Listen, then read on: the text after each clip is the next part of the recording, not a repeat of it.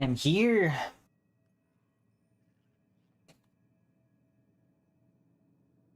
You might not stay too long if story stuff is happening. Well, story stuff is definitely gonna happen.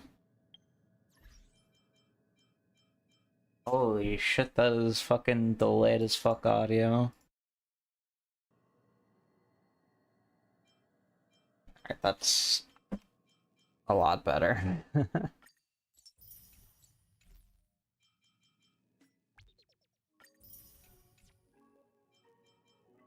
Alright. If I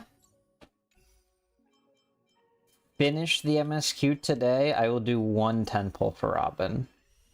But no more than 1. If I actually do the MSQ, let...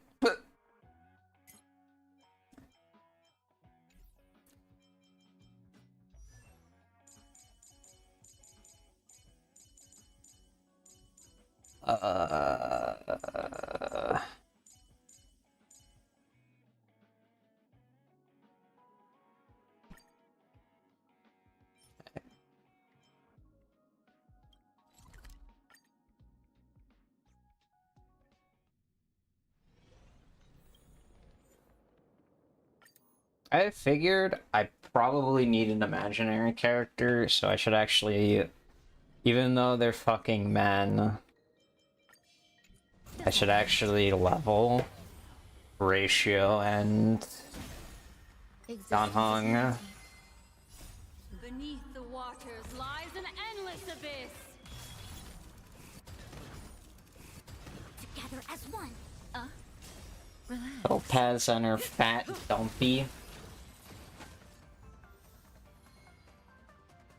Holy fuck, they killed that so fast. Eternal. Time to say bye. Boom. Converge and awaken. Stand still.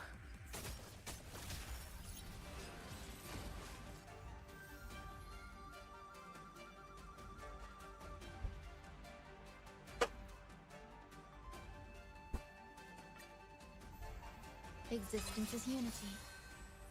All will be swept away by the wind. I mean, if you're pulling for Topaz, you have a good follow-up character, Dr. Ratio, if you don't have him leveled yet. Boom.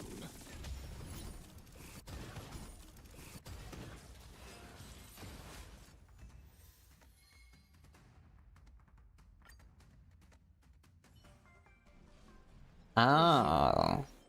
Beautiful in its fragility.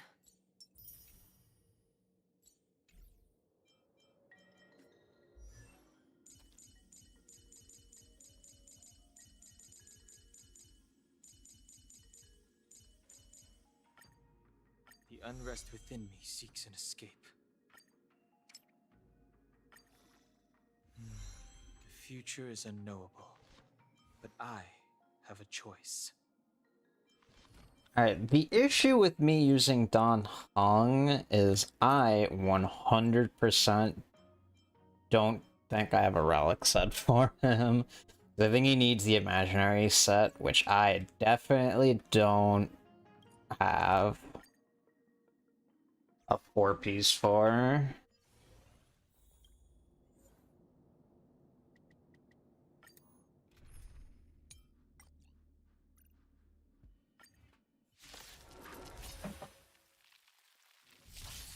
Eternal. Lend me your strength.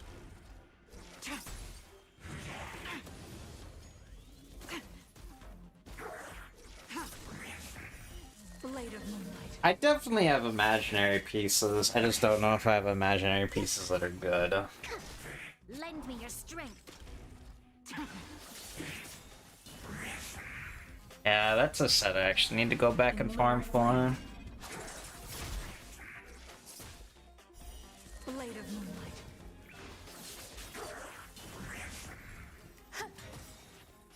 All will be swept away by the wind. Lend me your strength. Existence is unity. in lunar flame. Blade of moonlight.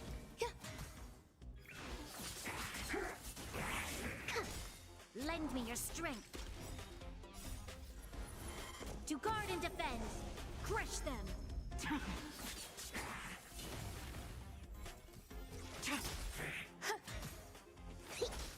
Lend me your strength. Blade of moonlight. Lunar flame. Lunar flame.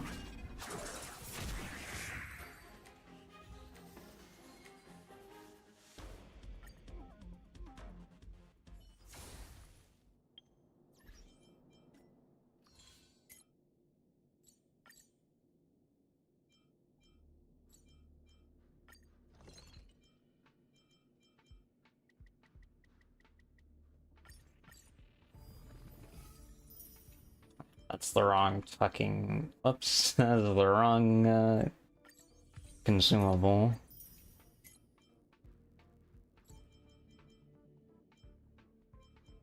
I don't want to do 40 warps for this. Oh, that is so not worth it.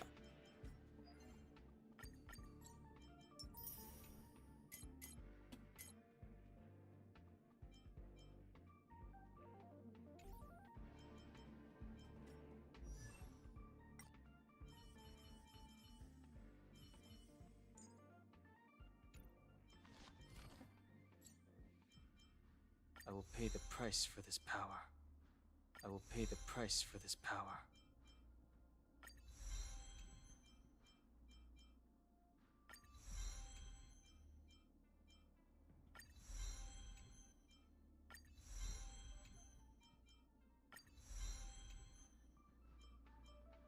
Um,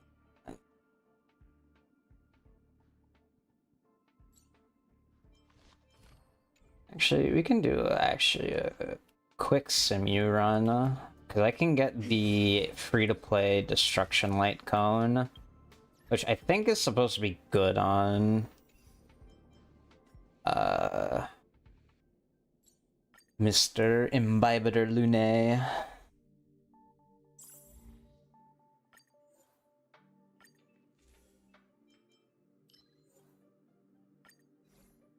And fucking Simu is so comfy with Acheron. God bless women.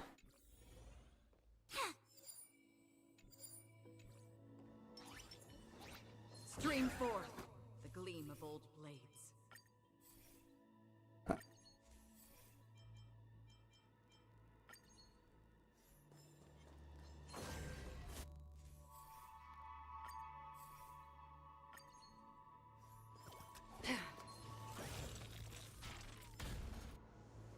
I say that. Where the fuck is my blessing?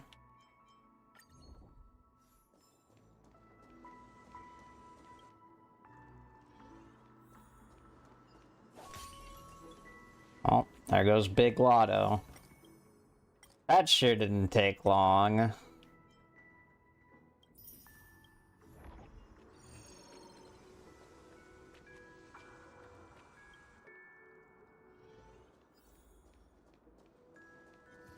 Stream forth the gleam of old blades.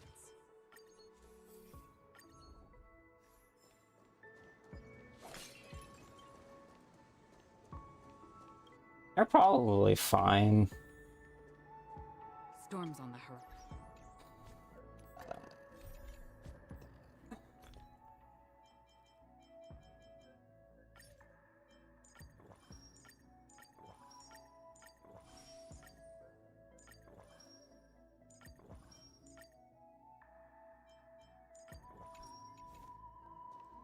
Yeah, that's fine.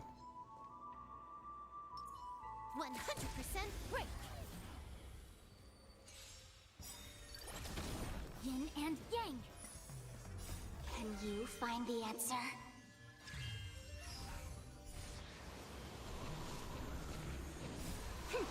This is double speed. Human creations. Still waters of oblivion. I weep for the departed. It too shall fall.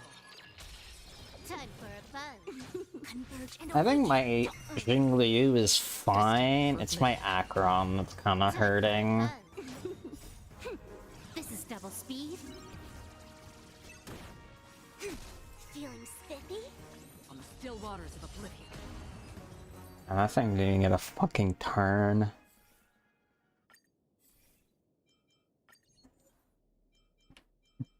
It's kind of an early time for the dice, but all my curios, yeah, are fucking. Ooh, cheese.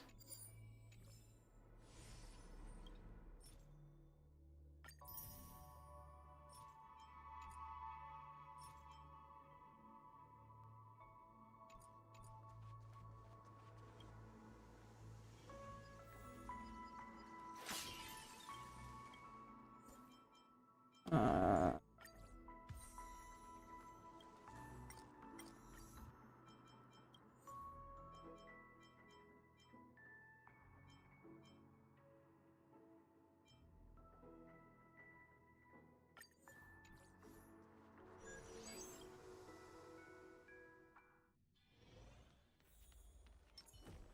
Stream forth the gleam of old blades. that wasn't. I don't know why I thought that was a fucking Nihility blessing. Whoops. Stream forth the gleam of old blades.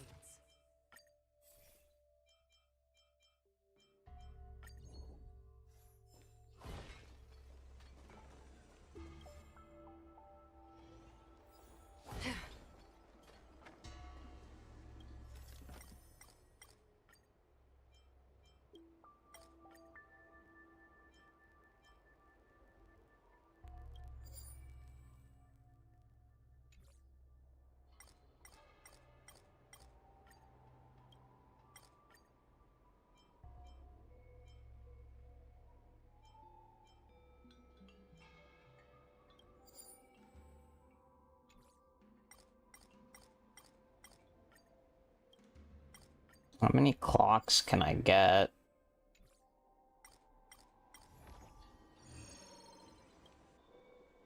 Storms on the horizon. She can insta-kill any normal enemy. She can't insta-kill elites. They have a name. I just don't remember what the name is. But basically the baby enemies she can insta-kill.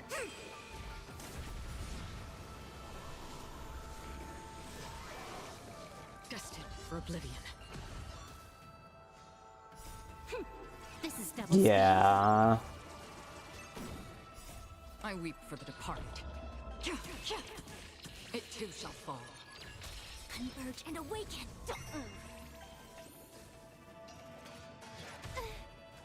On the still waters of oblivion. Time for a buzz. This is double speed.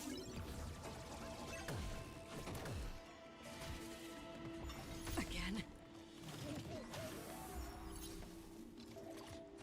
No matter. Feeling spiffy? Destined for oblivion. Bad news.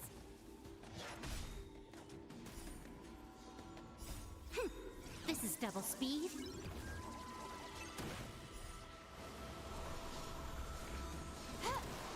On the still waters of oblivion. Did you I pull weep for for It too shall fall. Acheron slash For oblivion. what's his dick? Adventurine? Yin and yang.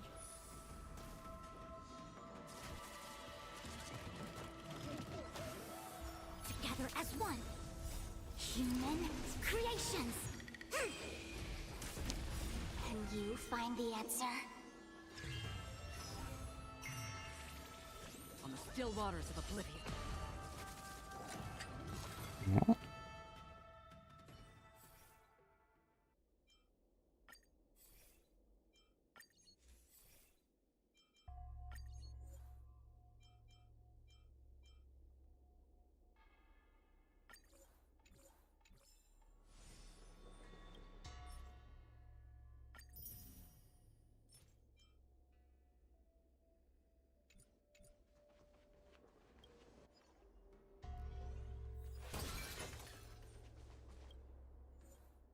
Being 66 out of 90 is kind of an awkward number.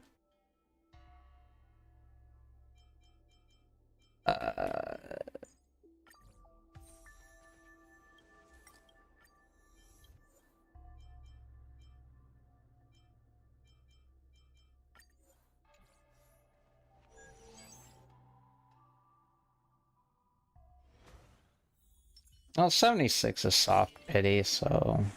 Stream forth the gleam of old blades.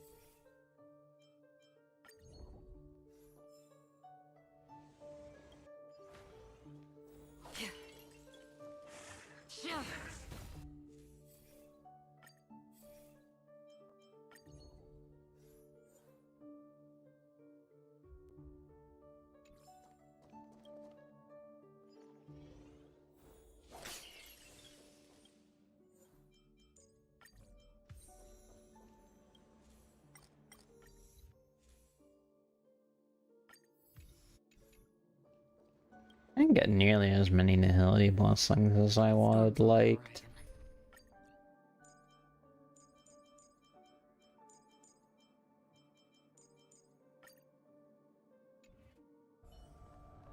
Infallible. Sound lingers. Make a wish. Does that hurt?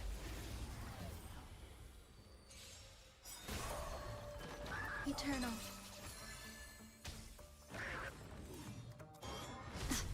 Yeah, you have a long time to claim All anniversary will be stuff. swept away by the wind. Actually, wait, don't. Don't go too ham. A quick divination. Destiny.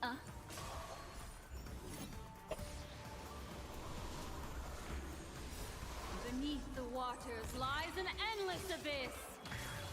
Time to say bye. Boom.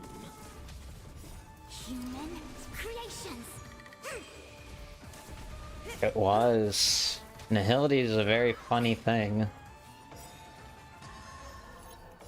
All will be swept away by the wind. Beneath the waters lies an endless abyss. Time to say bye. Boom. Human creations. Technically, she does do a follow-up, but she's more dot focused All than will be swept follow-up away by the focused. wind. So you could use her in a follow-up team, it's just not really ideal. Time to say bye. Boom. Human creations. Relax. Existence is unity. Ill tidings manifest. Still unanswered.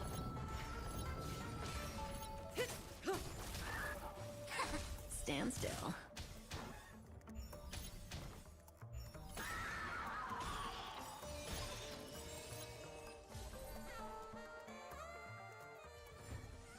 The human body is beautiful in its fragility. For what it's worth, I don't really read either. Holy shit, that could have been a really good piece.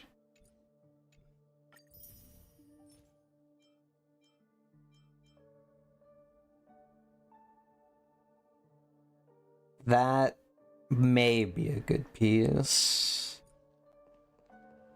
Depends on if a win character comes out that can use it.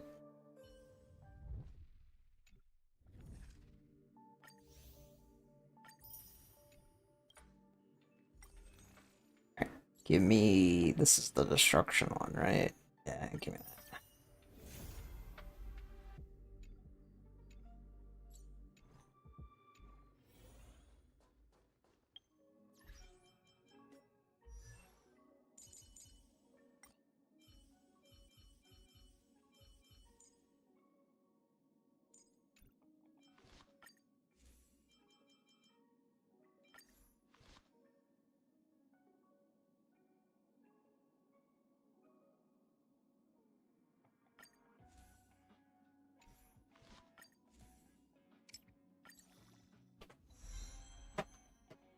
The Nihility White Cone? I think it's fine.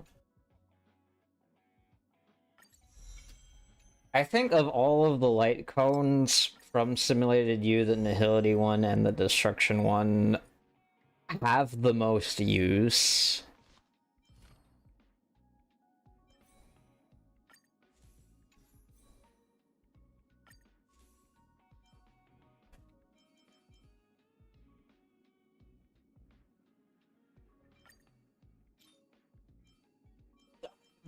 Down.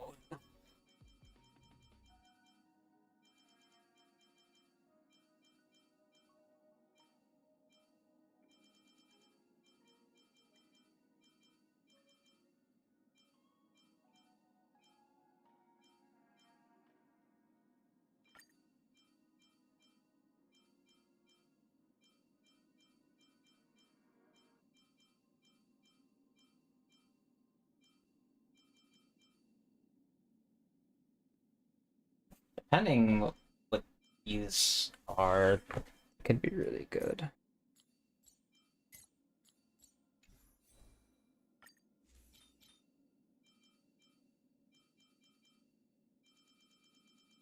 Alright, where's my crit damage at?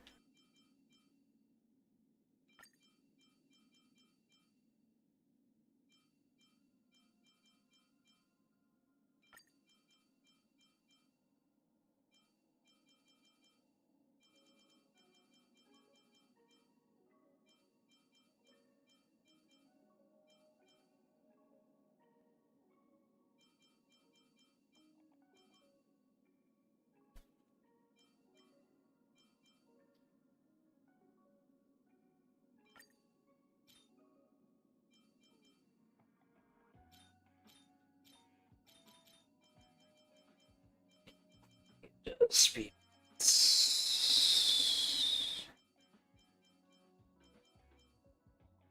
Actually, that might actually be fine. I have speed boots of this. I do. The subsets are kind of not great.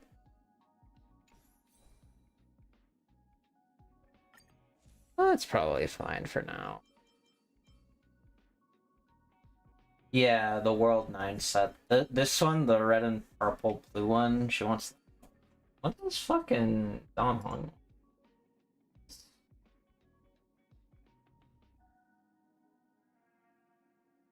Make sure you claim your drops, gamers.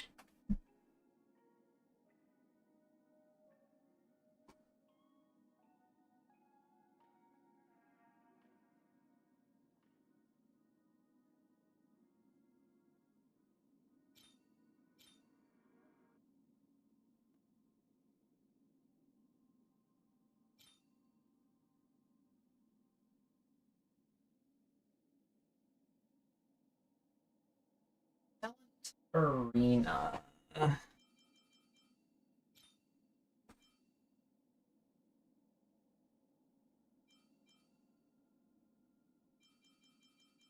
I even have anything from that?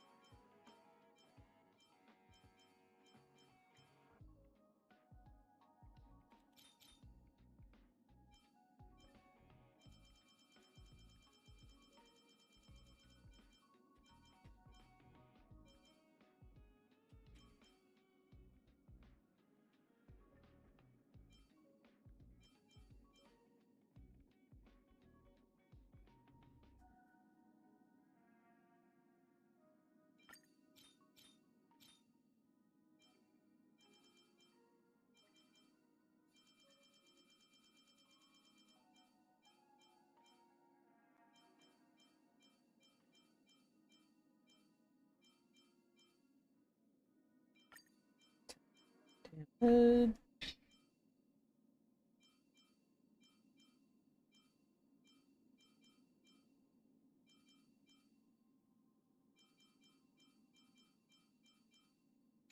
I guess that's fine. I get the 4-piece imaginary on him.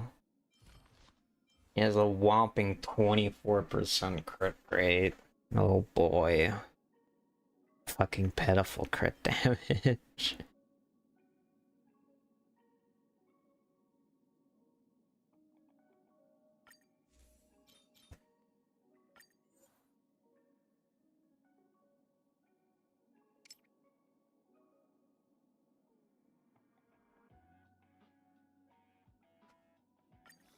That's the Big Lotto special.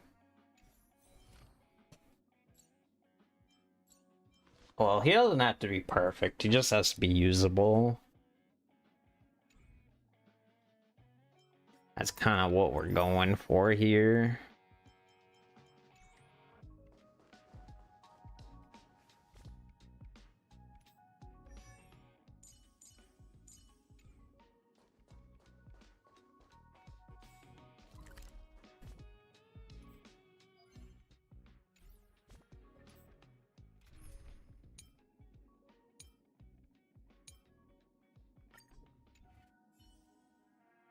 Alright. It is time for the main story quest.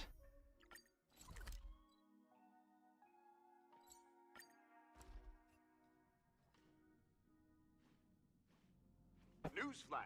Penacony's Charmony Festival has entered its countdown phase. Accompanied by Clocky's TikToks, after 12 system hours, this grand celebration will commence with much fanfare.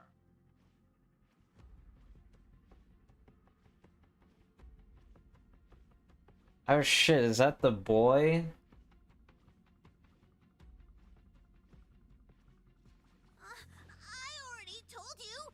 We can talk things out. I'm sorry, Fluffy. I really have something urgent to attend to, so I had no choice but to resort to asking this favor of you all.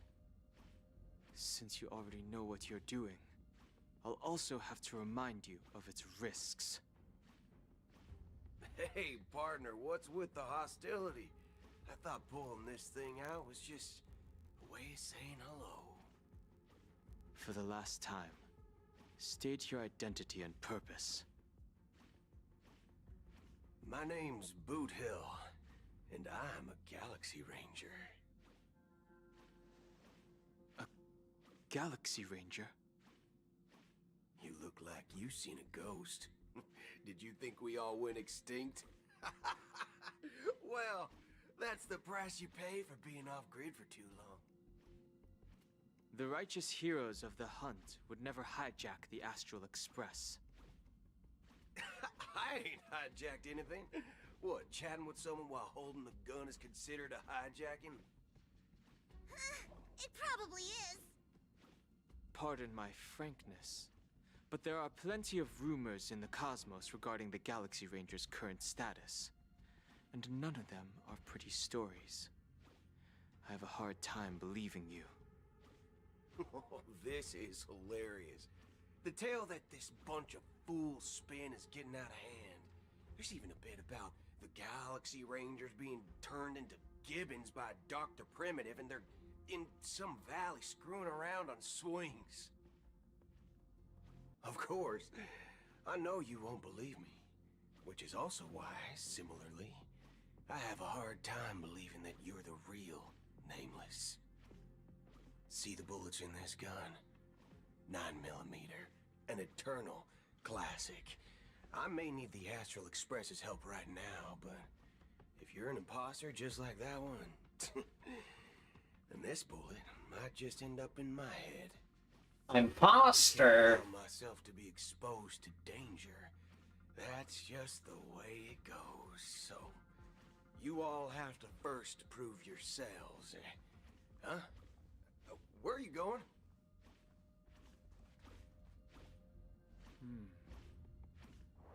Recognize this? It's a model fudger. The Jade Abacus of Ally and Oath. The Cian Joe really gave this to you guys? Model fudger? This is the Jade Abacus gifted to the Express by the Shenzhou Luofu's general, Jing Yuan. Its presence on board serves as the Shenzhou Alliance's official recognition of the Express. Is that enough? Not bad, kiddo. And across these sprawling stars, a gentle squeeze is all it takes to rustle up a whole legion of Cloud Knights. Now, I reckon that'd be one fudging sight to behold. Now it's your turn. Been ages since the Galaxy Rangers had the spotlight shown on them. We ain't equipped with such fancy gadgets. But I've been around the block enough to know the way to handle these types of situations is easy as pie. Alright then. Feel free to toss any questions my way. Let's see if my answers can't turn your trust. If your gut tells you otherwise, still ain't too late to show me the door. And why would I play along? If I truly am a real Galaxy What the fuck Ranger, is that noise? stand to lose nothing. Alright then.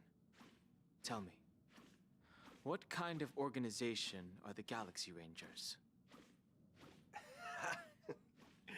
My friend, this question is a hard one. I don't think I can even consider us an organization to begin with.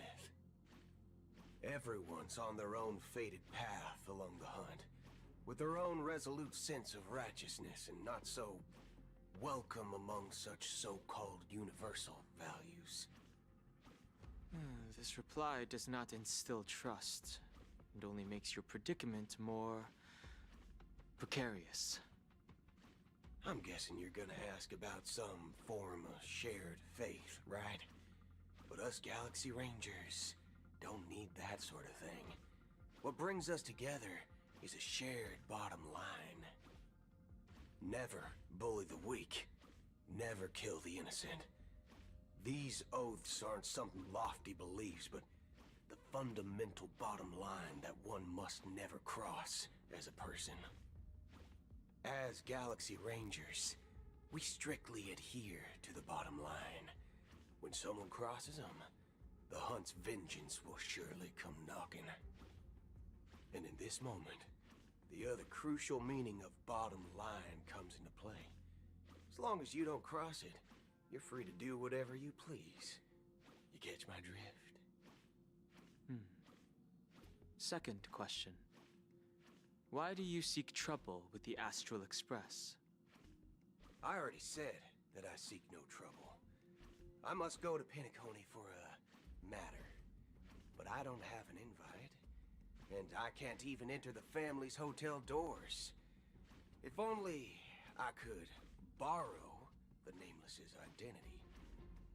The entire cosmos knows you're guests of the family. Aren't the Galaxy Rangers also esteemed guests? It's the fucking that flapping noise. Am I the only one who hears it?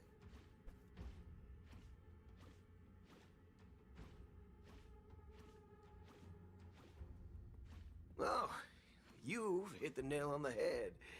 This is why I'm here. It's fine if I tell you. The Rangers are pursuing an imposter. A son of a nice lady posing as one of us. She's on Penacony right now. My informant is a memo keeper.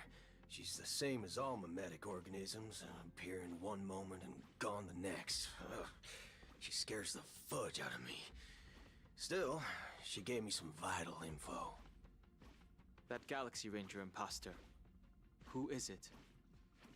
Is that the third question? Is it a hard question? It isn't. Just that you might not believe me. That person calls herself Acheron.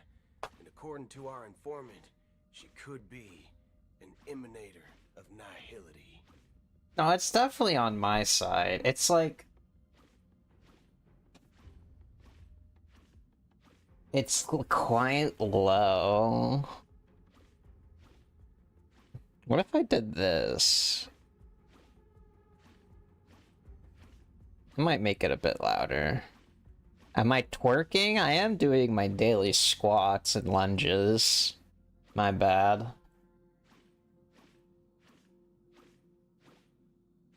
That's impossible. That's what I said. Don't worry. When I first received the news, I had the exact same reaction as you. IX never gives anyone so much as a first glance, and that's perfectly normal. What reason would they have to bequeath strength unto mortals? Then you must know that emanators can also conceal their own identities, which, for many people, it's better that way. Otherwise, there'd be wanton bloodshed across the cosmos, or even, perhaps, turning their back on the path they're supposed to follow. I had the good fortune of running into an elation emanator. Its appearance was no different than that of those clowns. If it weren't through sheer luck that I got it drunk, I would have never known of its eminent status. Even in the purest hunt, you'll find the Xianzhou Alliance under the spotlight and Galaxy Rangers lurking in the shadows. Paths are inevitably concepts created by people and exist in planes beyond our understanding. To reckon that nihility emanators don't exist, well, maybe we just ain't nihilistic enough. So, do you understand now? Your companions are in danger, and it's pretty harrowing. If you don't want to believe me, you'd best send a message to them, but I'd advise you to move fast. We don't know what's happening in the dreamscape or how much of what the memo keeper said is true. And that Acheron, who knows what she intends to do. Oh. It stopped. I don't intend to do anything. That's not up to you. Did you know? People who come to the land of dreams for the first time, they'll subconsciously stop to reaffirm that they're still walking on solid ground. And then they will unanimously raise their heads to gaze at the sky. Be it reality or dream, staring at the sky is instinctual for humanity. Since the day that the golden hour was completed, it's always been there, watching over every single night of decadence. But now this night sky has been mercilessly severed, dyed with the mist of nihility. And this whole event happened within the course of a single slash of a blade. A single slash of a blade isn't really accurate. It was actually 2 blades, just that the second one was faster. That's not the point. Many guests who weren't supposed to be invited have gathered at this banquet. Even if the harmony is all-embracing, I have no choice but to show some of them the door. For the sake of Pinnacle and the peace. The planet of festivities has no place for you, a puppet of nihility. Those who live in the shadows do not bear the right to tread the illuminated stage. Speaking of living in the shadows, there's probably not much difference between us. It's only polite to reveal your true self, at least when speaking to others. Penacony's Dream Master.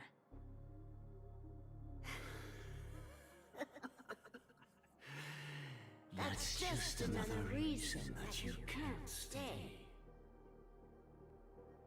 Whether you believe it or not, this is the real me. We are one. We are Legion, huh? Is this the unity that the family espouses?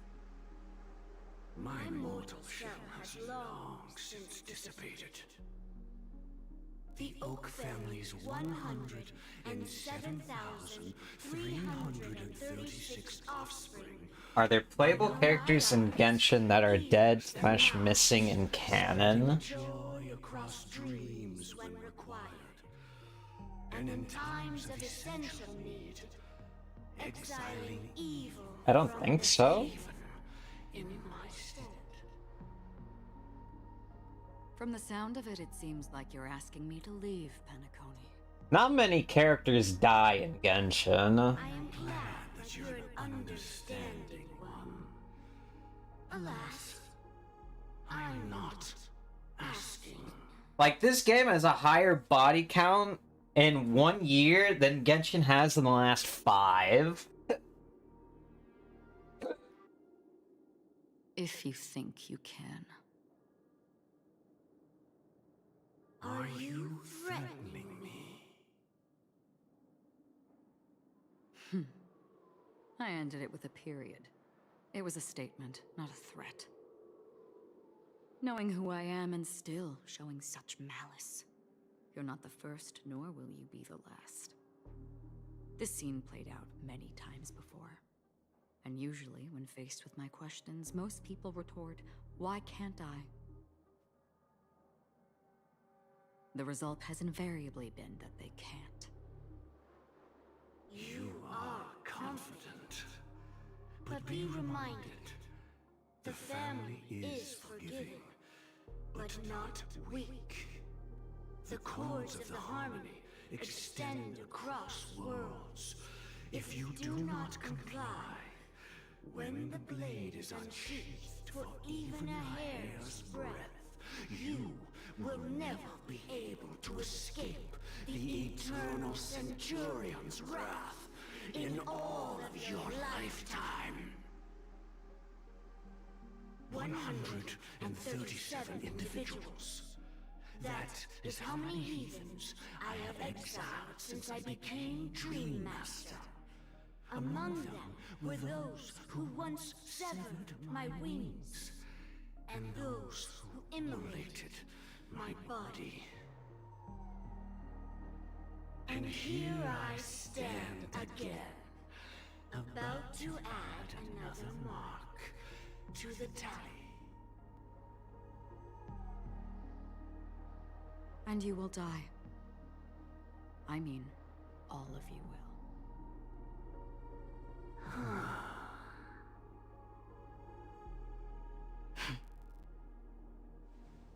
But that won't come to pass. I'll do as you ask. I'll leave. A wise choice. I wasn't aware there was a choice. To you, that surely is the only option. Please bear in mind, you and Penacony are of different worlds. Those born on the far bank cannot seek solace across the river. I think the Himiko equivalent, yeah, I know Himiko, quote-unquote, dies in Honkai Impact 3rd. I don't remember her name in 3rd.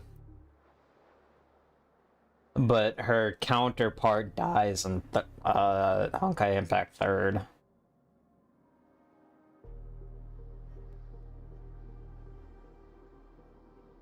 Oh, they're the same name. Well, Leave and never return. The radiance of the planet of festivities is overwhelmingly bright, luring in tricksters, wrongdoers, and criminals. But even the harmony itself will never welcome Me the too. self-annihilator of nihility. And even more so, when this self-annihilator heralds the destruction of everything. Your strength is obviously a gift of the sleeping and shapeless, immeasurable and fathomless, like a tributary spawned from the abyss that brings death and sin to all. Acheron, a befitting name. Take it from someone on the other side of your so-called river. You know better than I do that Penacony has already deviated from the harmony. Whatever your intentions may be, I foresee only one outcome. Its future holds nothing but nihility. Just like all the worlds that have drowned in their shadow.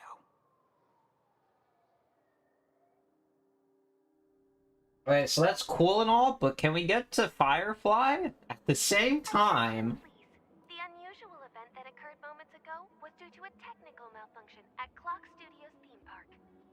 The family has promptly responded to secure the area, and we're happy to report that there have been no injuries. Oh, I swear that was no movie shoot. So many chips fell from the sky, and I even caught one of them. But it vanished in an instant before my very eyes. I think the characters in this game, sans Welt, are a different universe. Because I know the Welt from this game is the same Welt from Impact 3rd. And I think maybe Luocha too. I think. Was that Robin singing in the background? Excuse me. Are you talking about the Clock Studios theme park incident? Hmm? Yeah, what about it? Oh, Is that Robin? Miss Robin! Am I seeing things right? No need to worry. I apologize for any inconvenience caused to your delightful dream journey. What you just mentioned about the chips really piqued my interest. Would you mind providing more details about the incident? Oh, it was just those chips you normally see everywhere. The green ones? They fell from the sky as if it were raining. And then those chips simply disappeared. It appears to be the Dream Sim tech the Iris family has been developing. Huh? Miss Robin, you mean those chips were all part of a performance? But I really... Shh. This technology hasn't been made public yet. It was originally planned to debut at the Charmony Festival, but it seems it's been leaked. Can you help me keep this secret? The raining chips were supposed to be part of my act. Oh, I see! Then it all makes sense now. I'll do anything to help make the Charmony Festival a success! Thank you. As appreciation, I'd like to give you a token gift. Oh, this button is... Press it at just the right moment in the celebration, and there could be an unexpected treat in store for you. Alright, it looks like there are other guests who are also confused. I'll have to excuse myself. Please, enjoy the dreamscape. So many people talking about it. This commotion at the theme park definitely made waves. What the fuck?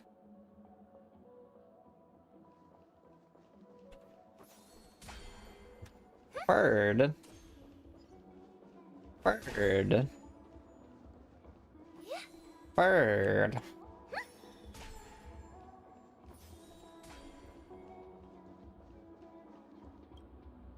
The family promised they would protect the guests within the dreamscape, but I witnessed a group of organic life forms making their way to the theme park. And soon after, A rip tore through the sky, and black rain started leaking out of the void. The family needs to provide a reasonable explanation, or I'll take my loved ones and return to reality. I thought the dreamscape was supposed to be a paradise. If it's not, then there's no point staying here. It appears the good sir has seen many great events. And it's true that an uninvited guest has unexpectedly entered the dreamscape. However, their target is not the ordinary guests, but the ambassadors of the IPC. The family will certainly ensure that the safety of the guests is of the highest importance. Miss Robin, I know the Bloodhound family has already sealed off the theme park and has control over the situation, but it won't resolve the problem. The family can try their best to protect their reputation, but as a guest, I don't wish to gamble with my life. But as you can see, sir, no innocent bystanders were affected in this incident. Perhaps the dreamscape is not as perfect as promised, but there's no place safer than dreams under the family's rule. I believe you know this better than I do. If this incident happened in real life, how many people would be able to walk away from it? I could stay here, but keep in mind, guests come to Penacony to enjoy the dreamscapes. They do not wish to be entangled in a conflict between the family and the IPC, so let's not have any more unnecessary incidents. Of course. With the Charmony Festival about to commence, we will spare no effort in our preparations. Rest assured. To express our apologies, the family has arranged this gift for the guests. Thank you for understanding.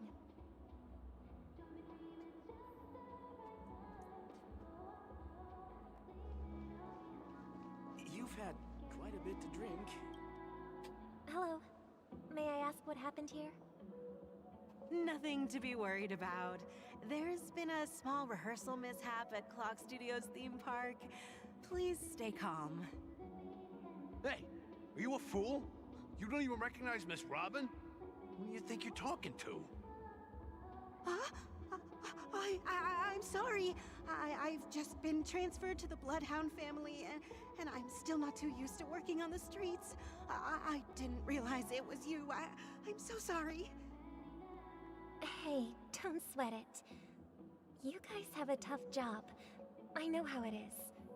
How's the situation looking? Oh, we've sealed off the theme park.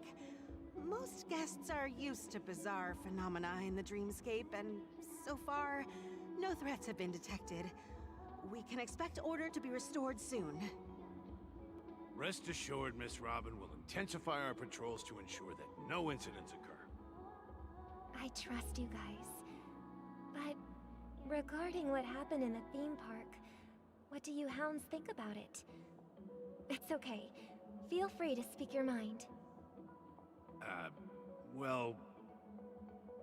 Actually, I was there shortly after it happened. Is it true that the IPC's ambassadors came with ill intent? And that Galaxy Ranger who easily cut through the sky? Miss Robin, tell you the truth, everyone's been talking about it.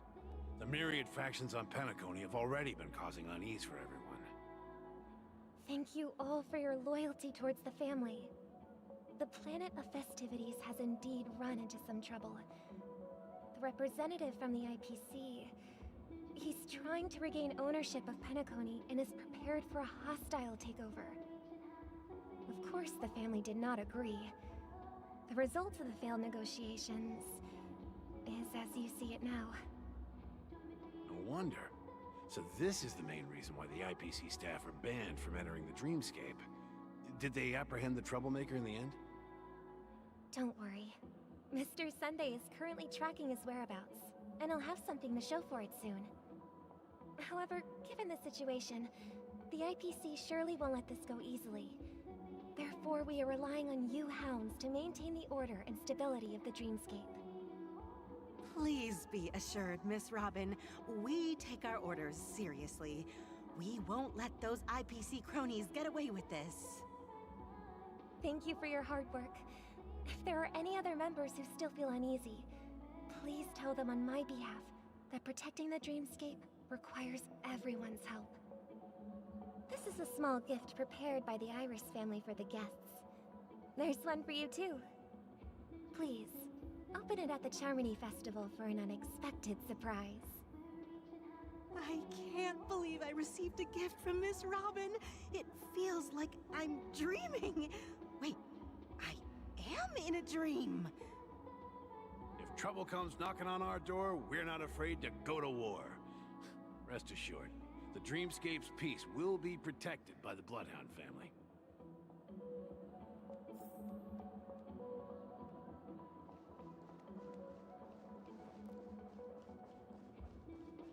So why am I Robin? Miss Robin? That's the renowned cosmic superstar, Miss Robin! Excuse me. I didn't expect to meet a fan here. I'm honored. Welcome to Penacony, a world filled with wonderful dreams. I can't believe I'm actually meeting the real Robin! Shouldn't you be preparing for the I mean, it Charmony could be Festival? Sparkle. Preparation is important. I'm just getting turbo The debated. ceremony is fundamentally about sharing the Great One's harmony with everyone. If there's a chance to sing with everyone, I will not refuse. Regarding the recent mishap, I understand it negatively impacted some of our guests. As a member of the family, it's only right for me to come forward and offer my apologies to everyone. But, are you sure it was actually a mishap? Everyone saw those chips descending like rain and the red light tearing through the sky. Claiming it was merely special effects seems a bit far-fetched. Plus, I met that generous gentleman. He looked really out of it and kept talking to himself. Is this also part of the performance? Everyone, please do not panic. I believe that the family will give everyone a satisfactory answer in due time. Even if you say so, Miss Robin, it's hard to believe. Some people just never listen, do they? It's never ending. It just goes on and on. I'm getting really tired of this. Oh. Miss Robin? Still, I suppose I should keep on helping everyone. I am the epitome of joy, kindness, and goodness, after all. Ma'am, it's pronounced epitome. What was I just doing? And, who might you be, miss? Here, take this, little guest. This gift has been specially prepared for you by the family. Make sure to take good care of it until the opening of the Charmony Festival. Then, when the show reaches its climax, press the button together with the others around you. You never know. Something very exciting might happen. Am I the brat now? Oh, no. In the meantime... Back to where it all began. You entered the golden hour from this place. And it is also from here where you will enter the true Penacony. It is a pleasure to journey alongside you once more. But it's time I laid bare the entire truth before you. As you might have heard, I also go by another name. Stellaron Hunter Sam. I'm fine. Sorry, I hope I haven't scared you. I know you have many questions. Do you remember when we encountered death in that strange dreamscape? When I was caught by that meme? In that instant before it killed me? I saw the reflection of another dreamscape in its ghastly pupils.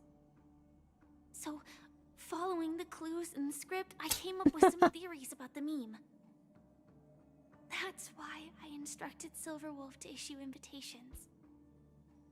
Drawing everyone to the Dreams Hotel. I intended to call upon death before you arrived, to solve the riddle using more direct means, and then invite you to join. However, contrary to my wishes, I couldn't defy the script. And I didn't get a chance to explain it to you. It is how you see now. I was impaled by the bladed wings of death. The heavy pressure of concentrated memoria miasma exploded in my mind as if it was actually reality. But after the momentary numbness subsided, I found that my body was absolutely unscathed. I was still alive. And it was just as I thought. I had arrived at a place starkly different from this beautiful dream. Beneath the dreamscape of Penacony lies another, more chaotic, more primal memory zone. Its name? Land of the Exiles. And so, then I returned to the hotel in the dreamscape, hoping to tell you of its existence. Yet I could not reveal my own identity. So, I could only divert your party's attention and lure you away from the battlefield. And after, all my attempts proved futile. It wasn't until not long ago, when a crimson blade of light shattered the high wall of the dream, causing you all to fall far into the abyssal depths of the dreamscape, that I was able to awaken you and your companions one by one. And that's it. That is all that's happened so far. I'm completely confused. I know it's tough to believe all this without reservations. I just want to say, you are very close to the final answer. Just one more thing needs to be done. And then I can prove it to you. Now, let's leave this place. Please close your eyes. Take a deep breath and visualize the dreamscape's outline in your heart. And remember, you must not open your eyes at all times. 3, 2, 1. Don't be afraid. The one who has come to greet us has arrived. After a piercing screech, a thick and ferocious surge of memoria crashes into your chest, churning and ravaging your consciousness. While churning and ravaging, your consciousness becomes like scraps of paper caught in a whirlpool, breaking apart, dissolving, and dispersing within the turbulent, muddy current.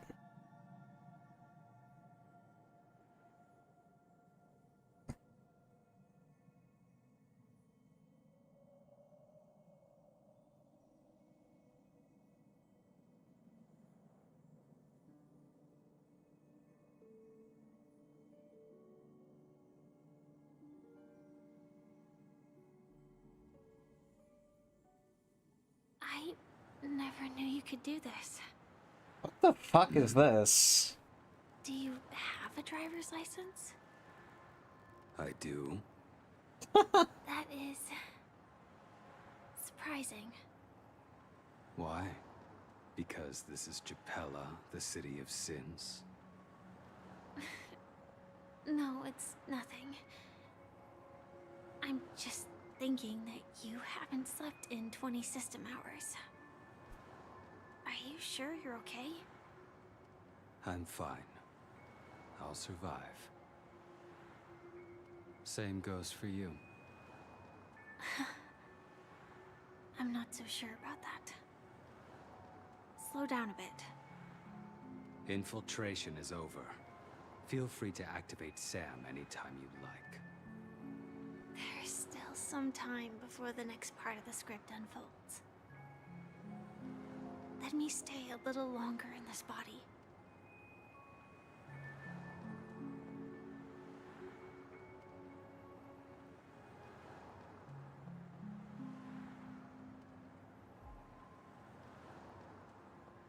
Such a long tunnel. Didn't feel this long when I set off. In half a system hour, it will lead us to Kafka. And then comes the downfall of the Japella Brotherhood.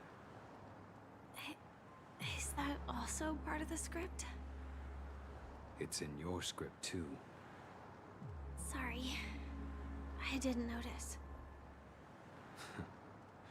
Their destiny won't change just because of your selective ignorance. I told you before, it's a bad habit. What about you then? Is this the moment you finally find the death you've been looking for? As always, it's a blank slate. It's not on this planet. Why the sudden inquiry? Because I'm currently in a car with a sleep-deprived driver. I just want to get there in one piece. This car has full self-driving capabilities. I'll just put my hand on the steering wheel. Will that do? Hey, don't take everything so seriously. Elio would always say there's only one type of destiny. The inescapable type. He can see the future, and we, likewise, are aware of our predetermined end. But before that moment arrives, we can still choose what we do. We all have this right, don't we? After today, Japella's name will disappear from cosmic history, and the Everflame Mansion will take its place. In the not-too-distant future, you'll receive an invitation. That's your next stop. Land of the Dreams. Penacony. I hope you find whatever you seek there. Be it answers or salvation. You know what? This makes sense. It makes sense that Firefly's a Stellaron hunter. See you're safe and sound. Because all the Stellaron hunters are some form of queer. And Firefly is their token lesbian.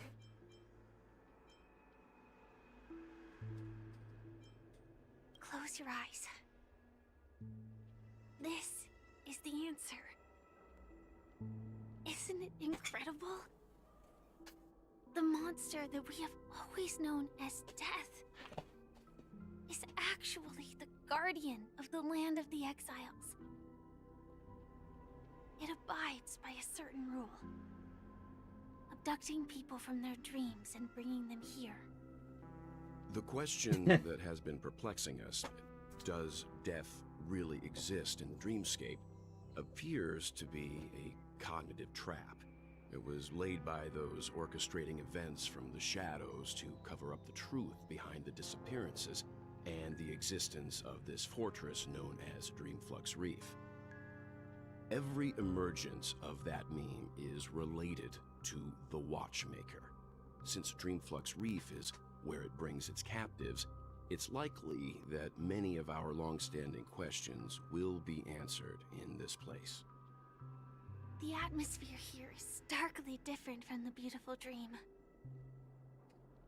There are no regulators here like the family. And they all look like they're mildly dazed. But from the whispers of the residents, I've heard a familiar name. Gallagher. I don't know that man name. Again. Always in the right place at the right time. Though that does save us the trouble of looking for him. Himiko and March have already made a move. Get ready. We're about to set off.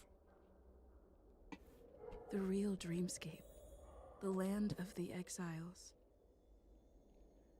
Before we go, should we speak to everyone first?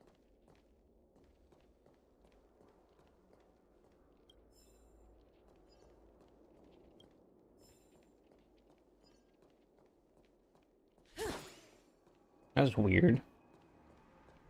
Pacified me for a second.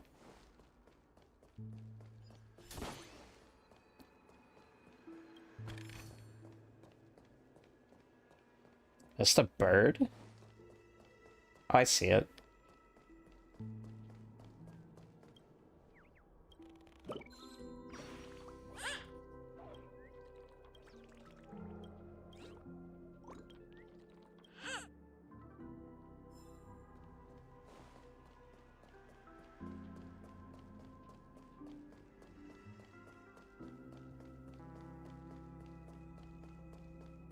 Where the hell are we?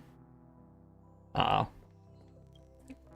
I'm really sorry for waiting until now to tell you everything. 2 reasons. Firstly, the script.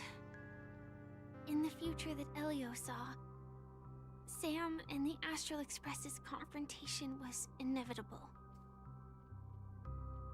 I tried to break the shackles of the prophecy, but this is as far as I could go. That aside, there were also my personal motives. I wished to travel with you as Firefly, and not Sam.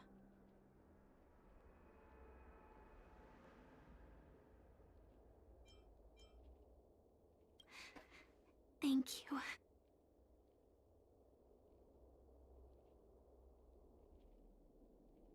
What the fuck is this a picture of? Elio only gave me one instruction. Allow the Astral Express to pursue the Grand Legacy. It means that the Watchmaker's legacy holds great significance to trailblazing. And to you. Elio's scripts used to revolve and expand around certain specific Stellarons. But with your appearance, this condition has apparently ceased to be appropriate. Perhaps he also saw the impossible in the future. Do you still remember that medical cabin I told you about? Well, that's Sam. It belongs to the Iron Cavalry of Glamoth's Firmament Frontline. A Firefly Type 4 Tactical Heavy Assault Mech. Oh, it's a fucking acronym. And the meaning of my birth. And for the longest time it was how I should have looked to the rest of the world. What was the acronym? Do you still remember that medical cabin I told Strategic you about? Assault Mech. It is the cradle, the time scale of... See another Something bird on in the mind? trash. Let's talk about it.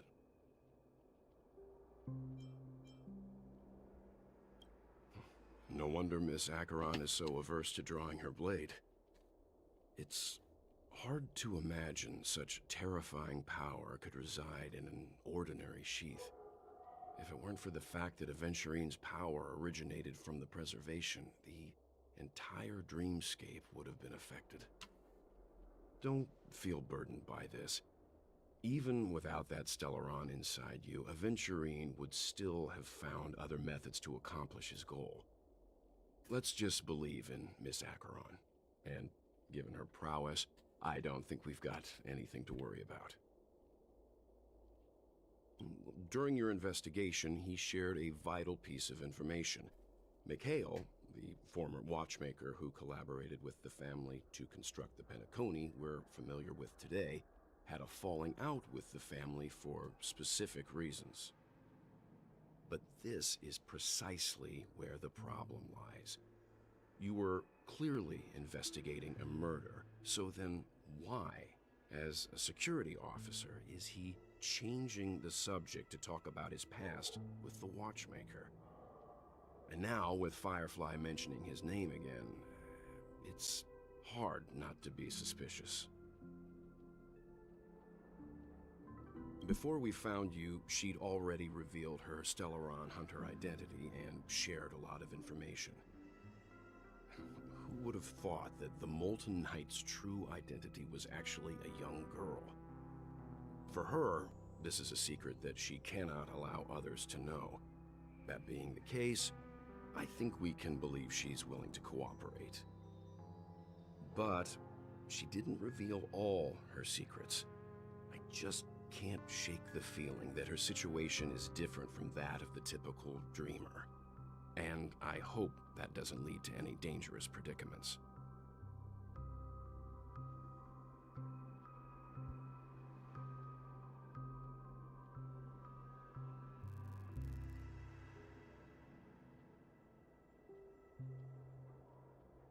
I hope you've regained a little composure. We'll move out when you're ready.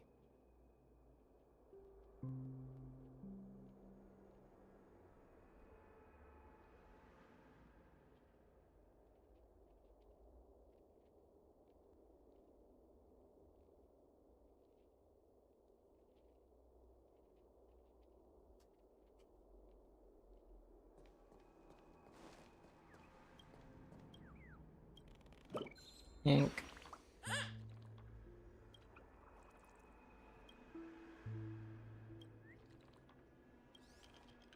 That is my trash.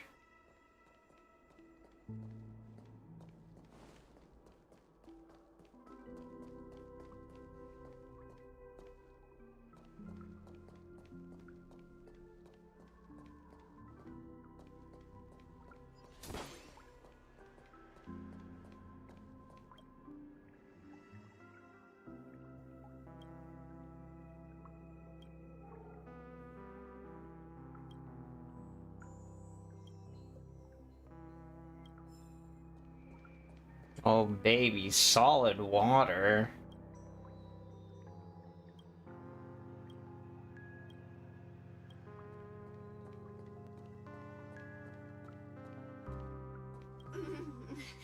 Welcome to heaven. Dreams, true or false, all are ephemeral. Might as well drink more Soul Glad instead.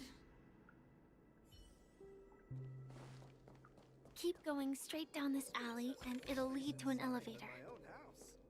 It'll take us to the center of the land of the exiles. Mood.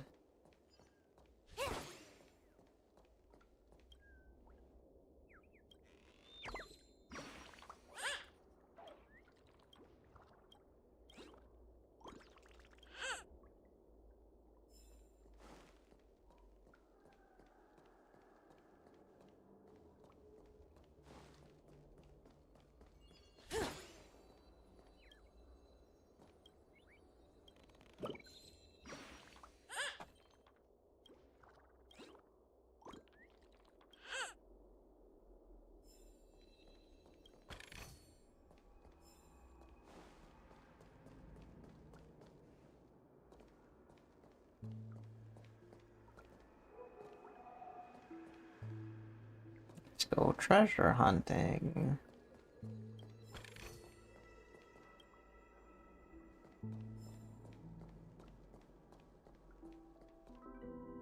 That fucking little kid drinking.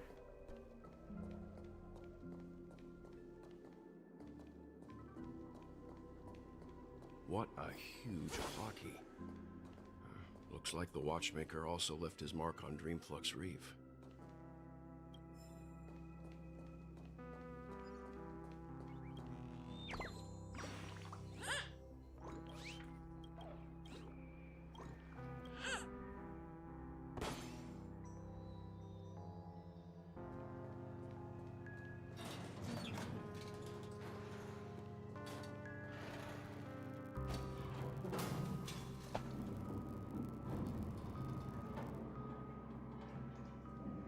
What a huge cock.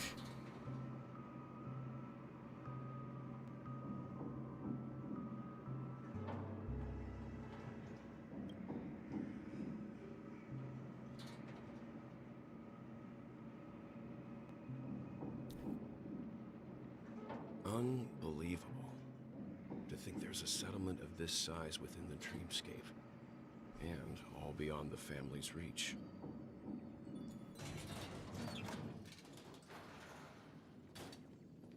The atmosphere in this fortress is pretty different from that in the beautiful dream.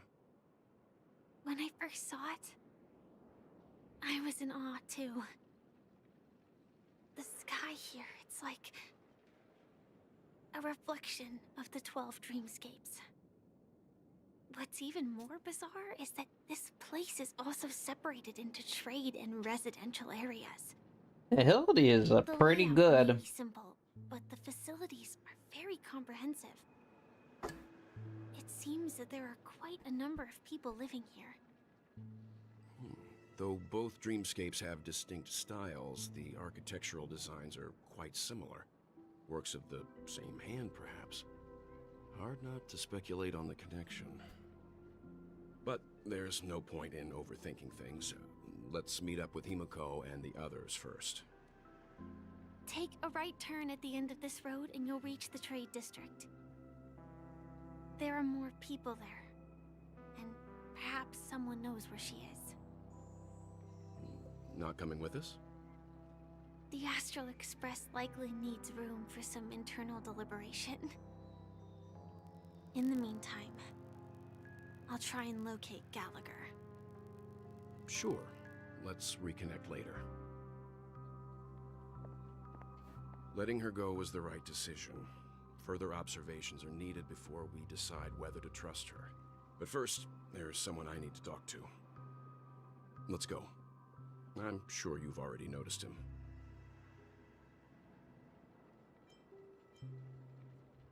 He's right over there. The Reverie Hotel's bellboy. Fucking femboy? How did he end up here? And right after Miss Acheron severed the beautiful dream. We'd better check, just to be sure. Can is perfect for me, and perfectly legal for me to stay in. It's the safe zone.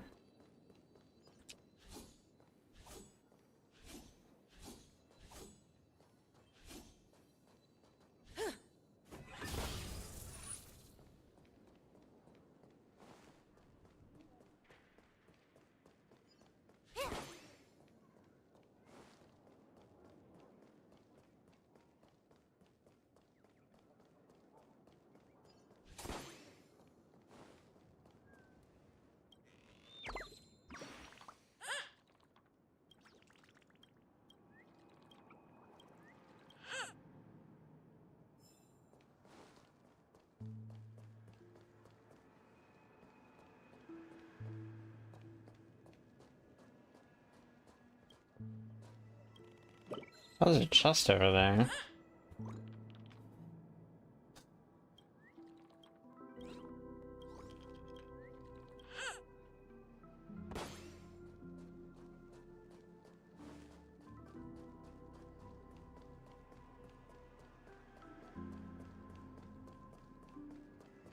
I wonder how much shorter Kafka is and not heals.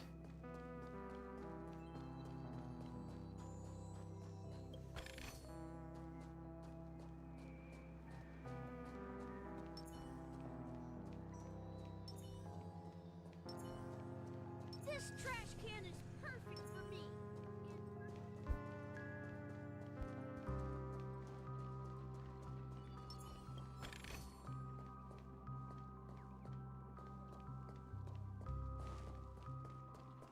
Look, it's the bluebirds.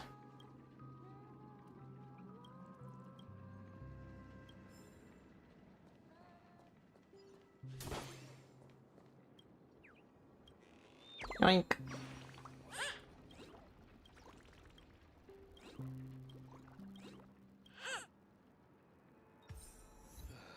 I'm just a wallflower. Chirp, chirp.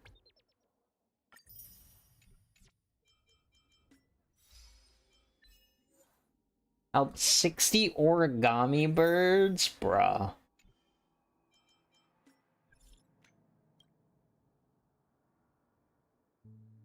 Find me in the hotel VIP lounge in front of the giant clock.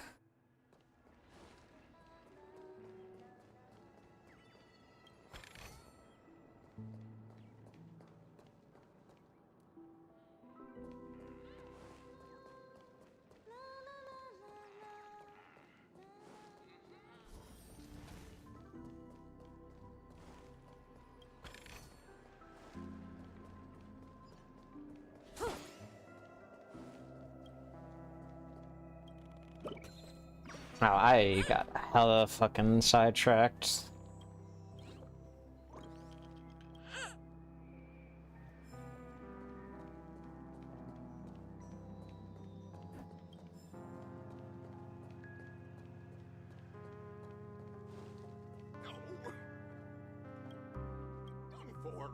Done for! I knew you couldn't hold your liquor. Try.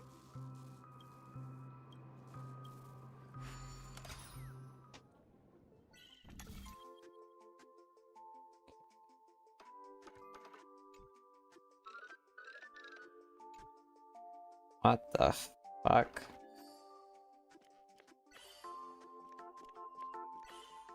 Damn, I'm good.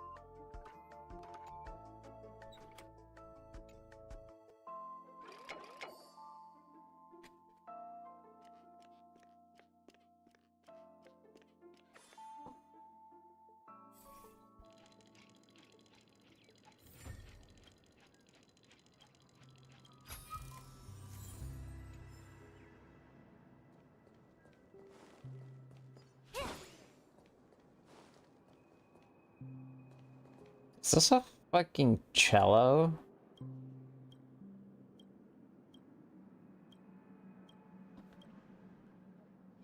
I like, what the fuck?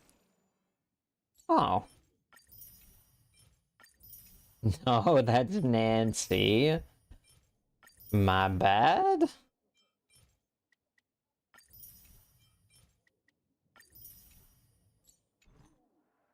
How about a little impromptu concert?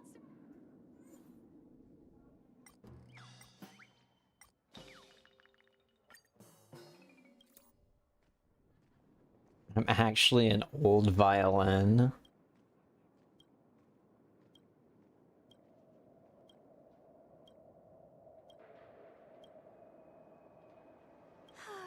Tell me about the song.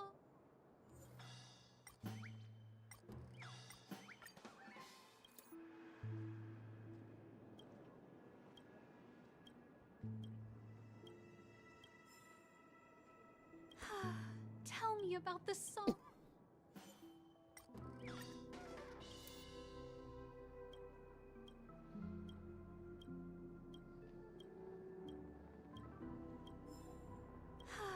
Tell me about. Broken dream.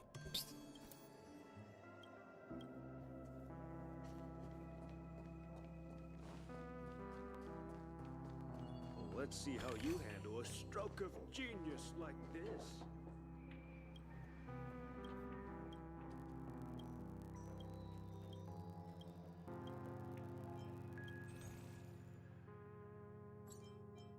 What the fuck is... Isn't that 2 donuts and 2 chicken wings? What the fuck are you trying to feed me, lady?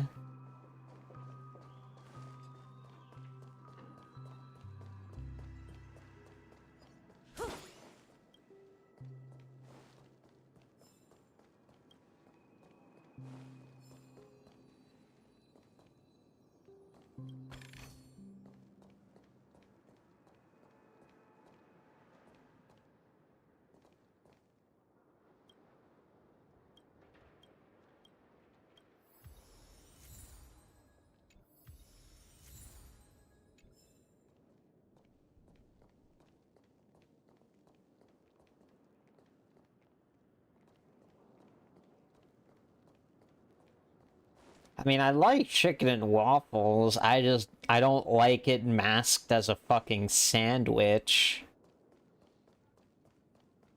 First you eat the chicken, and then you eat the waffles. Or if you're a sicko, you do the reverse.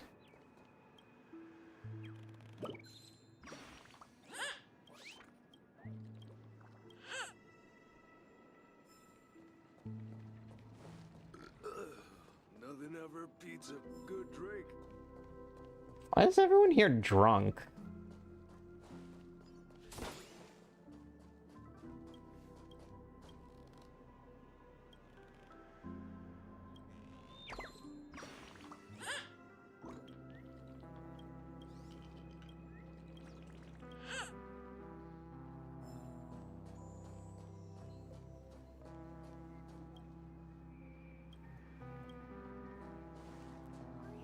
That's another cocky.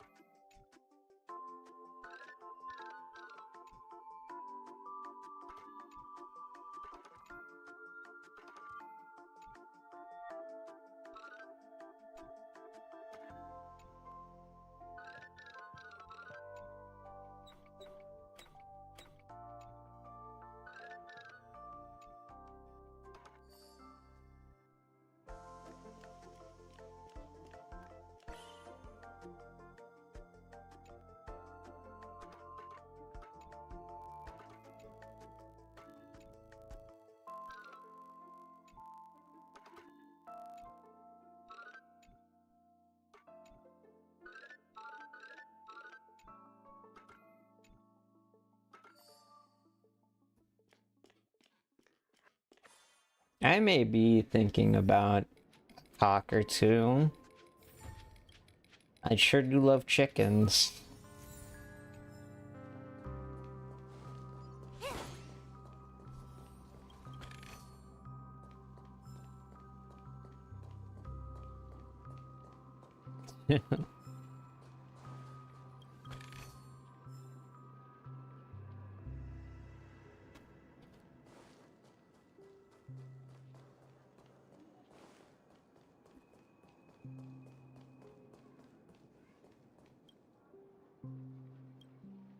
And then I grew 2 dicks.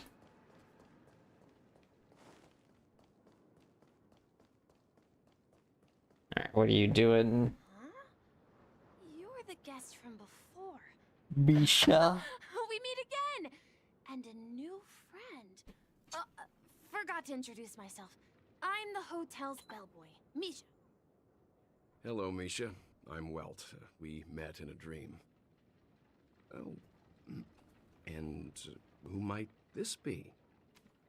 Tick-tock! Old friend and new friend! Let's high-five!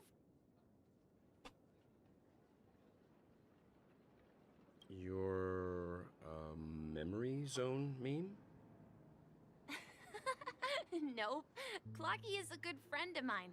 We all live here. How did you two get here? This dreamscape isn't supposed to be open to the public.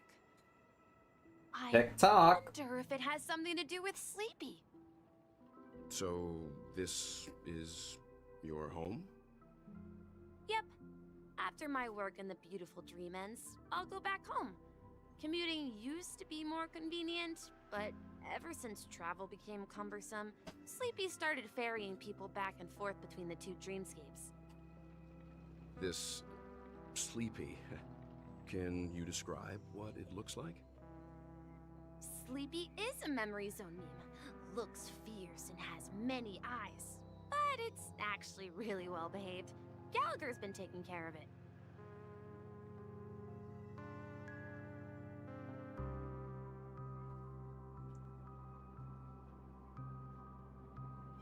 Based on the description, that meme is indisputably death. A nightmare for the family, but for the people who live here, well, that couldn't be further from the truth. Death? Not in a dream, surely. Sleepy's just a little aggressive, and sometimes messes up by fetching the wrong guess. But it would never hurt anyone. I see. Has it brought back any guests recently? Say, in the last day or two? We're currently investigating a missing person case that occurred within the beautiful dream. I see. Then you'll have to speak with Gallagher. But he's currently busy hosting a visitor from the Oak family and specifically asked not to be disturbed. Mr. Yang, the person you're looking for, is it Miss Robin? Just as I thought. Considering what happened with Miss Firefly, this doesn't come as a surprise. If you're looking for Miss Robin, I can lead the way. She told me that she'd be willing to meet with outside guests. If it's not too much trouble. Also, we're looking for our missing companions. A woman with red hair accompanied by a girl with pink hair. Have you seen them? Oh, I haven't. But please, rest assured. Dreamflux Reef is a small place, and it's not as bustling as the beautiful Dream, but its safety is unmatched. How about this? Since it's your first time here in Dreamflux Reef, I'll be your guide and help you find your companions. And then we can all go visit Miss Robin together. She's gone to Mrs. Grace's to visit the children. She won't be leaving anytime soon, so there should be enough time. All right then, we'll follow your plan. Well, we now know the answer to both murder cases that have caused such commotion in Penacony. As for the intentions of the mastermind behind it all, we're still none the wiser. Yes, that's my thinking as well. I'm not entirely certain, but we still have to find him one way or another.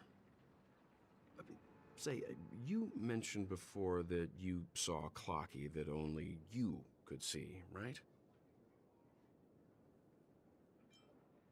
I can't shake off this strange feeling. Am I really still so young at heart? Forget it. It's not important. We'd better just follow Misha.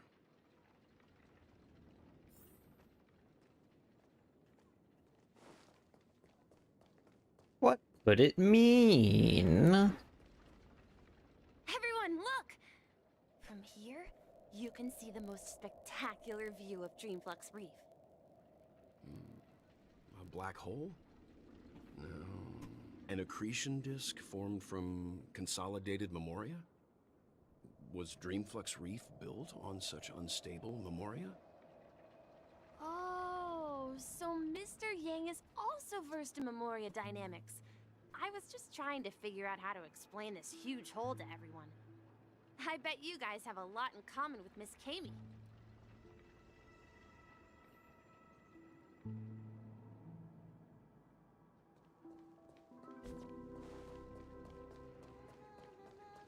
Look, there she is. My calculations are finally done. In another 10 system hours, the above dream will swallow the dream below. My hypothesis was correct. This place will cease to exist as the dream devours everything. Who are you all, and why haven't you left yet? This place is about to disappear.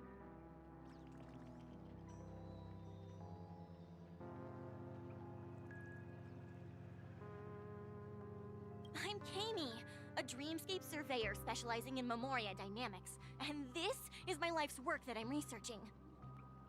See that huge gaping hole? It was just a narrow rift many years ago, but now it's grown into a giant hole. The surrounding memoria has been flowing towards the other end of the hole at a constant velocity, slowly but surely. But the scary part is, according to my calculations, the flow rate of memoria has recently changed, and it's faster than ever before. It's almost as if something is sucking it in from the other side. By constantly improving Acting upon Madame Rosalina's Memoria measurement method, I've finally obtained accurate results. After 10 system hours, the Dreamflux Reef will cease to exist. Just like the melting of glaciers, everything will crumble and disintegrate. The dreams on that side of the void will fuse into one. Please don't worry. This sort of thing has happened many times before. Miss Kami isn't a bad person. She's just a bit lost in her own world. She'll probably realize she's wrong soon enough. You don't say. There was something else that piqued my interest. Who is Madame Rosalina? Oh, do you know her too? Or are you also a fan of Memoria Dynamics? We're very interested in Madame Rosalina's achievements. Could you tell us a little more about them? Why, of course! She's an excellent scholar of Memoria Dynamics, and the first person to apply Memoria rate measurement methodology on interstellar travelers. Regrettably, due to the presence of the Garden of Recollection, ordinary people don't pay much attention to the nature of Memoria. She departed this world without much fame, leaving only a few thin journals behind. I came to Penacony to learn more about my idol, and went to great lengths to seek out Dreamflux Reef, all because this is her final resting place. Prodigies always meet their demise prematurely.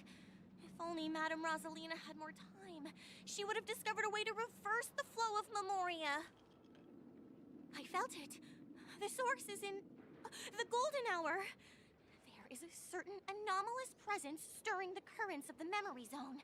I must uncover more concrete proof. I must convince everyone. Does the name Madame Rosalina sound familiar to you? That's right. It seems like she did a great deal of research and calculations in Dreamflux Reef before abruptly passing away. Miss Kami regularly mentions Abruptly. her. I hear Madame Rosalina passed away during the prison war. She could see the Penacony of today. Its people building homes in the memory zone. I bet she'd be really happy. Perhaps. Our destination is the commercial district. That's where the largest crowds gather in Dreamflux Reef. We might be able to find the others there. Up, March. Let me go! Please, come to your senses. I'm begging you. Ghost! There's a ghost! Don't come near me! Oh my. I'm human and so are you. Can you get a grip? Ow, a bummer. Mr. Yang and Miss Trailblazer, I've been waiting for you. Quickly, come help. I bumped into a member of the family on the way here. He was so scared and I just wanted to calm him down. But... Let me go! Let me go! I've only done good in my life. Why can't I rest in peace after death? well, this is how it turned out.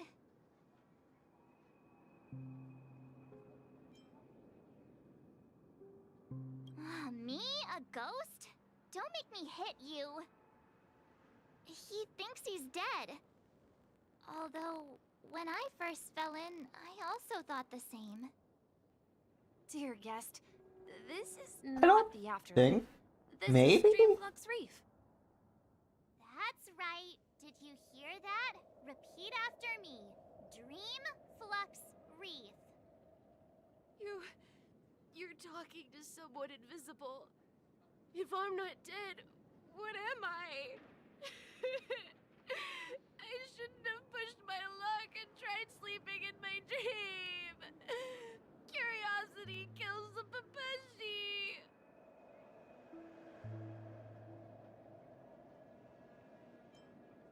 Stop asking! You'll alert the monsters! All the dead are right here. All of them! You're not talking about the memory zone meme, are you? Don't say that name! It's all your fault. They're coming!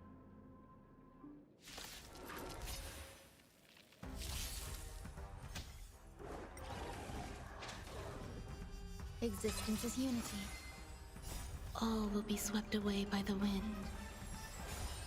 Converge and awaken! Human creations!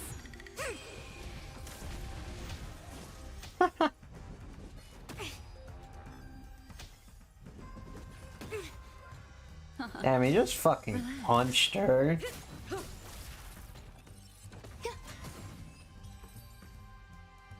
Just punched her right in her cutting board-like chest. His intense negative emotions attracted the nearby memory zone memes.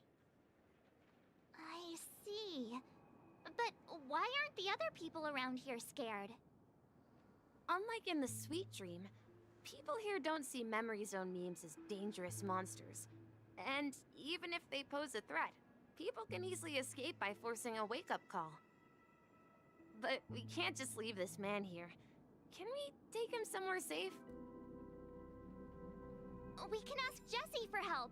I've gotten to know many locals while waiting for you guys. So this is the so-called freedom of... Over here. You can? Let's have a toast to dreamscapes. I did not know that.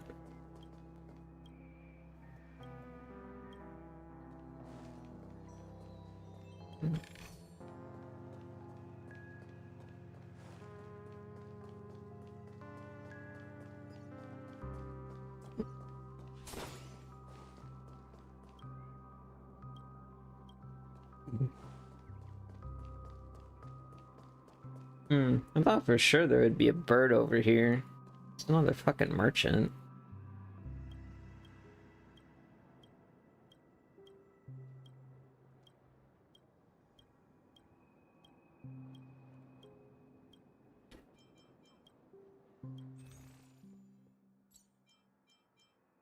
The fuck is this?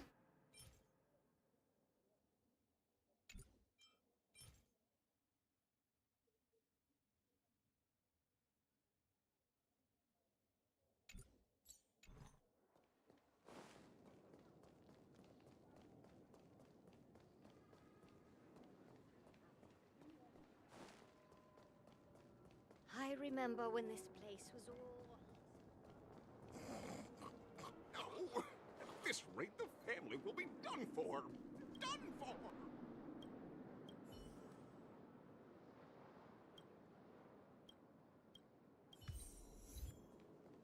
Anyway, it's cool.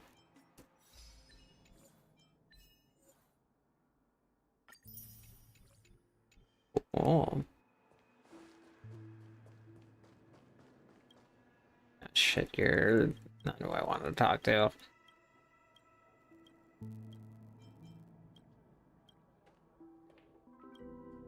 Evening, Jessie. Is it evening? Welcome, Miss March. Who might these be? These two are my friends. As for the man lying on the ground, he's a scaredy cat who fainted from fright. I see. Another poor guy who accidentally ended up here. I'll take care of him. There have been a lot of new faces lately. Things must be tough in the beautiful dream. The few remaining havens of freedom in Asdana will soon face trouble. Do such things often happen here? Not really, but they're becoming more frequent now. Guess it's one of the signs of the Sweet Dreams collapse. This man has had quite the shock. Could you help me find a Halovian lady, March? Her songs can heal mental wounds. A Halovian lady? That must be Robin. She's also here in Dreamflux Reef. Huh? Robin? But I thought she... Oh, right. If Firefly is here safe and sound, then it means Robin must be okay too. Misha is about to take us to her to find out what happened. But before that, let's meet up with Himiko. You were with her earlier, right? We met some stowaways in the residential area. Most of them came from neighboring star systems. I heard that places like Dreamflux Reef are scattered throughout the memory zone of Asdana, like islands in the ocean. They existed before the family arrived. I also heard that when Dreamflux Reef took shape, it was the center of all dreamscapes in Penacony. If that's true, it's no wonder there are so many similarities between this place and the Sweet Dream. Himeko must be gathering information. Let's hurry up and get going.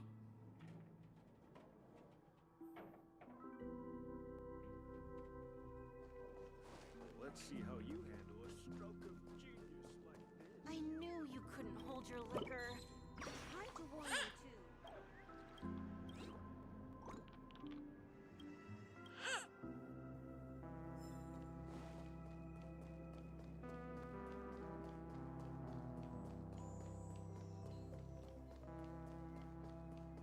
This is where we split up. There's Mommy! So I'm that's sorry, how it I is. meant Mommy. I never imagined we'd gather the remaining I'm details sorry, here. I mean Mommy. To borrow Gallagher's catchphrase, what an unpredictable twist of fate.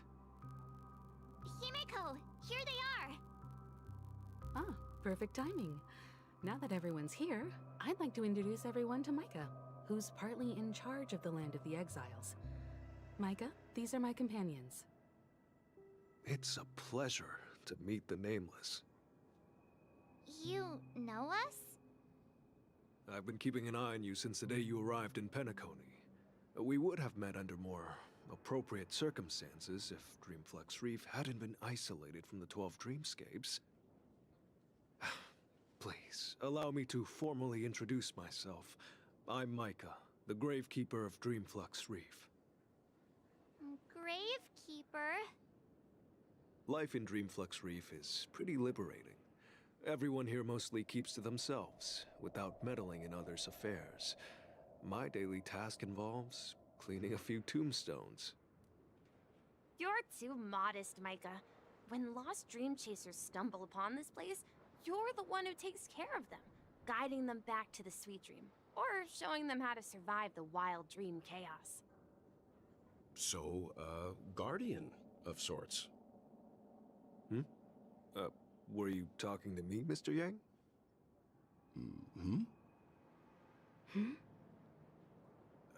On that note, Mr. Mika, which tombstones are you referring to? We didn't come across any graveyard when we arrived. They're actually just symbolic stones. But since you're curious, Mr. Yang, I'll take you there. I have a feeling you might find something of interest there.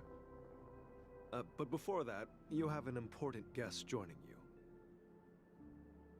An important guest? Who could it be?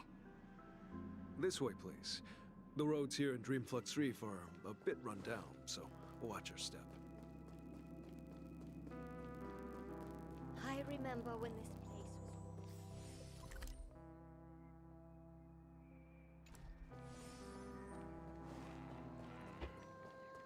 Oh, the birds! I need to go to the other areas of Penacony and go bird collecting. I don't actually know what the fucking reward is for it, but... Look, it's Robin! Everyone sang so wonderfully. It's not often that I tried this music style, but I've gained some valuable insights from it. Oh, I can't thank you enough, Robin. Well, these kids have made incredible progress in only a few days. It was nothing, Grace. I merely taught them how to sing. It was you who brought hope into their lives. Life must be quite difficult for them in reality, I imagine. That's right. Whenever it's time to say goodbye to these kids, they're reluctant to leave. But I've explored every corner of Dreamflux Reef, talked to everyone I met, and they all told me the same thing. This shattered dream is not worth clinging to. It seems you truly are a child of the Harmony. Emma and Andy are orphans I took under my wing. Carol there, with her blind eyes, used to work at a nutrition center in the outer ring of Penacony. And as for Gary, he's been living with autism since he was a child. They're not old enough to enter the sweet dream managed by the family. If we compare people to birds, these kids are like fledglings with impaired wings. But in this dream, well, they can fly freely. Even if they stumble along the way, well, they're still relying on their own strength. And me, an old lady with no legs. Well, without this dream, I couldn't even walk toward them. I'm glad that you found a new life here in Penacony. It's just... Don't worry, Robin. Dreams have their significance, but they aren't everything. Both the children and I understand this. No matter how long we fly through this dream, we will one day return to reality. But you know what? Emma and Gary aren't plagued by their insecurities anymore. No, and Carol is learning how to cope with her blindness. And Andy is livelier than ever. Well, even I've become more optimistic. You see, in dreams, we learn how to live. Once we return to reality, we learn how to survive. And should our feathers be damaged, then we share our wings with one another. There's no need to covet an illusory sky in dreams, because we have the right and the ability to fly towards a broader horizon. It's a relief to see you safe and sound, Miss Robin. It's nice to see you all again, Astral Express crew. I heard my disappearance caused quite the commotion out there. I'm really sorry about that. Since you're here, can we assume that you're fully aware of the situation in Penacony? Ever since I returned to Penacony, my voice started to change, until it gradually faded away. At first, I thought it was a temporary ailment, perhaps due to having been away too long. I thought maybe it just takes some time for my body to acclimate to the high concentration of Memoria and Asdana. But now it seems the root of the problem goes way beyond me. There are elements around me that don't align with the harmony. Losing my voice is just one of the signs of the Sweet Dreams collapse. The Sweet Dreams collapse. That memo keeper mentioned the same thing. So it's real. While I was away from Penacony, the boundaries of the 12 dreamscapes kept expanding outward. But whenever I mentioned the anomalies in my dreams, the family heads refused to talk about it. Only my brother was willing to respond.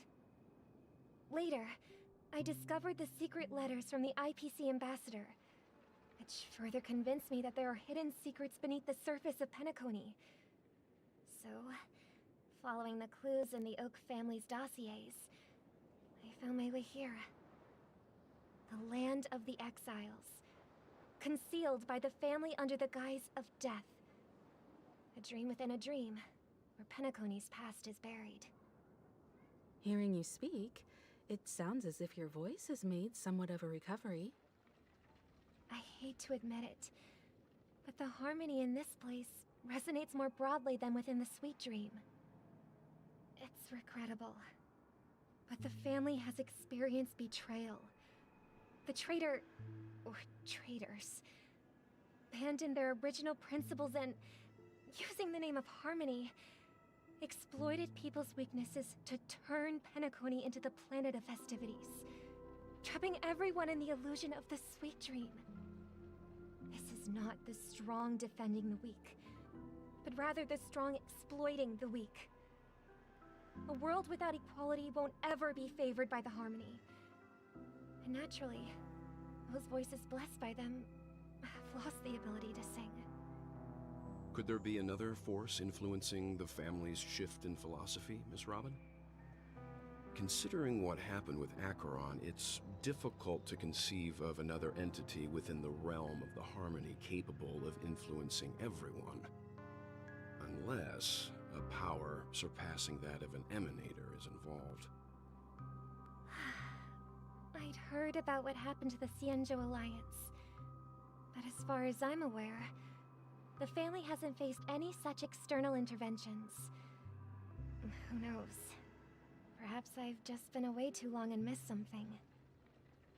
Regardless, I cannot accept my home is moving towards the very opposite of what the Harmony represents, while still claiming to uphold it. I must uncover the reason why Mikhail cut ties with the family, and who exactly it was who betrayed us all. Do you remember our arrangement, Mr. Micah? Well, here's my answer. I've decided to forgo my role, and never step foot on the Charmony Festival stage again.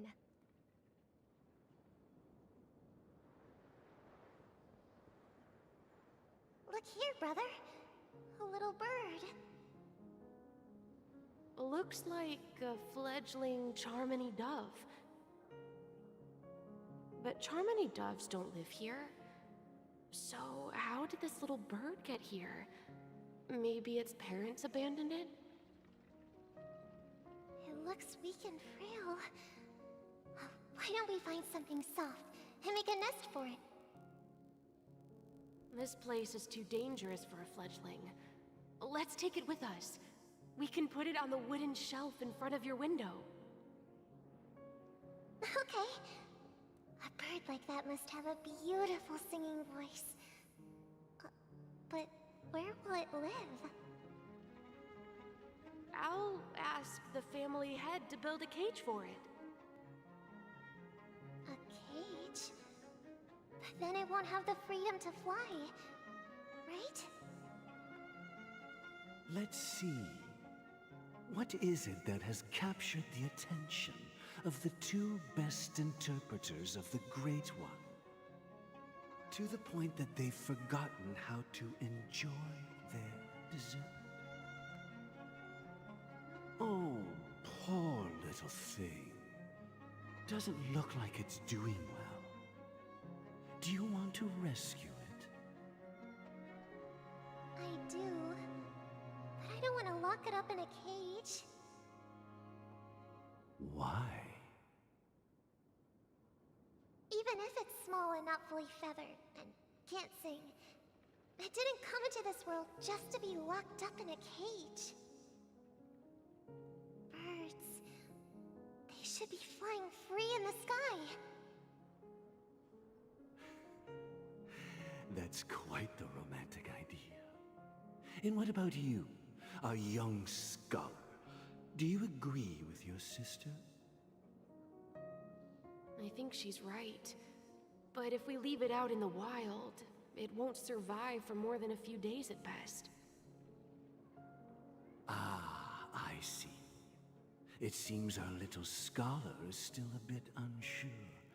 Well, let me tell you youngsters a story. As you probably know, Charmony doves can fly through the air. When they fly really high, the friction caused by the flapping of their feathers against the atmosphere creates amazing lights, so that they look like shooting stars. We've seen this spectacle so many times that we think it's just something they can naturally do. But that's not the truth. Their What are you radiant yapping display about? is the result of countless struggles against nature over generations.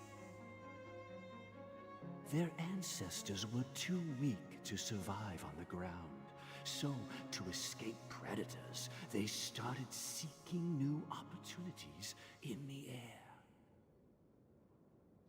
After countless attempts by many generations, one of them finally figured out how to fly. It soared into the sky and never looked back at the ground again. So, you mean birds aren't born to fly, but they find a way to do it through their determination, right? Well, that's an idealistic way of putting it. So, what are your thoughts, Sunday? I think people believe birds are meant to fly because they've never seen those birds crashing to their death. That's an interesting perspective. So, have you decided what to do with the bird now?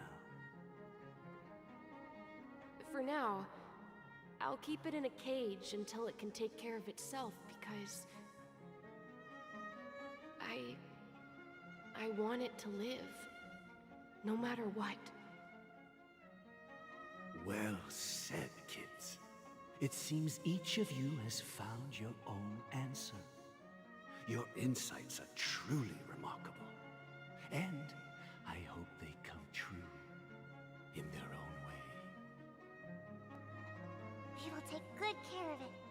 Won't we, brother? Yeah, but Mr. Gopherwood, there's one thing I don't quite understand. And what might that be, my son? What if this little Charmony dove never learns to fly in the end? I mean, if there are fledglings in this world that can never fly throughout their lives, should we let them go back to the sky, only to see them crash to the ground and die? Talking in your sleep, Birdie? Time to wake up.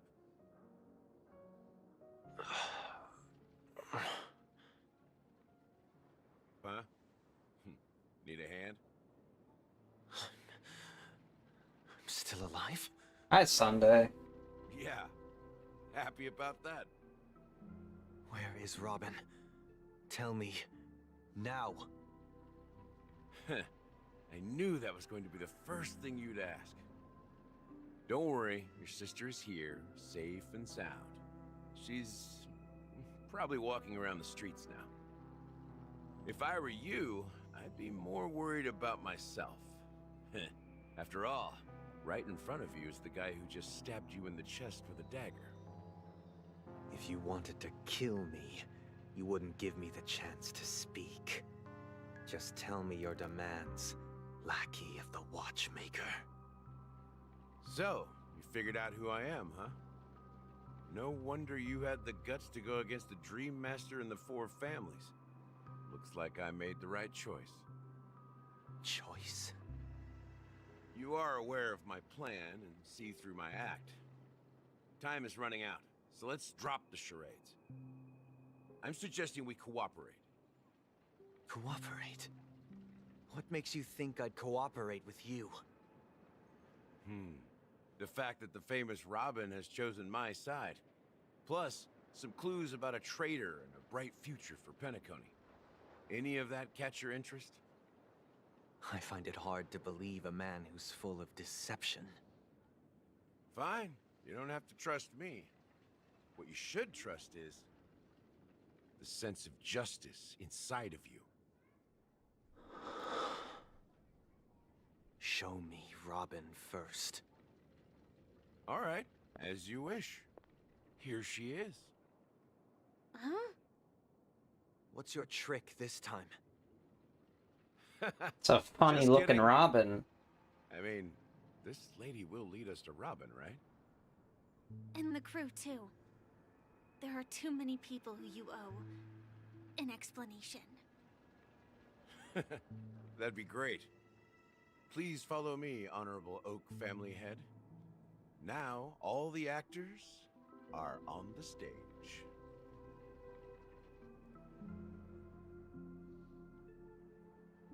This is the monument I mentioned earlier. The names inscribed on it should be familiar to all of you. Rosalina and Tiernan.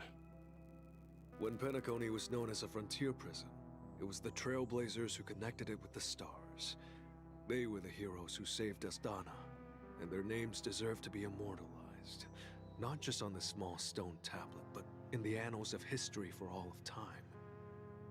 However, today, the planet of festivities is nothing but sweet dreams. That heavy piece of history is all a distant memory. Just like that prison. If their names are inscribed here, then that means... According to Micah, they died long ago. Rosalina was killed during the War of Independence. She ventured alone into the heart of the star system to investigate the flow of Memoria, but she never returned. Tiernan was a skilled gunslinger, strong and reliable. He led the people through countless battles, but he didn't live long enough to witness the arrival of true peace. In the decade following the war, Penacony faced challenges internal and external.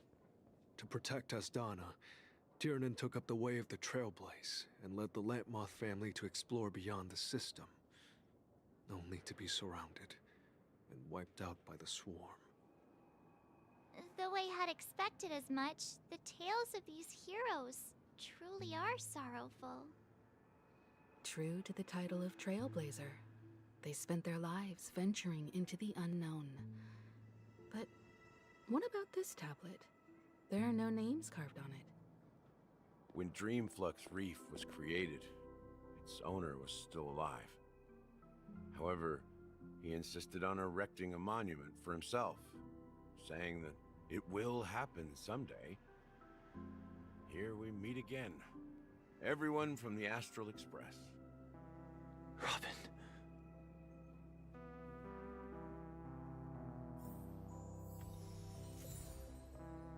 Speedy hams.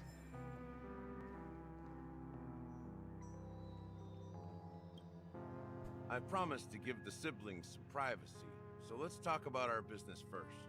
What do you say? Yeah, let's. That sounds sensible enough.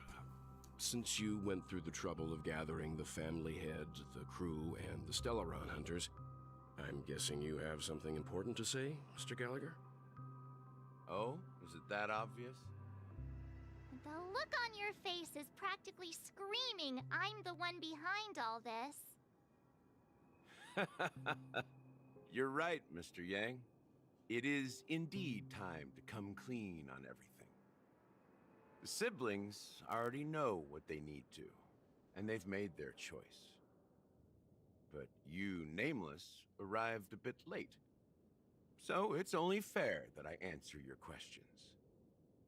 Before we begin, let me reintroduce myself. I'm the founder of Dreamflux Reef, the deputy of the Watchmaker, and the one who sent out that invitation. As Gallagher, the history fictionologist, I humbly extend my greetings to you all. History fictionologist? So what, everything you told us was made up? Well, don't worry. Almost everything I shared was true. Well, except for the part about the family accepting me back. I double-checked with Micah, and everything he said about the family, the Watchmaker, and Mikhail is true. Thank you for your understanding. Now let's get down to business. I'm sure you're all wondering why I went through the trouble of setting up this battle for the legacy, inviting different factions, and stirring up a ruckus all over Penacony. Well, it all boils down to something very familiar to all of you. The Stellaron. The Stellaron? But how is that possible? Penacony is a free-flowing interstellar hub. There are no signs of contamination whatsoever. You're totally correct. So, care to take a guess at what that means?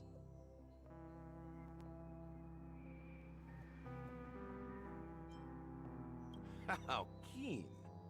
Well, what should I say? I expected nothing less from the person here who is the most familiar with the Stellarons.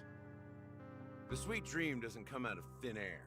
If you think of the memory zone as the sea, creating the land of the dreams is like filling that wild ocean with earth to make an island. To achieve this feat, without the help of an emanator of remembrance or enigmata, the only way is to use a Stellaron. And that's not something you can achieve with a simple wish. It requires vast quantities of knowledge, time, and manpower. I'm sure you get what I'm hinting at. In Azdana, the planet of festivities itself is a Stellaron disaster. The planet of festivities itself is a Stellaron disaster? It all started a long time ago, back when the Watchmaker and his crew liberated the frontier prison. They faced countless challenges as they began building Penacony from the ground up. That's when the idea of using the Stellaron came into play. The Stellaron first entered the Azdana system during the war. The Nameless warned everyone against the folly of attempting to tamper with such a power, and most heeded their words. But there are always people in the shadows with ulterior motives.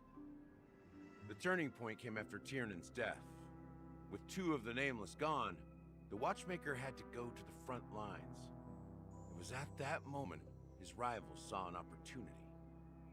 By the time a representative from the Montour Systems family arrived at the Watchmaker's call, the Stellaron had already been activated and was seeping into the primordial synesthesia dreamscape.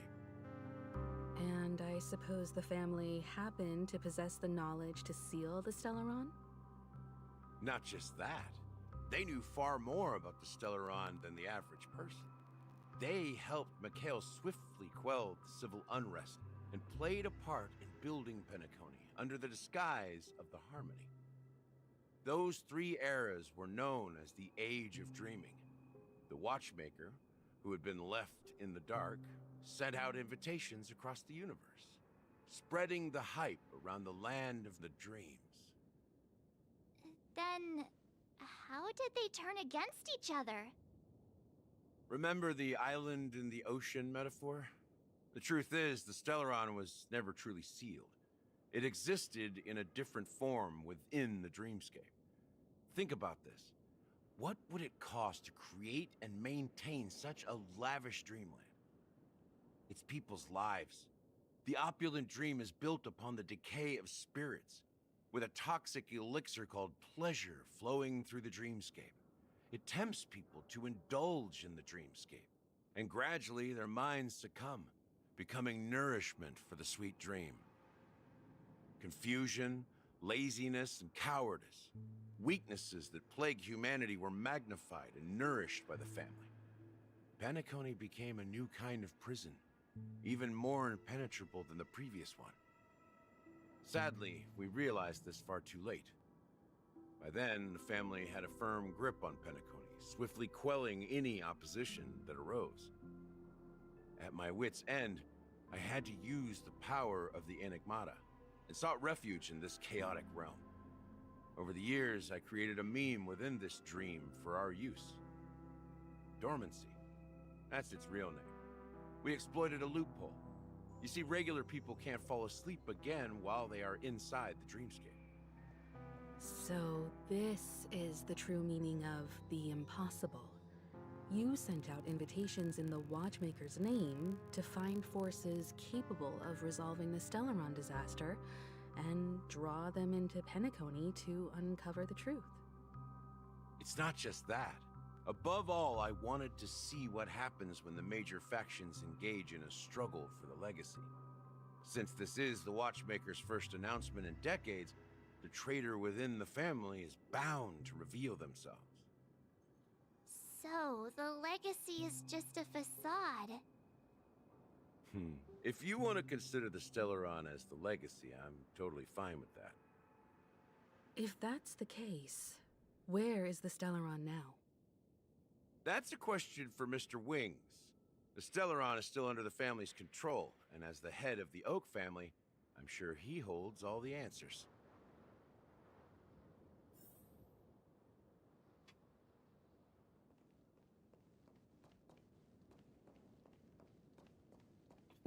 You As have I to slay. suspected, the core of this issue lies within the Stellaron.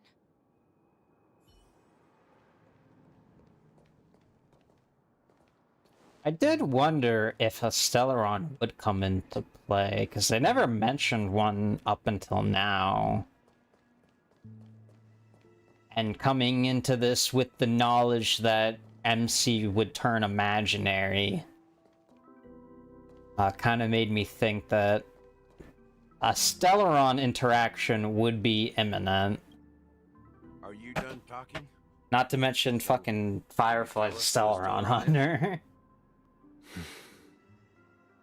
It is the Penacony Grand Theater itself. As I suspected, it's the embodiment of the family.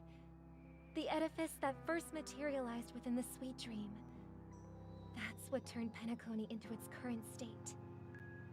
As for the person who employed its power, it is in fact Mr. Gopherwood, the current Dream Master. Well, that was easier than I thought. Did you conduct your own investigation already? Correct. When I was trying to track down the person who murdered my sister, apart from you, Gopherwood was my second suspect. Confronting me first turned out to be a smart move on your part. I didn't have other options. The Dream Master has been elusive, and even the heads of the families can hardly get an audience with him. Moreover, Mr. Gopherwood has been kind to my sister and me. And I didn't want it all to end like this. What do you mean by that? To be honest, my brother and I are also victims of the cancer of all worlds. We grew up as orphans, and were adopted by the family when they came to help.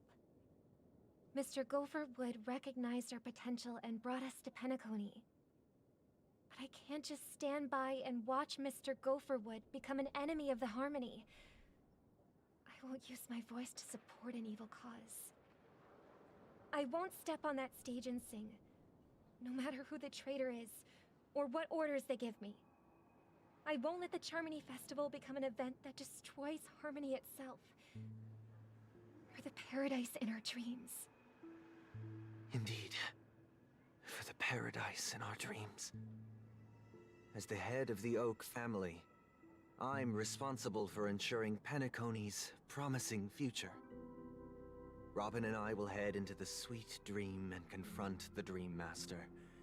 And if it turns out that the family has truly strayed from the Harmony, I'll fight alongside you. We'll put the Charmony Festival on hold and make sure Mr. Gopherwood pays for his blood debt. The enemies you are about to face aren't like this old dog here, who can barely even bark. Since our interests are aligned, why don't we team up? Maybe, just maybe, we'll have a shot at success. We have always been following in the footsteps of our nameless predecessors, and there's no reason to stop now. Yeah, we Nameless won't back down from a challenge. Isn't that right, Miss Trailblazer?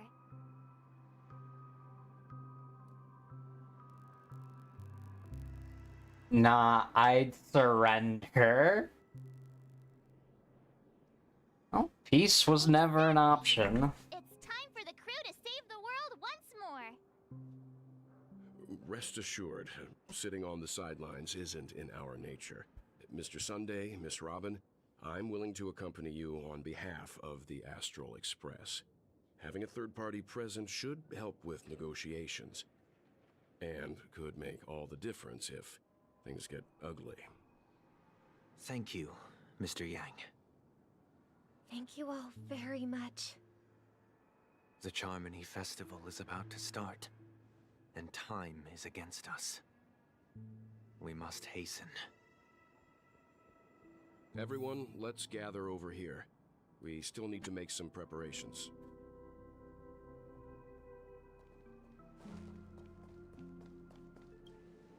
I may have been quick to step up to the plate, but confronting the Dream Master could be a very dangerous affair. Huh? Even you're saying that, Mr. Yang? How powerful is that Dream Master?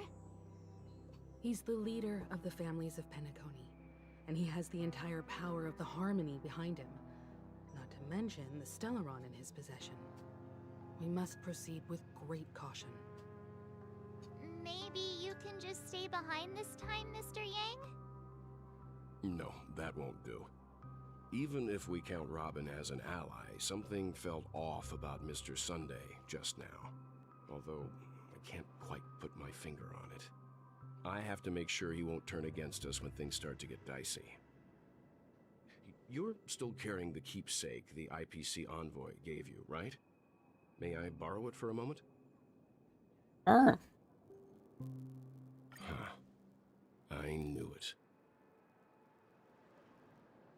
As I suspected, this chip Aventurine gave to you is actually a miniature transmitter. If I'm right, he intends to use it to track your location or contact you when needed. As it so happens, this may actually be of some use in the current situation. Aventurine? Is he still alive? And what does he have to do with our mission to confront the Dream Master? Remember what I said earlier? Working with the IPC is a way to keep the family in check. If negotiations go south and the family show their true colors by going after the Stellaron, I'll use this transmitter to send a message to the IPC. It'll be just the opportunity the IPC ambassador was hoping for. The only question mark in all of this is Aventurine's current status. But the IPC is always listening, especially senior strategic investment department heads like him. Getting the message across shouldn't be a problem. Good luck to you, Welt. Well, you take care too. If anything goes wrong, don't worry about me. Just make sure to seal the Stellaron. Spoken like a true hero. Even if the Dream Master is innocent, the family's corruption runs deep. I won't make the same mistake Mikhail did. Let's wish him the best of luck. Don't you have something else to tell us, Gallagher? Why would you say so? Before we departed, the conductor asked us to inquire about the three nameless in Penacony. We've already collected intel about Rosalina and Tiernan, so the only one left is legwork. If I'm not mistaken, we've already met him somewhere, haven't we? It's not enough to say meet, but the answer is pretty obvious. After all, I've hinted at it in quite an evident way. I've been watching over you ever since I received the reply from the Astral Express. And I've seen the great effort you all put into linking different realms together across the cosmos. And now, after getting this far all in one piece, you have truly proven yourselves. Miss Himiko, were you the one who repaired the Express and got it sailing through the cosmos again? Yes. And you two, young Nameless, you have very interesting life stories and extraordinary skills.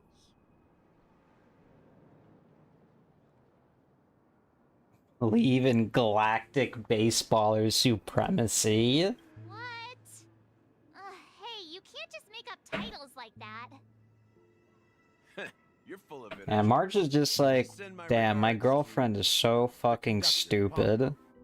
Please let them know that their friend. Why do I let her nut at me? Time aboard the Express, which he reminisce on every time he had a good drink. As for the last Nameless, he embarked, disembarked, and embarked again, traveling in a great circle, ending up back where he started. On his deathbed, he told me to find the Astral Express and deliver an invitation to the future Nameless. He left behind a special gift, a true legacy. Something that belongs only to the successors of the Trailblaze. Come with me. Now is the time to reveal it. This one, is he gonna give me the fucking fancy hat? Back here again. Sometimes I feel like you're still alive, old friend. Like you've still got so much to say and do.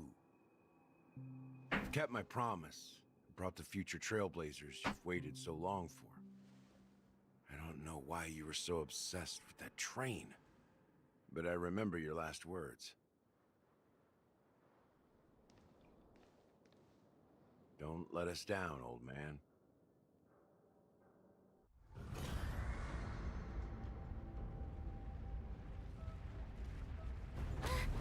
What's happening?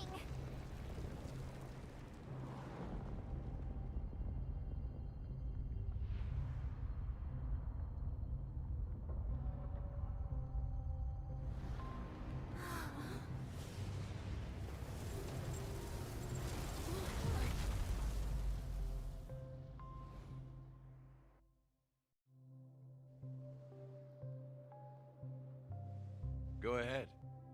His resting place lies in the garden up ahead. The first and last nameless of Penacony. Mikhail Char Legward, the watchmaker. Oh, shit.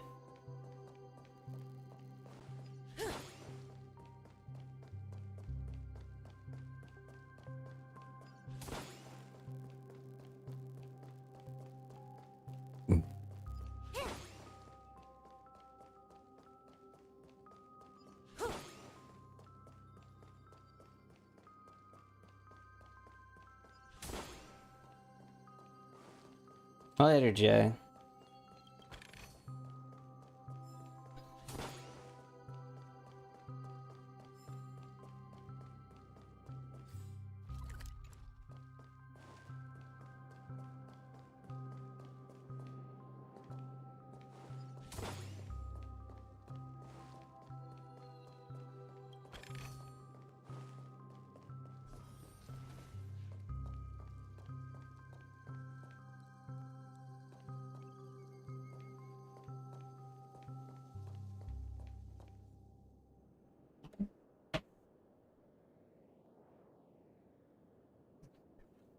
Beneath the sea surfaces of Memory Zone, in a garden closet to the full moon in the water, an elderly man rests on a recliner, enveloped in utter silence. The watchmaker, Mikhail Charlegwerk, has passed into the endless, timeless dream where no sound could ever wake him. Sure enough, the watchmaker is the third nameless. Sure. Even I could guess that one. The legacy he left behind was a dream bubble. I believe inside that bubble, there's something that holds meaning only for the nameless. After all, when I checked its contents, I found nothing inside. Maybe some Trailblaze runes? Even more mysterious than me. Well, let's have a look.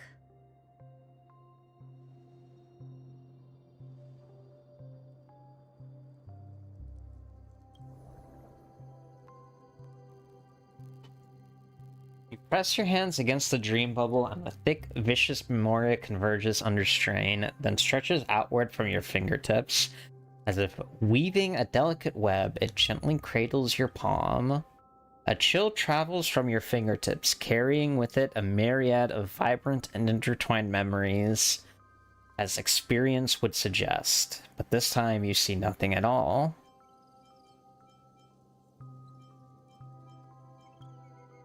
The dream bubble is clearly extraordinary. Perhaps the approach was wrong, you think, holding your breath and closing your eyes.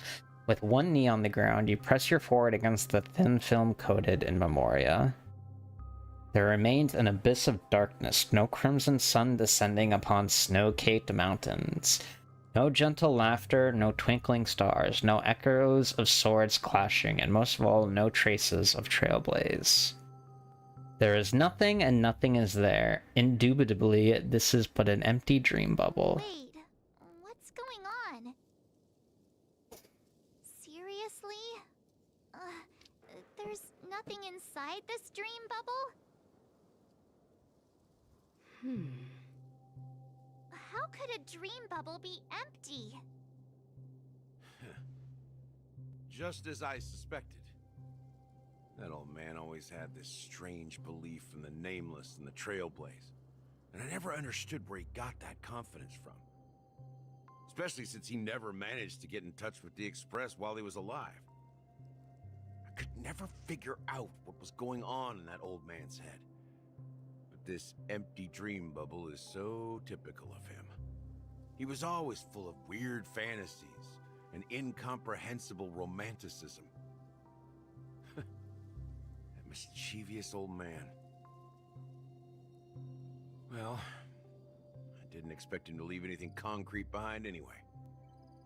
Don't think that's the case, Gallagher. I'm sure Mikhail has left us the most precious thing of all. Don't start getting all philosophical on me, all right? Just as Mikhail believes in the nameless of the future, we unconditionally believe in the nameless of the past. How could they leave with regrets for the future when they were ready to dedicate their lives to the land they loved? There must be something contained in this dream bubble. It's just we haven't figured it out yet. You also have faith in the Watchmaker, don't you, Gallagher? Well, I'm a follower of the Enigmata. My philosophy forbids me to have faith in anything. That's why I understand what faith means in the path of Trailblaze. And I also want to know what he left behind.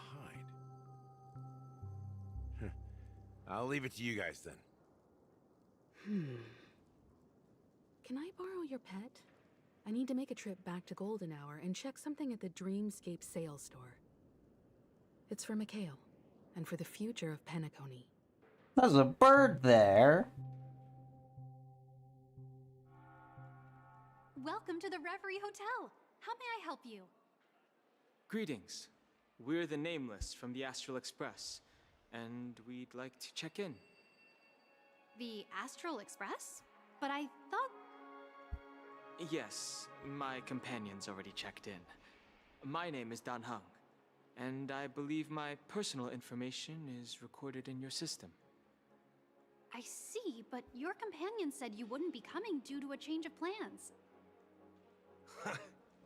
Now the plans have changed again. And you are... Me?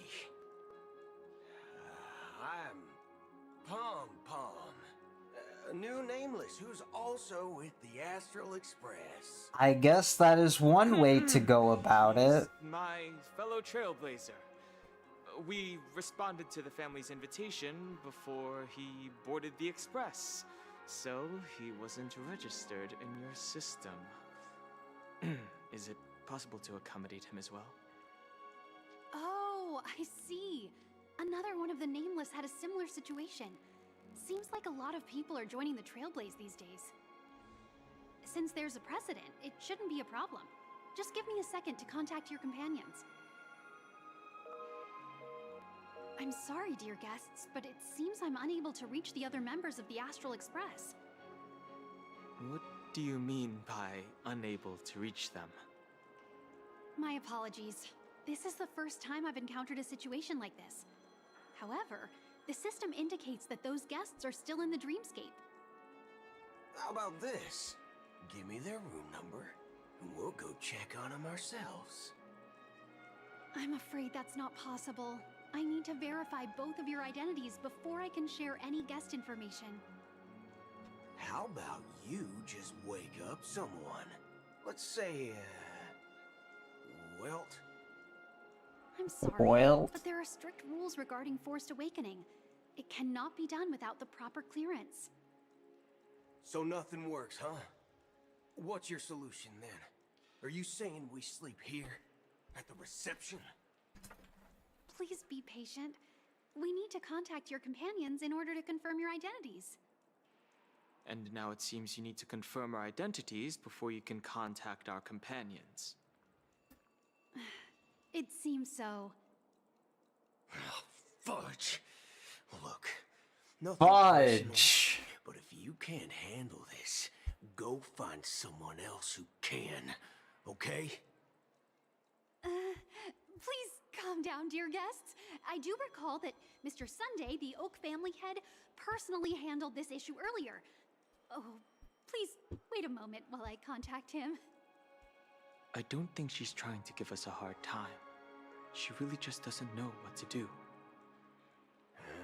I have a bad feeling about this. You tried to contact them on the Express earlier, but they didn't respond. Something doesn't seem right. I need to leave for a moment. You can stay here with the receptionist. Sure thing. Just don't keep me waiting forever. Don Hung seems pretty worried about his companions. I should give him some space. Stressing out about it won't help anything. Oh, he just shoots people. Locked and loaded.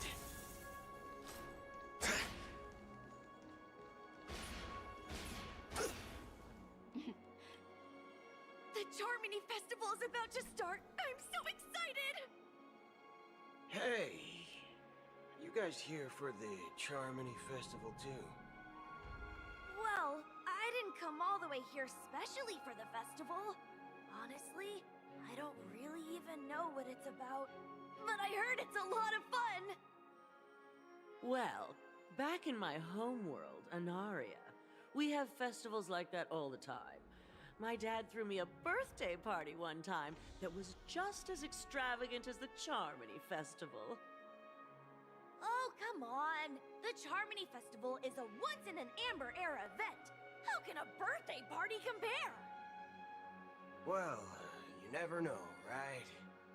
Maybe on her world, birthdays only happen once in Amber Era. Anyway, let's forget about that. Have you heard about the, unsettling things happening in the dreamscape? Unsettling things? What could possibly go wrong? It better not ruin the Charmony Festival! I've been looking forward to it!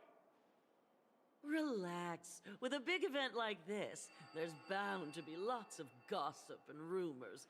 Don't worry. If anything does happen, the family will be on top of it.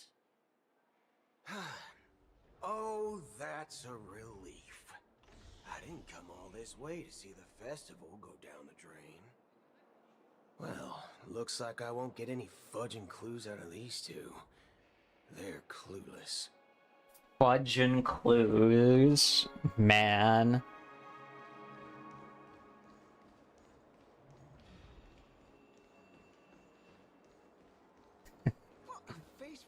Clueless. Greetings. I'm Cody of the Bloodhound family, head of security for the hotel. How may I assist you? Hello. So, there's something I wanted to ask about. I've been hearing some unsettling rumors about certain incidents that might affect the Charmony Festival. Do you think there's anything to be worried about? I've traveled all the way from the Hayai Federation, and I don't want my trip to be ruined. What do you mean? Wait. You haven't heard? I'm not sure where you heard those rumors, but they're completely baseless. I can assure you, as a representative of the Bloodhound family, that everything is going smoothly for the Charmony Festival. At present, all of the families are focused on making sure the festival Is that your starts on first time. Bronya? Even the Dream Master himself has arrived. So If don't worry, there's so, that's your a trip good fucking pull. That's a relief to hear. E2? That's still really good. So, it seems that even the hotel staff are out of the loop. Back already? Hasn't she returned yet? Nope. I'm starting to wonder if sending her to contact Sunday was a good idea. Neither the staff nor the guests seem to know anything about what's happening in the dreamscape, and wherever we go, all we see is people enjoying themselves. Definitely not a good sign. I agree. Another unusual thing is that the Oak family is supposed to be in charge of organizing the council and managing everything inside and outside the dreamscape. She's like so easy to build though. I walked around the hotel, but didn't meet a single member of the Oak family on such an important day. Well, I'll be forked. If I remember correctly, the head of the Oak family is that Sunday guy, right? We shouldn't linger here too long. Let's go back to the Express for now.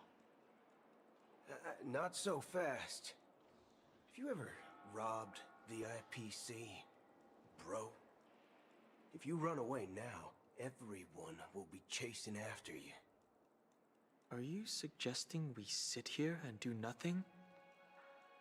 I wouldn't say do nothing, but let's stay put for now. Even if the family has ulterior motives, they couldn't have anticipated us showing up here. We're the surprise factor for them. They don't want to attract unwanted attention from certain outsiders, so they won't do anything reckless. See? The IPC lackeys are keeping a close eye on this hotel. If I were a family member, I'd find an official excuse and keep the surprise factors here. If we just wait here, that would be like walking into their trap.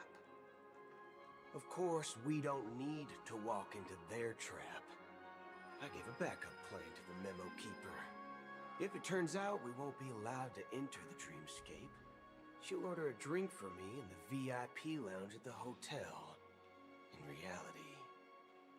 A secret signal. That's right. Oh, a concrete object can indeed help the memo keeper establish a connection with you. But Boothill, if you have more backup plans in the future, I hope you'll let me know in advance. I'm sorry, but it's one of my quirks. I have too many unreliable friends. And if I reveal that I have backup plans, things can go awry. And that would leave all backup plans completely useless. How do we get into the VIP lounge? This is where my street smarts come into play. Going to shoot him. You're the lobby manager, right? Yes, I am. Yes. You. We're the Nameless from the Astral Express. We wanted to check in, but there's something wrong with your system. The lady at the front desk said she would contact the manager, but now she's nowhere to be found. Now, we've been waiting here forever, without any food or water. What the fork, man? Is this how the family treats its guests?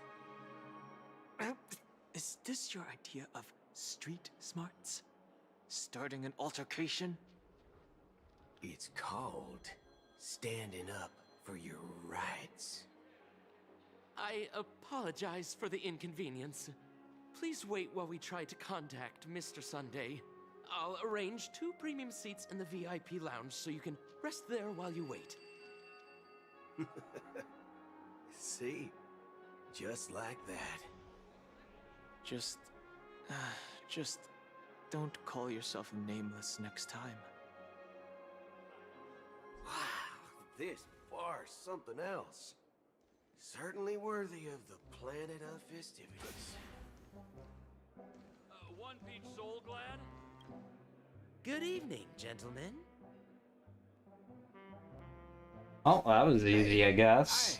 I have an order for a bottle of Hasdana's White Oak. Can you help us find it? Hasdana's White Oak?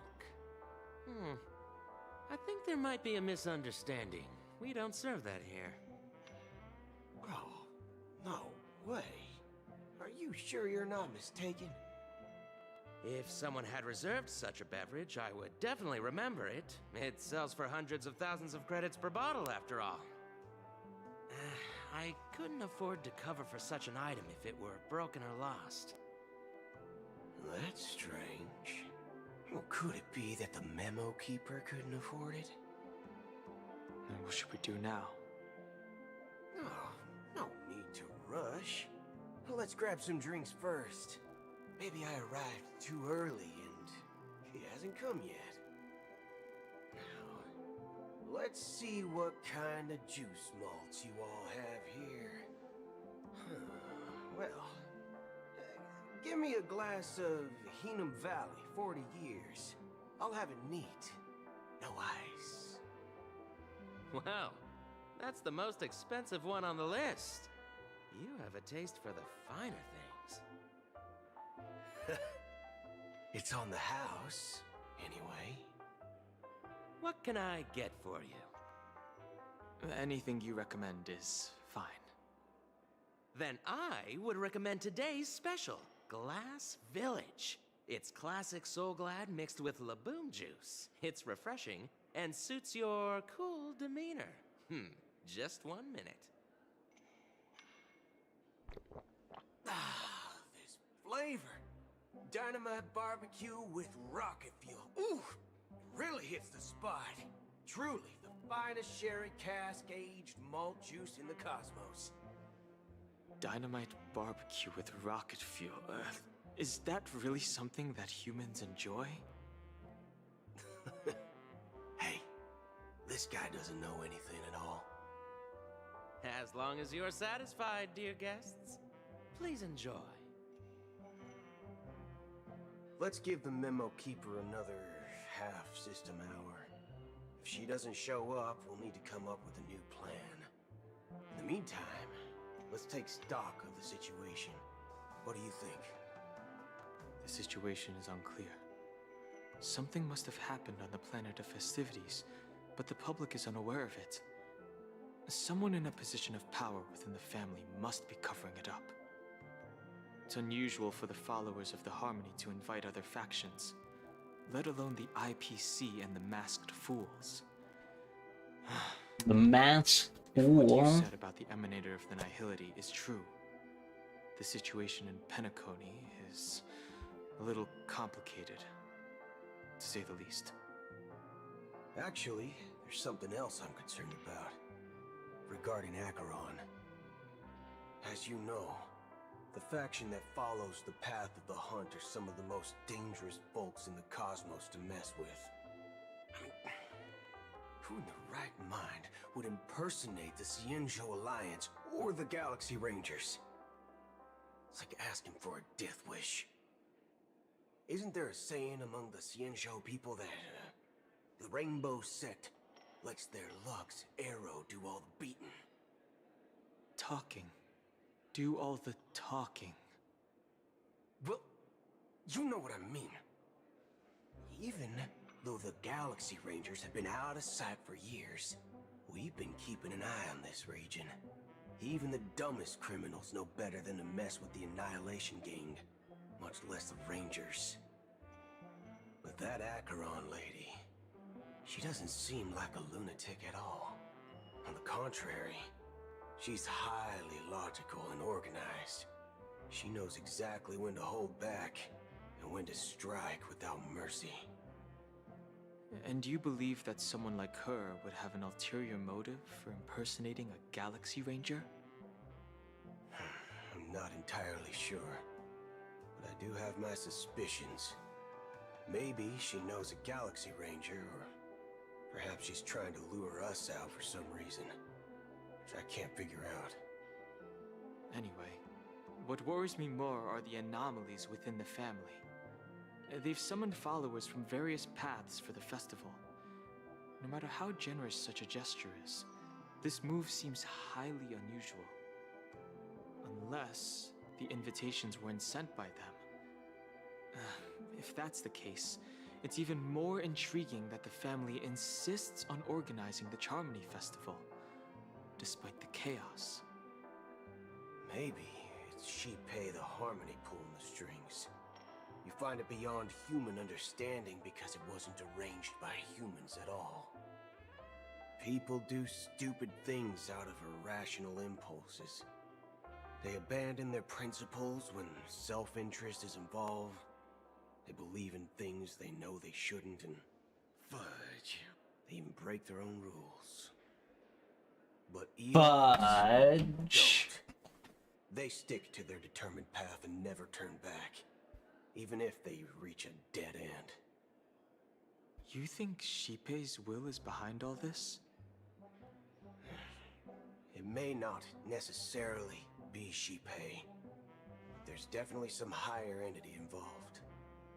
I know it may sound pessimistic, but if human free will were reliable, why would we even need Galaxy Rangers?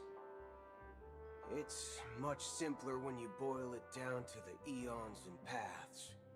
Like how Lon always follows the path of the hunt, or how the Express stays true to the Trailblaze despite Akavili's disappearance. But in my opinion, Akavili's fall holds significance for the Nameless. Oh, so you're saying the Nameless now have to take responsibility for their own choices because their absolutely right leader is gone? Exactly. I believe the purpose of the journey isn't just about following a path that's always considered absolutely right. It's more about doing your best to choose the right path for yourself among countless possibilities, even with limited insight and judgment. I don't know what you've been through, but I agree that people must take responsibility for their choices, because no one else can do it for them. That's why the Galaxy Rangers need to uncover the imposter and figure out her true intentions. Just in case. I have a backup plan if the Memo Keeper doesn't show up. This is my final backup plan. I promise. A stick of dynamite. Up your sleeve. Well, going back to my old career would make things a lot easier.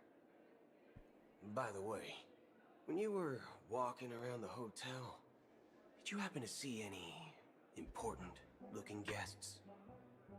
What's your plan? It's simple. We just grab some hostages and use them as bargaining chips with the family. Or maybe we can even take their identities. No need for that. We'll return to the Express now. Takes a hostage with a stick of dynamite. Scared? Draw your weapon. Let's make a big scene. Are you leaving, esteemed guests? Would you like to cancel that Asdonis White Oak you just ordered? Huh? Asdonis White Oak?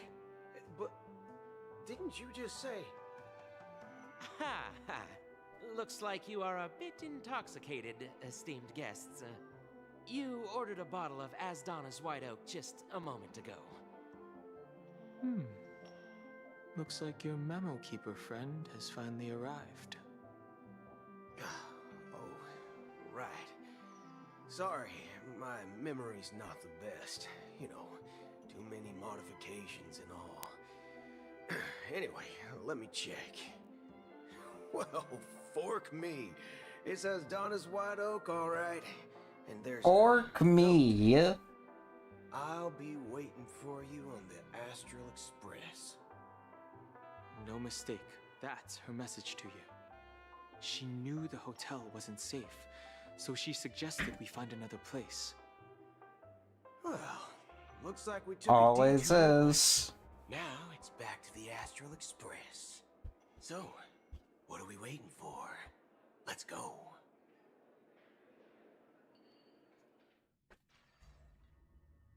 You're back? 2 guests just boarded saying they were looking for Boot Hill, so I told them to wait in the parlor car. Oh, just in time. So, who Two guests? the fuck is the other one? Yeah, her too. Look, we welcome all passengers on the Astral Express, but sneaking in like that, you have no regard for etiquette. My apologies, conductor. It was an oversight on my part.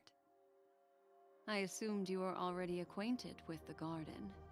Given the chaotic situation in Penacony, the Nameless are the only ones we can truly trust right now. You are the Memo Keeper. Pleased to meet you, Dan Heng. I've seen you in others' memories. And as for Boot Hill, this is our first face-to-face meeting. I hope you enjoyed that bottle of Astana's White Oak. You sure have a refined taste. Finally, Memo Keeper. Well, let's cut to the chase. Spill everything you know. That's precisely what I intend to do. But before that, please allow me to introduce myself. My name is Black Swan. Oh, it's And I Acheron. serve the Garden of Recollection as a memo keeper. As for Acheron's story, I'm sure she knows it better than I do. Greetings. I'm Acheron. What? You Garden of Recollection shirtbag! You betrayed me! Shirt bag. I apologize, but she did that at my request. Due to certain reasons, I have been exiled by the family. Thankfully, this memo keeper came to my aid and helped me escape their surveillance unnoticed. To be honest, it was more like stalking than helping. And the process was far from unnoticed. But we did escape. I asked her to guide me to a place beyond the family's reach and to contact a few trustworthy individuals, namely all of you. Trustworthy? Son of a nice lady. You think I'm dumb or something? How about this? I'll put a few bullet holes in your head and see what secrets spill out. Then, we can talk about trust. It doesn't have to be like that. I'm willing to answer all your questions, but not right now. If my cover hadn't been blown, we might have had more time, but at the moment, we don't have any other options. No other options? What do you mean? This is the only way I can ensure everyone's safety. I kindly request an immediate warp jump out of the Astana star system.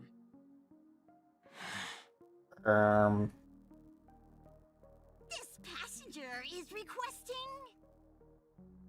As far as I can tell, she's not a threat and seems to be telling the truth. I've briefly traveled with your companions and know their whereabouts, Dan Heng. Please rest assured, your nameless companions are safe, but they need our help. As for Boot Hill, you may have guessed, I've been waiting for you. Galaxy Rangers are known for their elusive nature and limited contact with each other, so this was the only way I could reach out to you.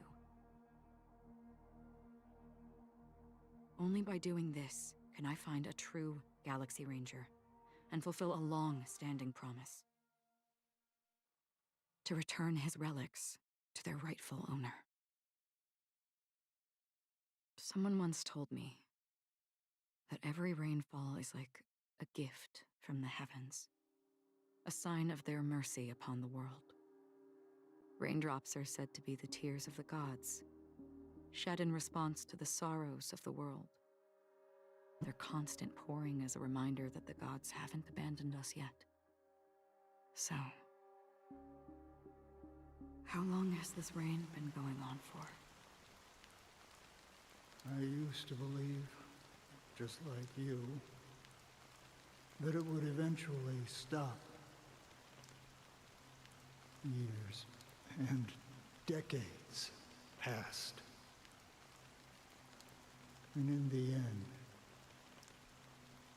such hope faded away before the rain did. Looks like the god you mentioned doesn't exist after all.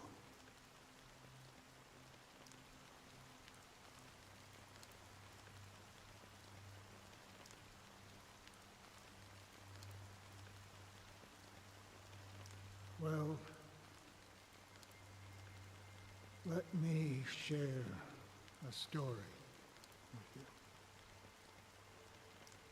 Mortals who walk the paths are like sailors on a vast ocean, leaving behind a trail that creates countless ripples of possibilities. These ripples last longer than the fleeting lifetimes of humans. And for some, their presence leaves such a strong mark that it's reflected in the waves. Like those shadows on the ocean. Sin-thirsters, the obsessions of the Pathstriders, they emerge from the depths of IX, seeing themselves as masters of their own destiny, unknowingly repeating the actions of their past lives. They emerge from the nihility and head toward it, leading purposeless lives. However, these hollow phantoms, they were once my dear companions. A group of Galaxy Rangers. Are you watching over them? Watching over them? No. I'm guiding them toward transcendence. It was a brutal war. A crusade that shook the universe. The universe witnessed the fall of Zulo, the Lord Ravager, but it came at a price. A price so hefty that only those who were there still remember. The unwavering determination of the Hunt followers persists even in death. So someone must guide these lost souls to their life beyond. They were heroes in their time, and they shouldn't be reduced to mere puppets of the nihility. As for me, I've suffered too many losses on that battlefield to advance any further. And that makes me the most fitting person to carry out this task. But you know, these sin-thirsters, they're not who they used to be. Does this seem pointless to you? Well, some tasks have to be done, even if they are pointless.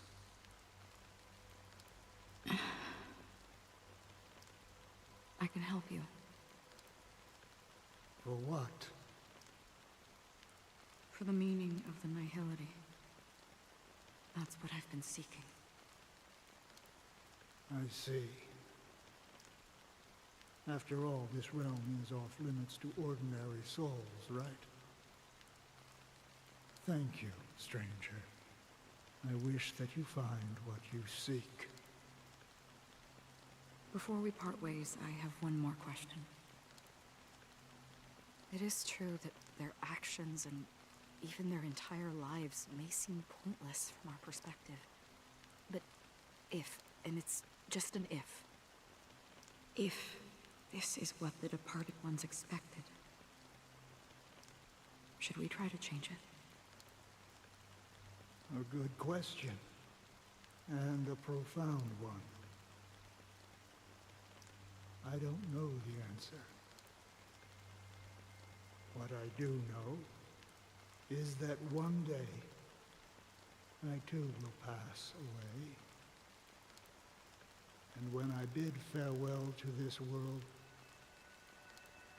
someone will stand at my grave and place a bouquet of flowers on it.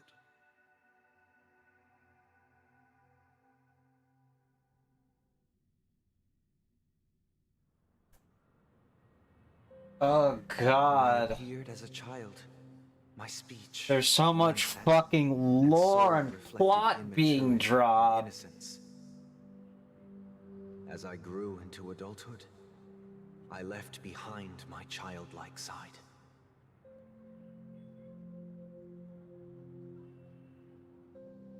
I humbly request your blessings, esteemed advocate of Shipe. Come to me, my kinship. I have sought their presence with us. As you wish.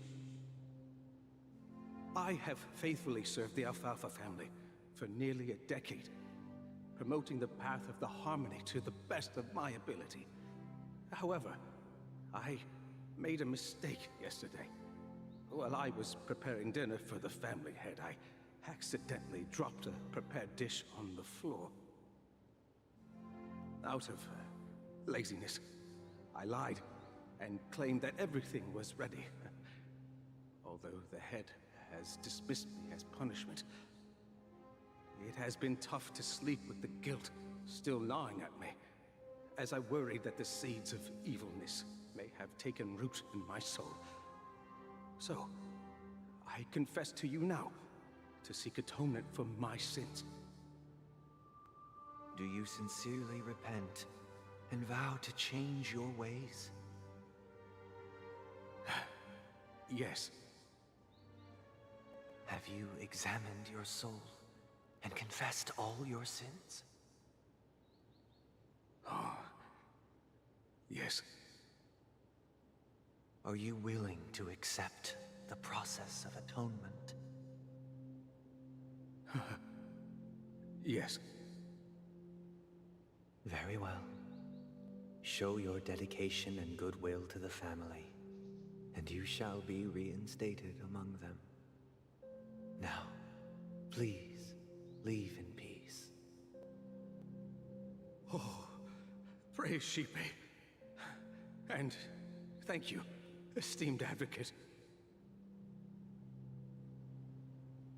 Next, please step forward. At least here, when I'm getting fucking lore drops, I somewhat care about some of the characters here, and Paimon isn't here to reiterate everything.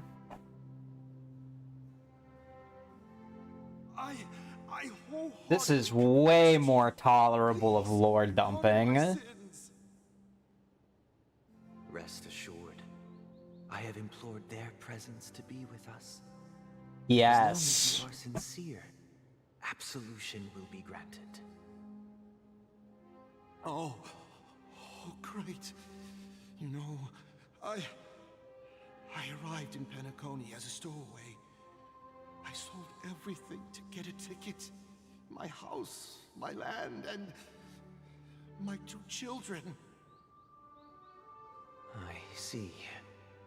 Please, go on. My children were starving, and I hoped they'd have a chance at survival if they became slaves here. If I can strike it rich here, I'll lift them out of that situation and give them the life they deserve. But the Bloodhound family got wind of it. They're on my tail, hunting me down. I thought I could bring my kids here. It was all my fault. All my fault. The family is ready to forgive all sinners. I'll ask the Bloodhound family to cease their pursuit. You don't need to live in fear anymore. Oh, thank you. Thank you. I'll work my hardest to redeem my children and make them part of the family. Praise the harmony!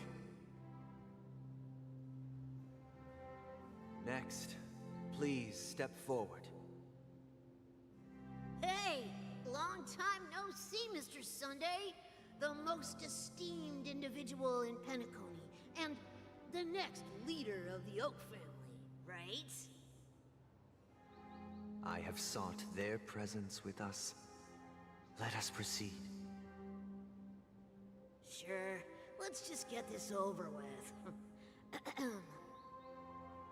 I have sinned, please forgive me. I wasted half a pizza at breakfast, and a bottle of Soul Glad. That's it. Nothing more. Can we wrap this up? I've got a robo-ball game to catch, you know? Do you seek to atone for your sins through good deeds? My sins? Oh, started to sound like a saint, huh? Well, let me tell you something.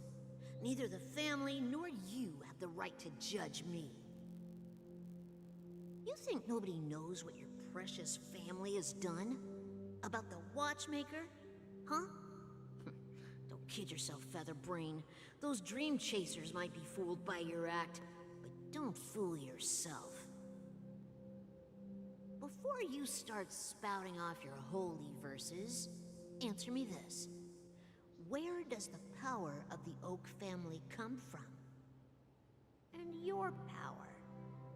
What makes you think you can sit there, all high and mighty, looking down on everyone else? Well, I've spent enough time in confession today to enter the Harmony's paradise, right? Then I'll take my leave. Good luck with your election, and, don't make me regret my investments in you.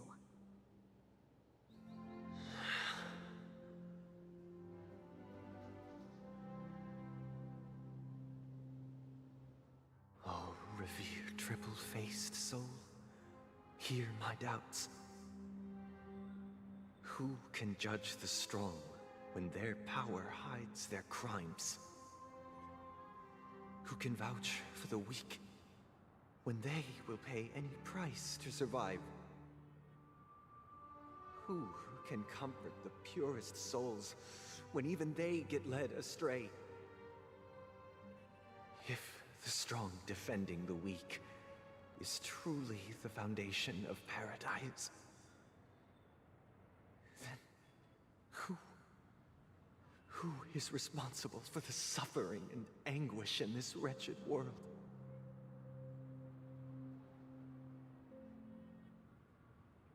Brother?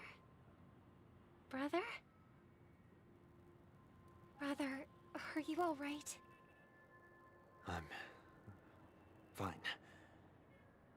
I've been working long hours, and I just made a trip to Dreamflux Reef and back. So, I'm a bit out of sorts. But it'll all be over before we know it. You've been working non-stop on the Charmony Festival, Mr. Sunday, and no one could have predicted this incident. Even if the Stellaron does pose a grave threat, I still feel sorry for all the trouble we've caused you. No need to worry about troubling anyone. The Charmony Festival was meant to spread joy and harmony across the cosmos. But now that we know the truth, I'm afraid we'll have to cancel it. It has always been our wish to make everyone happy, so... we'll do our best to explain everything to the Dream Master. I'm sure he'll understand. Even if the negotiation does not go smoothly, I'll refuse to go on stage. Without the Chordmaster, the Harmonious Choir would not arrive, and the Charmony Festival would be just a grand performance, and nothing more. I'm relieved to see your determination. You know, since arriving in Penacony, we haven't had any contact with this Dream Master himself. I'd heard of the heads of the 5 major lineages, but the Dream Master is a mystery to me. The Dream Master rarely grants an audience, even for us. But, given the urgency of the situation, he's agreed to meet us in person. Perhaps you'll be the first guest to meet the Dream Master in years, Mr. Yang. Let's hope we can reach a consensus that satisfies everyone. Indeed. Let us hope so. It's about time. We'll have to get ready for the meeting. I apologize for any inconvenience caused by the urgency. Don't worry. I'll be waiting here. Dear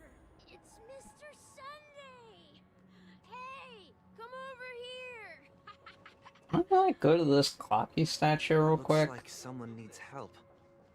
Let's go check it out. Yeah, but Clocky. Alright, I guess not. Okay.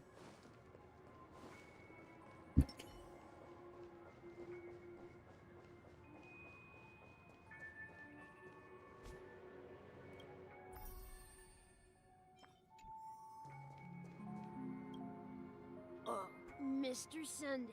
Hey there! Okay, see the moon in the sky? It's about the size of the cap on my Soul Glad bottle. If I just reached Wait, did I out not unlock the there, waypoint? I could grab the moon, couldn't I? The moon? You mean the Grand Theater? Yeah. Look at me. I've been away from home for too long. I must be missing that moon. But it's no big deal. The Grand Theater here looks much better than the moon back home. It's just magnificent. They told me not to sell everything I had just to come to Penacony. How short-sighted. Selling everything you had? Why would you go to such lengths? Why? Can't you see? Life back home is miserable. It's not really living at all. It's better to be here at Penacony. No pain, no worries about tomorrow, just sweet dreams. You can do whatever you want. That's what I call living. Yeah, now this is the life. Is this truly living? Huh? What did you say, young lady? I didn't quite catch that. Oh, it's nothing, sir. You see, the traffic on Glock's Avenue can be dangerous. How about I ask a Bloodhound family member to escort you to Ideen Park over there, so you can continue enjoying your sweet dream? Oh, yeah, that's a great idea. Wow, no wonder you were the leader of this sweet dream. You're totally a lifesaver. See you around, Mr. Sunday, and it was nice chatting with you.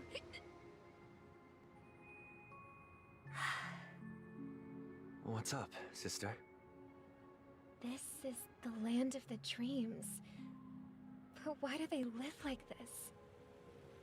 The man we ran into, he doesn't seem happy at all.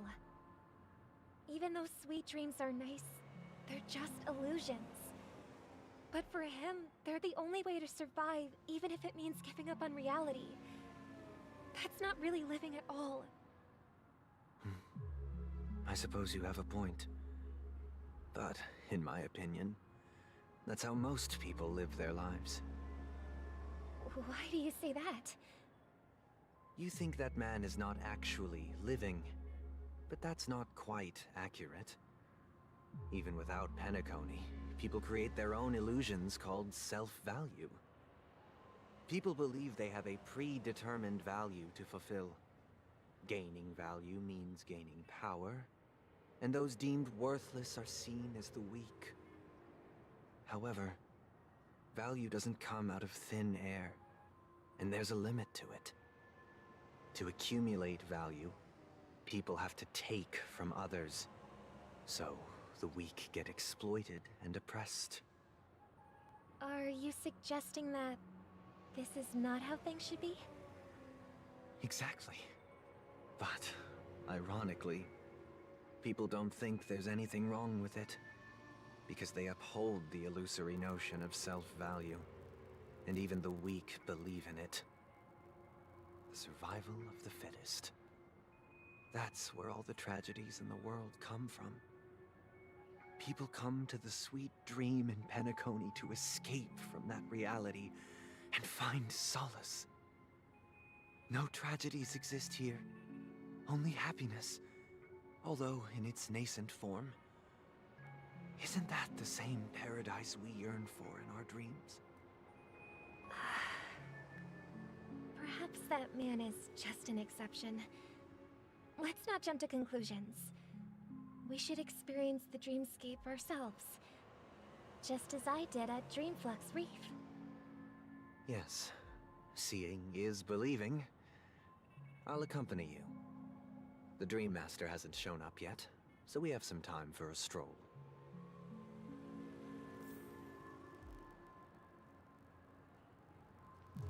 Where was? What the fuck? It is gray. Am I not? I'm in a completely different area. Oh, that's probably why the Clocky statue didn't work.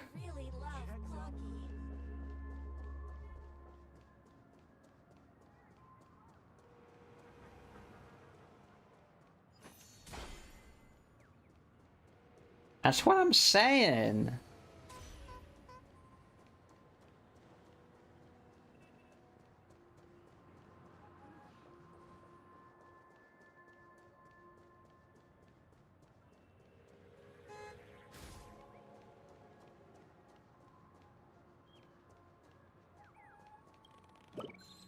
I didn't even see that bird. What the fuck?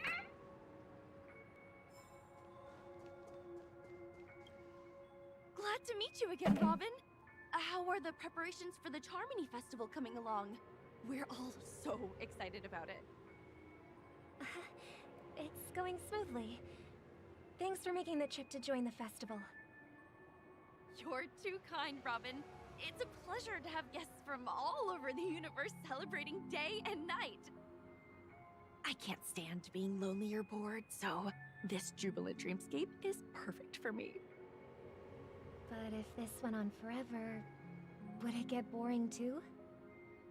Nah, not at all. Who would get tired of having so much fun? Every day, you get to wear fancy clothes, explore all sorts of dream bubbles, indulge in delicious food without gaining weight, and you never get old or sick. As long as you can afford a room, this place is the ultimate paradise. But you know that only a few things can be brought back from the dreamscape to reality, right? That's exactly why I don't plan on bringing anything back. Just enjoying the dream itself is good enough for me. I mean, I'm not one of those long-living species. I only have around 60 or 70 years in this lifetime, and there's so much to worry about. Being happy here is pure bliss. Only in this sweet dream can I truly feel like I'm in control of my life and fate. Who would want to go back to reality after experiencing this bliss? I see.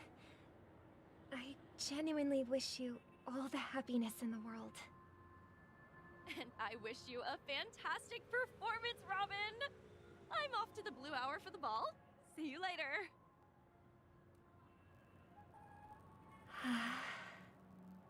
Seems like that guest's perspective didn't resonate with you either. She had a valid point. And I could sense her genuine happiness. It's just that... What you're trying to say is, she thinks she's in control of her life. But in reality, she's just escaping from reality and seeking solace in this sweet dream.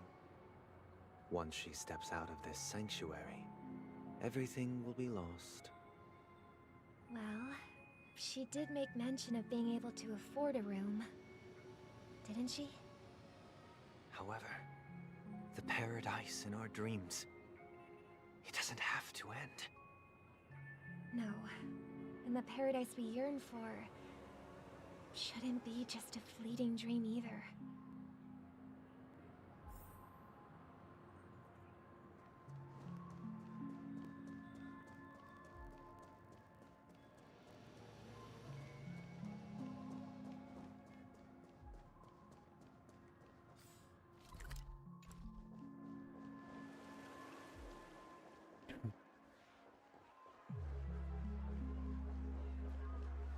I see a bird over there.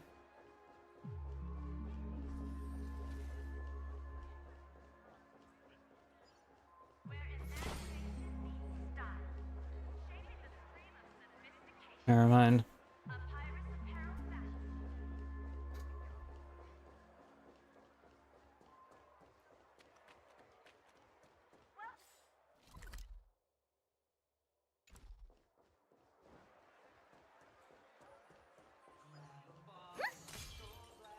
Ugh, I still gotta get in line in a dream. The most luxurious commodities throughout Dreamscape. Not premium.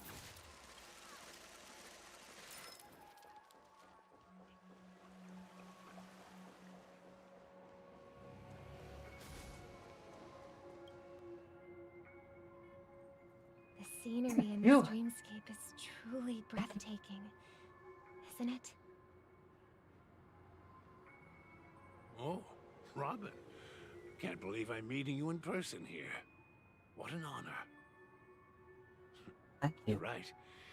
Even though time stands still in this dreamscape, it always feels fresh. I find something new every time. A philosophical mind. I hope I'm not intruding. Oh, not at all. No. With little time left, I yearn for meaningful conversations, especially with someone as esteemed as you. Do you mind if we chat? It's my pleasure. No need to be formal. Just speak your mind. You said, with little time left. Please, forgive me for being blunt. But is that why you came to Penacony? Yeah. I was part of a war, and while escaping from the Sarkosian mothership, I got exposed to some Wonder how much radioactive longer this will material. last. And then, all my comrades What about died. 3 hours of My plot? hometown was wiped out by neutron bombardments. I couldn't bear to live with everything I knew gone. That's when I heard about a possible solution here, so I came. How heart-wrenching. I hope the family has been able to help you. They have, and I'm truly grateful for that. They provided me with a comfortable room, the most advanced life support devices in the cosmos, and a stellar team of caregivers. My physical body is now in the dream pool, sustained by life support. The me you see here is whole, rational, and no different from any other person. But I can't say the same for the me in the hotel room. My true appearance. Well, I hope you never have to witness it, Robin. So, you'll be living forever in this dreamscape, right? Just being able to live at all is good enough for me. Whether it's in this dreamscape or not, well, I don't really have much say in the matter. My world has been torn apart, and my life could end any second. So, even if this whole place is an illusion, it's still my paradise, and I'll treasure every moment I spend here. How I envy those everlasting things. That old man's story. It's so tragic. Fortunately, this sweet dream gives him joyful memories to hold on to for the rest of his life. That's precisely why this sweet dream in Penacony exists. However, even this sweet dream has its limitations. While it provides solace to the disillusioned, it can't completely eliminate pain in reality. There will be a way out. Penacony is already on the right track.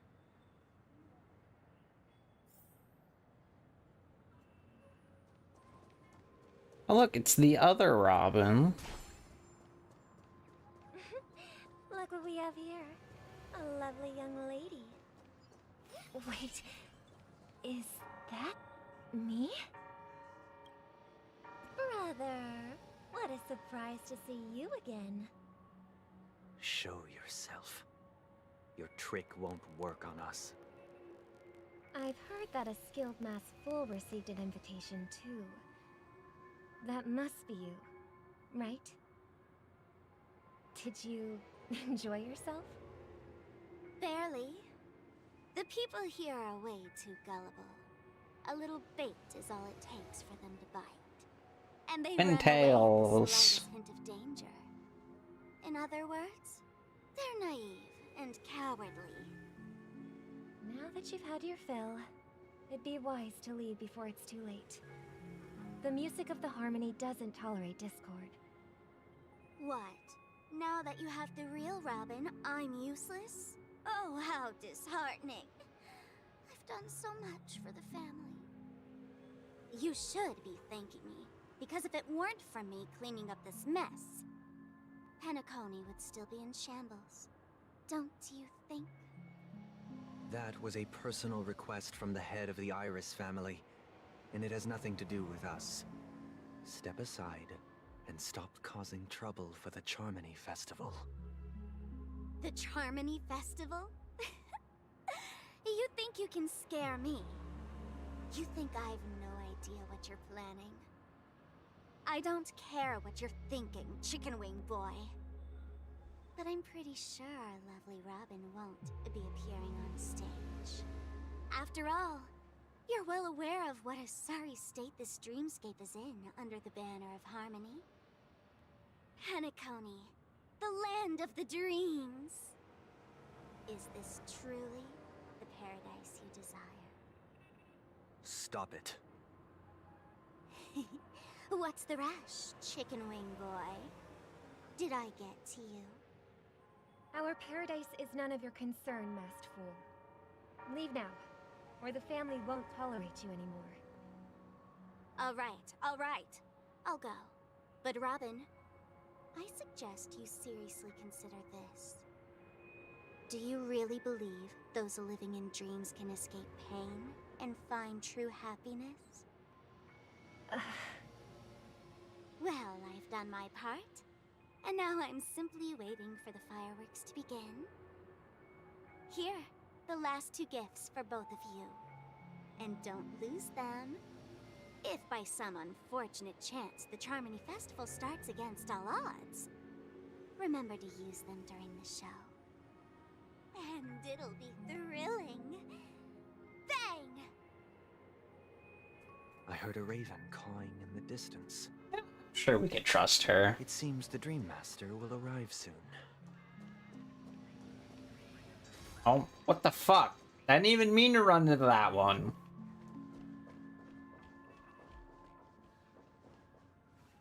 Let's wait here for the Dream Master to arrive.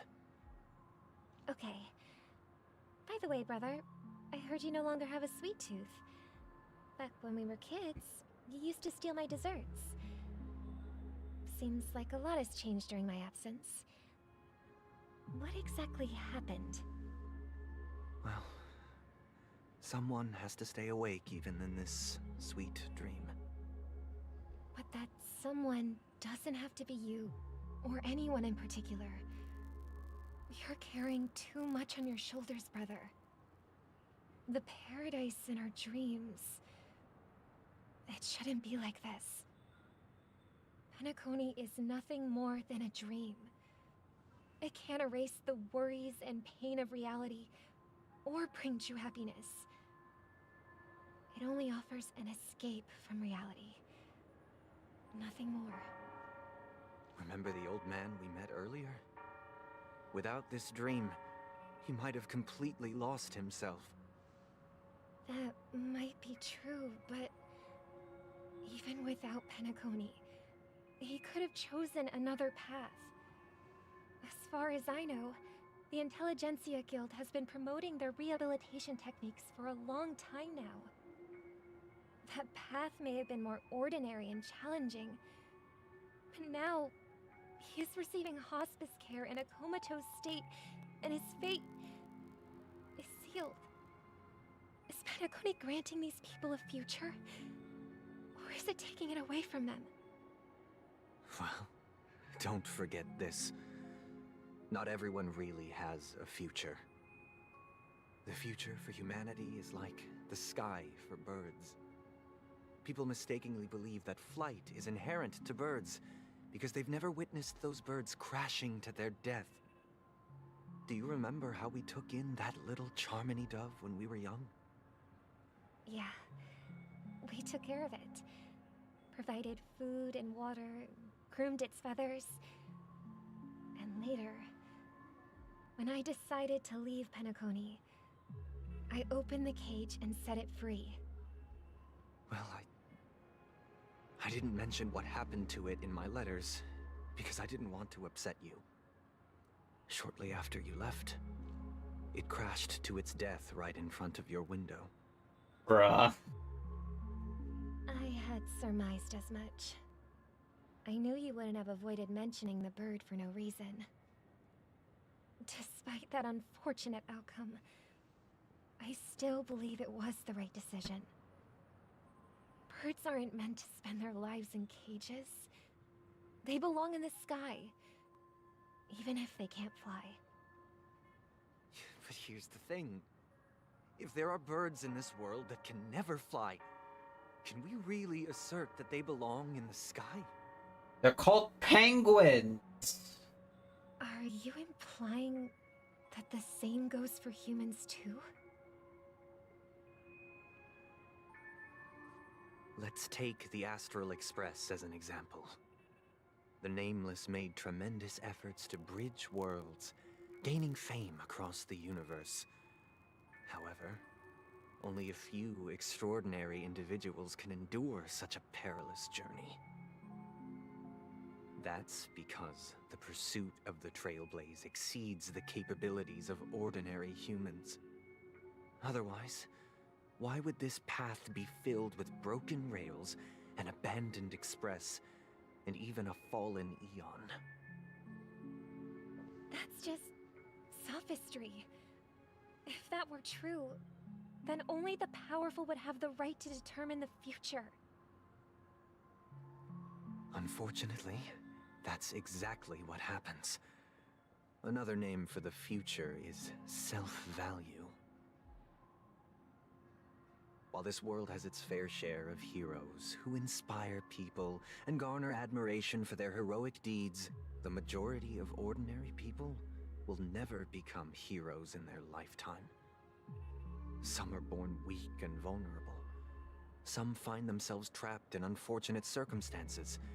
Some fall victim to malice and cowardice. When it comes to survival, everyone is equal. And the weak can only watch as their value gets constantly diminished by external forces. That's why we should care for the weak and support them as if their suffering were our own. That's what the Odes of Harmony have always taught us. While the Harmony holds noble aspirations, the strong will always be strong, and the weak will always be weak. Even in this carefree dream. Human nature contains greatness, but it also harbors inherent weaknesses that can't be eradicated. In the end, if people can't even secure their own survival, they won't care about the illusory future of equality. As long as the law of survival of the fittest prevails, there will always be fledglings crashing to their death. But if people don't live for the future... Nah, Sunday's fine. If even you, my brother, don't believe that the Harmony will save the weak, then which Eon can make our dreams come true? Say Nanook. People often forget that when the first bird took flight, the entire world envisioned a future where no more fledglings would ever crash to their death.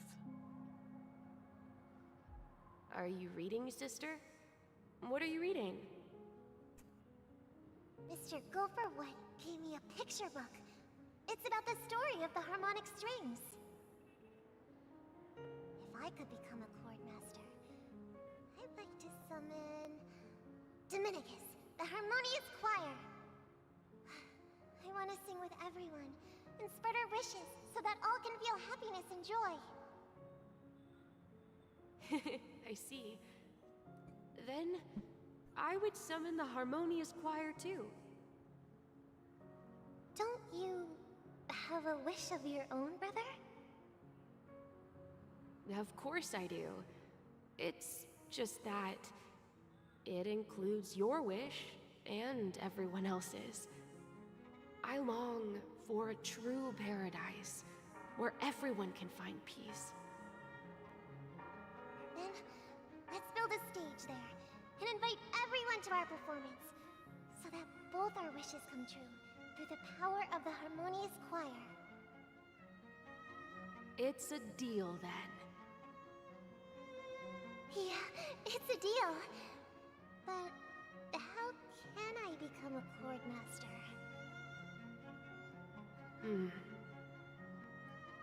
Maybe you'll have to become a star first.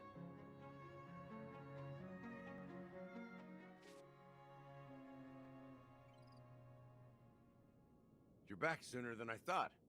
Any results? Yes. And now, it's up to us to forge ahead. Since he's already carried out his last wish, my final mission is complete. But pardon me if I sound curt. It's good to have determination. The path Mikhail left for you is not an easy one to tread. Why else would he have chosen to sleep in solitude, staking everything on some nameless in the future? But you have the numbers, and in numbers comes strength. So that might just delay your inevitable a little more. Got any more encouraging words? As I see it, relying on Weld's negotiations alone is far from enough. Regardless of whether the other party will be compliant, negotiating simply allows us to meet them as equals, and won't grant us an upper hand. Penacony is our rival's home turf, and we already have very few chips left to play with. Rather than idly sit around while the family's got us blocked off, an offensive approach might be a wiser course of action.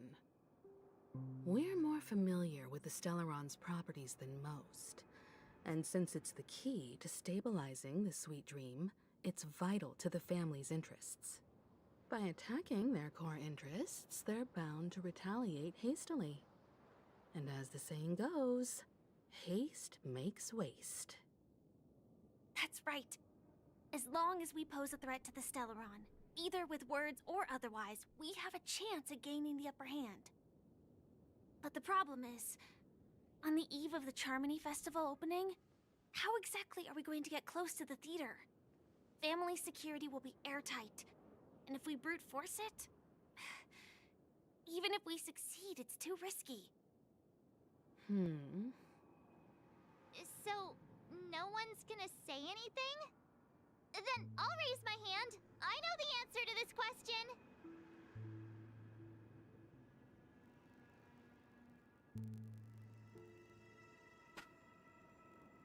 Time for the master stroke. I never doubted you for a sec. The express crew would have been disbanded long ago if it weren't for me. So, I heard that before the Charmony Festival begins, there'll be a pageant to kick off the festival. It's called the Soulglad TM It's Festivity what Jing Yuan says when he uses his ult. of Scorch Sand. Time for the master stroke. Top spot, we'll be able to attain the title of Festive Superstar and be able to personally bask in the graces of Miss Robin. Not that that's important. What's crucial is that we can enter the Grand Theater before the audience arrives. So, I heard that before the Charmony Festival begins, there'll be a pageant to kick off the festival. It's called the Soulglad TM Festivity Auditions, or something, and it's going to be held in the moment of Scorch Sand. So glad TM. So, how do we go about participating in these festivity auditions? I've already procured special invite tickets from Miss Robin's fan club. To tell you the truth, I had been preparing to join the auditions all along. But now it looks like even if I scrape through, I probably still won't have the chance to shake Miss Robin's hand. So they're still running this thing, huh? It was originally just a publicity stunt, set up by Mikhail to drum up attention. But it looks like it might be worth a shot. We'll follow March's plan. Mr. Gallagher, will you be joining us? I'm afraid I won't have the time. As a virtual character, I've already completed my final mission. Whether Penacony can awaken from this dream is all down to you. Should we ever cross paths again? I'd love for you to visit the Express. All right. I'll have to add to that data bank of yours you've got on the Express. And Miss Firefly, we thank you for all your support. We're faced with a formidable enemy. As long as the Astral Express and Stellaron Hunter's objectives are aligned, we're willing to cooperate with you. We've already come this far together. I'd like to join you for the rest of your journey on Penacony. I'm pleased that we can finally fight shoulder to shoulder. I couldn't ask for a better ending. This is also the spirit of the Trailblaze. Now everyone, let's prepare to move out. Let Firefly join the Astral Express.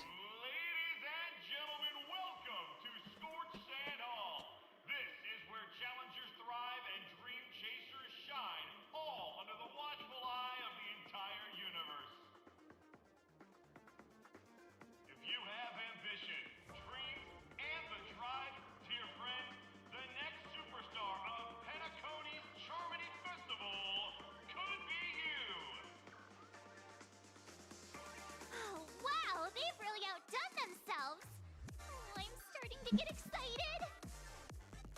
Behold! Here come four friends with spirit high and full of steel. Are you aspiring to be the superstars of the festival? Is he talking about us?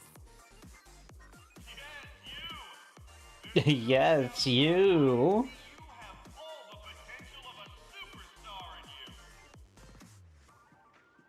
Excuse me, you four. What are you hoping to get out of all this? As the last group of contestants, how confident are you in overcoming all of the challenges? Would you be open to a brief exclusive interview with us? It'll be quick. Your journey is long and fraught with peril, yet under a sky blanketed by banners, you vie for the crown. The sword and rose! Protect the beauty! The beauty! The beauty! Magnificent and majestic!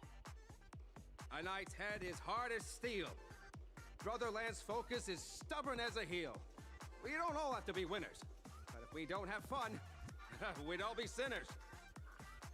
People are pouring in. It kind of feels like all sorts of baddies are showing up. Let's get in there quickly and enter the competition. Ladies and gentlemen, please make way. Make way. Coming towards us now is one of Penacony's top 10 wealthiest tycoons and the soul-glad business empire's founder, Mr. Dean. Allow me to introduce myself. I'm the director of Soulglad's factory, Dean Lida. My four friends, introduce yourselves to the audience across the cosmos. Hello, everybody. I'm Himiko, a nameless from the Astral Express, and these are my companions. Don't you guys need to hide your identities? Can't hide it anyways. Penacony is plastered with our posters. And because the Astral Express is so well known, the family won't dare to make any rash moves.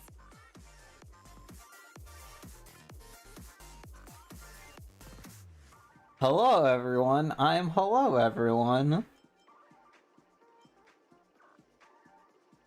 I'm the Galactic Baseballer. Is it really a good idea to have a talent show in this pivotal moment of the story?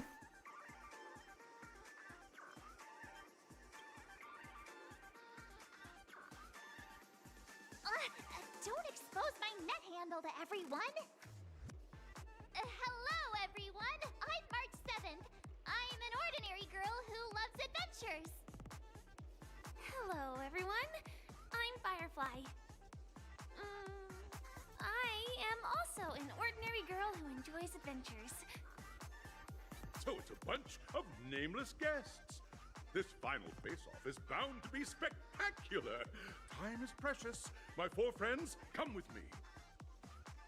Grab a bottle of Soul Glad and make your dreams a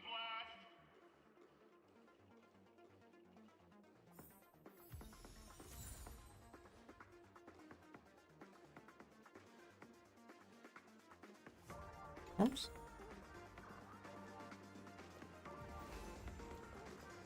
Fuck.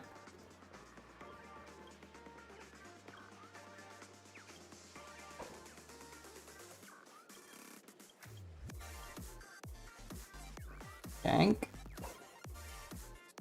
Gank.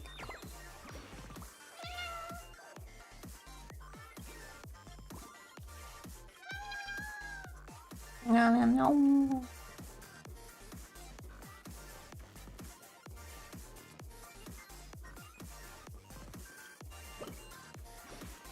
God, it's so fucking bright and colorful here. Loud.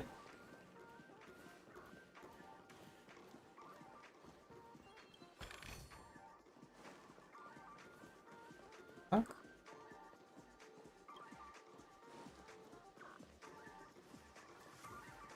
This guy here to...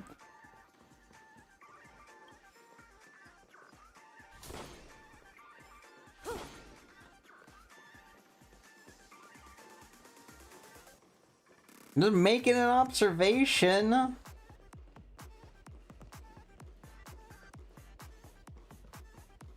This place is buzzing. That's right. This venue is a miniature representation of that time known...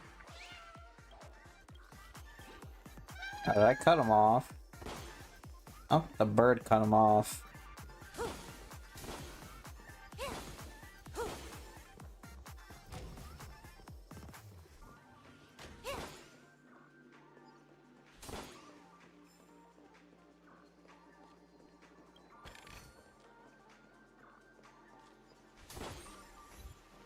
Disqualified. What'd I do?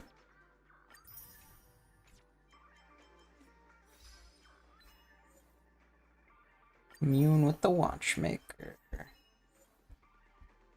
Oh.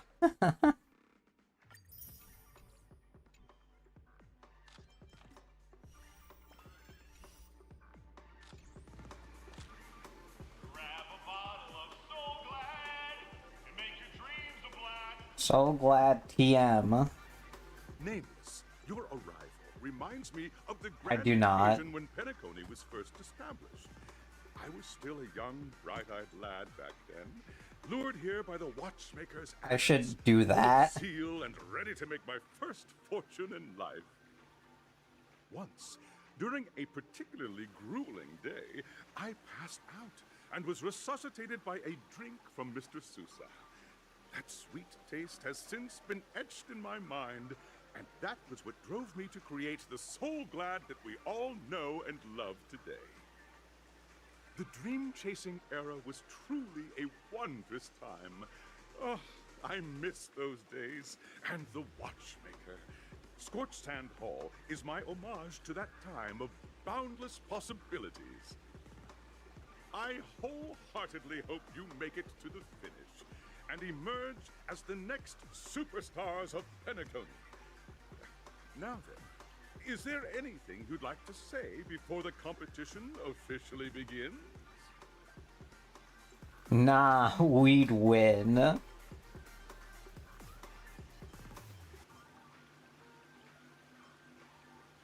Nah, we'd win. That's the trailblazing spirit. How about you, Miss March? Hello, everyone! Next up, get ready for the Mega March 7th Adventure, where I'm going to break the speedrun world record! Trailblazing into the uncharted and challenging the limits. That's Miss March 7th for you. How about Miss Firefly? I hope that by the end of this journey, everyone will have achieved the outcome that they hoped for. Ah, a wonderful wish! Miss Himiko, what are you expecting from your team? Safety first, everyone. Simple words, but full of warmth. Waiting for you are 3 stages, each connected to that era. The first 2 stages offer 2 distinct paths to choose from, with unique challenges on each route. And in the last stage, you will face off against a champion who has defended the title to this very day. A beloved contender whose noble virtues are unrivaled.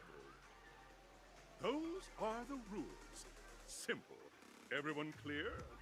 Now then, I hereby announce that the 33rd Scorch Sand Festival of the 20th season, sponsored by Soul Glad Enterprises, has started.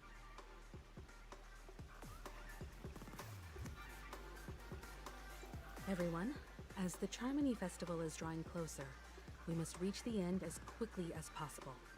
Factoring in efficiency and safety, splitting up into 2 groups is the best choice. March and I haven't known Miss Firefly for too long and aren't overly familiar with her. It'd probably be better if the 2 of you paired up. Oh yeah. By me. Let's do it. All right. I don't have a problem with that.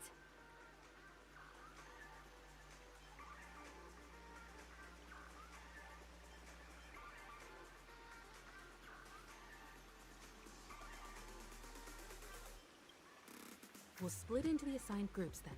Let's not waste time. Magical girl murder wife. Boss Red.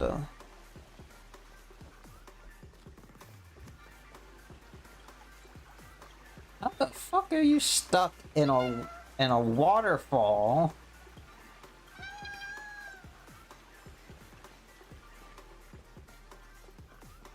I guess I'll try to pretend that made sense. Welcome to the first stage of Soul Glad Enterprises' 33rd Scorch Sand Festival of the 20th season, Dream Play Fantasia. In this stage, you can choose between 2 challenges, the School of Acting or School of Action. In the School of Acting Challenge, you have to complete 3 performances from 3 scripts and move the panel judges. In the School of Action Challenge, you have to defeat 3 groups of enemies convincingly and reach the end. Now, make your choice.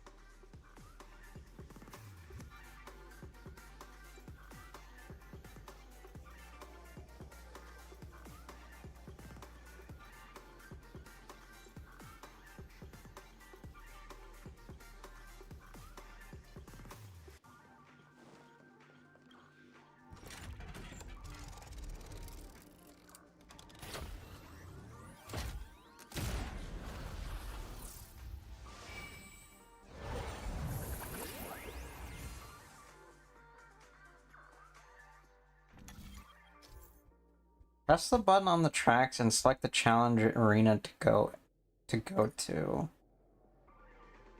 Oh, I have a fucking cursor, what the heck? Acting challenge. Action challenge. The champion's crown awaits you on the stage. Welcome to the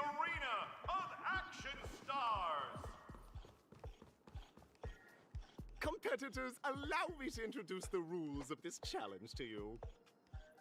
There are a total of 3 stages up ahead, each with their own challenges. The enemies you will contend against are antagonists from the film Once Upon a Time in Dreams.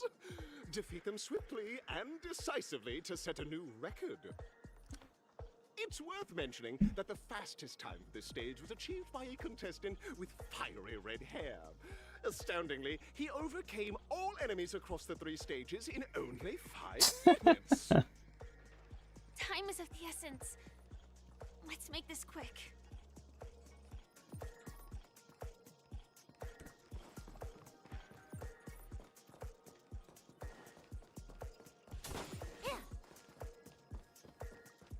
Look, a clock.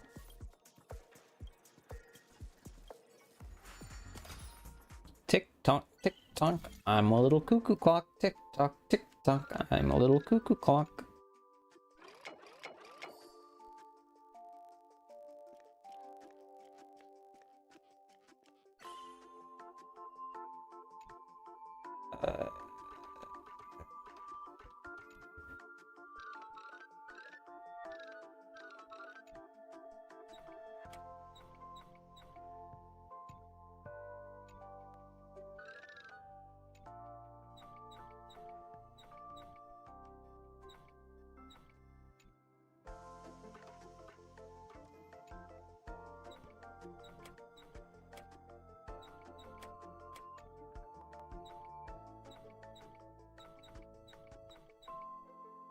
How is this not the solution?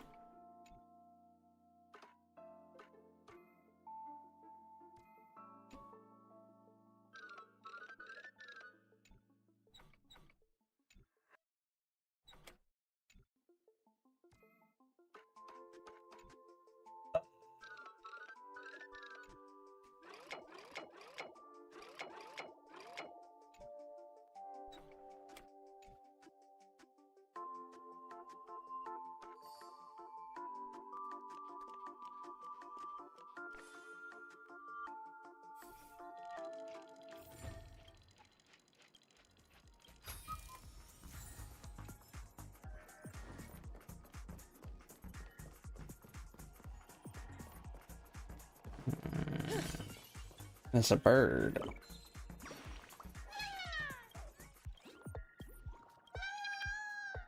No, no, no. Contestants, you are about to confront the monsters of the primordial dreamscape as dream chasers who've come to Penacony. All the soul glad is ours! Don't even What think the about fuck? plundering the soul glad from us!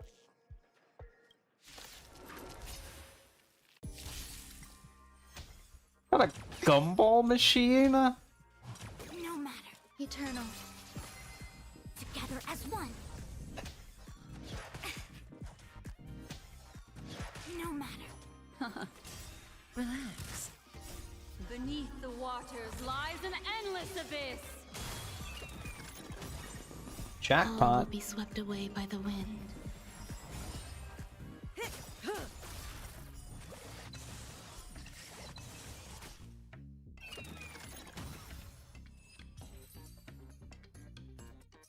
Soul glad! My soul glad!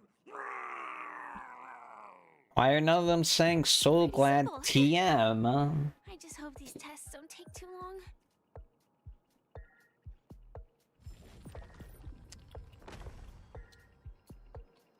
What was that achievement I got?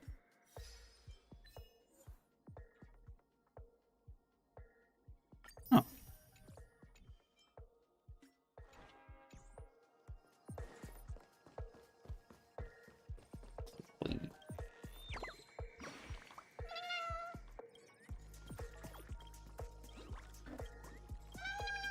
I'm pretty sure that thing's weak to fucking fizz and fire. And I don't really feel like swapping my team to accommodate. Congratulations on becoming the first group of dream chasers! And just as you're about to give up, a down... Why is our opponent Soul Glad? Because this is Soul Glad Enterprises' 33rd festivity auditions of the 20th season! Isn't this just product placement? To safeguard the integrity of Soul Glad, I will soar high into the sky and become its shiniest star. Whoosh! Whoosh.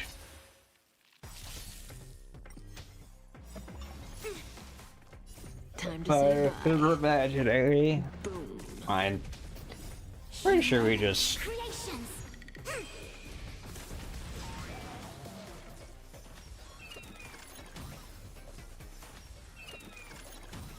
Existence is unity. Together as one. Ill tidings manifest.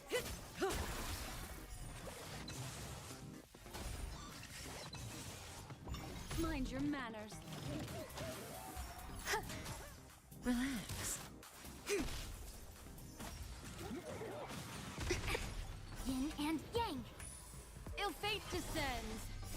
Beneath the waters lies an endless abyss.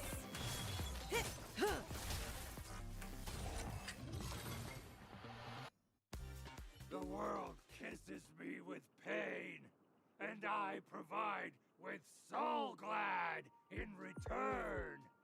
Whoosh!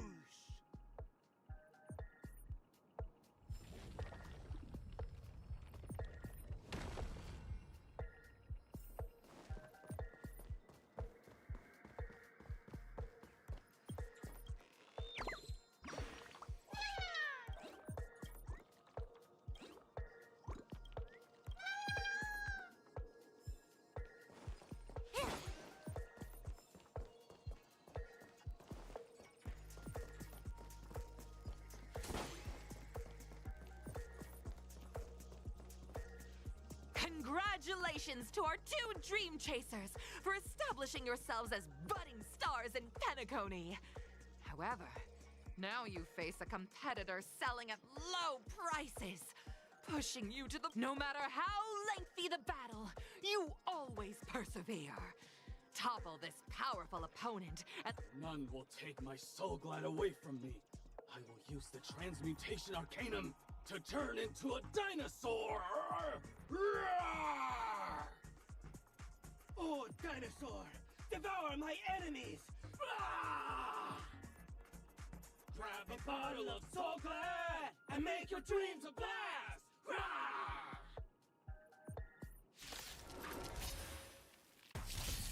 Oh?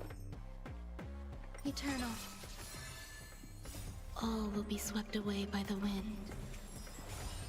Converge and awaken.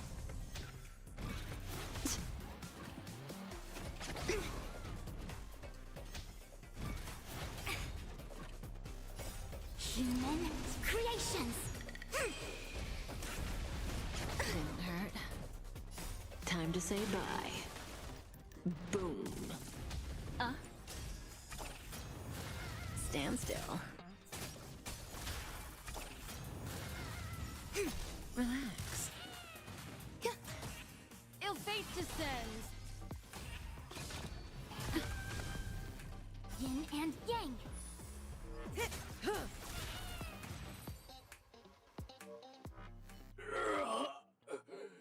The body withers. Whoops, maybe. The Soul Glad name shall not. You truly are a beast! More than I can ever be. That should do it! Okay. Let's go. Mr. Yang is waiting for us. Isn't this fight way off from the actual storyline? Transforming Is that into the a fourth wall dinosaur break? isn't imaginative enough for you? This is the sort of magic only seen on Penacony. Anyway, let's get back on track. Where were we? Oh, that's right. After an extended battle, you finally emerged victorious! But the companion who journeyed to Penacony with you chose to leave, having lost all hope. In the years that followed, you encountered each other once more on the prosperous streets of Penacony. but dared not call out to one another. Perhaps akin to the lingering regret of every dream chaser. Ah, well done! You brought to life the thrilling action scenes from Once Upon a Time in Dreams with your fighting skills. Looks like we won. Let's hurry up and get to the next stage. Oh.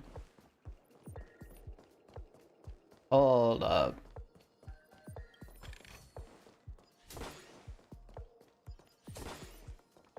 I'm glad I got that jackpot achievement when I did, because I would have... If someone didn't tell me about it,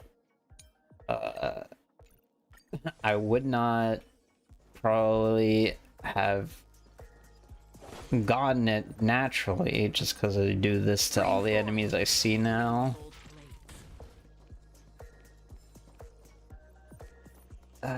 No birds? No birds.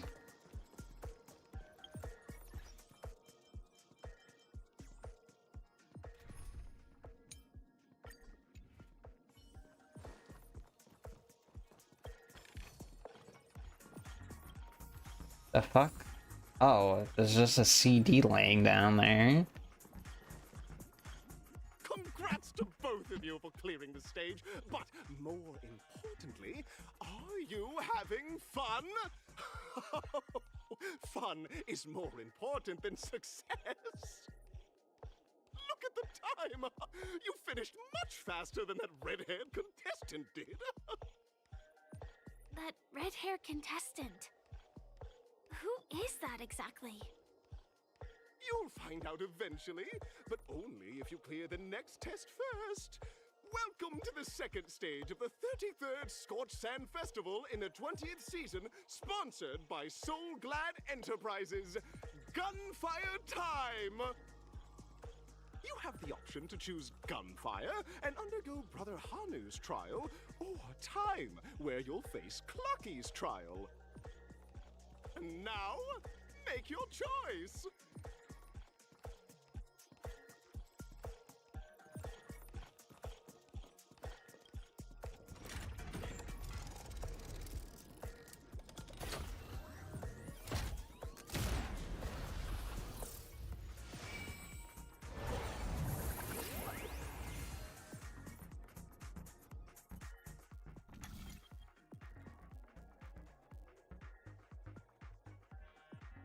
Press the button.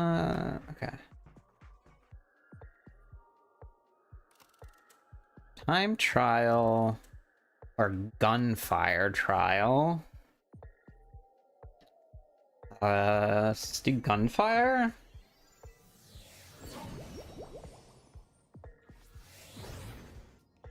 Dear friends, welcome to the enchanting universe created by the Watchmaker. Awaiting you is the morally dubious yet ever-charming character from the animated Clocky series, Hanu!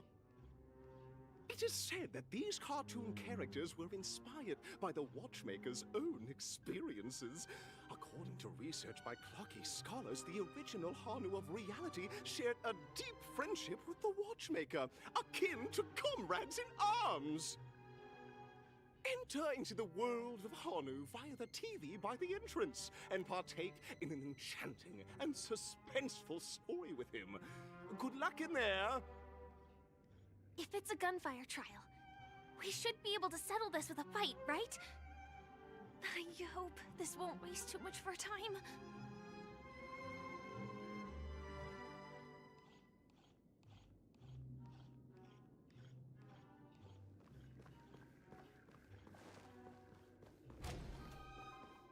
Oh, bird.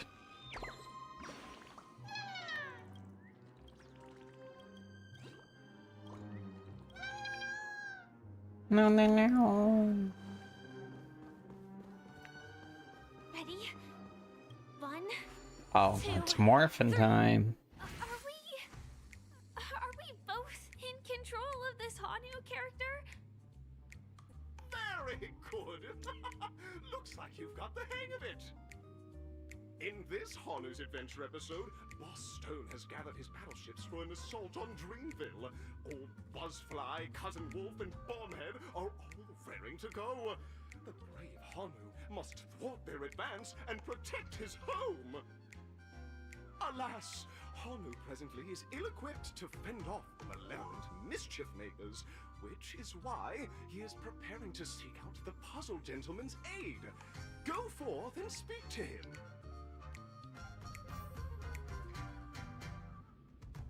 Oh,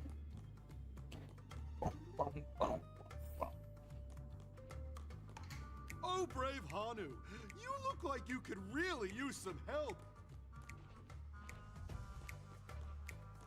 It's a fucking puzzle over there.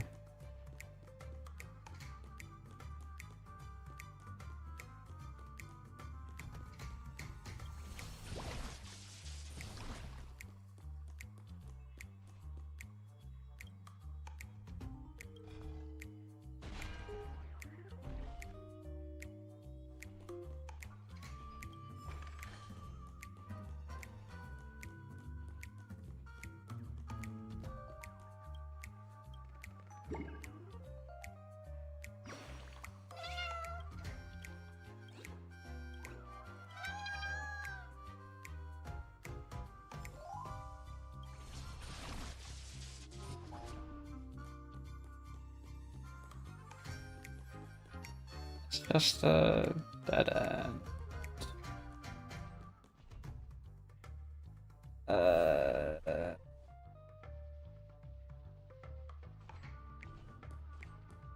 Was I supposed to interact with the puzzle? I didn't think I could. Long time no see, Hanu. You look pretty stressed out. How about an intense and thrilling game of Dream Jigsaw to blow off some steam?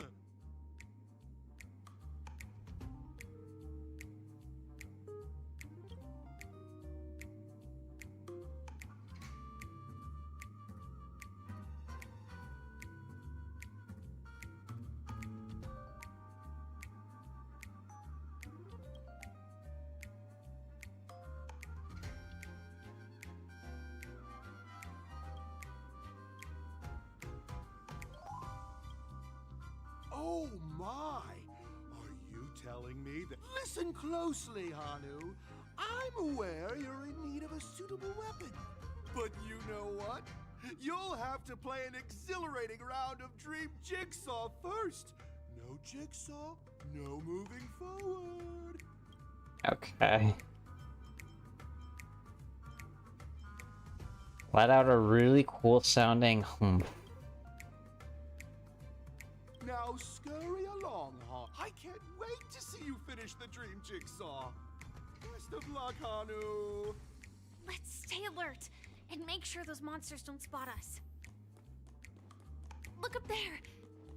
If we can push that thing down, do you think that would do the trick? Well, that's kind of awkward, Firefly. I already fucking bopped him on the head.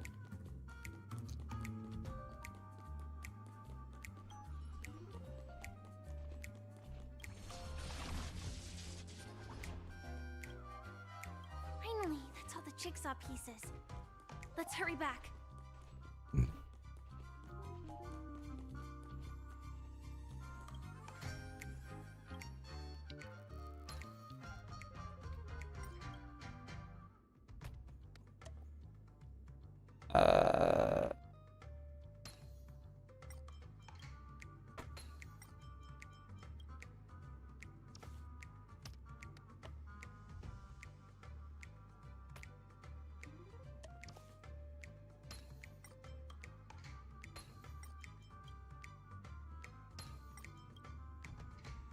Oh my! The exquisite sensation of perfect alignment. Hurry now, Hanu. Touch that TV set and— Are such haphazard instructions really okay?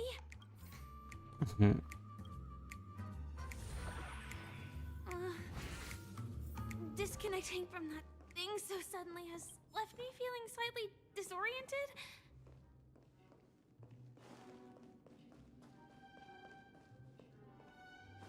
Okay.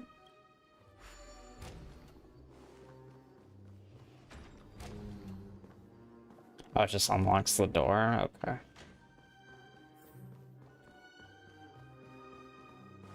Is that... Oh look, it's Hanu!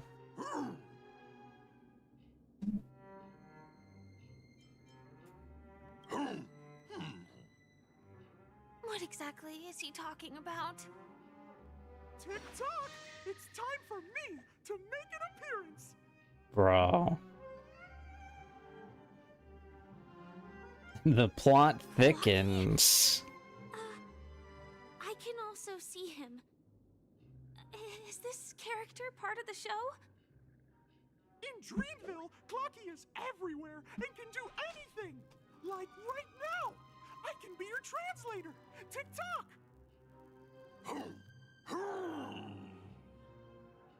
Hanu says, battle! We must do battle!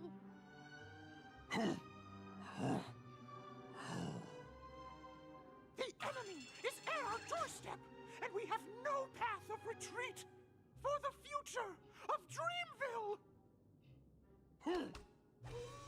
Touch that suspicious-looking TV right now! So they just jumped inside that TV. Sheesh. Logic in this plot and dialogue is really being pushed to its limits.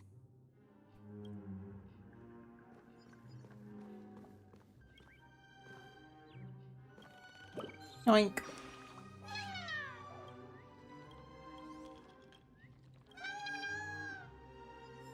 No, no, no. The heck? Well, here we go.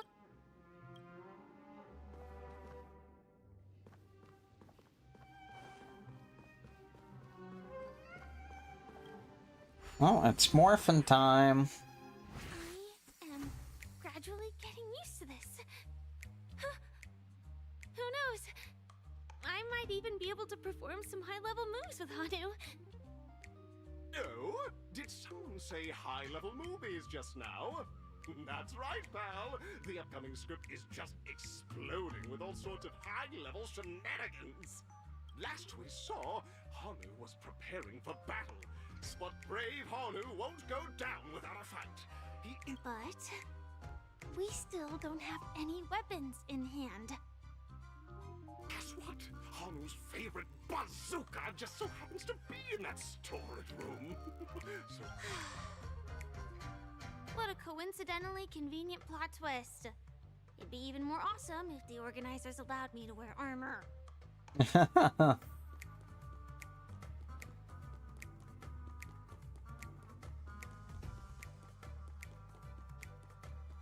The storage room. It's behind the shelves, right?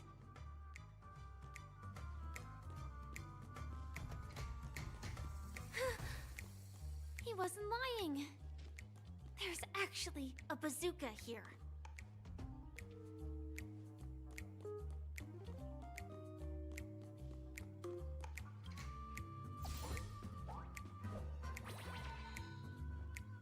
Oh, time to start blasting. Have a way of this thing feels just like the soaring locust too.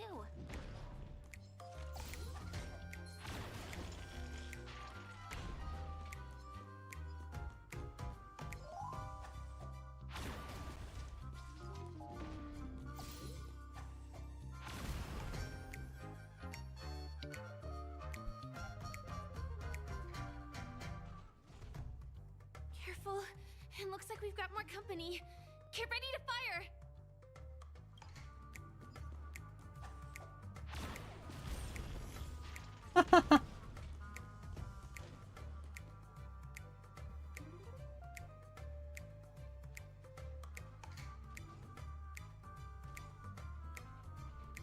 Bro. Here we go again. But no big deal. We're pretty handy with this bazooka now.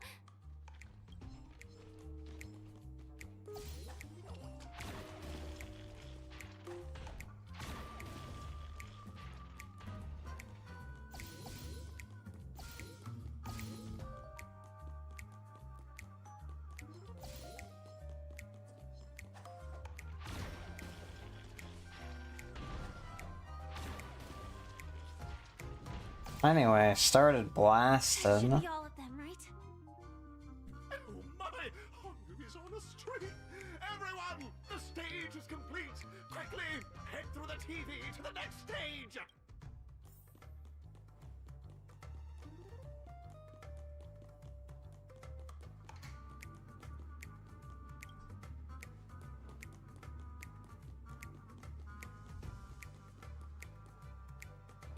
God. Gonna make me come back to pick that up? Fine. Be lame. Well,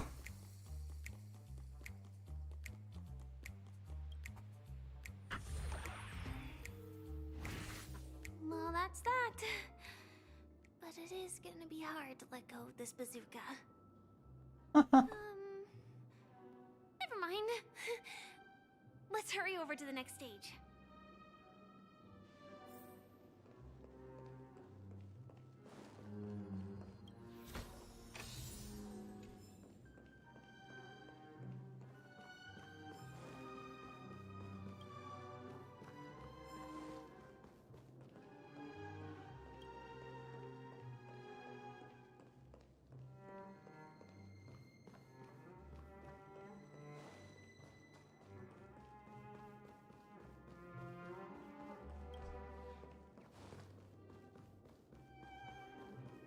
I heard a bird chirping.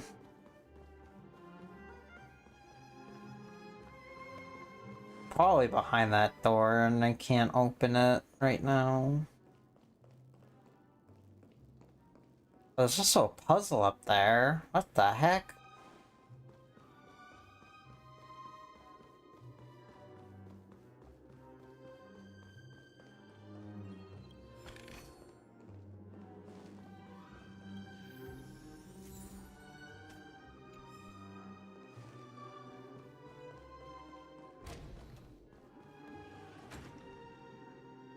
Congratulations to both of you! Oh, you've overcome all obstacles and proven yourselves! But, unfortunately, there is only one who can be Penacony's festive superstar. In the final stage, you will face the defending champion. If you fail, you will lose the opportunity to become the festive superstar.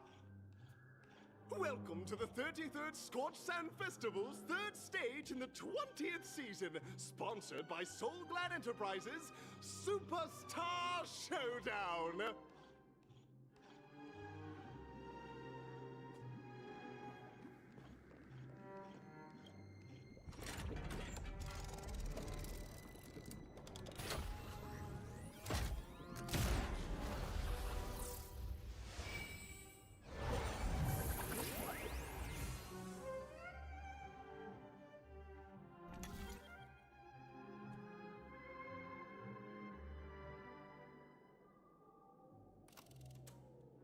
Showdown Arena 1, Showdown Arena 2. Guess we'll do 2.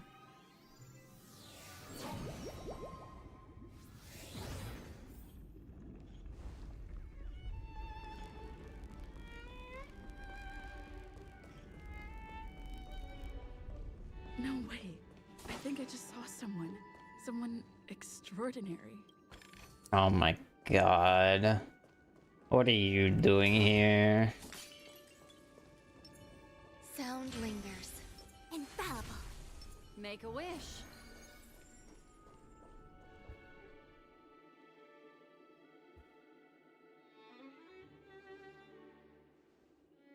Are you a knight of beauty?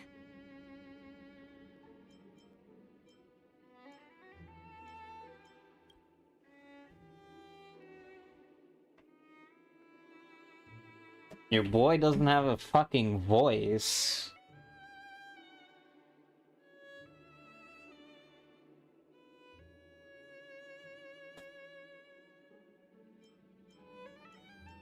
Can you please make way?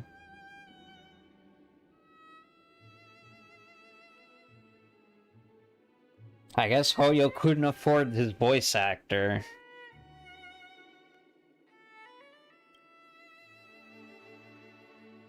That's right. This magnificent dream is built upon the Stellaron and the countless sacrifices of many He doesn't? What the heck?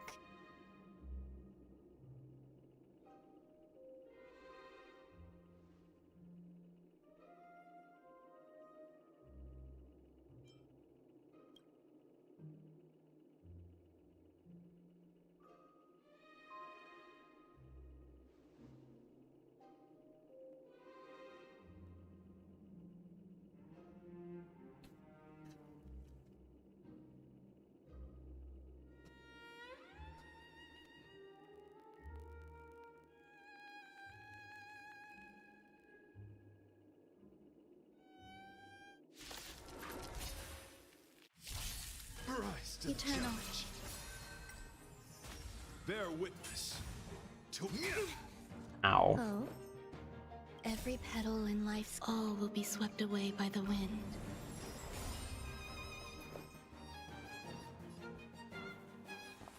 Existence is unity. Alright, Through you. I buffed before I started. Relax. Good times never last. I guess the Time to first say option was the no fight way. Oh well, we can beat our Genti's ass real quick. Ill fate descends.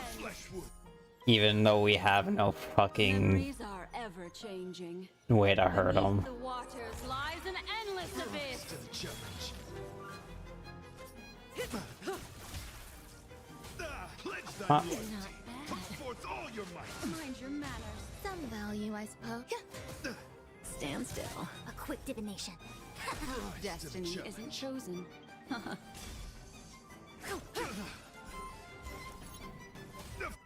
Behold, this symbol of pure All things in this world have their laws. Human creations. Yeah. duel commence. Eternal. Converge and awaken.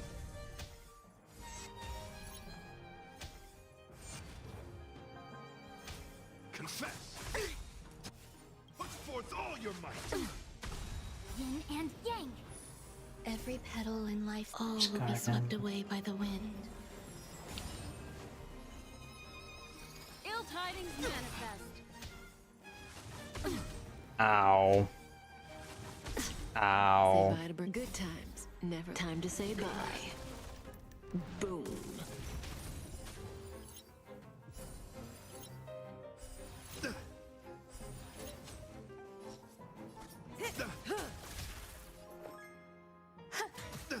Relax. No matter. Put forth all your might. Yin and yang. What do you want to know? Ill fate descends. The flesh wound.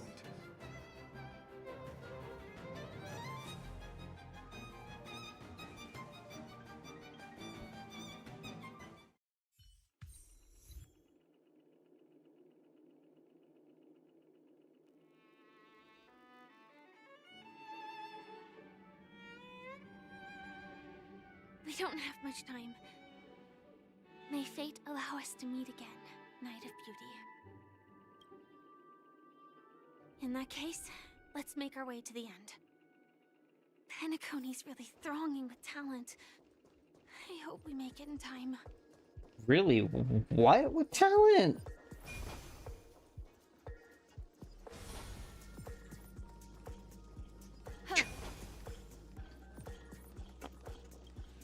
Ow.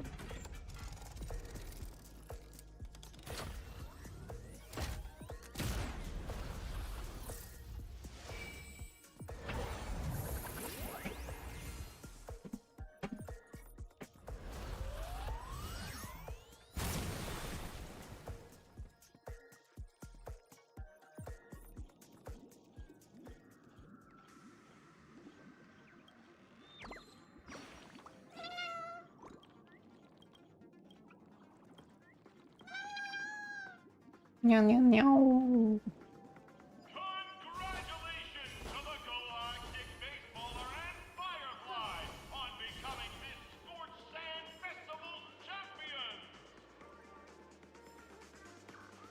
We look forward to their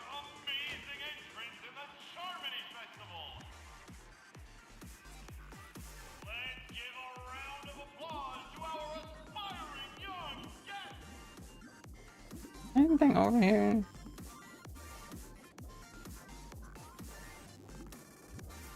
See anything? Congratulations to the both of you on becoming the festive superstars of this year's Charmony Festival. Before entering the Grand Theater, Oh, hi, Sunday. organizers, extend my sincere congratulations to you, wishing you joy under their radiance.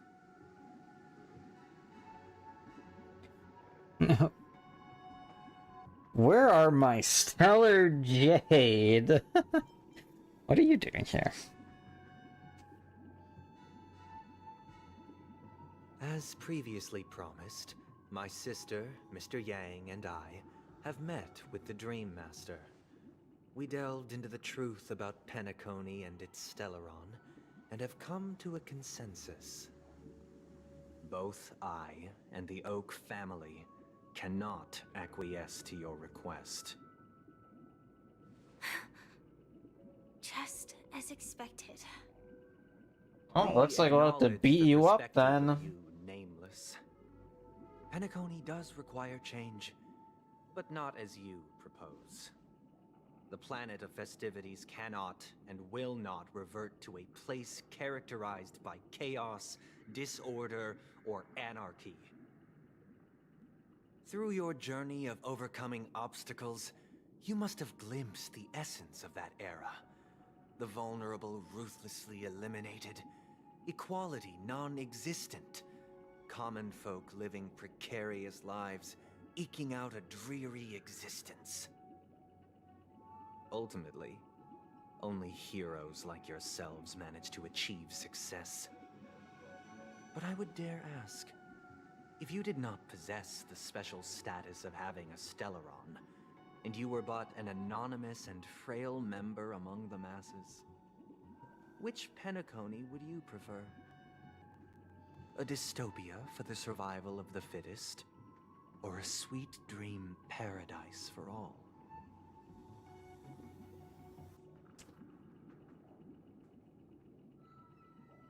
Why are you asking me? That's not the point. Don't let him mislead you. I think that is the point, Marge. Even if the members of the Oak family can't fully agree on what to do about the Stellaron, now's not exactly the time to be holding an extensive discourse about Penacony's past and future, is it? The Stellaron issue concerns the life and death of everyone on Penacony. If anyone has a better suggestion, the crew is more than willing to listen.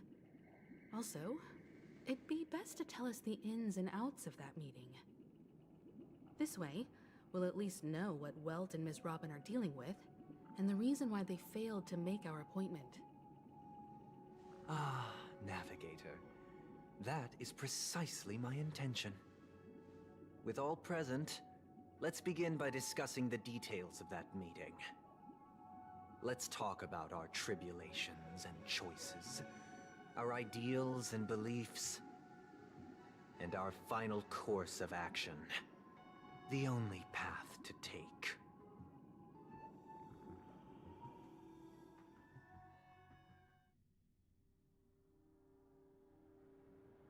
A while ago.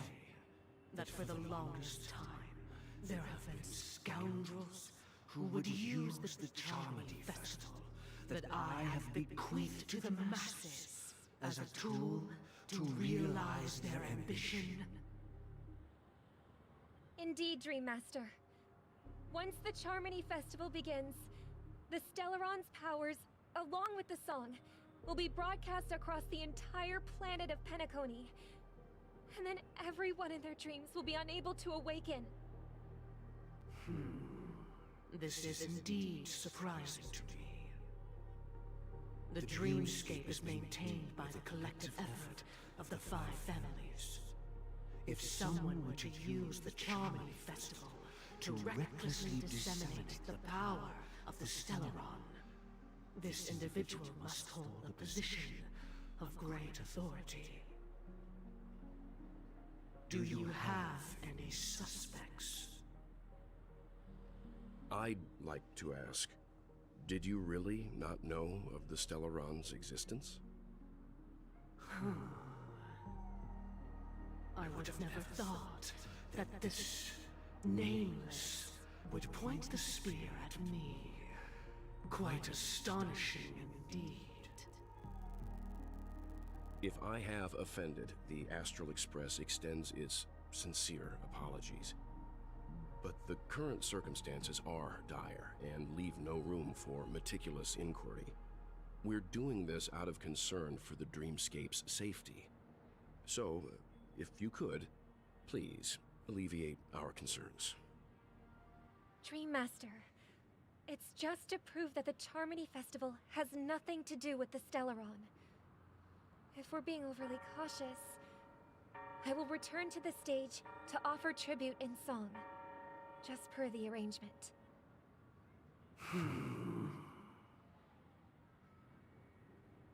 Sunday, Robin. I've watched you two grow up, and know your dispositions like the back of my hand. Both of you, right now, can surely be lauded as their most devout advocates. I already know your resolve. The magnitude of this matter is enormous, and cannot be taken lightly. Since Mr. Yang has asked with such earnestness, I will personally respond in kind.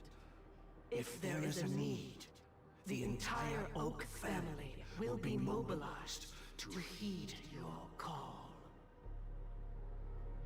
Sunday, might I ask you to beseech them to cast their light unto me, and question me in their stead, so that no lies may be concealed?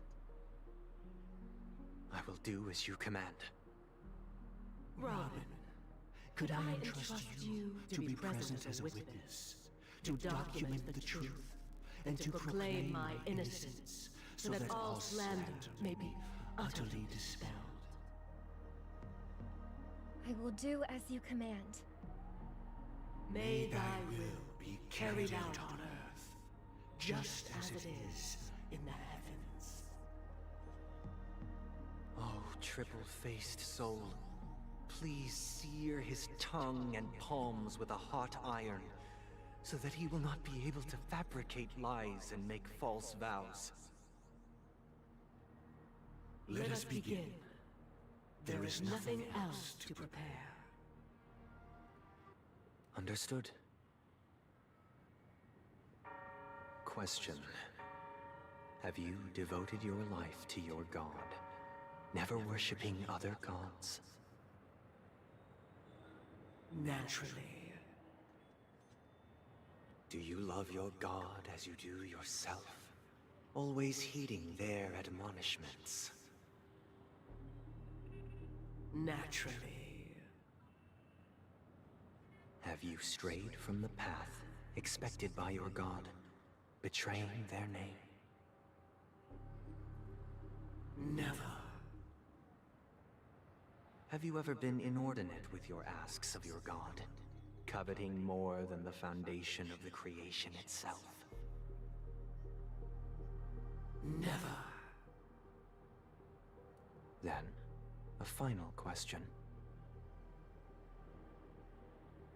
Do you swear to fulfill all vows, past, present, and future?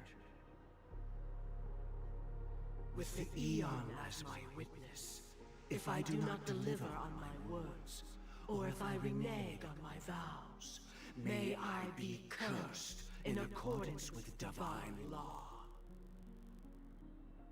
They have seen your faith, and have endorsed your faith. With this, it can be evidenced... Just a moment. What is it, Mr. Yang?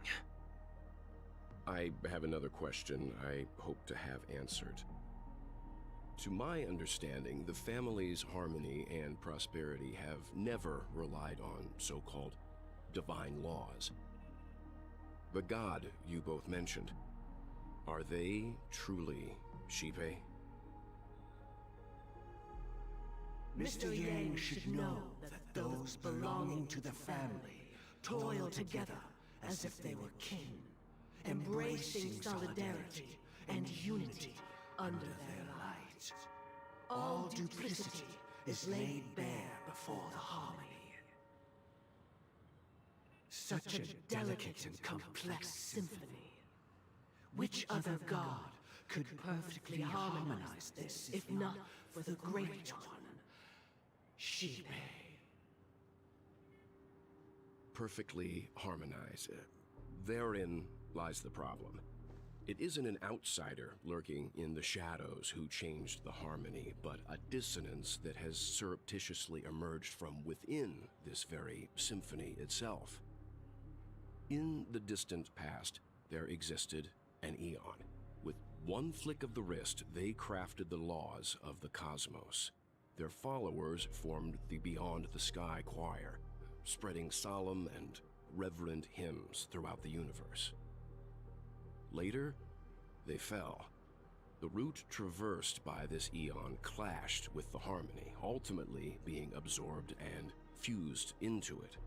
The chorus that once reverberated across worlds fell silent, and when it echoed anew, it was transformed into the hymn of harmony. Though an Eon may perish, paths with no masters still linger. In the all-forgiving harmony, echoes of bygone dissonance may subtly arise. Mr. Yang. Being overly astute can be a detriment. Especially when you find yourself alone and without allies. So this is how it is. For the sake of our grand cause someday, please afford these two an opportunity to rest. What?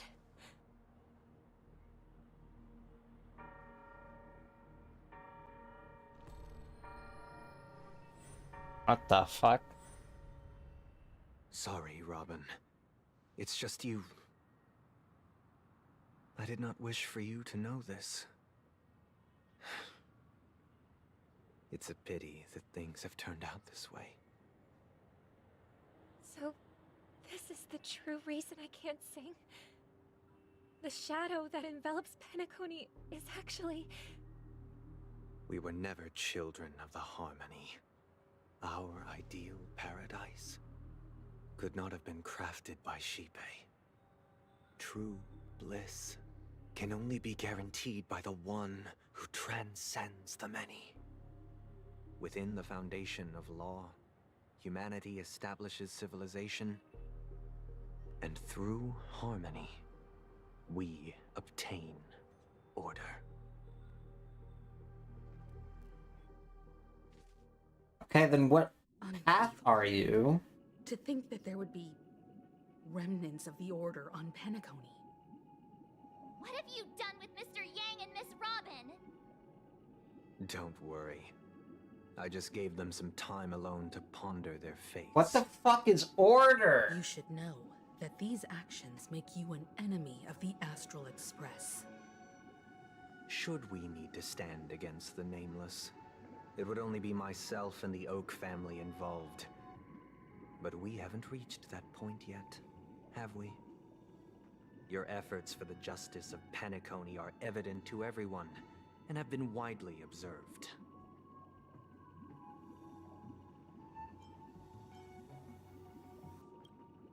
Oh, I intend to.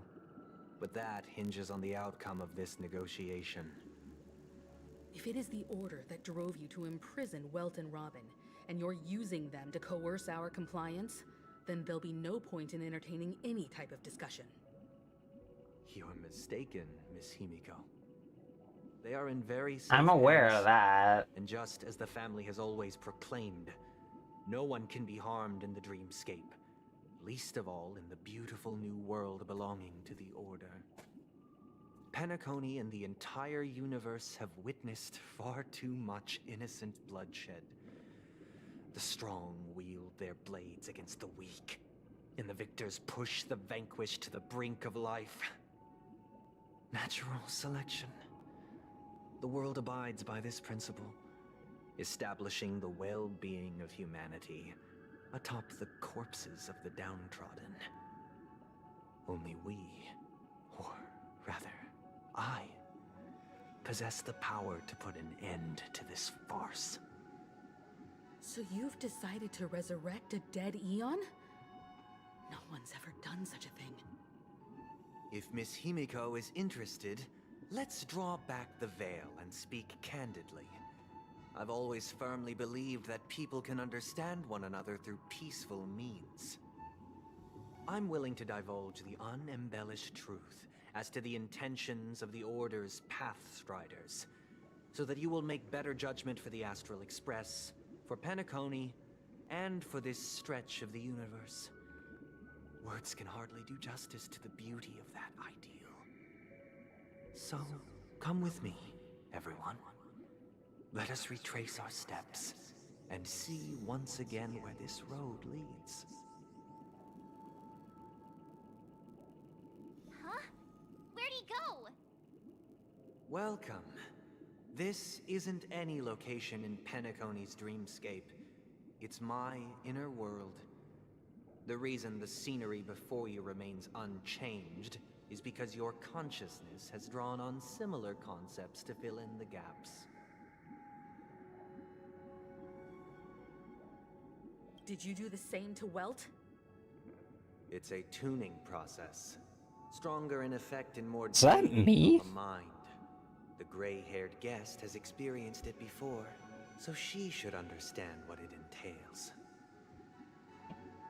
Tuning allows you to intuitively grasp my feelings, which also means that I cannot hide anything from you. Now, everyone, please look at the huge screen. The road we once took begins here. From this point on, you will witness the numerous decisions I've faced. I've selected a portion of these to share with you. I believe after going through similar predicaments, you'll be able to better understand my thoughts. Let's begin. The first decision. A story about a baby bird. This story happened when Robin and I were very young. We were victims of the Stellaron disaster, and the family's Mr. Gopher Wood, who would later become the Dream Master of Penacony, saw that we siblings had no one to turn to and took us in. Later on, Robin and I lived a time with nary a care in the world. One day, after dinner, while my younger sister and I were lounging about in Mr. Gopher Wood's yard, we spotted a fledgling Charmony dove all on its own. That baby bird was tiny. It didn't even have all of its feathers, and it couldn't sing. When we found it, it was already on its last breath, having fallen into a shrub, probably abandoned by its parents. We decided to build a nest for it right there and then. However, thinking back, that winter was unusually cold, with fierce winds at night in the yard, not to mention the many poisonous bugs and wild beasts in the vicinity. It was clear that if we left the fledgling in the yard, it stood no chance of surviving until spring.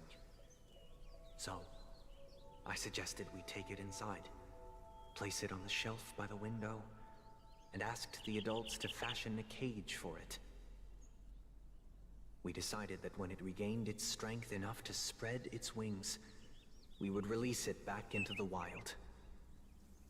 The tragic part, something that we'd never considered, was that this bird's fate had already been determined long before this moment. Its destiny was determined by our momentary whim. Now, I pass the power of choice to you all. Faced with this situation, what choice would you make?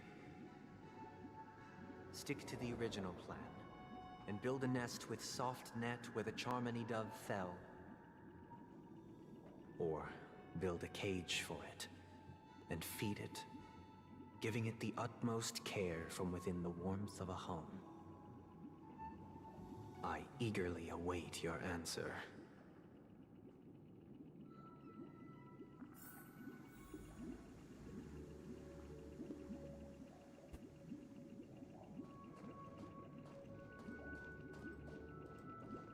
Oh, there it is.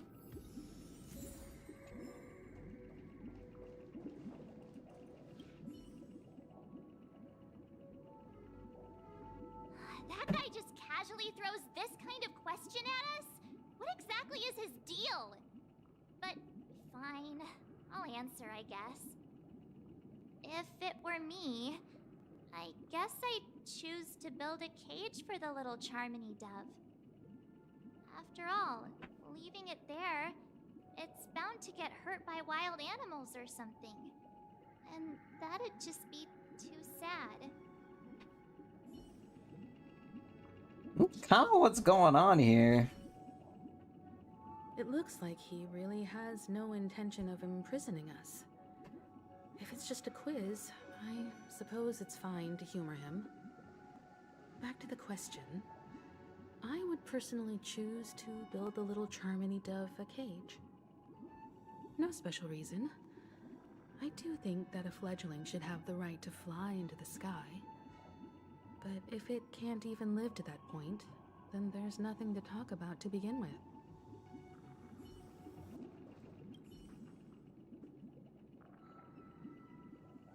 I can't decipher his intentions right now, but based solely on that question, I would probably choose to build that dove a cage.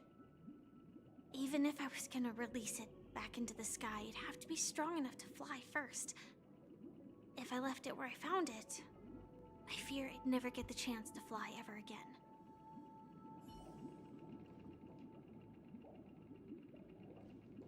That's one else I could fucking talk with.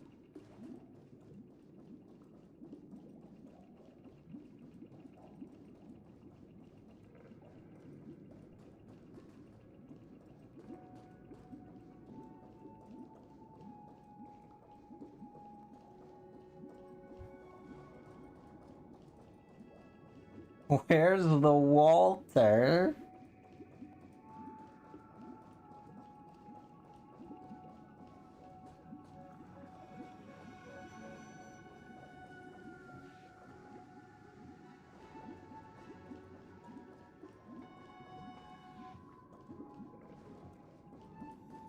So what's the order one? Build a bird's nest?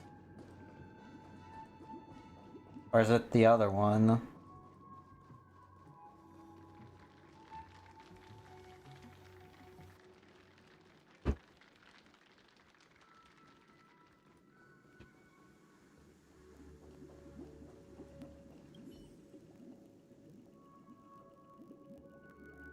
I can't... Even if I was gonna release it back into the sky, it'd have to be strong enough to fly first. If I left it where...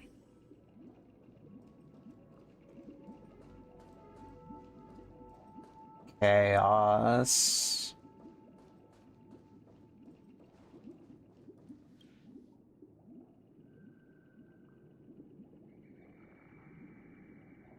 I'm happy to see that you made a choice similar to ours. If your mind is made up, let me reveal the outcome of this choice. We passionately nursed it back to health, preparing only the best food for it every day. We even preened its feathers. Later, on the day that Robin left Penacony, we opened the cage door and let it fly back into the sky. I watched it for a long while by the window, probably about 3 or so days. In those 3 long days, the little Charmony dove tried again and again to spread its wings to fly into the sky, but fell to the ground, only to keep trying. Finally, On the 137th attempt, it succeeded. But its attempt did not go perfectly. After flying unsteadily for a while, it fell to the ground, unable to grasp the direction of the air currents. The fall shattered its wings. It writhed helplessly in my embrace. But it was all for naught, finally succumbing to a painful demise. And in that instant, our tender care, our given love and hopes, they all became the inevitable push that sent it to its death. I deeply regret the choices we made. Next, let us head to the second decision. This time, it's... Well, that's not what he told what Robin would happen to it. This story happened when I was appointed as Bronze Melodia, a position exclusive to the Oak family, charged with listening to the problems and vexations of Dreamscape residents, and providing them with the relevant guidance. It was during that period that I had the opportunity to hear voices from all corners of the Dreamscape. Joy, sorrow, arrogance, regret. The complex tapestry of human nature that formed the world. And I was fortunate to catch a glimpse of it. He was a dream chaser, and an illegal stowaway. Just like the rest of them, he came to Penacony in search of a better life, except that, to most people, the price he paid, I suppose you could say it was everything.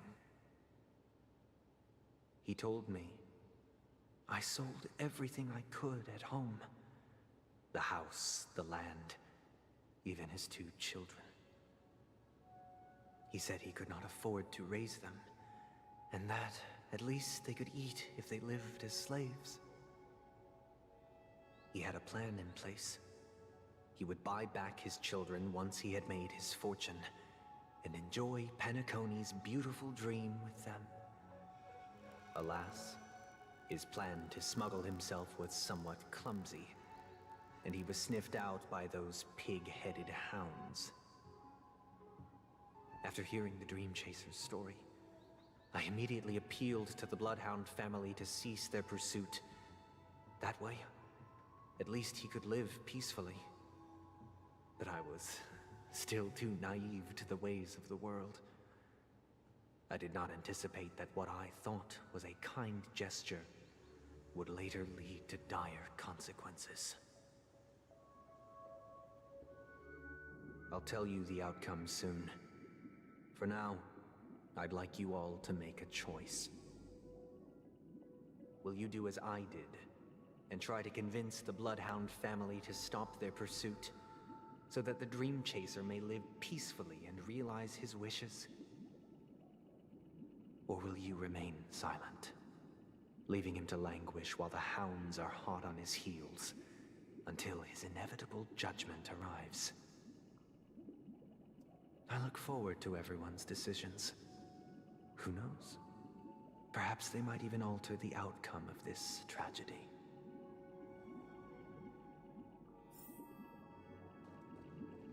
Ow, a bummer. It seems illegal stowaways are really quite common on Penacony. But that guy in the story, I don't think he deserves any sympathy at all.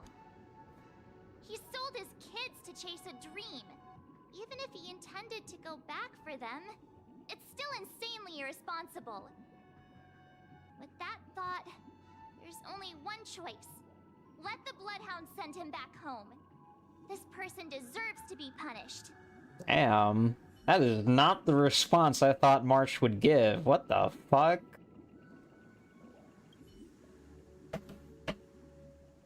A dream chaser story. If I acted out of kindness, I would probably ask the Bloodhounds to stop their pursuit and lend him a hand. But what cruel repercussion would this choice result in? I think Sunday must have been deeply impressed by the limitations of the strong defending the weak through this incident.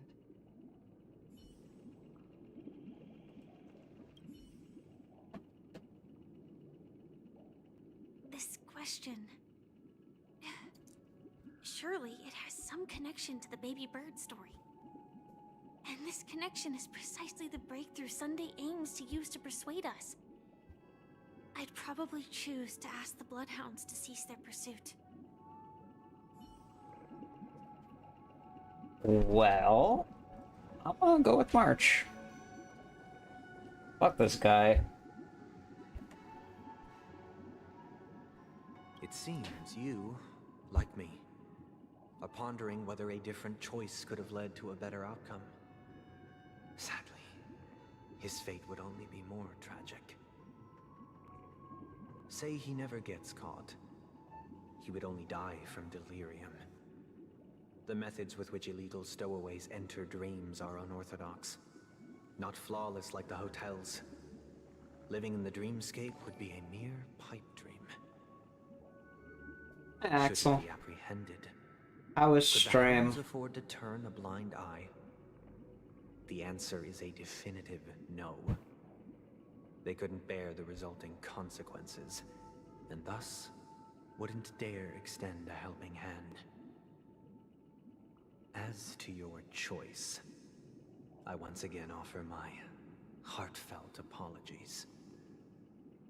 Next comes the third and final decision. And the story this time is my own. This story happened the day I was appointed the Oak family head. At that time, Mr. Gopherwood was the current Dream Master, and as per his wish, we had a private conversation. What surprised me was that the Dream Master had only come to deliver a letter to me. He let me read its contents, and it was a letter Good night. from my sister. Yeah, I'm wondering how long the story will go The letter on. contained the usual pleasantries, anecdotes from her travels. Been at it for like 5 hours. Ordinary.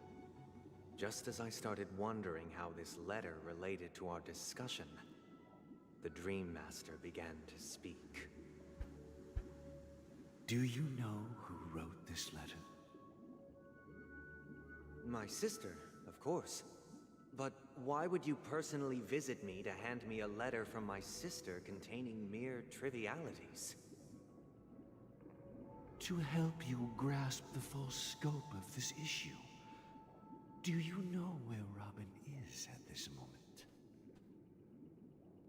From what the letter indicates, she must be in Caspelina 8, correct? She's touring there right now. Correct.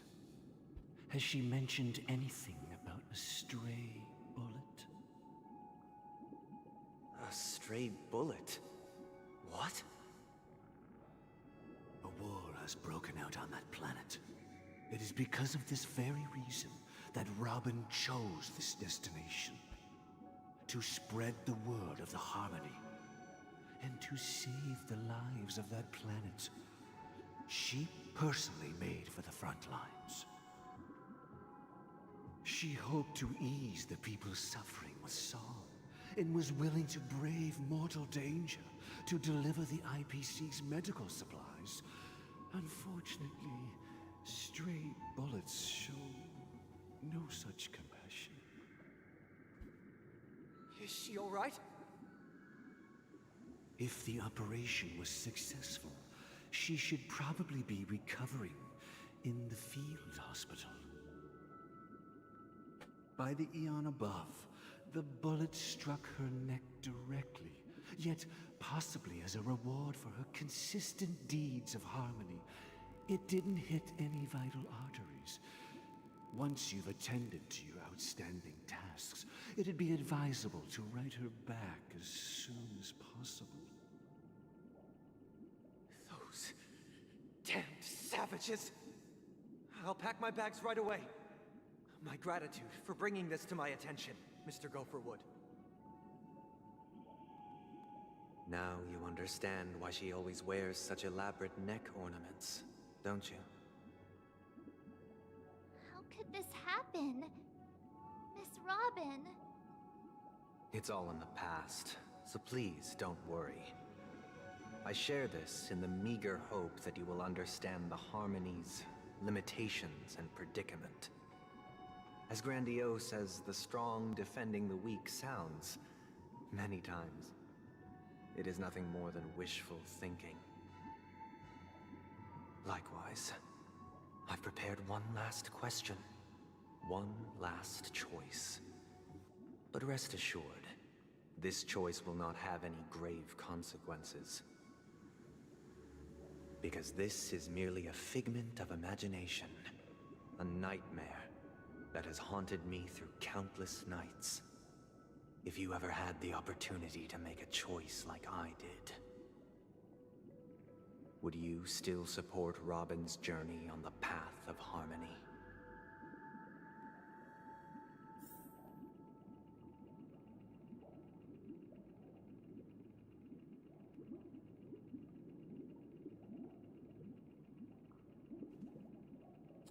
Ah.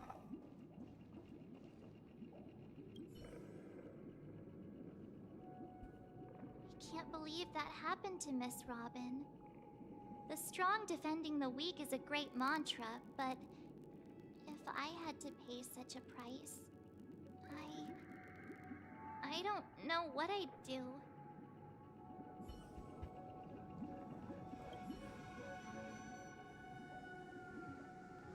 I often feel like I've dreamt of similar scenes on certain nights. In the dream, I see blurry faces. I don't know who they are, but I sympathize with all of them, fighting for survival against some unfathomable force. Their confusion and fear are lucid to me, but I also remember they chose never to give up. Just like Miss Robin.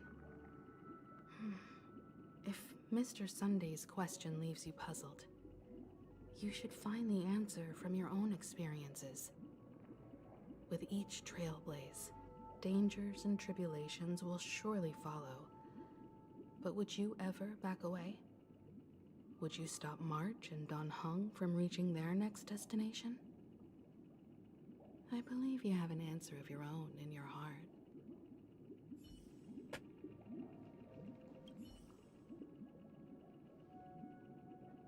Miss Robin's courage is admirable. And here I was thinking she was just another superstar celebrity. But the fact that she's also Mr. Sunday's younger sister? No, I doubt he'd wish harm on his own flesh and blood, no matter how grand the ambition.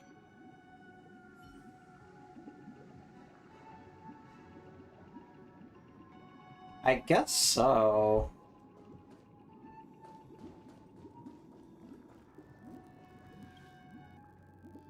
Robin do indeed be a bird girl. I see.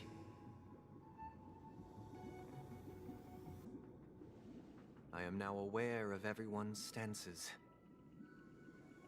Raising these questions merely serves to illustrate one point. The plight of Penacony cannot be salvaged by the harmony. The true foundation for a sweet dream paradise can only be established through the order where the strong govern the weak. I know the suffering of being tormented, the turmoil of losing your way, how sorrow and even despair set in when matters don't work out. All of this causes me unending pain, because this is not what happiness is at all. We must teach the weak how to live a happy life. And this life isn't some noble propriety that the upper crust preaches, but in definitive terms, a way of survival that belongs to everyone. So what is your definition of living a happy life? Good question. Human consciousness is fundamentally an illusion, a cage known as self-worth. People lured in by this illusion make mistakes, yet still ask that external influences bear the burden. When one mistake after the next permeates the masses, they become impossible to trace. Thus, the amassing of these individual cages culminate to form a prison, a place dictated only by the rule of survival of the fittest. Nature is always accompanied by predation and sacrifice. Its antithesis is known as order. That is what I want to do. Unite people's happiness under the banner of order. They won't need to make bitter choices any longer, nor face the weaknesses of humanity. They can cast aside their primal instincts to build a haven for mankind.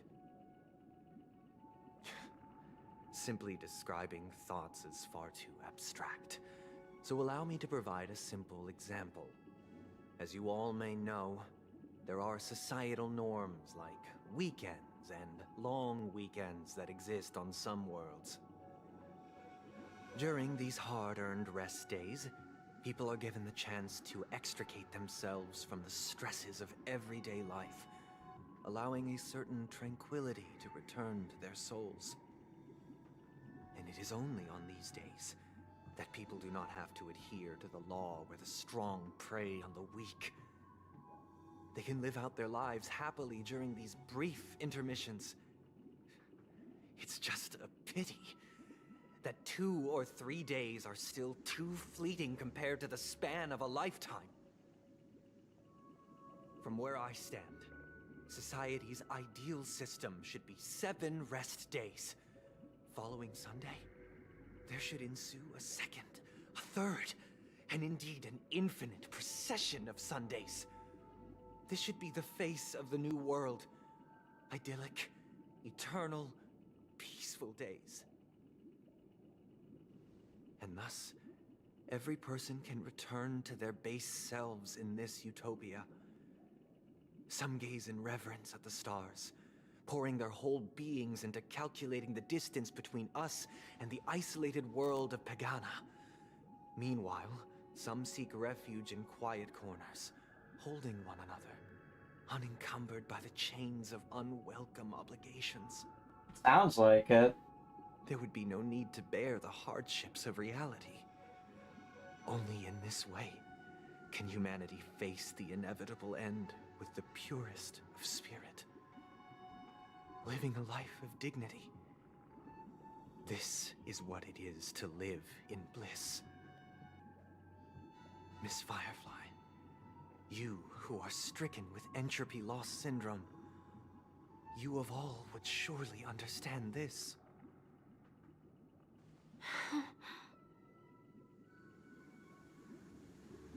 It sounds like a flawless theory.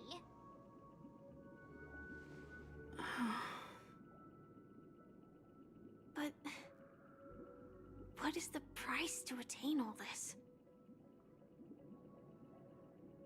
The cost is minute, merely a personal and eternal sacrifice. If this paradise is to be maintained for everyone, someone must remain trapped in solitary awakening until the end of the cosmos. Awakening. Which means that this so-called paradise is still a dream. Stepping into this paradise means forsaking reality, correct? It is not forsaking, but transcending. Flesh, blood, sorrow, weakness. If the physical is the root of spiritual suffering, it is only logical that we defeat it. But in this supposed bliss, people won't have defeated their demons. The chance to overcome their tribulations would be forever lost to them. In other words, it is an escape. That's another way of understanding it. But there is no shame in escape. On the contrary, the seeds of escape exist in everyone's hearts. Don't you agree, Miss Firefly?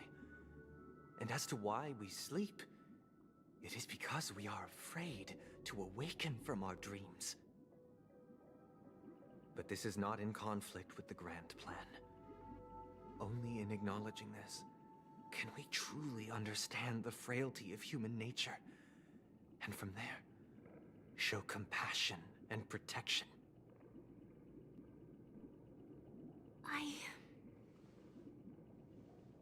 I admit that you are a born leader.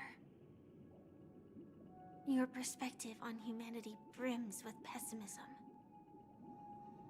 Yet you express compassion for all, even when your heart pities them. But unlike you, I live for the self. From my perspective, individuals making choices for themselves is their birthright. The want to escape may be innate in the weak, but whether they are weak or not, it is not up to another to decide. Perhaps in your mind, you also view me as weak?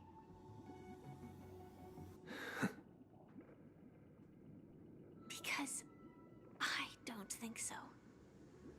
Slay, Queen, slay. Has said her piece. The Astral Express will also naturally give you our answer. We'll leave it to you. Just as Mr. McHale instructed before. Tell him our choice.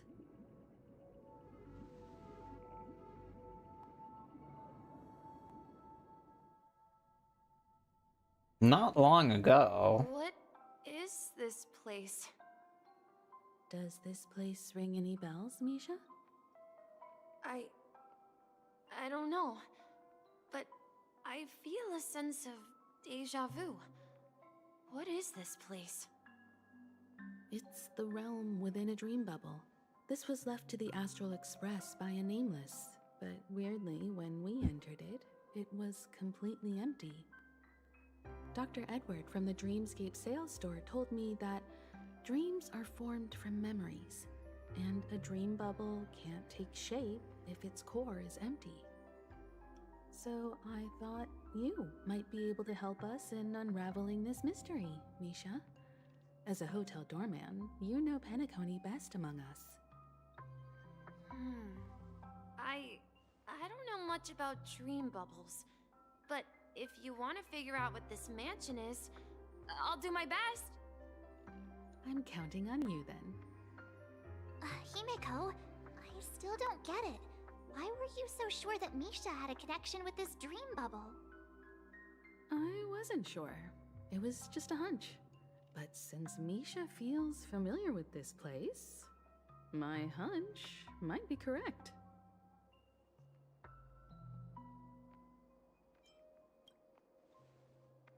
Exactly. This is where you and Firefly encountered death, which we now know as dormancy. Considering its connection to Dreamflux Reef, it's not surprising it appeared here. The question now is, who brought you here? Based on the clues we have so far, it's unlikely to be that masked fool. So identifying them is crucial to us. We're drawing closer to the truth once more. Let's give Misha some time, as I believe he'll unveil the secret of this dream bubble. Alright, but there are doors all over the place. Which one should we choose? Do you have any idea, Misha? I guess... maybe this way?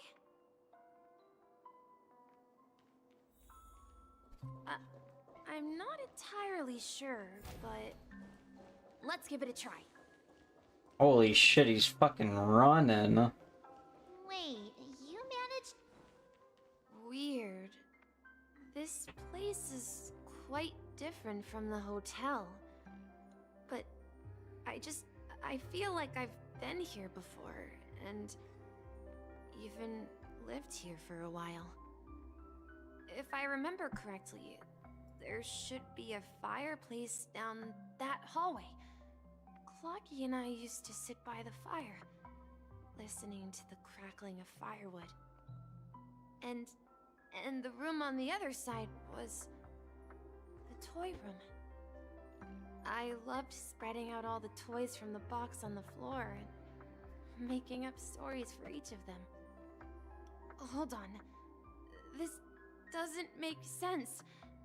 Didn't I grow up in Dreamflux Reef? So, what is this place? This could be a case of amnesia. Don't worry, Misha.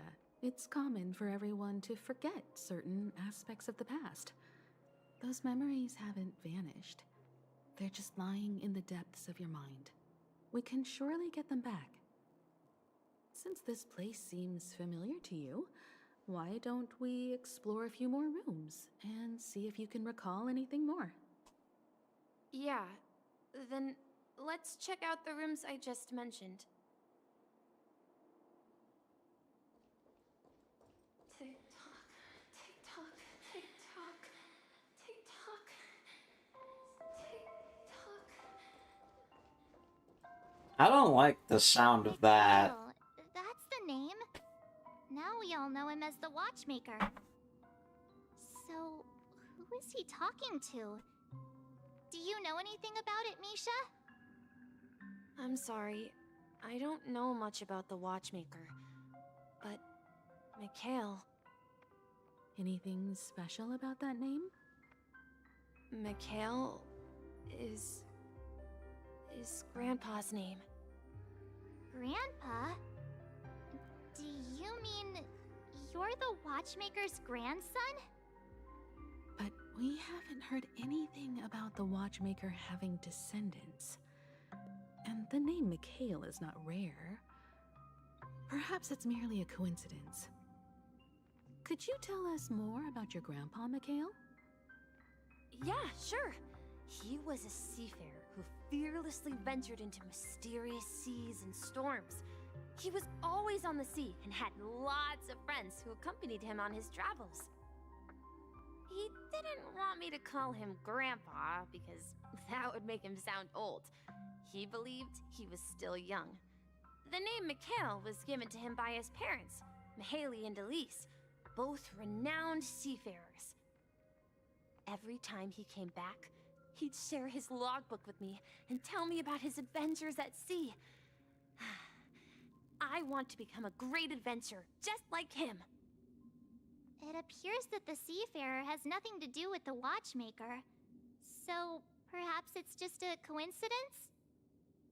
So, where is your grandpa now? He went off on a new journey, and it's been quite a while since I last saw him. So, where has Clocky gone? Did he leave to protect Dreamville?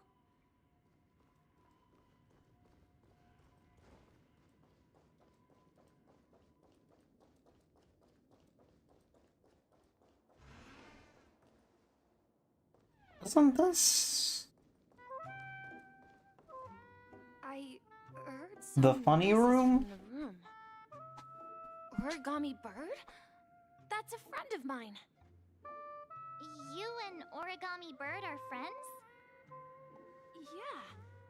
It's a member of the Compass crew, just like Clocky and Miss Mirror.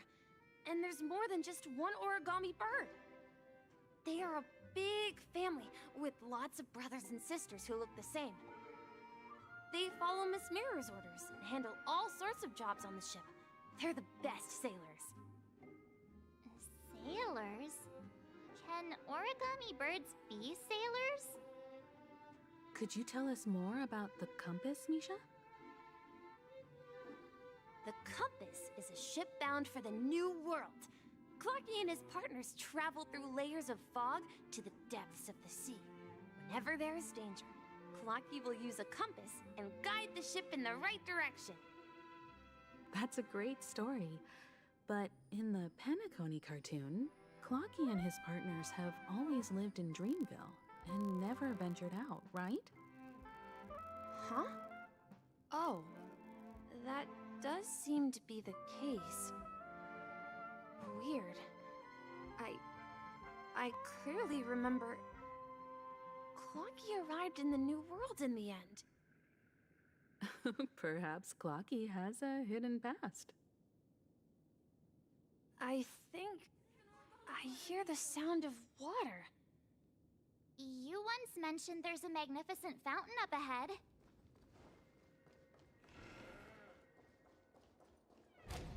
The only magnificent fountain I need is between Kafka's legs.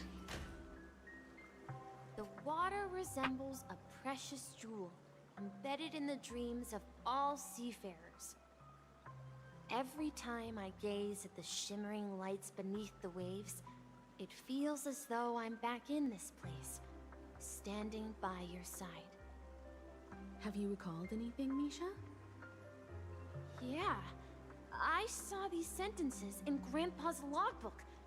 He used to say that despite the perils of the sea, whenever he stood on the deck in the afternoon, overlooking the sparkling waves, he would think of this fountain in front of his house. He often said that those moments felt like returning to his family's side, and the difficulties at sea didn't seem quite as challenging. You know, I quite understand such sentiments.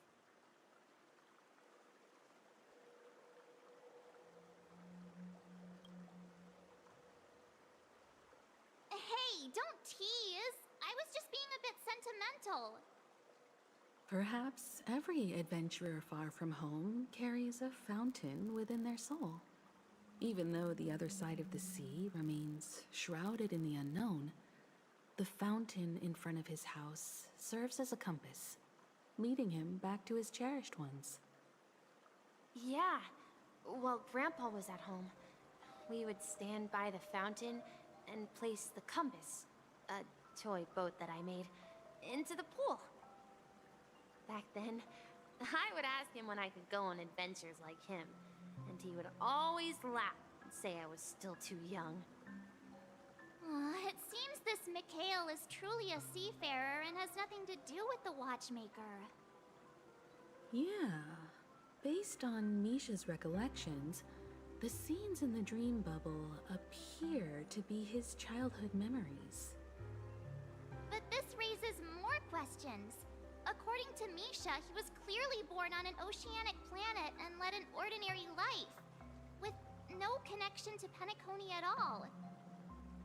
Could this be some sort of metaphor? Perhaps the sea refers to the memory zone. I'm sorry. I don't know, but my memories keep pouring out uncontrollably, like water flowing from a fountain. Perhaps I'll remember more things if we go further. I wish to share your burden.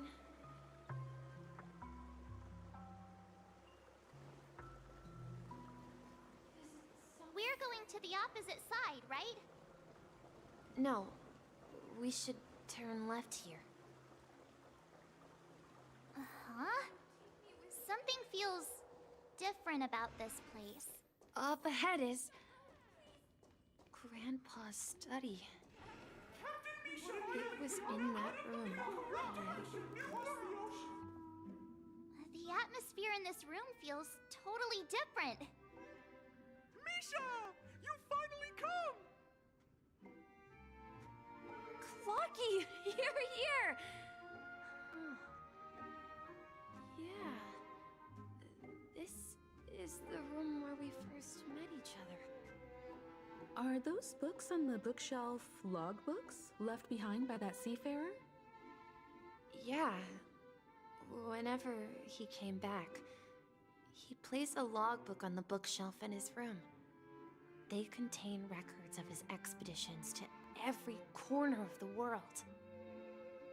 He described our world as a fountain. At some point, the sea started to gradually swallow up the land where people lived. To ensure that everyone had land to settle on, he had to continue exploring the sea in search for the source of the rising seawater. On that day, he called me to his study, telling me that he was embarking on another journey. However, I could sense the gravity in his expression. It was the same look I had seen on my father's face before his final voyage. I asked him if I could go with him, but he said that my adventure lay elsewhere and told me to stay home and patiently await a certain sound at the door. What sound? He told me about a vast ocean in the sky. An ocean of stars. He spoke of a train that transports children with a desire to venture far away, traversing the sea of stars without ever stopping. He said that he knew the crew on the train, and that he had asked them to take me along. He said the journey I had always dreamed of would start there. A train? Could it be? It's the Astral Express. I remember now. Grandpa's friends are a group of nameless who came to this world to resolve a disaster caused by a star. Then, he gave his pocket watch to me. It was his cherished treasure, appearing in every one of his adventure tales. He explained that difficult times were ahead, but assured me that the watch would guide me. He said, as long as I kept moving forward, I'd eventually reach my desired destination. And then, it was as if I heard the distant sound of a train whistle, echoing throughout the room. Exactly, Misha! And then we followed that whistle, didn't we? Yeah. I think I can still find the way we took back then.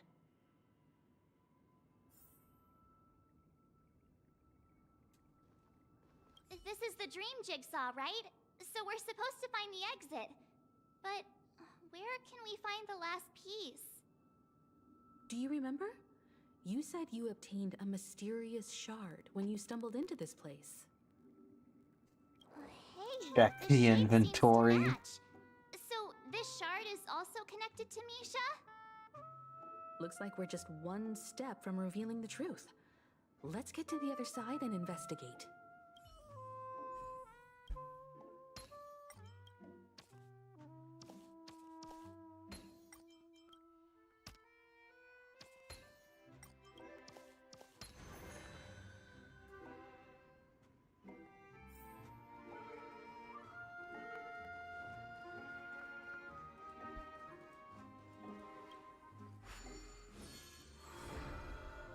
Go into the painting vagina. This is my room of clocks. My room of I what? spent my time waiting for Grandpa to return from his voyage. Walter gave me this workshop. Good to know. Secret base. Here, I learned how to repair clockwork and gears, out of my fondness of precision mechanics. What can I say? I see the vagina and cock and everything. I was the captain of the compass, embarking on adventures with my companions, Clocky and Miss Mirror, in search of the new world. I was born and raised here. So, this building in the dream bubble is your childhood home? Yes, but not exactly. To be more precise, this dream bubble itself is my home. Looks like you've remembered everything now. Wait. Why does it feel like everyone else knows something I don't?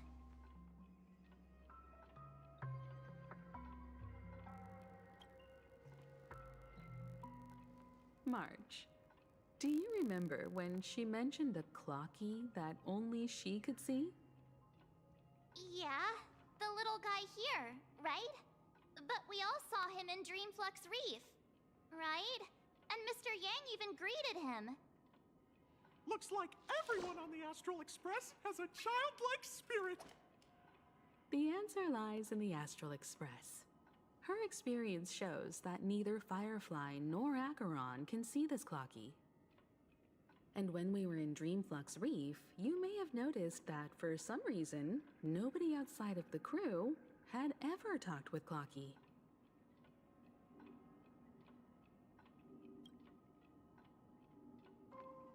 A mimetic life that can only be seen by a select few. It's just like a hidden message left by someone for the nameless.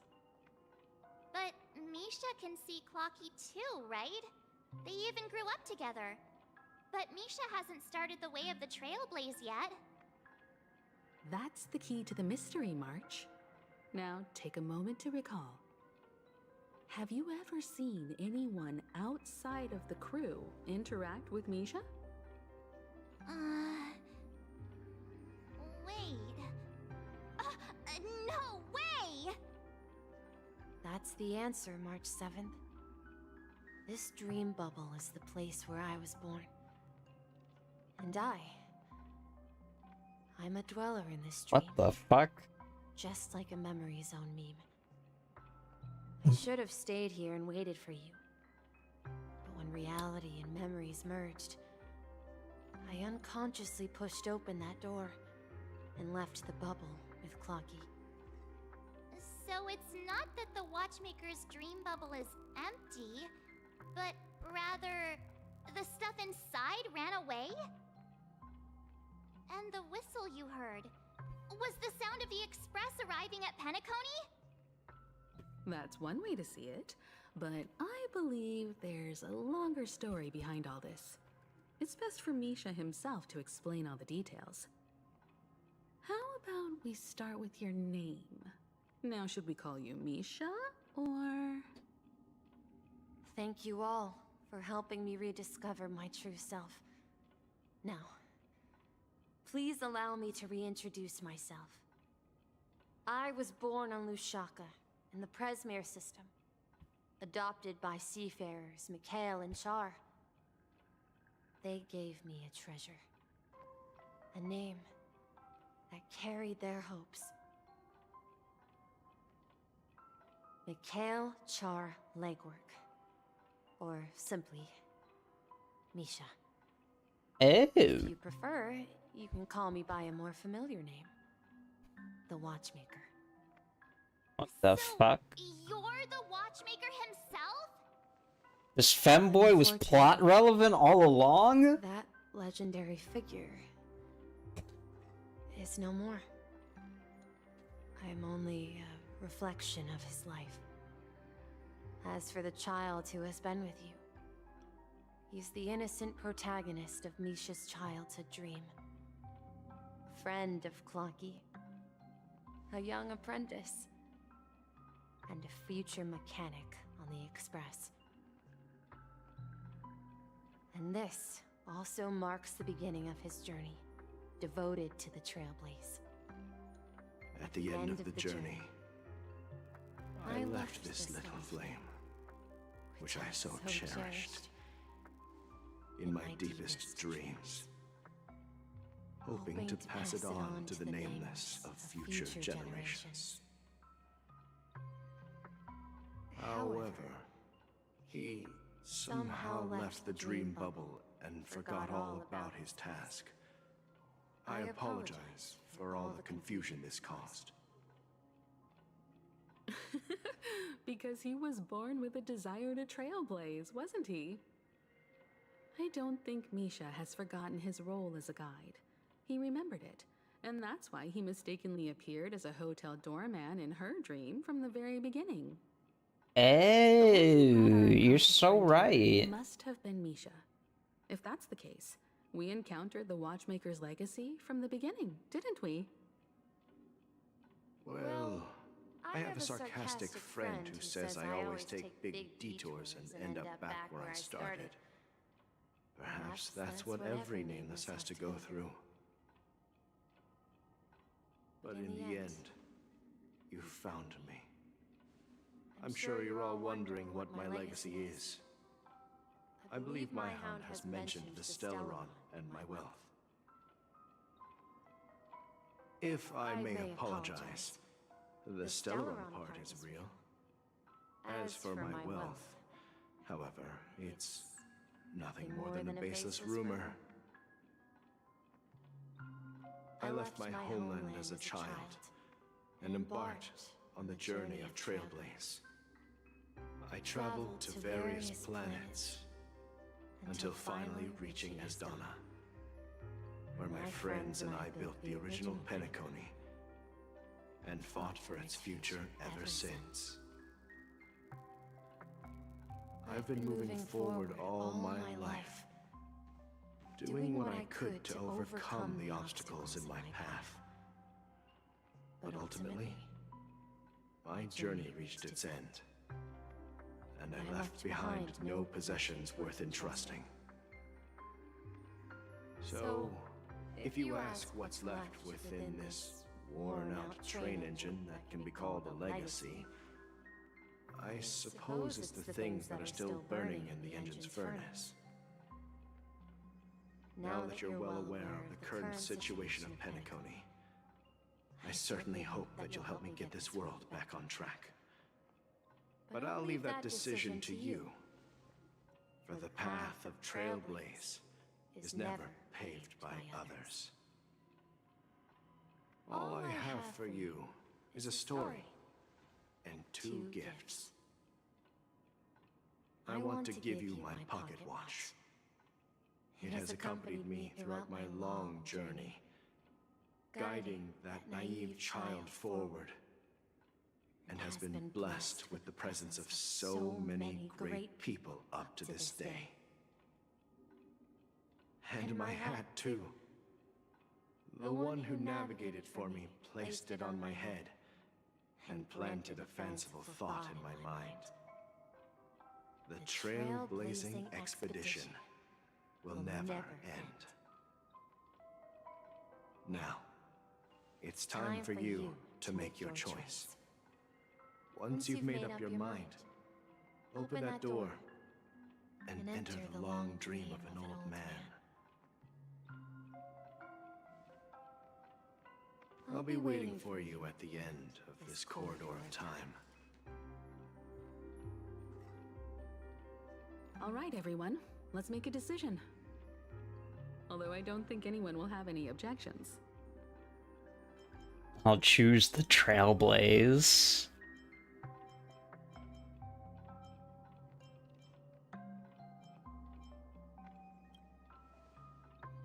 Of course. We've come this far. Surely there's no other option than moving forward. In that case, it's unanimous. Then let's proceed together to the end of this dream and tell Mikhail our decision.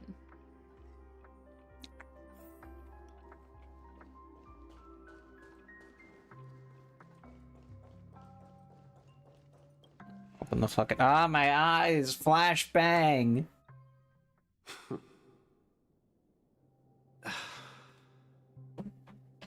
Mikhail, where are you going? What the fuck? Someone has to step up and save Lushaka. So why can't it be me, Misha? Please don't go. And if you must, please take me with you. Don't leave me alone. Even without me, you know how to proceed forward, brave Captain Misha. The compass is waiting for you. Haven't you always wanted to be a better adventurer than me? Now go, board that train and start your journey. Where are you going, Mikhail? I'm going to clean the floor in the parlor car. I've promised the conductor. Wait, first tell me, did you fix this watch? Yeah? I know what it looked like before. Its chain was broken, the back case torn, and the marks on the dial all worn out. How did you manage to fix it? Well, It's hard to explain, but I knew it could be fixed. It's the hands, Mr. Amundsen. Its hands were intact and pointing in the right direction, so I knew there would be a way to fix the rest. I see. You'll work with me from now on. Haven't you always wanted to tinker with this train? You're its mechanic now. As for the conductor, I'll do the talking. But I only know how to fix watches. Don't worry. You've got what it takes. I'll teach you what you need to know. Where are you going, legwork? It's time to head to our next stop.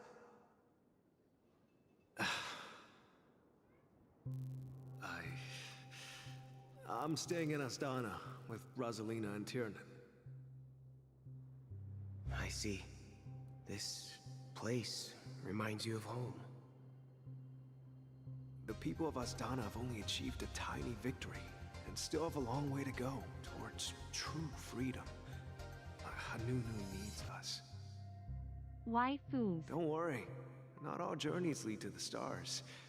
Even if I leave the Express, our path of Trailblaze will continue. Ooh, thank you for the resub, MCH. Yeah. I knew you wouldn't stay on the Express forever. Leave in peace, my friend. And, take this with you. This is Mr. Amundsen's hat. But why? When he departed, he said he would leave it to his best student. Well, I suppose the time has come. Farewell, legwork. Take care of Tiernan and Rosalina. And don't forget to write to us.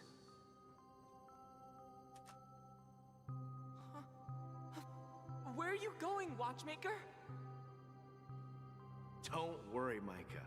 Just going on a little trip. Someone has to be at the forefront of the interstellar frontier, and I'm the only former Nameless in Penacony. So why can't it be me? Because you're all we have. Have you forgotten about Tiernan? The cosmos is way more dangerous now. What will happen to Penacony if we lose you too? But what will happen to Penacony if we don't find a way out? Ah, Tiernan. How could I ever forget him? I've spent countless sleepless nights asking myself why I didn't go with him back then. We Nameless won't stop. Don't worry, Micah. It's just a matter of getting back to my old profession. Just wait for me to come back. But if, and it's a big if I don't come back in one piece, then you'll become the next Watchmaker. Where are you going, old man? Oh, you're here. Answer my question. What are you up to? Relax, Gallagher. I just came up with a great idea. Wanna hear it? Oh, come on. Aren't all your ideas just ways to get yourself killed? I may be blunt here, but you're the last remaining hero in Penacony. If you die too, the secret of the Stellaron will go to the grave with you. Yes, I'm afraid there's no way out in Penacony, so I'll have to consider alternatives beyond Astana. We'll organize a festival using the Watchmaker's legacy as a facade, and send invitations to the entire cosmos to gather people here. So, a desperate struggle against the family? Desperate? Don't we have you here, my friend? This task is challenging, but what hasn't been challenging for us along the way? Well, whatever you do, remember, make sure to send an invitation to the Astral Express. Misha! Where are you going? Oh, it's you, Clocky. Take me to Dreamflux Reef. Last night, I had a long dream about the day we met. I want to write down that dream. Write it down? Why? Oh, so I won't forget it. Do you remember how you got your name, Clocky? Of course! You told me that when you were a kid, you lived in a room full of clocks. Those wall clocks and pocket watches grew up with you and were your best friends. Yes, but what I didn't mention was there's a funny misunderstanding behind it. I was a kid, and there was always a special pocket watch in my memories. It was with my grandpa, guiding him on his sea voyages and leading the way in his every adventure story. I wanted to have a pocket watch like that too. And that's when you appeared in my dreams. Yeah. Every night, we boarded the compass and set sail together. But you know what? It wasn't until the day my grandpa gave it to me that I realized it wasn't a pocket watch at all. It was a compass. So, your name should have been Compassy. And the watchmaker is just a nameless.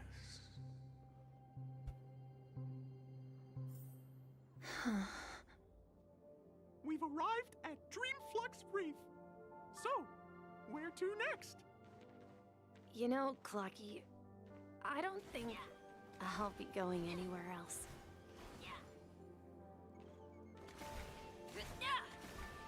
I think this is actually faster than moving. Wait, where's the bird? Can I pull the bird?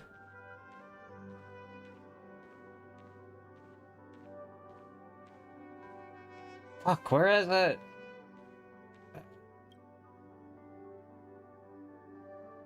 I've traveled far enough, and it's time for a little break. Oh.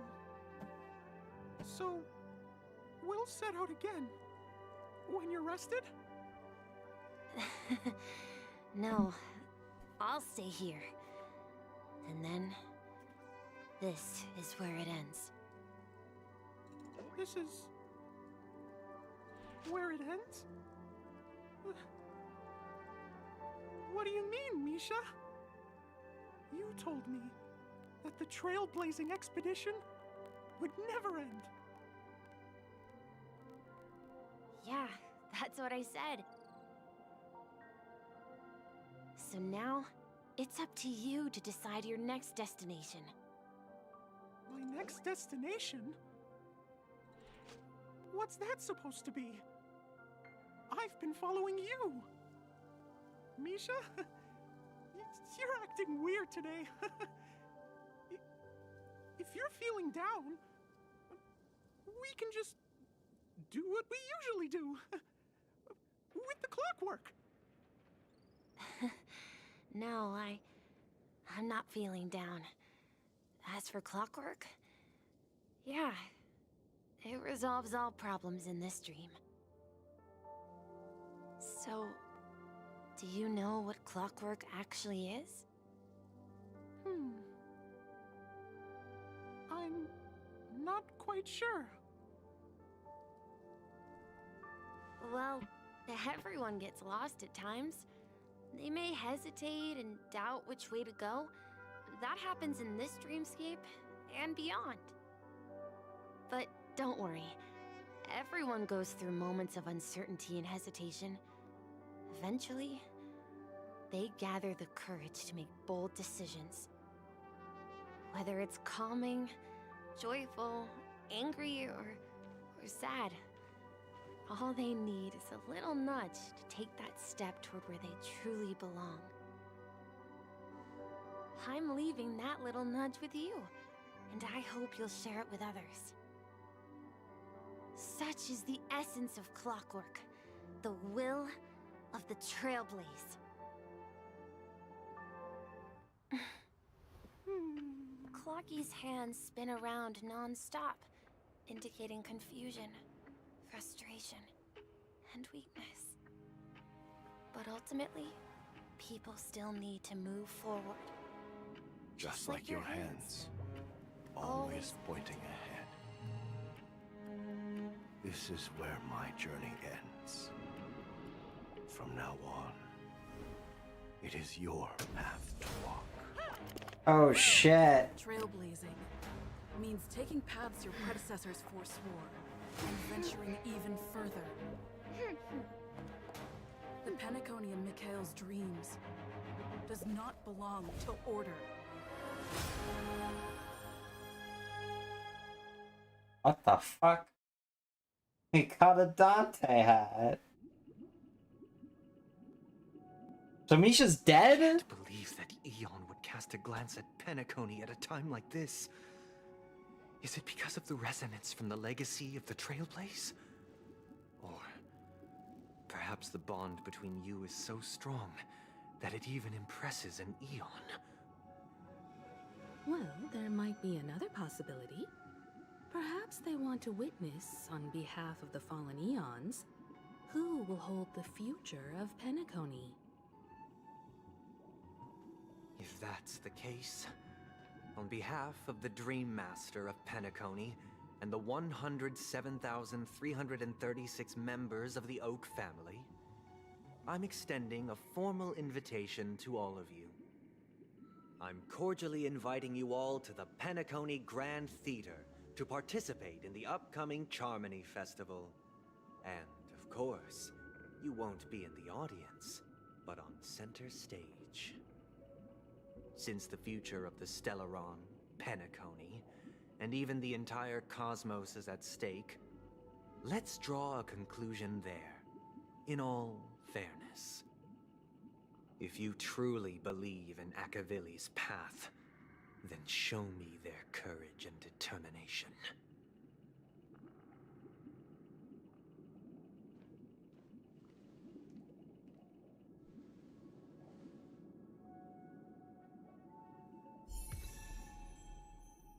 Let's go.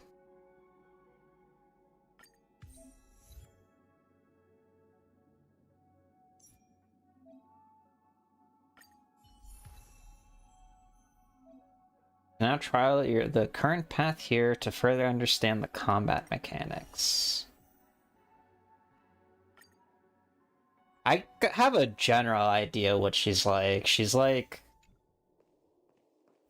bad Ron May, which is still not terrible. Please stay tuned. In the grand scheme of things. She fucking throws the hat.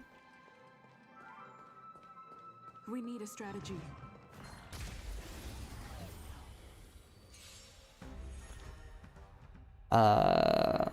Grants all allies the backup dancer effect. All allies with backup dancer have their break effect increase and additionally deals super break damage one time.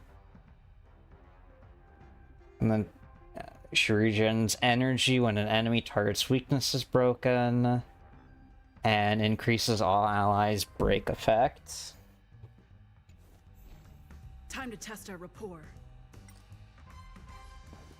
Let's improvise.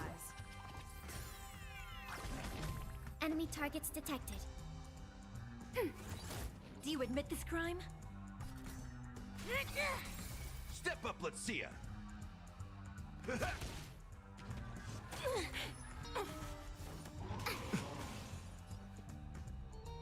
It's my turn. Commencing support. Stargate data secured. Net markers activated. Time for a good old counterattack.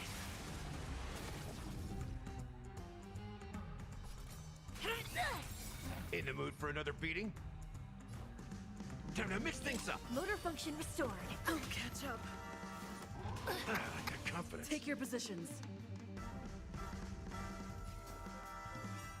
Dreams do come true. No amnesty for the Marstruck. We have the upper Right, hand. she's a fucking follow character. The mood is set just right. Let the show begin.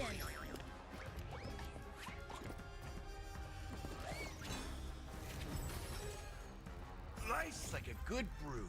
Full body. My friends, indulge yourself. Rawr. Order of the Ten Lords. Execute the Marstruck.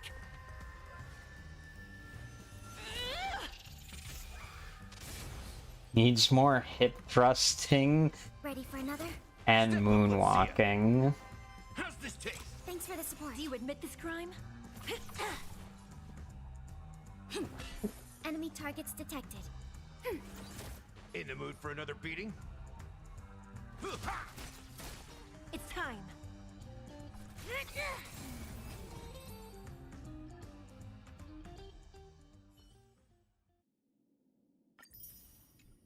Okay.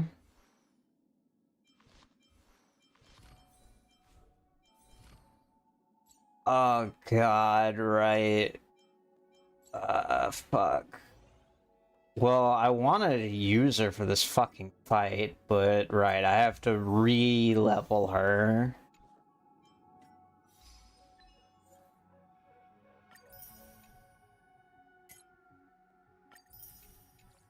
Which makes things a little awkward.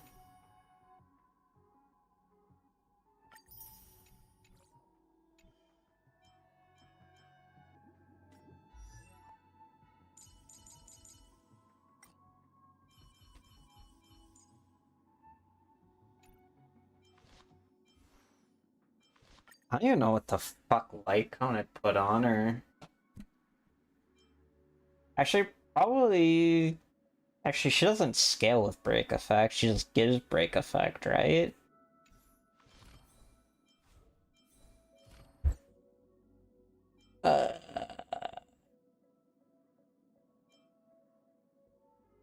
Deals imaginary damage based on attack.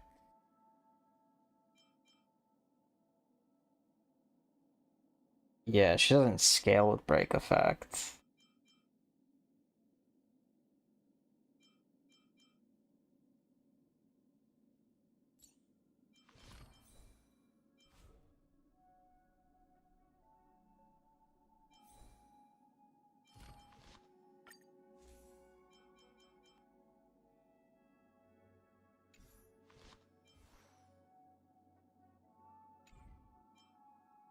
We'll figure it out later.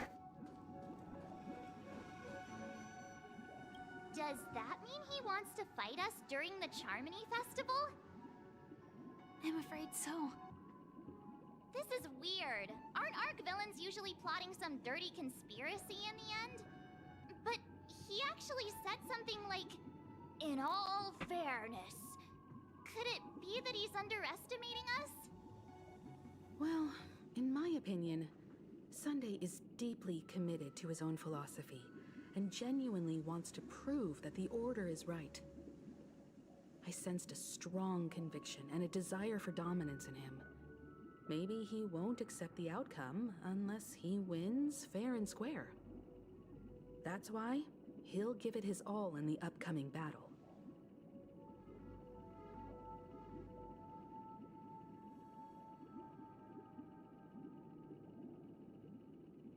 I flexed on him too hard with my peak swag.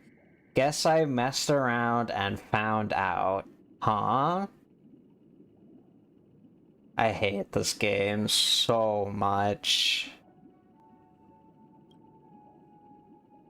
Yeah, you're right. We've even dealt with a Lord Ravager of the Destruction, so a follower of the Order won't be a big deal. Anyway, We can't leave the Stellaron unchecked.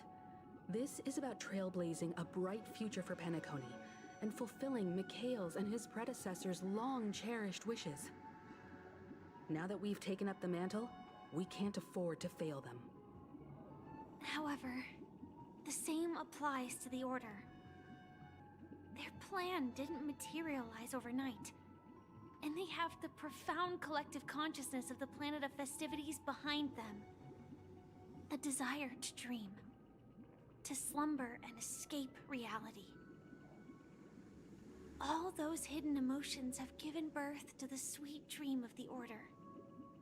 They've harnessed the will of an entire planet to create an Eon. This confrontation is far more complicated than a simple power struggle. To secure Penacony's future, fighting on the stage alone is not enough. What do you mean? Are you not coming with us? I believe Firefly is trying to say that she's heading off to another battle.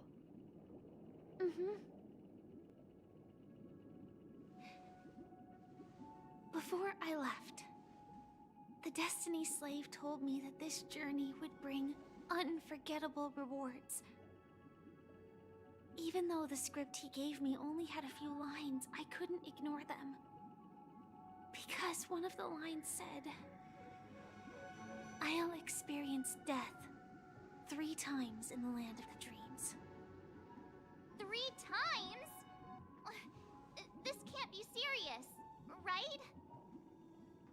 The first time was a painful death when I was stabbed by the Blade of Dormancy, which led to all subsequent events.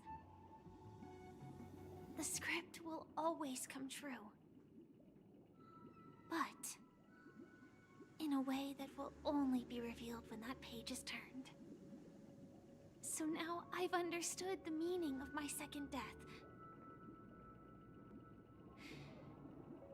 And I am prepared to face it.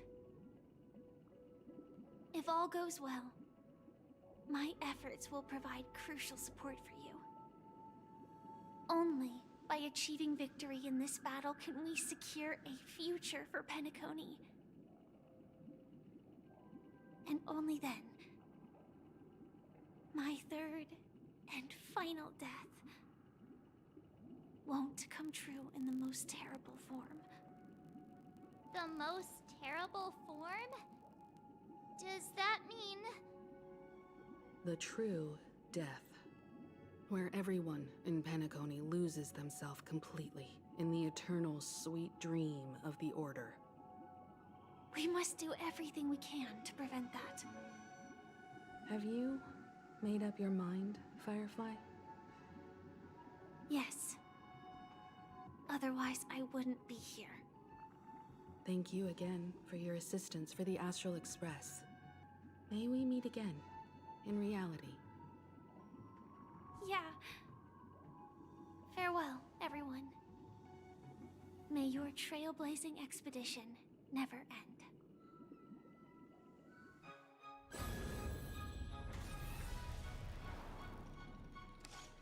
Oh boy.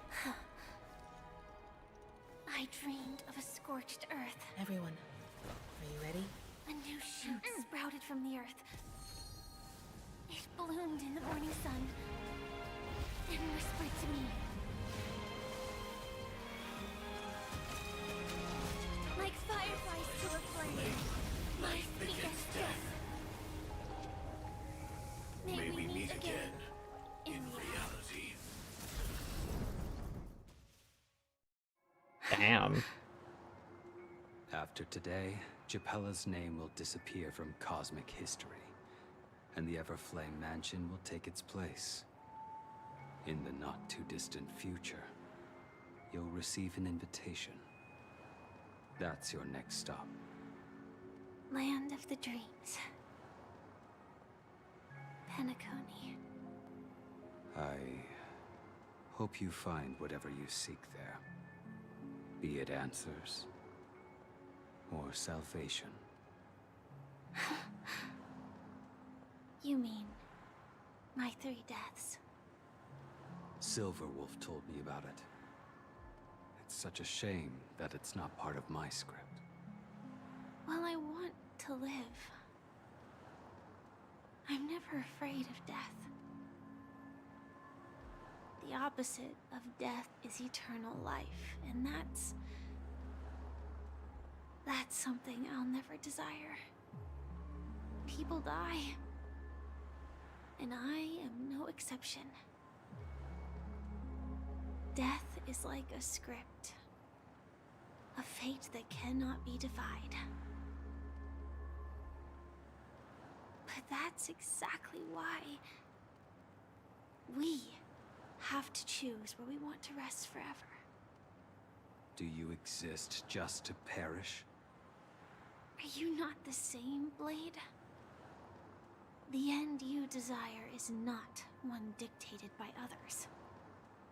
If I were to die now, I would only be a weapon. I believe I should die as a human. Though its definition escapes me, isn't this the answer that ordinary people look for their whole lives?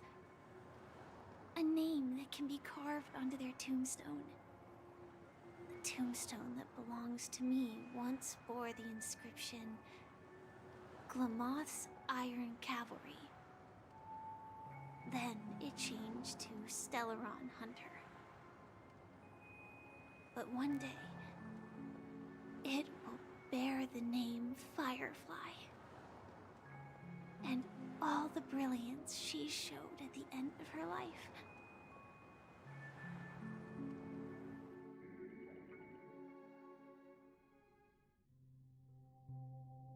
That's quite unexpected, old man. Who would have thought your crazy plan would actually work? Do all you nameless fools just act on a whim? I can sense that this false sweet dream is coming to an end. The nameless may be young, but they had the ability to achieve this goal. Just like you did in your time. It's a shame you won't be able to see it firsthand. Maybe I won't either. Once something fictional is seen through, it ceases to exist. Yeah, not just those nameless.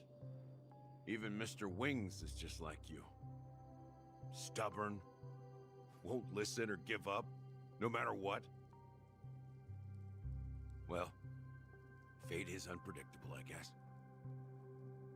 If we weren't bound by those cursed paths, maybe we could have had some good talks. But in the end, we managed to do it. And now we can find solace. Remember how those idiots cursed us? They said, "Go to hell, you worthless traitors." Well, What the fuck? They let Gallagher say hell and not heck? longing for freedom means going I'm to hell. shocked. Then I'll be joining you soon, you fool. The body count for together and playable suffer again in characters? Oh, I almost forgot. There's one more thing. Here's to you. A glass of hello and goodbye, Trailblazer. To the imperfect tomorrow. Yeah, I guess the body count would be 2. Tingyun and Misha. You're lucky to have found shelter from the rain. Let alone fresh berries in this Thanks, desolate Sinostra. place. I was just following the scent of life. It's particularly strong in a place like this. It's a shame these berries don't have much flavor. Seriously? In case you didn't know, this fruit is pretty juicy. The only downside is that when you chew it, it becomes extremely spicy.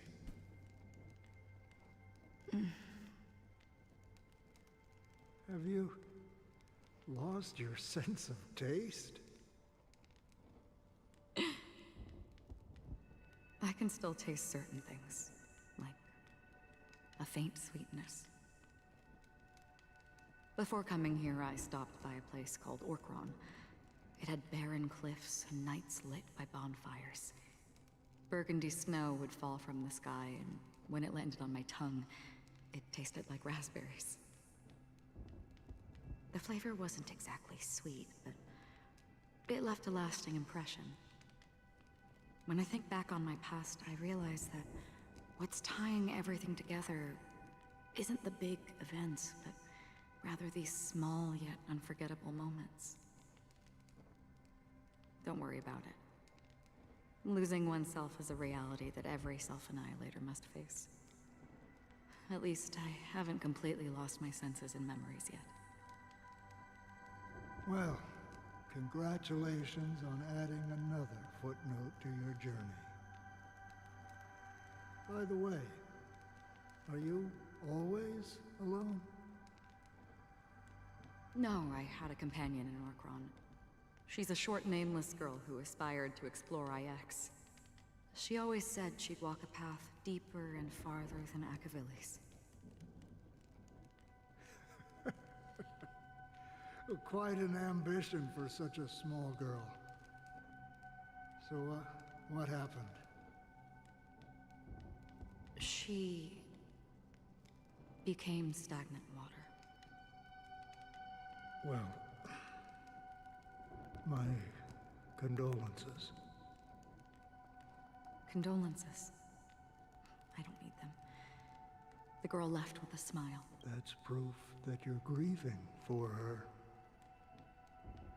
Or... Whoops. Perhaps I'm just afraid. Afraid? I rarely sense that emotion from you. What do you fear? I'm afraid I'll forget the 30 days I spent with her. Just like all the other days in my life. Most of them have already washed away with the rain, disappearing into an unseen realm. I fear that those vivid red memories will fade away too. There isn't much color left. And besides this faint, warm red, there's almost nothing. Hard to imagine. A ranger accustomed to bloodshed, destruction, and chaos finding warmth in the red color.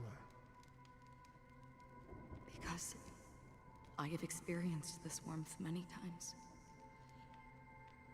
Long ago, I promised someone that I'd bring it to more people. And that for every remaining moment of my life, I'd strive for a better ending for all.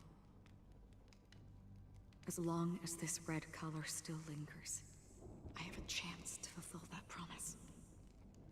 It represents a burning fire, a blooming flower, the berries in this cave, and life itself, fleeting yet still dazzling. In the end, it will lead me beyond the horizon of existence. And on the other side, I will cut off nihility. The one blessed by the sleeping and shapeless is considering how to kill them. That's truly pure nihility. But you're right about one thing. After spending so much time near this stagnant water, only when I look at this vibrant red fire do I realize that I'm still alive. When will this rain ever stop? Perhaps when the sorrows of the departed have finally quieted down, the sky will clear up.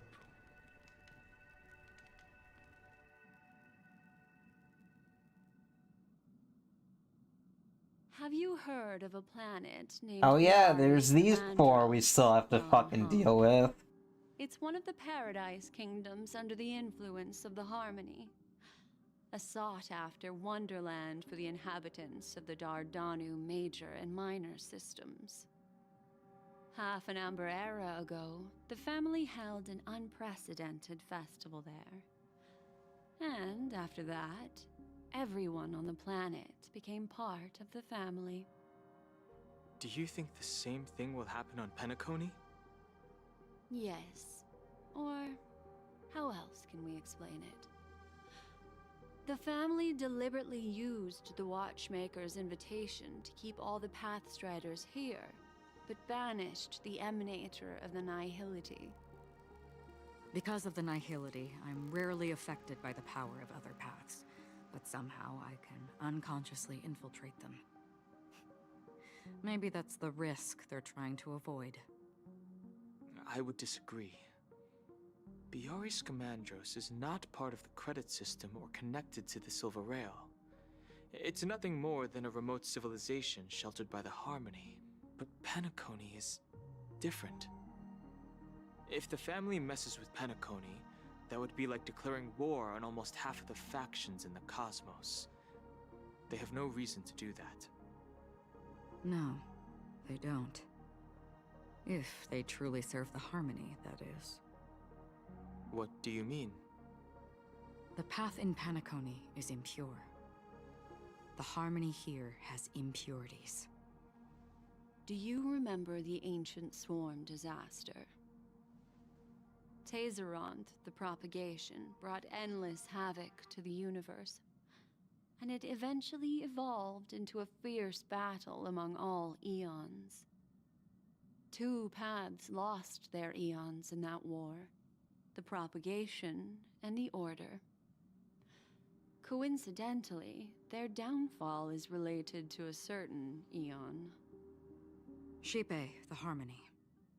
Legend has it that they participated in the crusade against the Imperator Insectorum, and devoured Anna the Order for unknown reasons. Holy forgaroni. So you're saying that the 2 leaderless paths are working behind the scenes?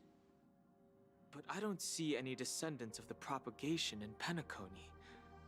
Could it be that the remnants of Beyond the Sky Choir are hiding within the family, trying to resurrect a fallen eon?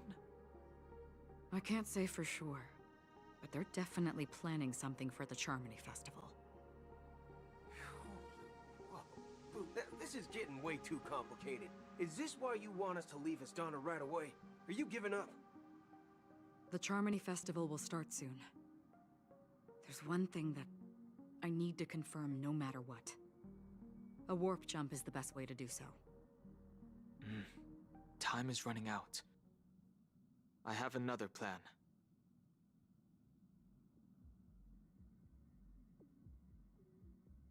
Hold on.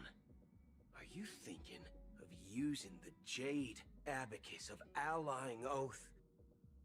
Exactly. The assistance from the lawful Cloud Knights would be enough. He is trying so hard to say the F word. You can only use that once in your lifetime. I have considered it thoroughly. My companions are... they're also once-in-a-lifetime treasures.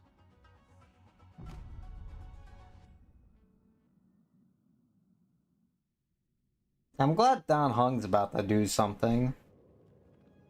With only 3 hours until the Charmony Festival. Are you the only one here, my child? The Nameless is quite the diplomat. Our secrets have spread like wildfire within the family. And IPC starships are gathering towards Astana. This is a crucial moment for us.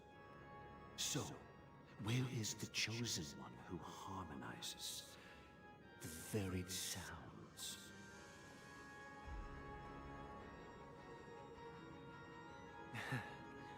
What do you mean, Master? I'm right here in front of you, aren't I? You know, she was supposed to be the star of the Charmony Festival in our plan. But the plan has changed. As her brother, I know she doesn't want to sing for the Order, so I'll take her place. You've always been wise beyond your years. I'm sure you understand the consequences of your choice. I'm a little lost too. If you consider this a betrayal, well, there can't be two suns in the sky. I'll step up and take down the other sun if necessary. Do you believe in karma?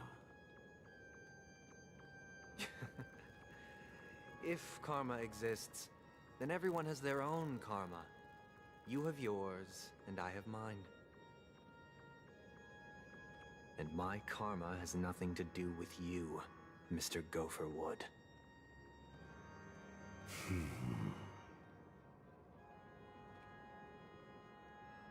All right. Since you're willing to sacrifice yourself for her, I'll grant your wish. Well, the compromise came sooner than expected. Why? You and your sister were born as twins of the Order. And one of you is destined to follow this path to the end.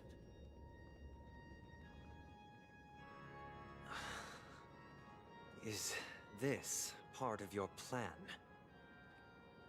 Of course. You're still as clever as you were when you were a child. The opening is near. Go, my child. Seize the power of the harmony and reveal your karma. I have one final question, Master. Why did you choose to bring the Order to Penacony? Wouldn't it have been better to choose a desperate world instead of a city filled with hope and dreams? Why? It's for justice, my child. If we lose justice in our hearts, we'll make the same mistake as the Harmony did. So, it's not you who manipulates the dreamscape with the Stellaron, but... Well, that's where our conversation ends. Go ahead. The 107,336 souls of the Oak family have dreamed of this moment too many times.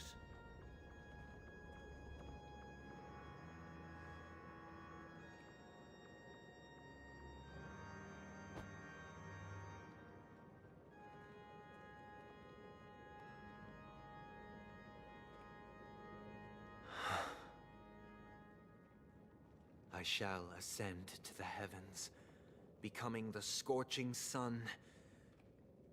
Bathed in my light, my people shall flourish, while all evil shall be eradicated.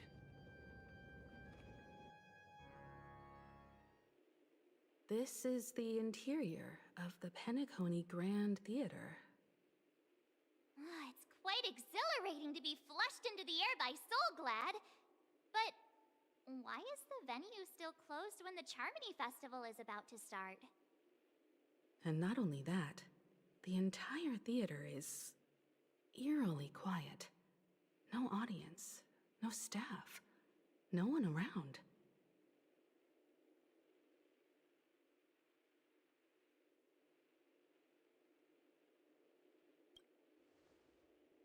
Even if we're late, a grand theater like this shouldn't be completely empty. Let's explore around. Be careful, everyone.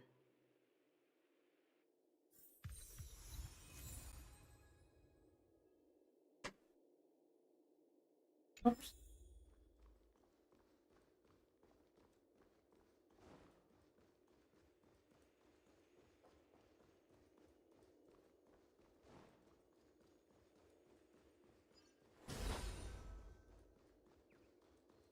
Cheers. Gosh, the atmosphere here is so creepy and unsettling.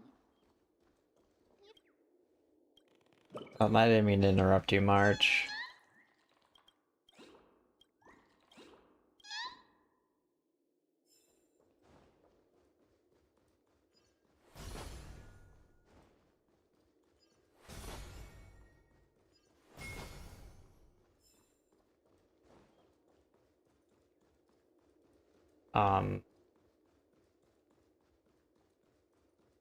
Oh.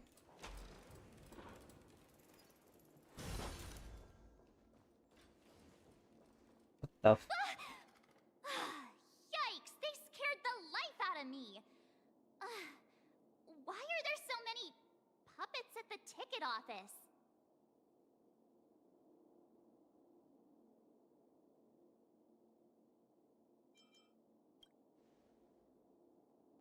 What? You're so annoying. Stop scaring me. Are these puppets part of the stage setup? Even so, it's so eerie that the entire front hall is empty.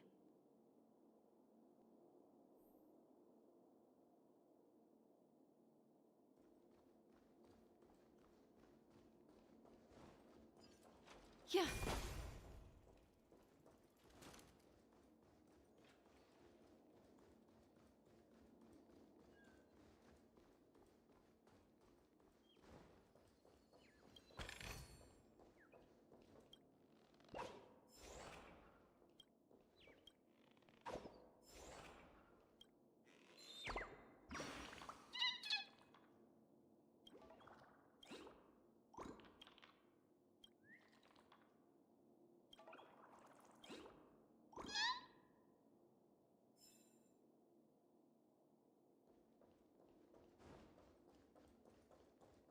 There's a clock.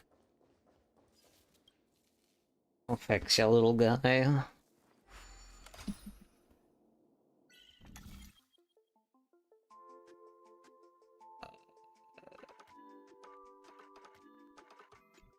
What the fuck?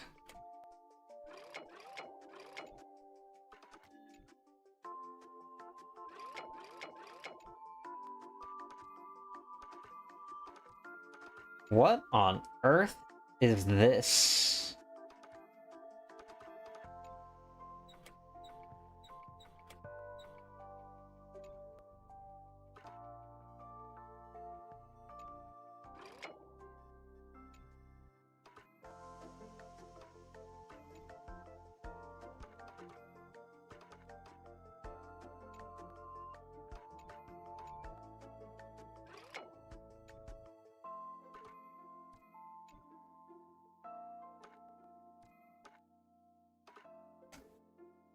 What the fuck?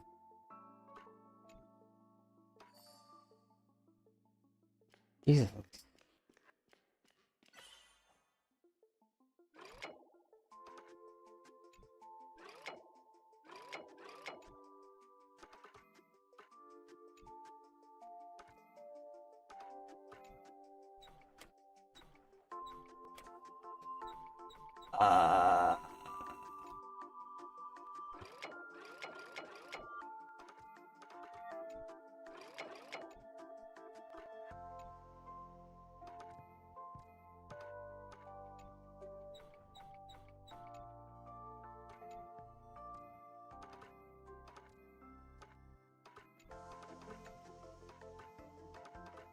Oh my god, stop moving.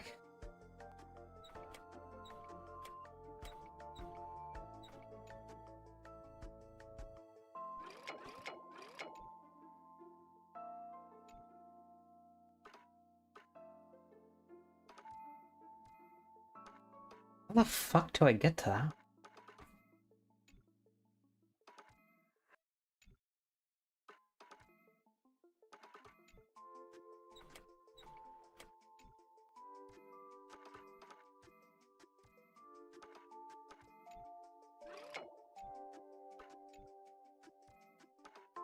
I don't want to think.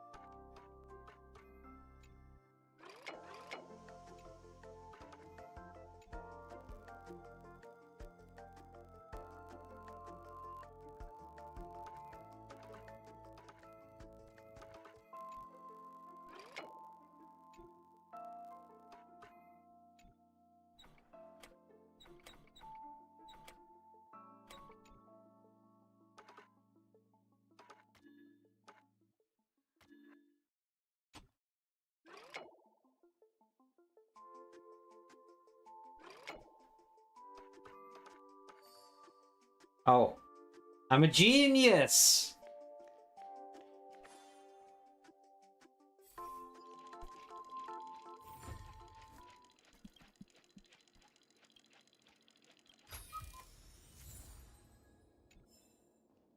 Yeah.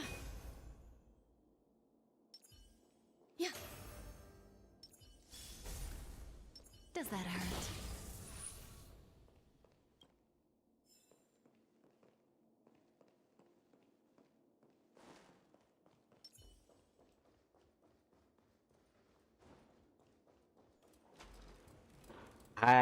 I solved that puzzle intendedly. We're in the right place, right?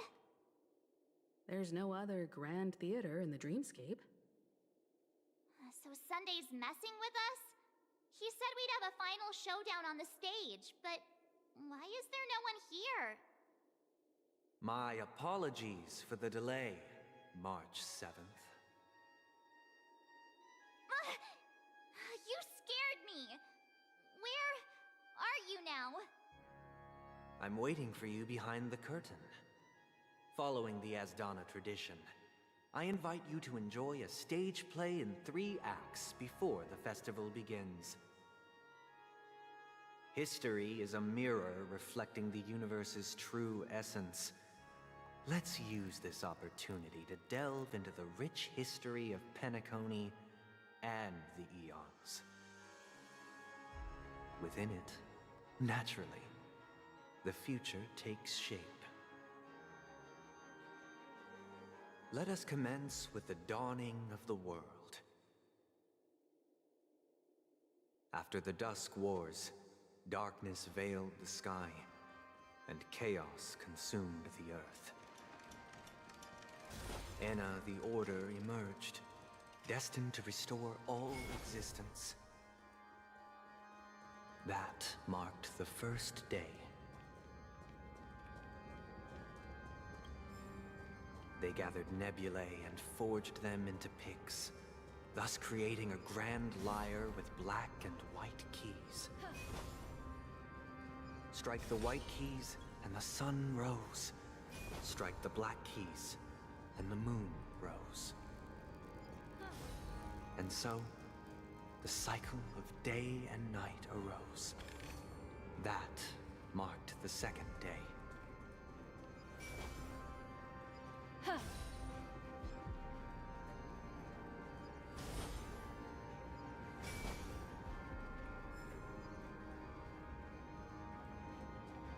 The puppets are gathering around the frame. Are they expecting us to enter it? Guess we're going inside the vagina.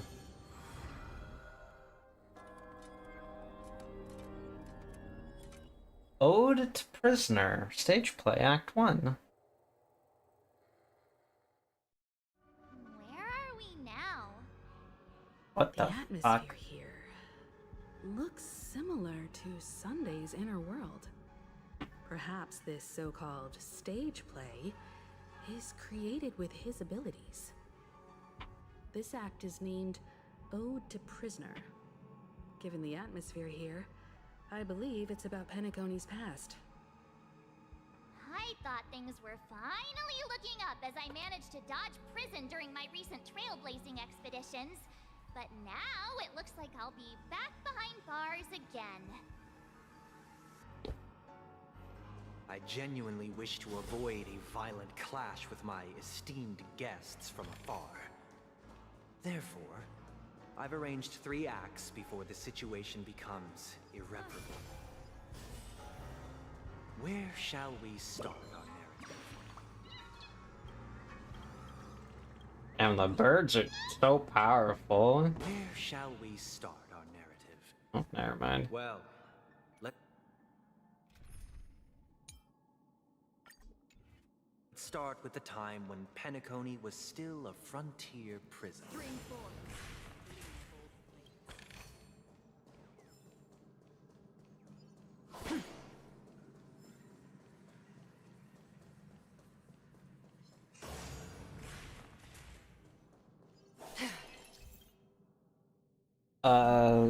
Some scattered dream bubbles on the map. Due to them being unconnected to passable platforms, these dream bubbles cannot form bubble bridges.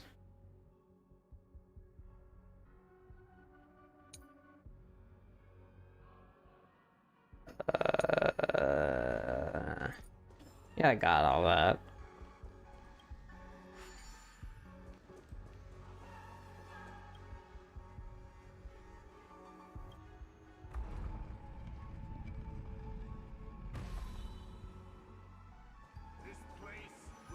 In 2147 AE, a prisoner named Hanunu ignited a struggle for liberty and emerged triumphant. IPC referred to it as the War of the Frontier, while the Asdanians dubbed it the War of Independence.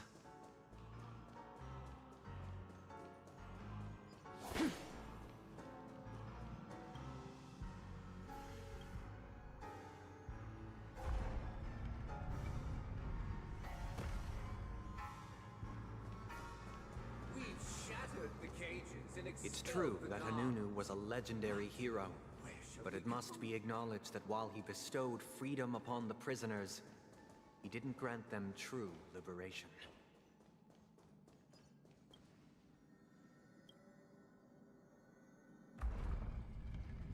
I want that chest.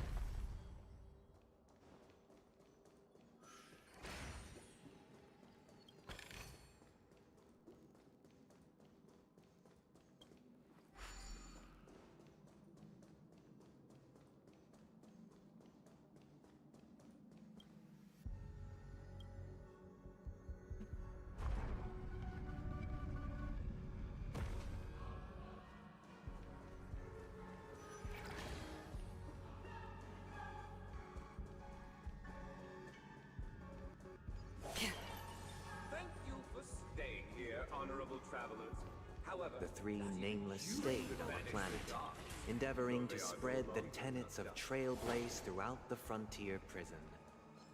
Alas, their efforts proved futile.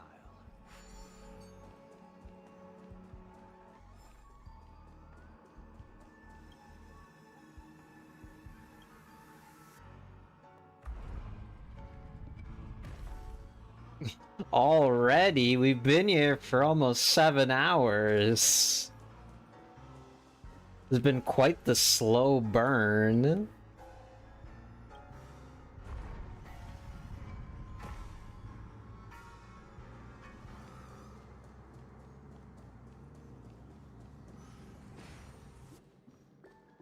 Let's build another prison, not within the Once again, Asdana was engulfed in war. This time, the enemies originating from within. The prisoners remained prisoners for the rest of their lives, fighting for freedom rather than living for it. I hope you like this land of freedom on a scorched earth. As you can see, their sentences have long ended, and the IPC guards have long been expelled. Yet, these prisoners remain enslaved, not by external forces, but by the confines of their own minds.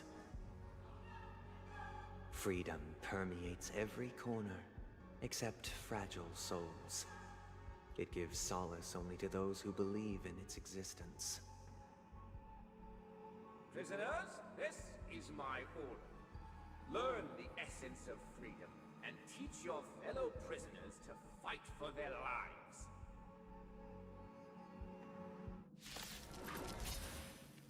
Hey!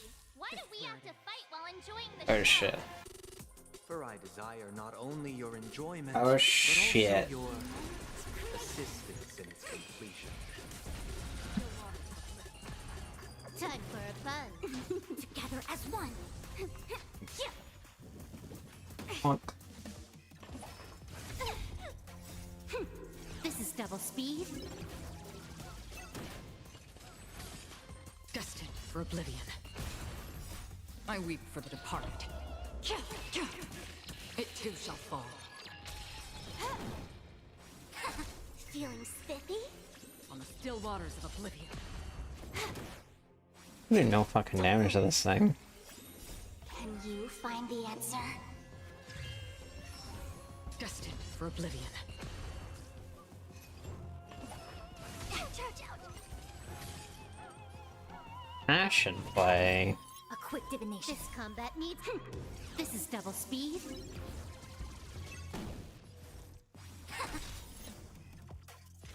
On the still waters of oblivion. Feeling spiffy? No. Destined for oblivion. More enemy. I see. Another journey on the still waters of oblivion. No one can restrain you anymore. You are free. Thus concludes the first act. Amidst a raging war, the frontier prison headed toward becoming Land of the Exiles. This must be how Penacony was constructed. With the aid of outsiders, the prisoners were finally liberated and established the Land of the Exiles.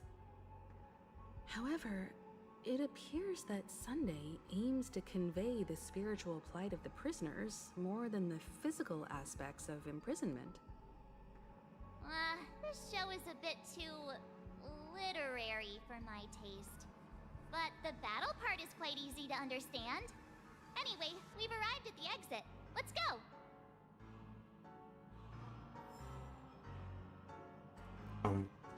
These puppets... Where are they guiding us this time?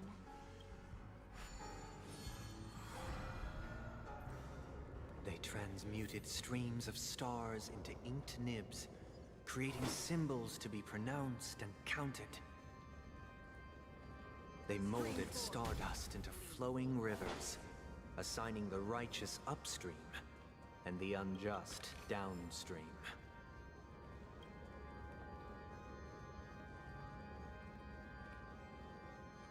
Stream forth, the gleam of old trades. Yank. Hop. Jump high.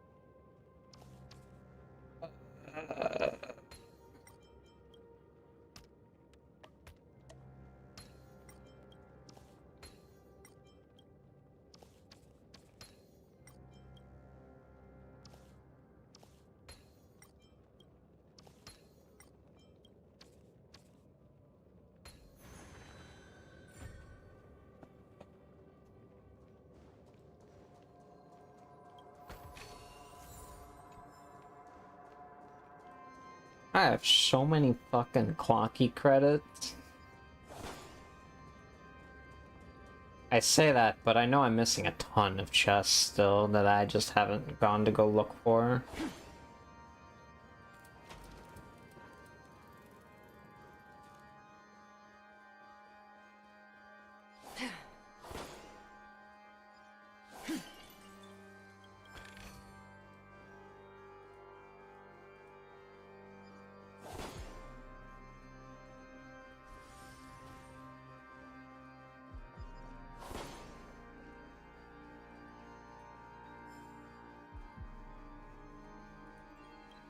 Speaking of, here are the birds for this area.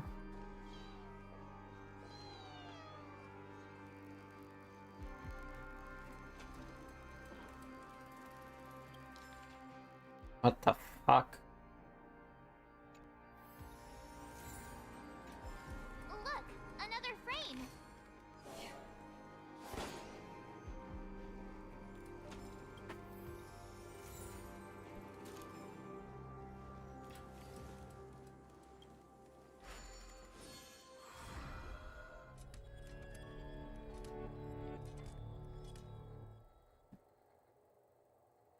Ode to Fool?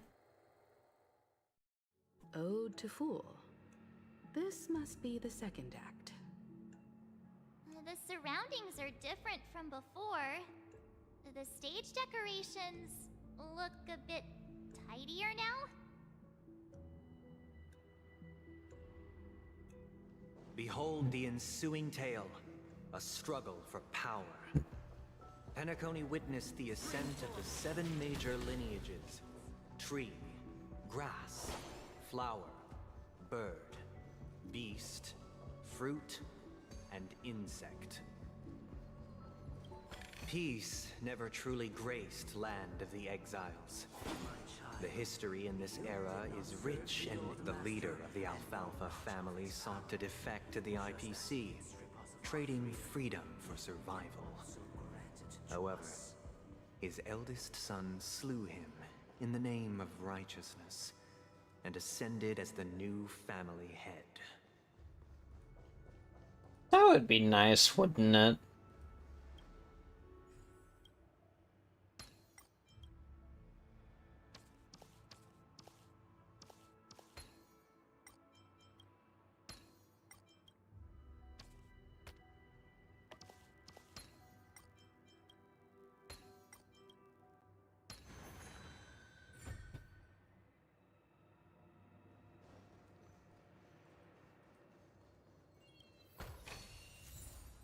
Welcome to this mansion, dear. Land of the Exiles was in disarray, besieged by both internal and external perils. Though the 7 major lineages appeared united on the surface, each harbored their own ambitions, leading to ceaseless conflict.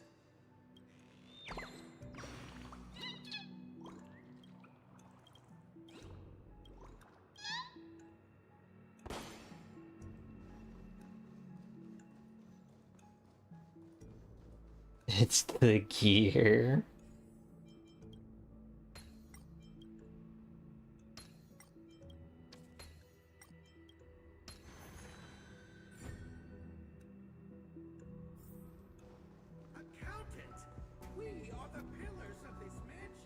The Black Plum family was the first to fall. They withered away in the White Desert event, orchestrated by the Alfalfa Because family. Master shaped you from clay, but forged me from fire. I'm superior.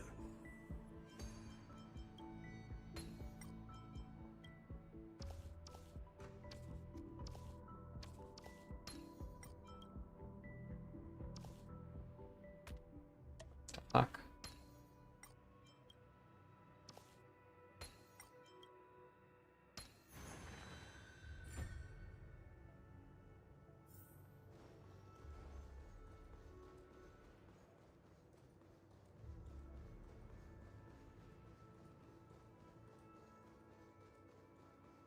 No.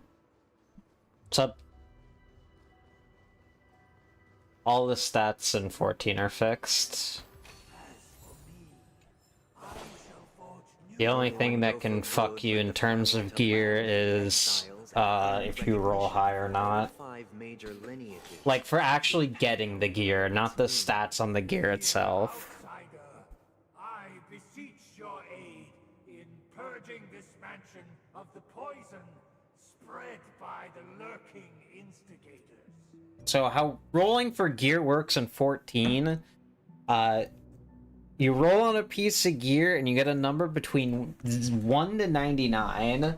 The higher the number, whoever has the highest number between everyone who's rolling for it gets the gear piece. And sometimes you just get unlucky and you roll low like every week for gear. That's really the only RNG aspect, but when you clear a fight in 14, you get a book that you could trade in for gear once you get a certain amount of books. So it's not a total loss. Yeah.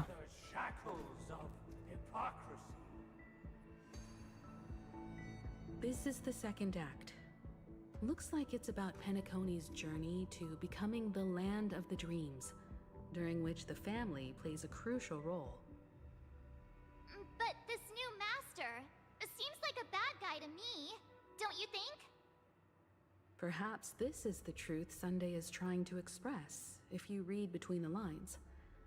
The Harmony changed Penacony just as the guards once did. Looks like we've gotta help those guys kneeling down over there calm down a bit, right?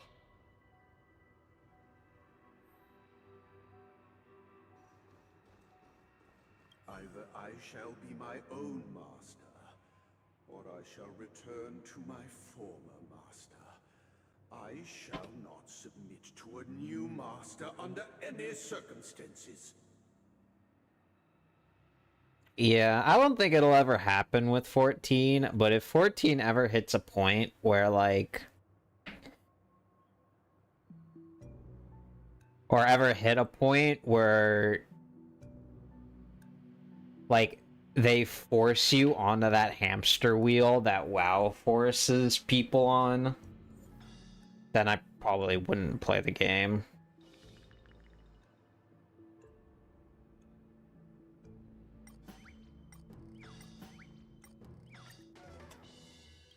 This puppet isn't responding at all. Did something go wrong? That's the thing I like about 14. I like that I don't have to play it constantly. I can play it when I want.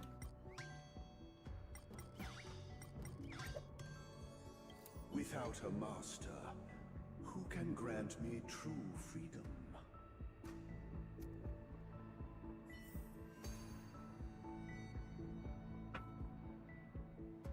Yeah.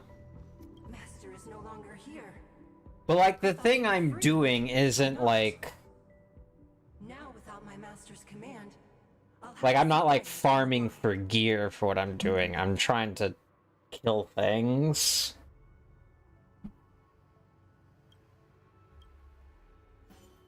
Because, like, I've had to farm for gear for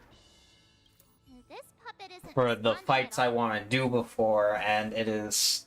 I fucking hate it.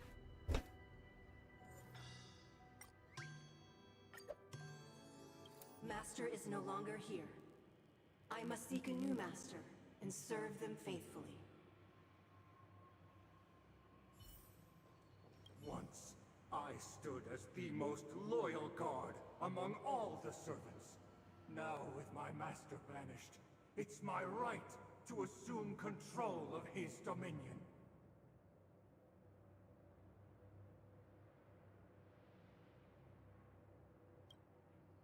Just make all of them calm. My former master has long departed, but why do I still fear the remnants of his creation?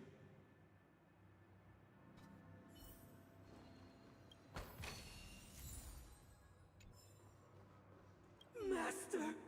Oh, you will return in due course, and I shall stand vigilant, awaiting the reward for my loyalty.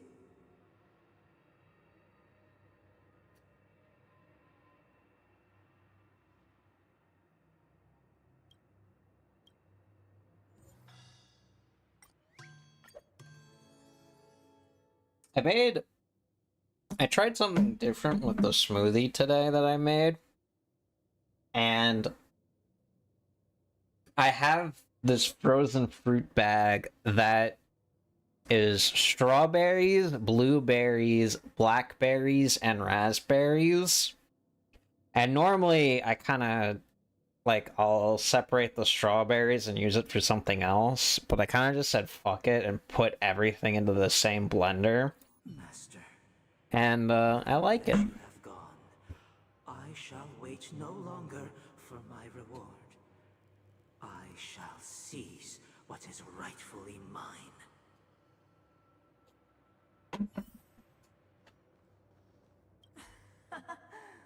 In the absence of my master, I am free. But without their guidance, for whom shall I sing?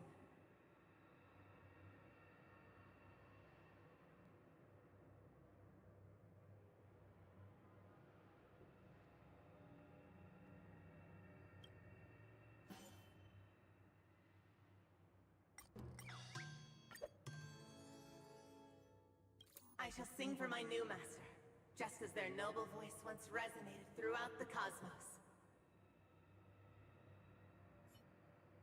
Thank you, dear outsiders. My servants have regained their sanity. Heed me, one and all. Your former master shall not return. It is through righteousness and unwavering support for one another that we shall attain true perfection. Cast aside the veils of hypocrisy and embrace one another. Get ready. Looks like another fight is about to begin.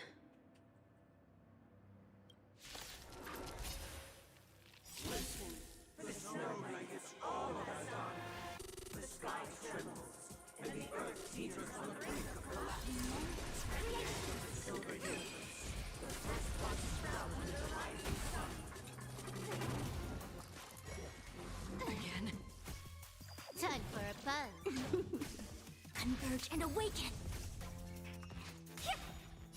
Can you find the answer?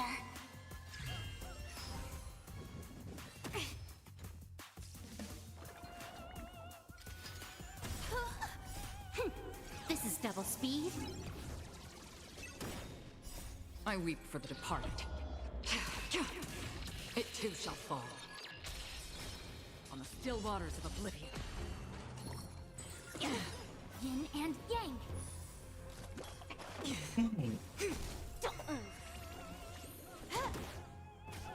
Destined for oblivion. Ouch, ouch, ouch. Feeling spiffy? On the still waters of oblivion. Destined for oblivion. Together as one. Human creations.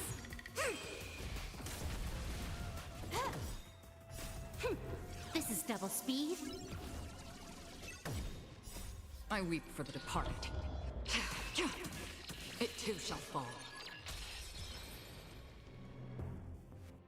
Alas, they remain but slaves till the very end, with the illusion of freedom. Thus concludes the second act. Amidst an illusory harmony, Land of the Exiles charted its course toward becoming the planet of festivities. This is how Penacony fell under the family's control. Since the arrival of the Harmony, the Land of the Exiles has undergone dramatic changes, not all of which have proven beneficial. This guy really loves dramatic scenes. Bet he comes from a whole lineage of stage performers.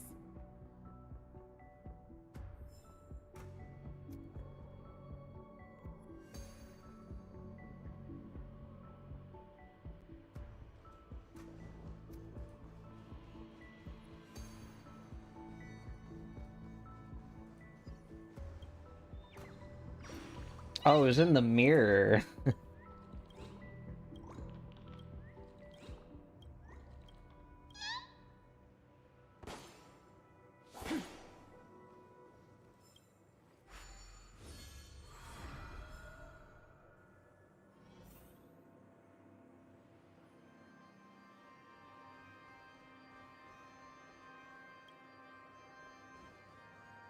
They used the planetary rings to establish the law, forging a code of conduct among the masses.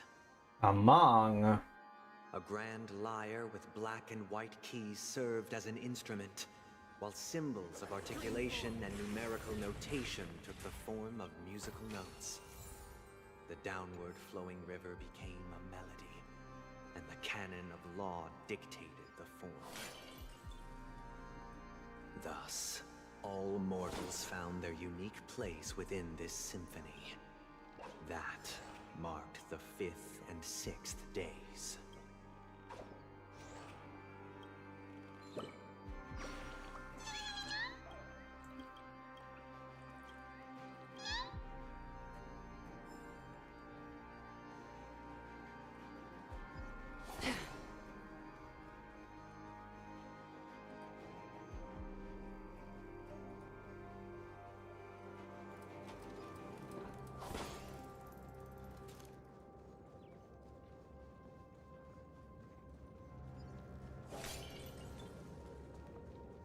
Stream forth the gleam of old blades.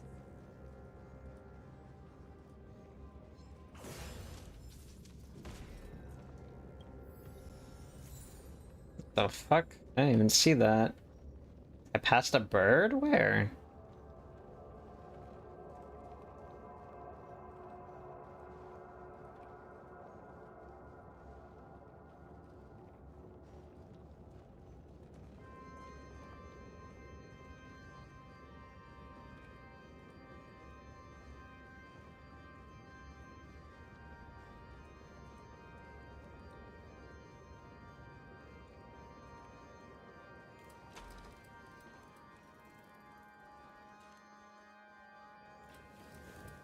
The hallway coming out of the last area on my right.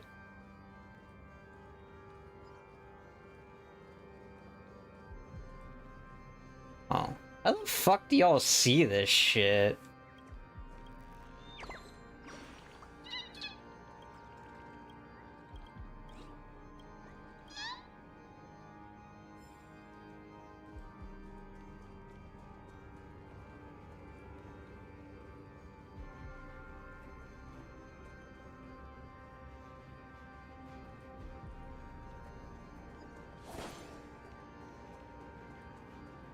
This guy is really into these puppets.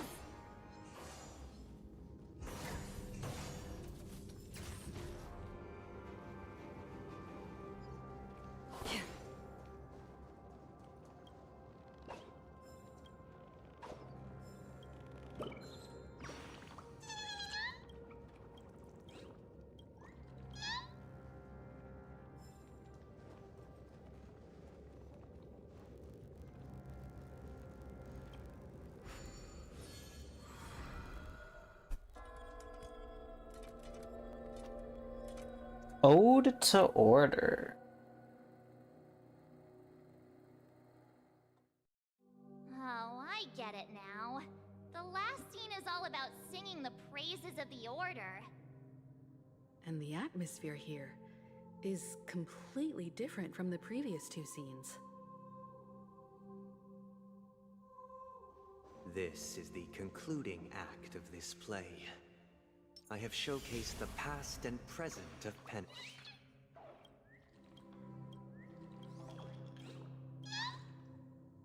This is the concluding act of this play.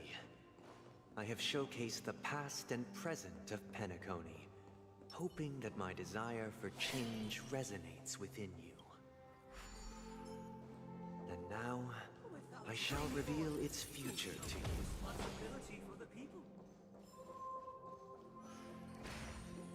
If the people lack foresight, we will make choices on their behalf and bear the responsibility. Without a king, we shall protect the weak and stand. Stream forth We shall the support gleam of old blades. protecting the weak and standing against the mighty.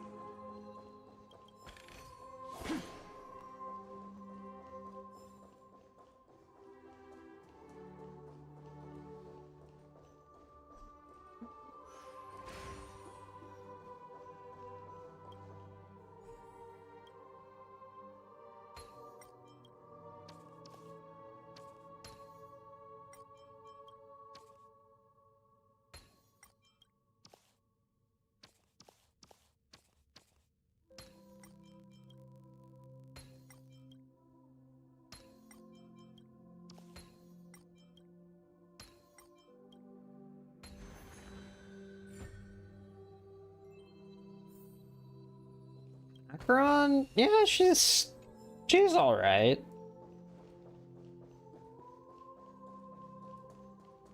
He's a balanced character. He's also sick as fuck.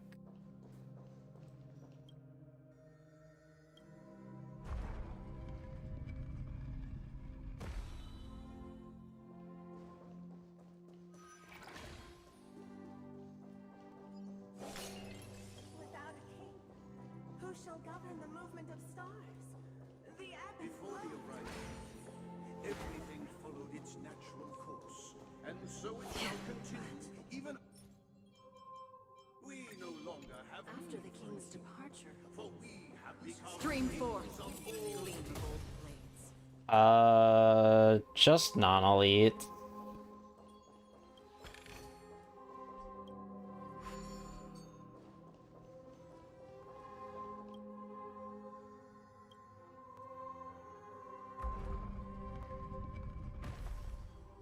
So basically all the trash you can delete.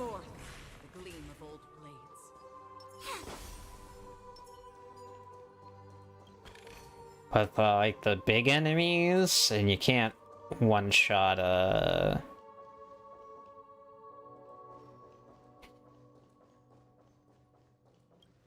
Well, I guess those are considered elites.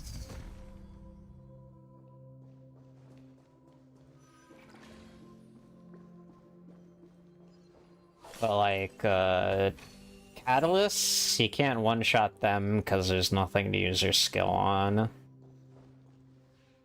Hey, aren't we supposed to kick off a short story? Simulated universe? Yeah. Just like we did in the previous acts?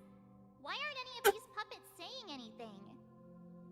Perhaps we'll need to. He's really good at Simu. Story ourselves, just like we did before. So, do you think their mind needs tinkering or something?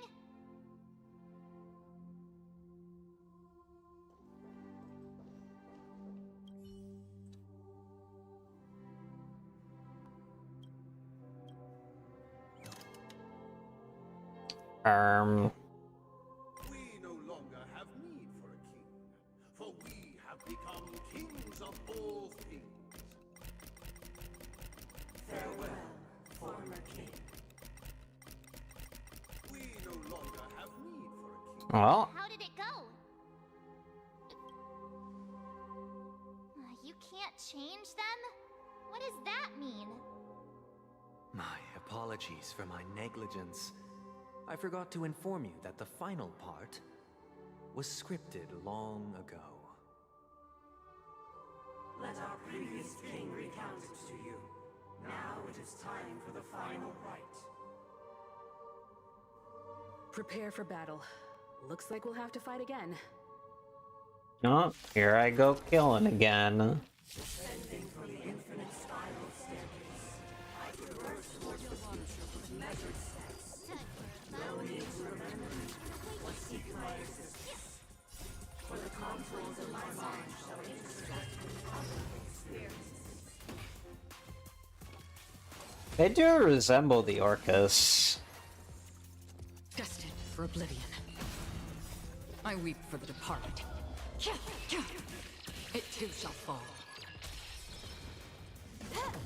For what it's worth, Nihility took On the still waters of oblivion. Nihility took a hot bit for it to get good.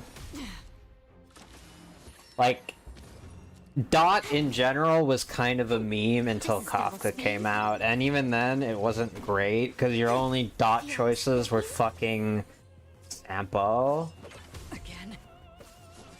And then the game released actually good Dot characters in Guinefon and Black Swan, and it became a lot fucking better.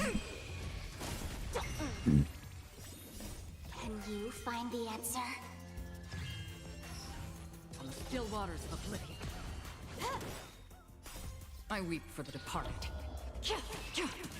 It too shall fall. In the hushed expanse of a nocturnal reverie, I leave faint traces behind. No need to remember me, or to recall the essence of dreams. What is mine shall wane, while you shall transcend its delicate nature.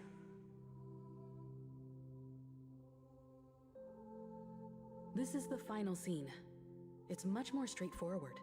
He wants to expel the Harmony and establish an empire based on the Order. Let's go. Once this stage play concludes, it'll be time for the main event, the Charmony Festival.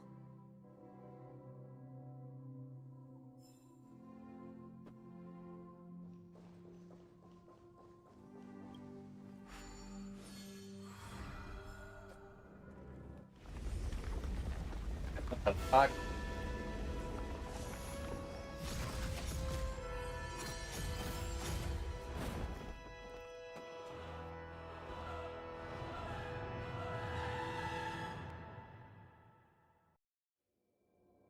One system hour until the Harmony world Festival. with meaning, perfecting all things in the heavens and on earth. Then, they rested from the labors of creation. Yet, all beings cried out to Enna. Under the banner of the Order, you have defined all things in the cosmos. But this made us realize that we are but puppets in your hands. Thus, on that day, all beings united and cast the Eon into the abyss of oblivion. This Grand Theater looks totally different. Is this the power of the Order? Everyone, get ready. This could be a tough battle.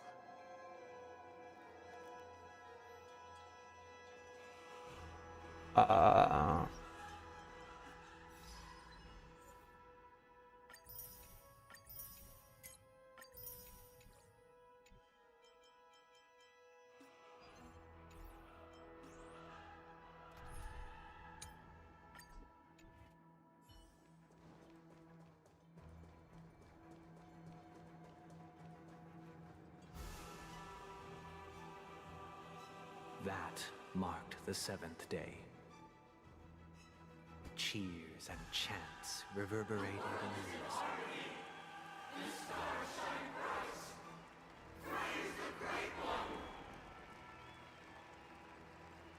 What the fuck?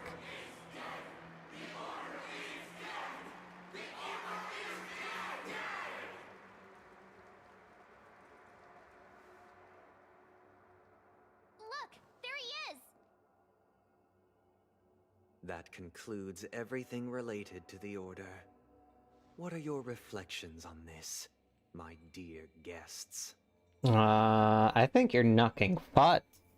Nevertheless, this is but a trivial blip in the annals of galactic history.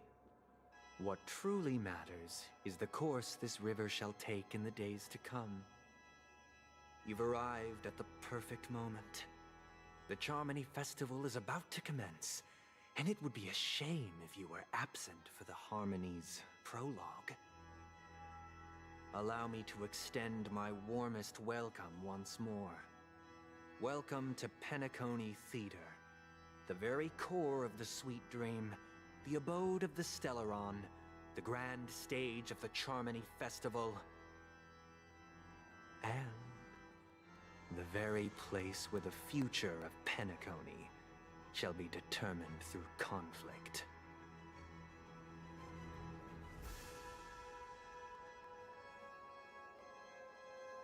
Your scheme gets smashed to smithereens. Where is the Stellaron? It hides behind the curtain. Or rather, it is the theater itself. However, if you want to see it, you must display faith equal to its immense power. True goodness can only be achieved through faith. Allow me to point out that falling into a permanent slumber is not happiness, especially when those people are driven by someone else's will in their sleep. Do you still believe that the Order only seeks to control the universe as their puppet, Himiko? Yes. No matter how perfect your vision of paradise may be, a cage remains a cage. People will never achieve true happiness in a world like that. They would just be toys for the Eon. It seems you have misunderstood my intentions. Allow me to clarify. My desire is not to resurrect a fallen Eon, or become one myself. My sole objective is to create a paradise free from Eons, where the Order ensures the dignity and happiness of all humanity. A paradise exclusive to us human beings. That's not the case. If people are to live with dignity, there must be nothing and no one above them. In your so-called paradise, you would be the one reigning supreme. Looks like we won't be able to convince each other. Now that our conflict has been destined, let's unveil our paths and reveal to the universe the true path. However, before the prelude to the future begins, please take a moment to ponder the questions I've posed. Is darkness equal to daylight? Are sinners equal to the righteous? If you are born weak, which god should you turn to for solace?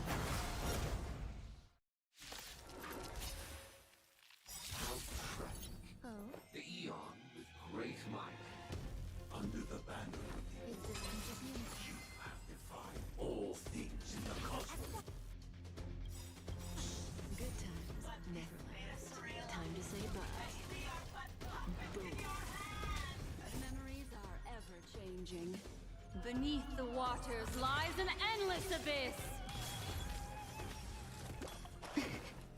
You spill a drink on me? Relax.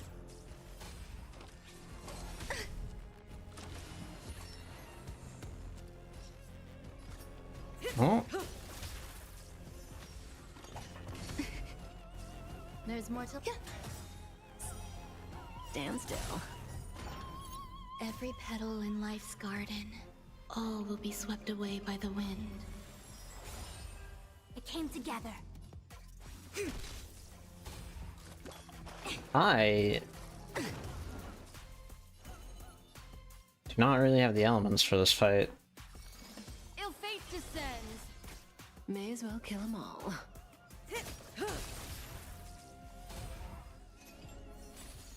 Grace and elegance. Eternal. Relax.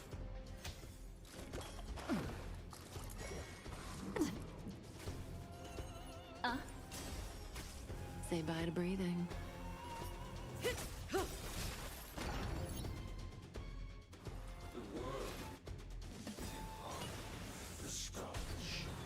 Ow. Time to say bye. Boom. Yin and yang.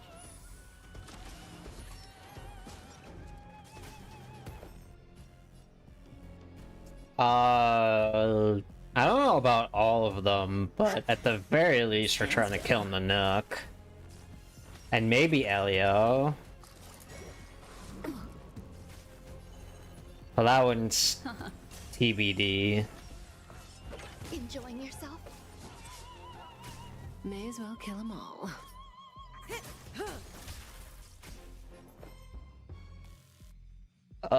This fucking sucks. Relax. Every petal in life's garden, all will be swept away by the wind. It came together.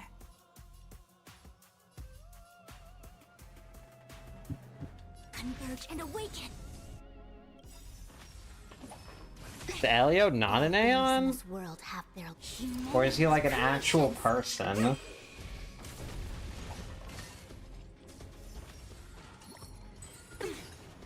Ow. yin and yang.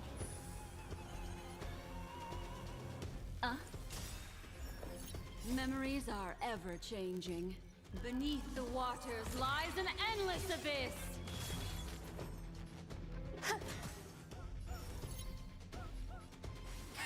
Say bye to breathing.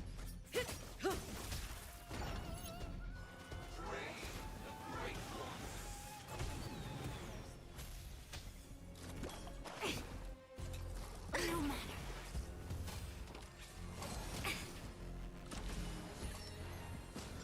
Oh my god, stop. Existence is Son of a bitch. Destiny isn't chosen. Ill fate descends.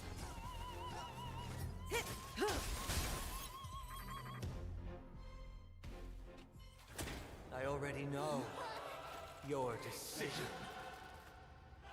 I now permit you to gaze into the sun.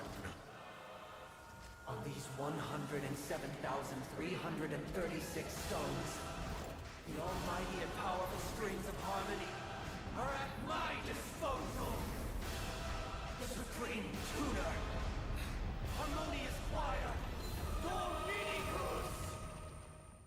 What the fuck?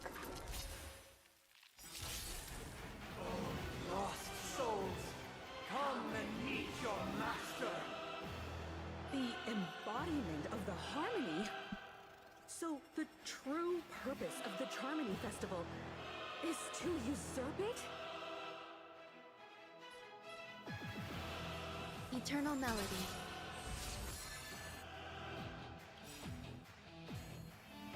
Every petal in life's garden will be swept away by the wind of time. Together as one! Good times never last. Time to say bye. So that was a lie. Boom. Yeah, apparently. Holy shit, that was a big pop. Stand still. That breathing sensation. Remember it. Noisy.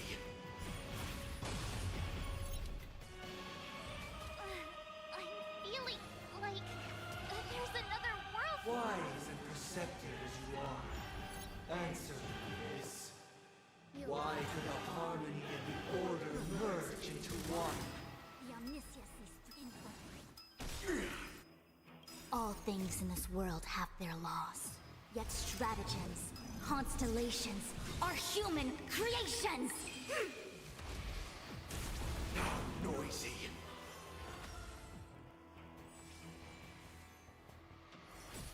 The threads of destiny aren't chosen. I'm gonna need Rame to a real player. But May as well kill them all. Noisy.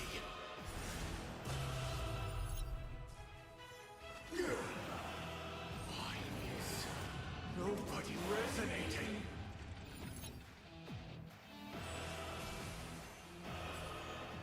alright, well, I don't know what I stopped, but I'm glad I stopped it. Ow. No matter.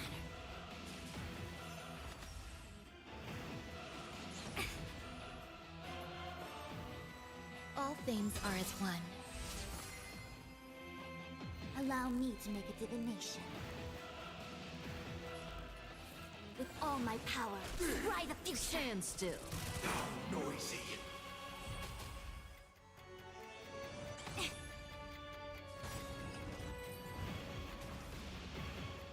Oh, is that it?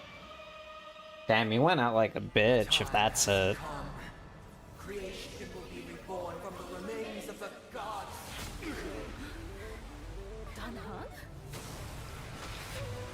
Oh shit. Radiant spirits, heed my word. Show no mercy. Donghong literally brought an army.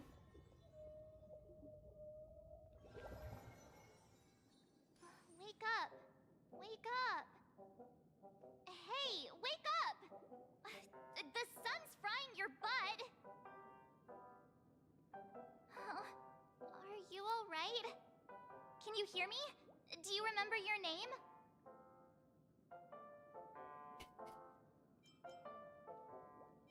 Didn't I shoot the sun out of the sky? It does? Well, doesn't ring any bells to me. Looks like your mind's still in one piece. If you're able to remember such details. Well, that's reassuring. It's a long story. Simply put, Don Hung used the Jade Abacus of Allying Oath when we were in the middle of a fierce battle, and summoned the General to help us just in time. And then we returned to reality. Look, this is your room. Everyone else has also returned from the dreamscape. Himeko and the rest are at the lobby discussing matters with the General. And now that you're awake, we should tell the crew that you're alright. Come with me. Damn, we wasted no time using that Jade Abacus. Come chat with me, sleepyhead. I He's tagged with the Sparkle share HP. Oh, you tell me that after I do the fight? Voice. Is that Black Swan?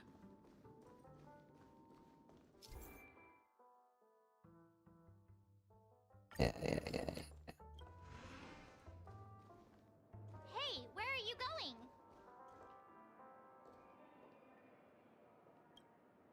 Hey, we meet again, sleepyhead. What's Miss Black Swan doing here? Nothing, Miss March. I noticed she was awake and wanted to check to see how she was doing. Though the strike from the General was timely, its destruction was also immense. When emanators collide, ordinary people inevitably suffer. But, luckily for them, the dreamscape is my home turf. Thankfully, I managed to get everyone out before the harmonious choir collapsed. Oh, so that's what happened! Thank you, Miss Black Swan! Don't mention it. After all, I wouldn't want to see such precious memories vanish. You're heading to see your friends, aren't you? Would it bother you if I walked with you for a short while? Of course not. But you're not planning on doing something like last time, are you? You said that like she did think anything bad. I've never harbored any ill intentions. Well, not when you were around, anyway. Himeko and Mr. Yang are probably still busy. Let's go look for Don Hung first. Man, to think this whole thing would have been avoided if Gallagher actually killed Sunday. Look, he's still talking to that cowboy. One peach. You're awake. How do you feel? Well, fork me. You must Well, be that fork me.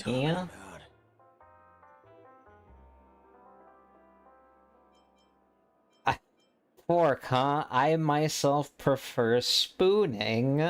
Allow me to introduce him to you. This is Boot Hill, a galaxy Does that mean what I ranger. think it meant? During our pursuit of a certain person, we crossed paths and just so happened to uncover a shocking plot being concocted by Mr. Sunday. Which is why we sought you out, to help the Astral Express save the world together. No need for thanks. The Galaxy Ranger's principle is correct every injustice one sees. That's how you lot in the Cienjo put it, right, Don Hung? More or less. Wait, hold on a sec. This is the first time I'm hearing about this certain person. Who are you chasing? And why would that lead you to the Express? Good question. It's, who was it again? Don Hung. Do you remember?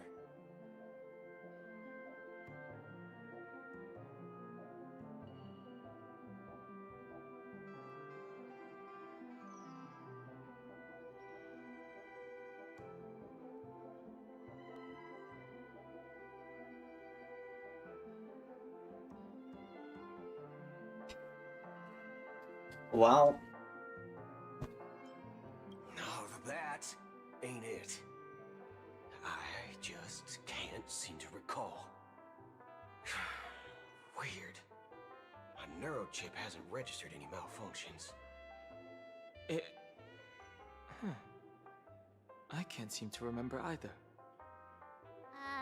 What's going on? Heck. Forget about it. If it slipped all our minds, reckon that person was just a minor scoundrel. Unimportant. Ain't gonna stop us from piecing together the story anyhow. Yes, when the dust settles, I'll just think of a way to recall it in the memory zone. Everyone, let's hurry up and look for Miss Himiko, shall we? She's now a minor star on Penacony, and the entire hotel's concerned about her well-being. You're right. Let's head to the lobby then.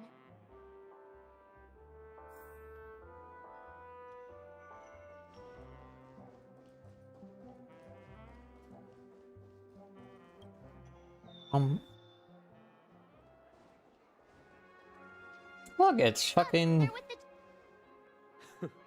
It's not you. In these times of conflict for the sake of utmost safety, it is only right that the Alliance steps forward to mediate on behalf of the Astral Express. We must not allow you to take unnecessary risks. Furthermore, despite the IPC's eagerness for success, it prioritizes peace above all. And the family, trapped though it may be, professes a desire for harmony. The Alliance has always won people over with reason. I firmly believe both parties can indeed put aside their differences and come to a peaceful agreement. The General possesses a deep understanding of the greater good. With the Cienjo Alliance mediating, peace for Penacony is within reach. You flatter me. But ultimately, it's been all down to the Express. Without your efforts, this sweet dream paradise would have been claimed by the last remnants of order before there was even a shot at peace. Well, would you look at that? Here comes the big hero.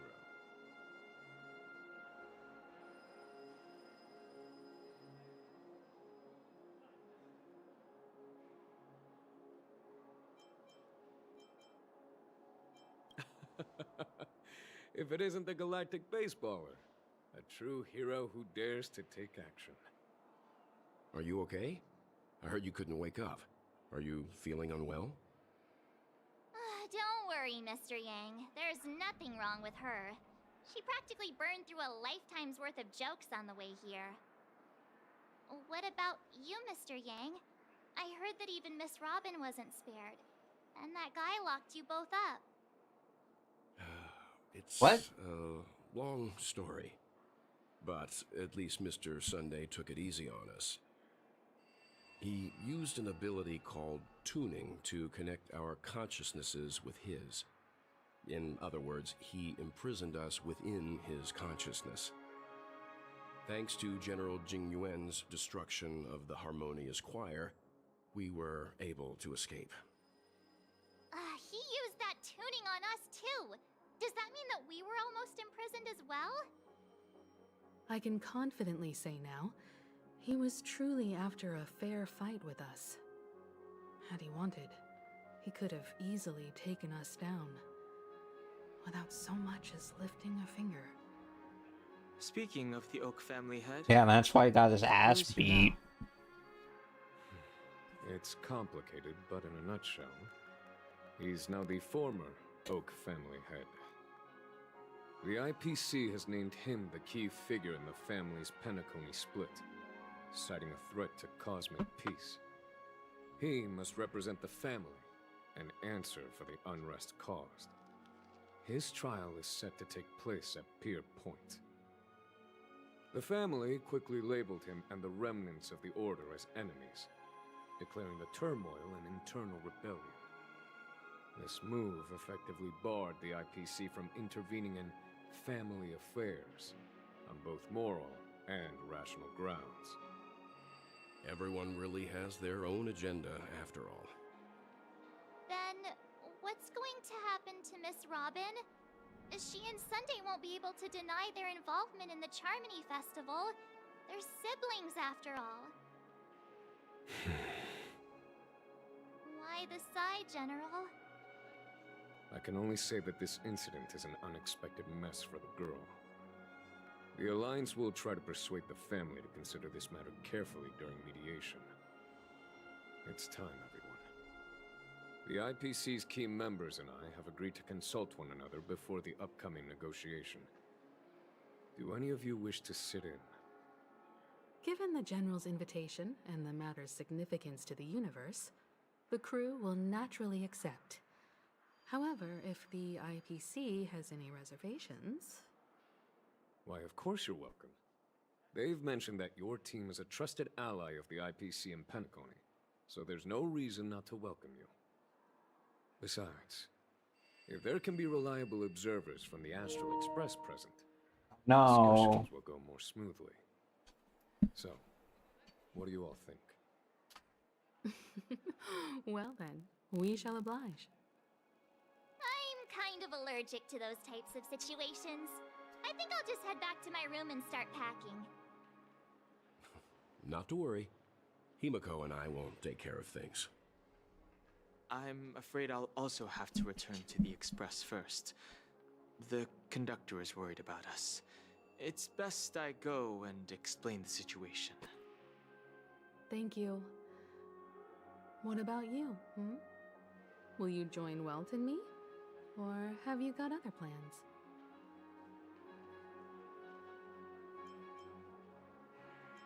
I don't know why, but something tells me I only have one real option here. Yeah, it's to go with Miss Himiko. Great.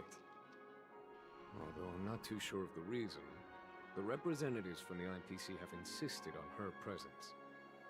Allow me to lead the way. Follow me, please. The negotiation will commence at the hotel lobby.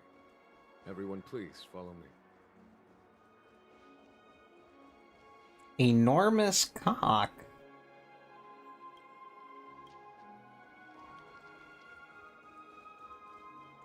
Quit giving me the stink eye. Is that Dr. Blues? Hold up. Don't you have a reward for me?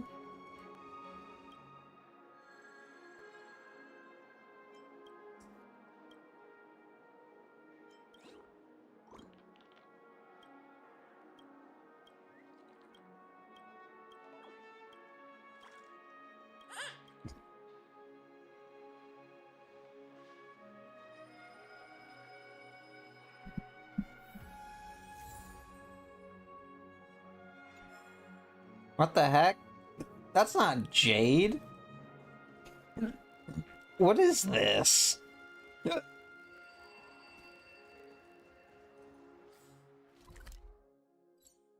Mr. Aventurine and Miss Topaz are here too.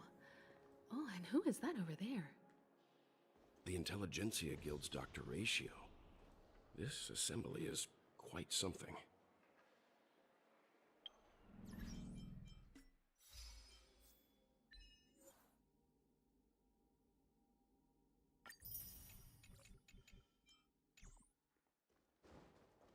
Screwlum's still just chilling there. Well, good to know Adventurine's okay. It's been a while, my Astral Express friends. I would also extend my sincere thanks to you, General of the Lawfu. The presence of everyone here assures that the talks will likely reach a conclusion that satisfies all sides. Oh. Looks like everyone has come with expectations. Care to share? Of course. Topaz, if you please. Sure, leave it to me. In summary, it's good news. After much deliberation from the Strategic Investment Department's Council, the absolute majority of members have agreed to the following resolutions. In light of long-term considerations for interastral peace, and by authority of Pierpoint HQ, the Strategic Investment Department, on behalf of the Interastral Peace Corporation, will permanently relinquish its claim on Penacony sovereignty and offer unconditional support of the family's rebuilding efforts on Penacony.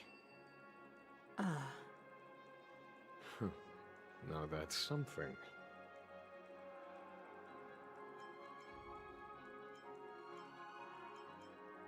All in the name of peace. That's our motto. Has the IPC finished sharing all its thoughts? Then it's our turn. The Guild, much like the Genius Society, has taken a keen interest in the recent calamity in Penacony. Ultimately, both parties have agreed to a comprehensive collaboration, offering technical support for the reconstruction of Penacony. The floor is yours for the finer points, Mr. Screwlum. Enlighten us, please. Organic life's unrelenting search to understand the realm of inner spirituality is something I both admire and envy. Inorganic life has no mechanism to evoke dreams. But when my mechanical impulses are activated, my inspiration circuits will start to operate, and I will enter a state defined as imagination. Every time, within the realm of imagination, there emerges a fire from the shadows. It is warm, bright. I frequently ponder this flame might represent the essence of intelligence.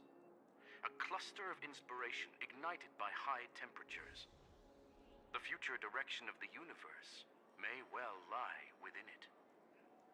Alas, they are nothing but projections of my thought system to me. Desired, but unattainable. But after learning of Penacony's accomplishments, I have come to realize that the flame is not beyond my grasp. After deliberations with my partners, we have decided to defer the progress of the Simulated Universe project, and instead assist the Intelligentsia Guild as technological consultants in the research of the Dreamscape and Memory Zone, so that these assets may be better used to serve humanity. Not only that, we've also established contact with the Garden of Recollection through the IPC, and they've pledged their support for our research endeavors. I'm truly happy for the Dream Chasers on Penacony. The cosmos' brightest and, let's admit, dimmer intellects are now at their service. It's a big W for everyone. But, never mind. At the end of the day, this is a positive outcome. No wonder everyone insisted that she be there. It heartens me to learn that everyone is willing to put aside their differences for Penacony's plight. I trust that everyone will surely reach consensus in the upcoming negotiations. Looks like Penacony's future is decided. I'm wondering, is there anything else the crew is concerned about? Peace is our greatest wish. Beyond that, we desire nothing else. I desire to bury my good. Gawk and Now that Himiko. everyone's minds are at ease, I shall take my leave. You may now depart with peace of mind. The Alliance will deal with all subsequent procedures. Sometime If later. that's the case, it appears that we have nothing else to worry about on Penacony. Looks like it's time for us to embark on a new voyage. Sounds good to me. You two head back to the Express first. I'll pick up March and deal with the checkout procedure. Oh, also, Miss Black Swan, you have a matter to discuss with me, yes? Nothing escapes your attention, Miss Navigator. You've been with us this whole time, huh? In any case, she and I will be waiting for you in March on the Express. Let's go. Our time on Penacony has come to a fruitful end. Penacony's journey ends here. I guess it was pretty fruitful.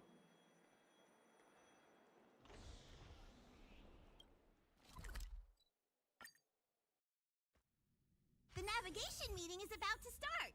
We're all waiting for... Ahem. Looks like everyone's present.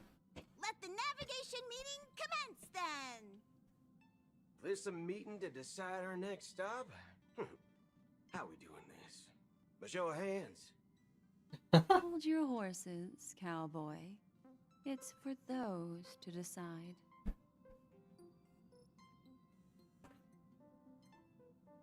What in tarnation are you guys doing here? Allow me to explain. Mr. Boothill and Miss Black Swan submitted a request to temporarily travel with the Express for their own personal reasons.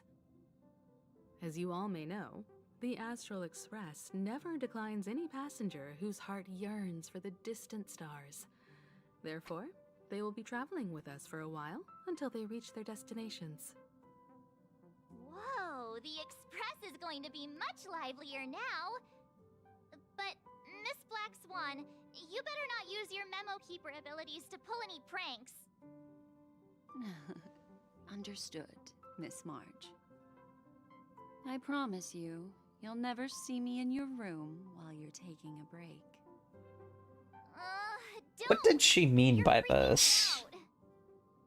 Alright, now that everyone's met everyone, we can continue our navigation meeting. Firstly, Pom-Pom wishes to thank everyone.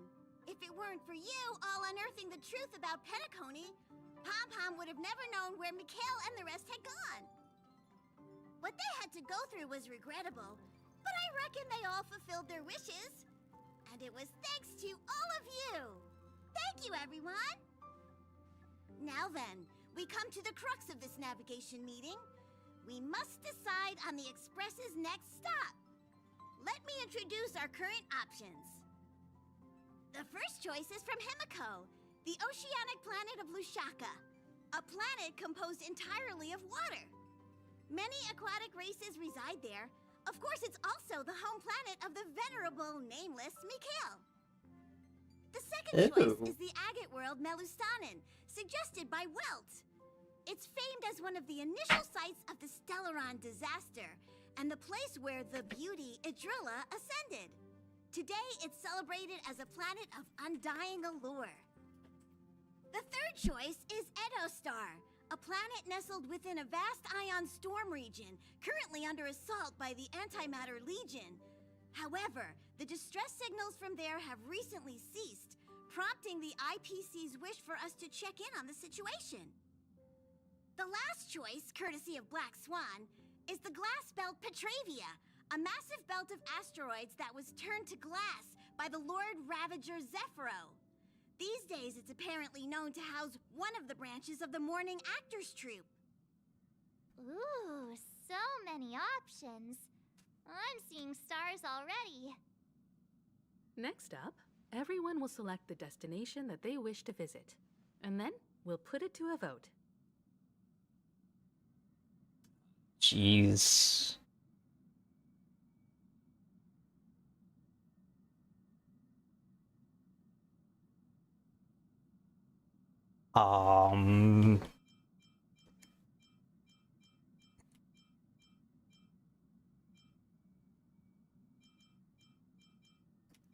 Well, I love water. Little Misha and old Mikhail's homeland. Having been through so much in Penacony, as an aspiring nameless, I believe a visit to his homeworld is a must. I guess there's that too. Still, I imagine that planet must have changed entirely after the Stellaron disaster. I've heard that its land masses no longer exist and the native population has completely changed. I'm not against Miss Himiko's choice, but Edostar sounds like it's in danger. As nameless, should we not extend a helping hand? March is right. Though the fact that the distress signals have ceased means we're probably too late. But I still think we should investigate the situation there. 3 votes for Lushaka, 2 for Edo. Looks like we have a winner! Next stop, Lushaka, the ocean planet. Then this navigation meeting is adjourned. I'll go check the warp jump coordinates. Everyone can catch up on some rest in the meantime. When it's time to make the jump, Pom-Pom will make an announcement. There's still some time before the jump. What should I do? How about a chat? Over here. Please let this trip be uneventful. Please let this trip be uneventful. Please let this trip be uneventful. What's with you and always copying the way I talk? The last couple of trailblazing expeditions have been downright terrifying. It's about time we had some fun, cozy, and cute adventures for a change. Come on, start praying with me. Please let this trip be uneventful. Please let this trip be uneventful. Please let this trip be uneventful. I'm sure it'll amount to nothing. At March. For some reason, I'm suddenly stricken by the feeling that we haven't crossed paths in quite some time. I should have known better than to expect anything serious from you.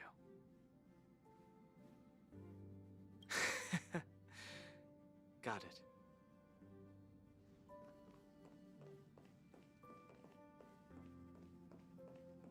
This Astral Express sure is comfy. But I got one tiny problem with it. How come there ain't no potent drinks on this ride? Bro. I can live without malt juice, but at least stock something else. Like that white gem, common as dirt and not too pricey. Our Express is only rated 12 plus.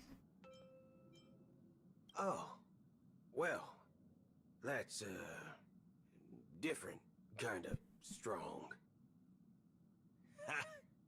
All these years out in the wild, and now I'm bunking in luxury. Gotta say, it's quite the treat.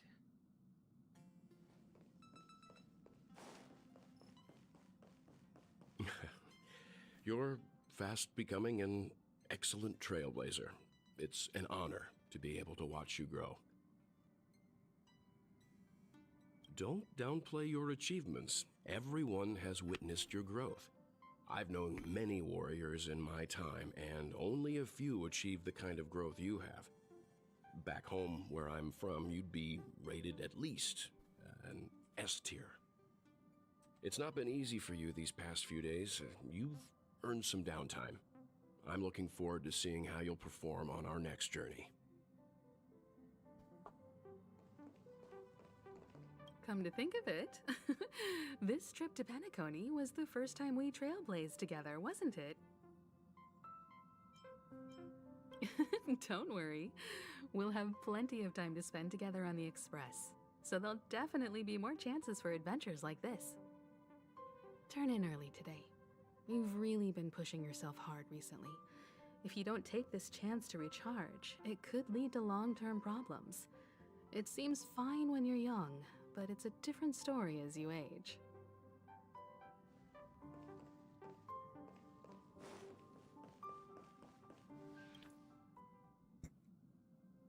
Oh, you're here. Seeing your reflection among the stars in the porthole really does seem somewhat surreal. How about it? This journey of beautiful dreams. Was it to your liking? It's just so peak. Keep it coming.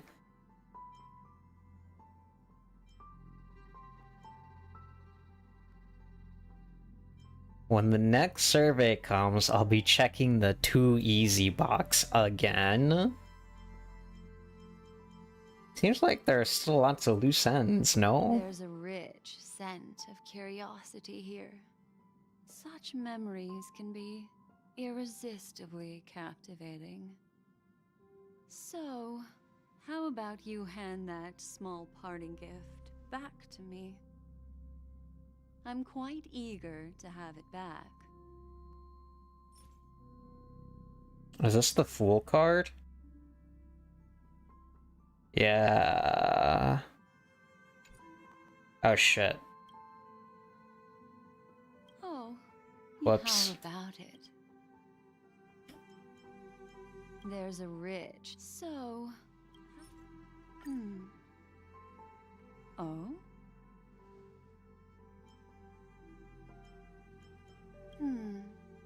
Never mind. I just stumbled upon a particularly fascinating spot in your memory. Before I explain, I would like to apologize to you. This farewell gift I gave you isn't really a compass from the memory zone, but merely an empty light cone. Remember when we entered the hotel in the dreamscape for the first time, and I procured a few trinkets from your companions? Their functions are similar. This way, I can always be attuned to your location, ready to assist immediately if you encounter any threats. But this is not its most intrinsic function. Light cones are slices of light used to encapsulate solidified phenomena. This empty light cone is the same. It can etch your memories in their most vivid form, and then allow me to admire and manipulate them, turning them into unique mementos. All the world is born from the power of mind and soul, and that power is memory. To prevent ourselves from being forgotten by the world, we must make the world remember us, or use our memories to recreate it. Life, seemingly vast, offers but a scant collection of impactful memories. Some joyful, some sorrowful, some light, some heavy. But you are different. Memory is a reflection of the future.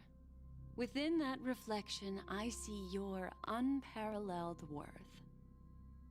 You have the power to craft memories that can captivate the world. Your memory can illuminate the universe's future path. And that memory will be as scintillating as the star clusters you see in this porthole.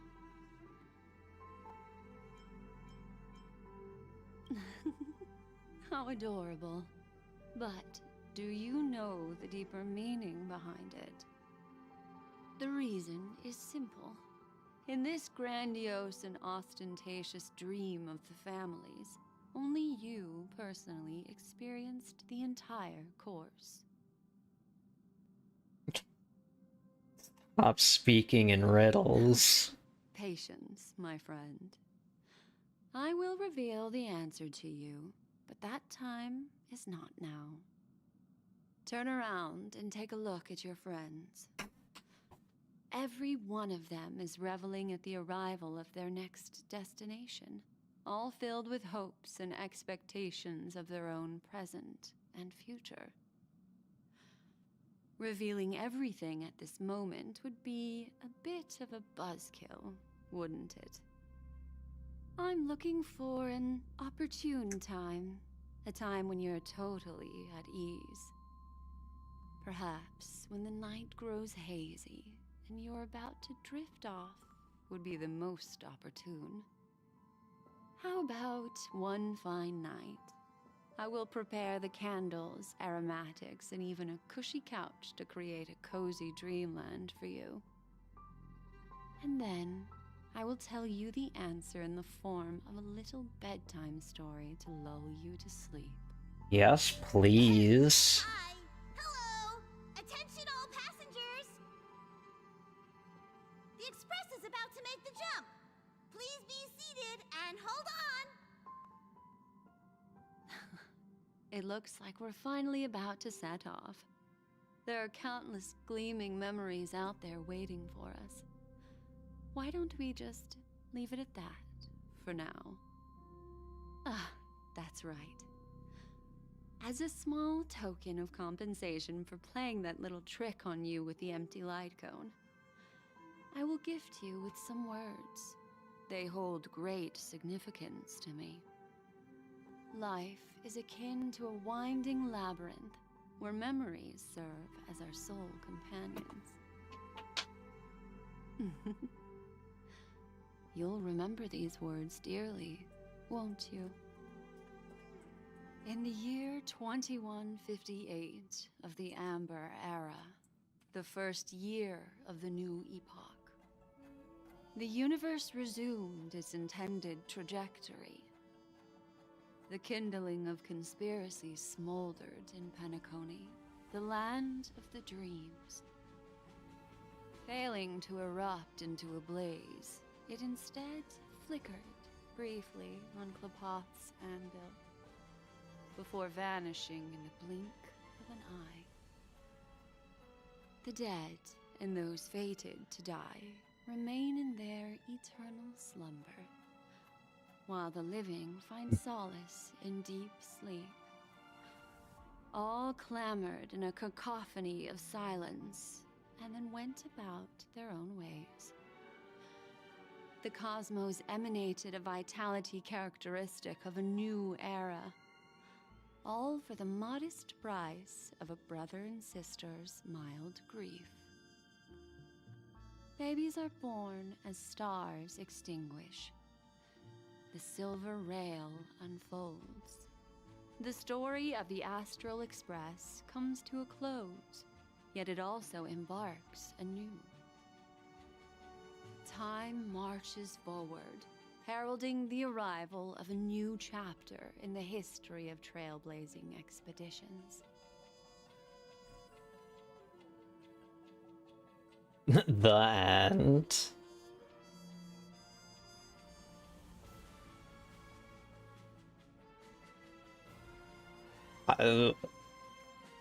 Why am I getting credits? Question mark as March 7th. Question mark as Acheron.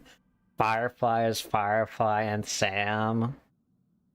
Cameo appearances: Silverwolf, Sampo, Topaz and Jade, Argenti, Jingyuan, and the Zhanzhou Alliance. Script supervisor Elio. In loving memory of the 3 people who died in this story. Countless shooting stars streak the sky tonight. If you can pick the right one, it will carry your wish to thousands of distant worlds. You're feeling very relaxed now, aren't you? So, then, it's time to tell you a little bedtime story. Well, let's start with a conclusion. The crew was defeated in the battle against Sunday. Everyone in Penacony failed, and no one survived. What? But don't panic. The truth, as horrifying as it may be, is not yet irreversible. There's still a glimmer of hope, and that's why I'm here. Next, I'll use this empty light cone that carries all your memories to relive everything that happened before.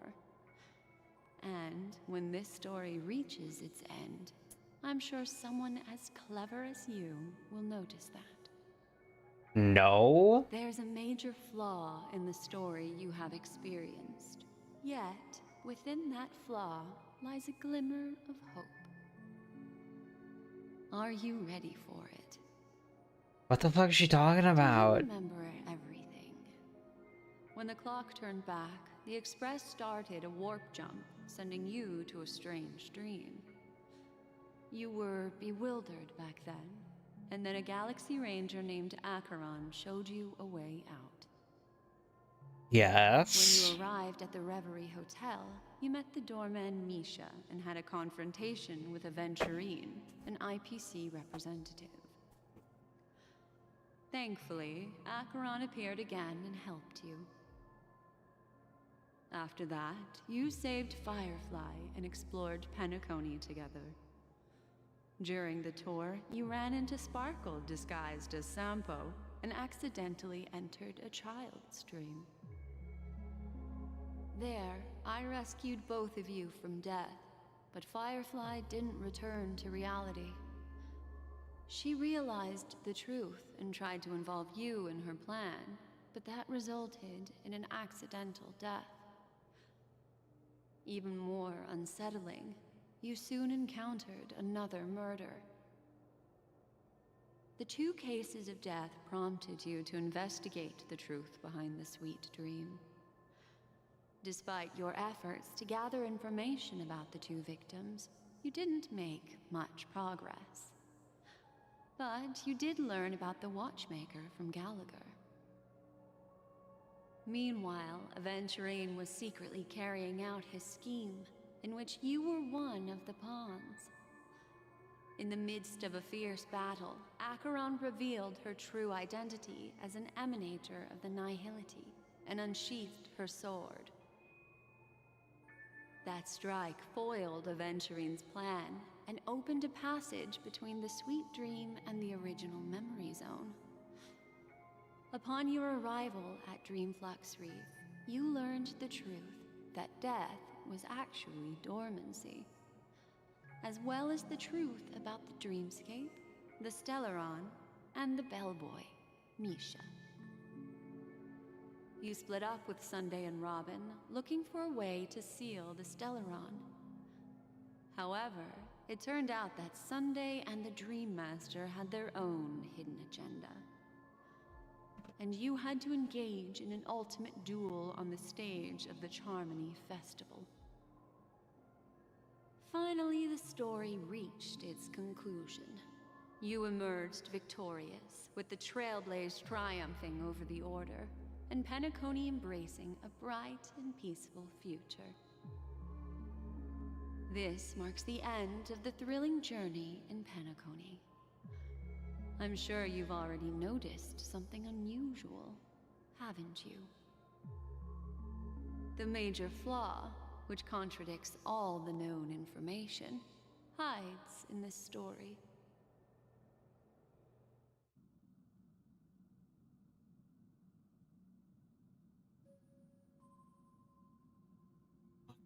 The major flaw which contradicts all the known information. My first encounter with Misha at the hotel. I was attacked by Sparkle. The fake deaths of Firefly and Robin.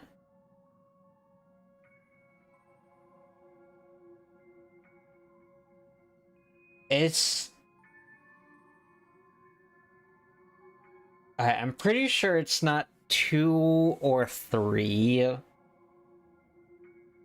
And it's either one or the last one. It's either my first encounter with Misha or Death is the Disguise of Dormancy.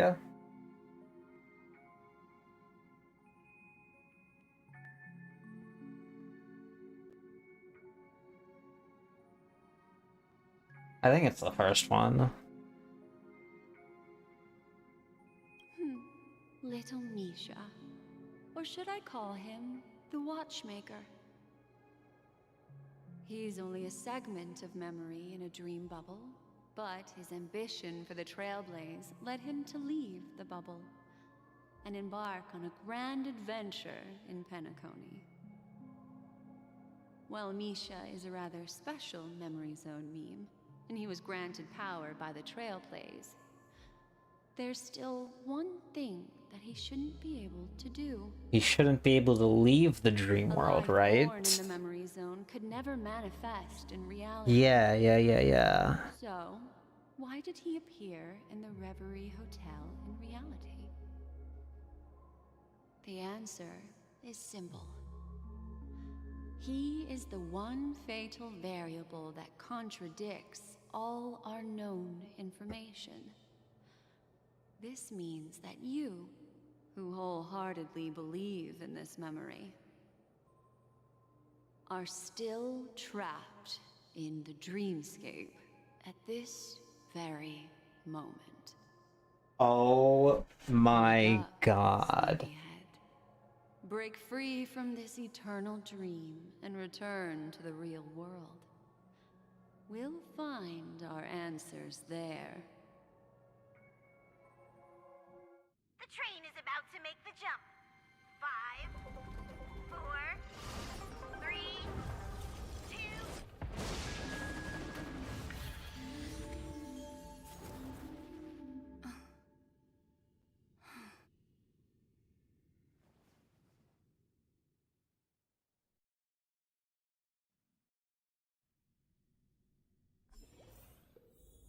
This way, darling. What the fuck?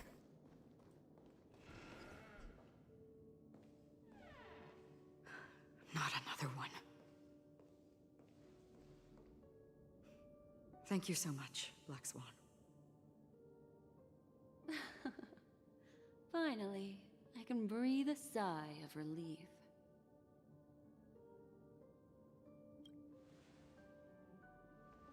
I understand you must be confused, and will do our best to shed light on the situation. However, before that, it's essential to know that this place is the rift between dream and reality. A place reserved only for those who have awakened from Enna's dream. Do you remember Sunday's ambitious plan? He intended to harness the power of the Stellaron, the collective will of over 100,000 Oak family members, and the desires of everyone in Penacony to usurp the harmony and restore the order. Unfortunately, it didn't stop there. From the early days of our journey into Asdana, we were already affected by the Stellaron. That strange dreamscape where we met. Maybe it was a sign that your thoughts were beginning to drift away.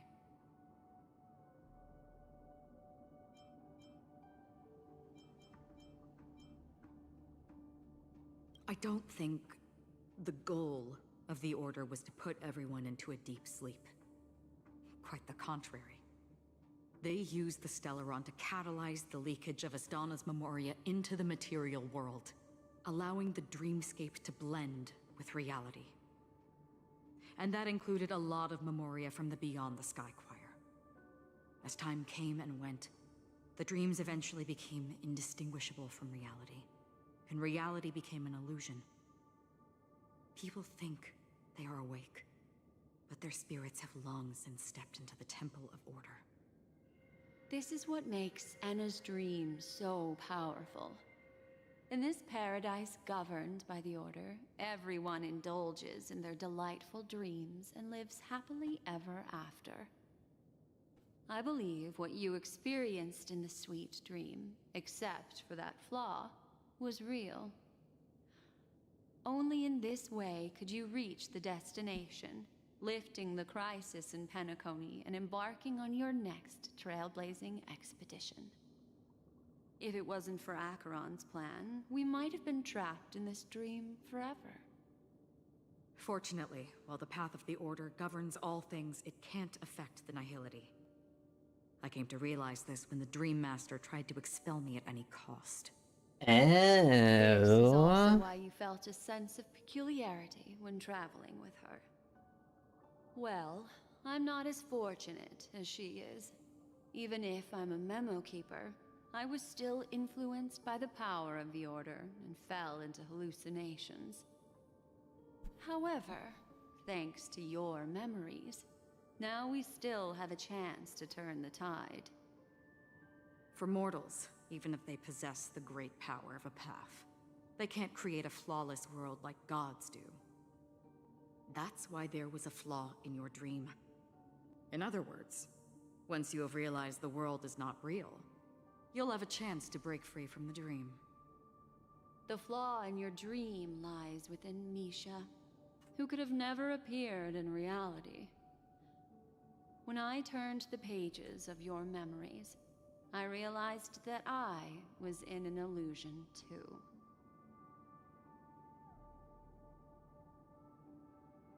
It all comes back to Misha. Now Sunday has usurped the power of the Harmonious Choir through the Charmony Festival.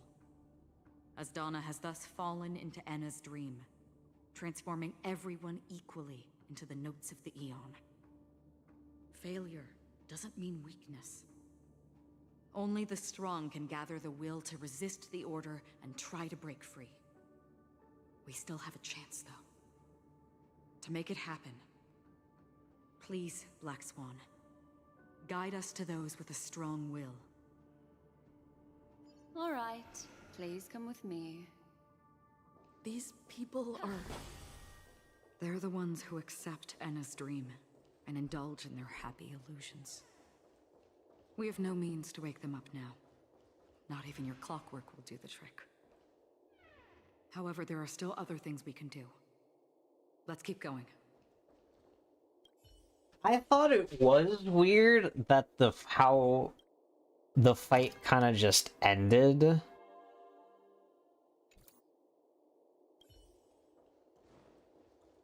like Don Hong and fucking Jing Yuan showed up, and then like it just fade to black or just cut. I thought that was a little weird.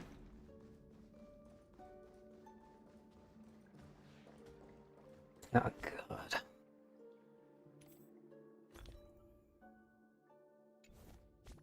That ass. I also was just like, huh, he only has one, like...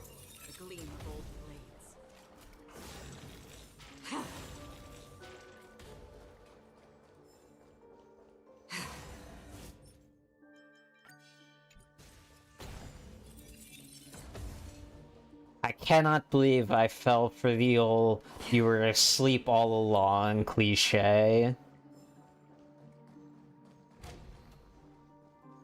It was so obvious I never saw it coming.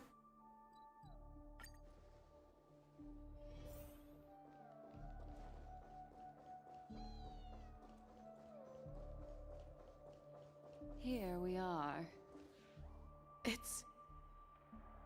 Robin?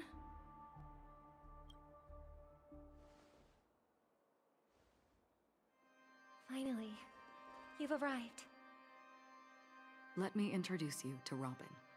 She woke up from Anna's dream by her own will, and it's this tough lady who led us here with her song. I woke up for the same reason as all of you. In the dream, I experienced something that could never occur in reality. Are we going to lock it up in a cage? I want to see it fly freely in the sky. Without us, this bird would be too fragile to survive on its own. Do you want it to die? No, but... Then let's take care of it together until it can return to the sky. Huh? Birds have wings because they're meant to fly. Even if they may crash on the ground one day, they shouldn't be trapped in a cage. Birds belong to the sky, so we should help them return there, right? The illusion was so impossibly blissful that I realized it was just a dream. And this is our final hope. Literally too good to be true On moment. the harmonious choir, namely everyone's shared wishes. It will only materialize once the aspirations of all beings in Penacony merge as one. At present, it has become impervious due to people's desire to remain slumbering within the dream. And in order to destroy it, we must make everyone in Penacony want to wake up. Now comes the tricky part. How do we do it?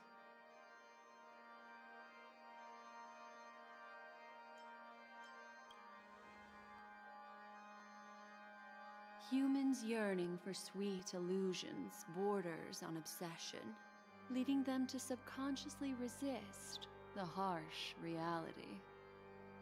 Therefore, I carefully selected a moment where she was completely unguarded, guiding her to uncover the truth herself to make her regain her consciousness.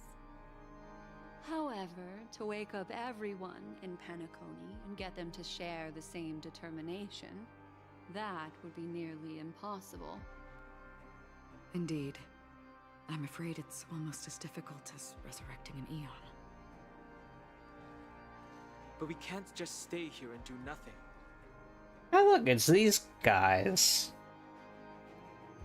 This is a critical moment for the whole universe. Who cares about some dumb number?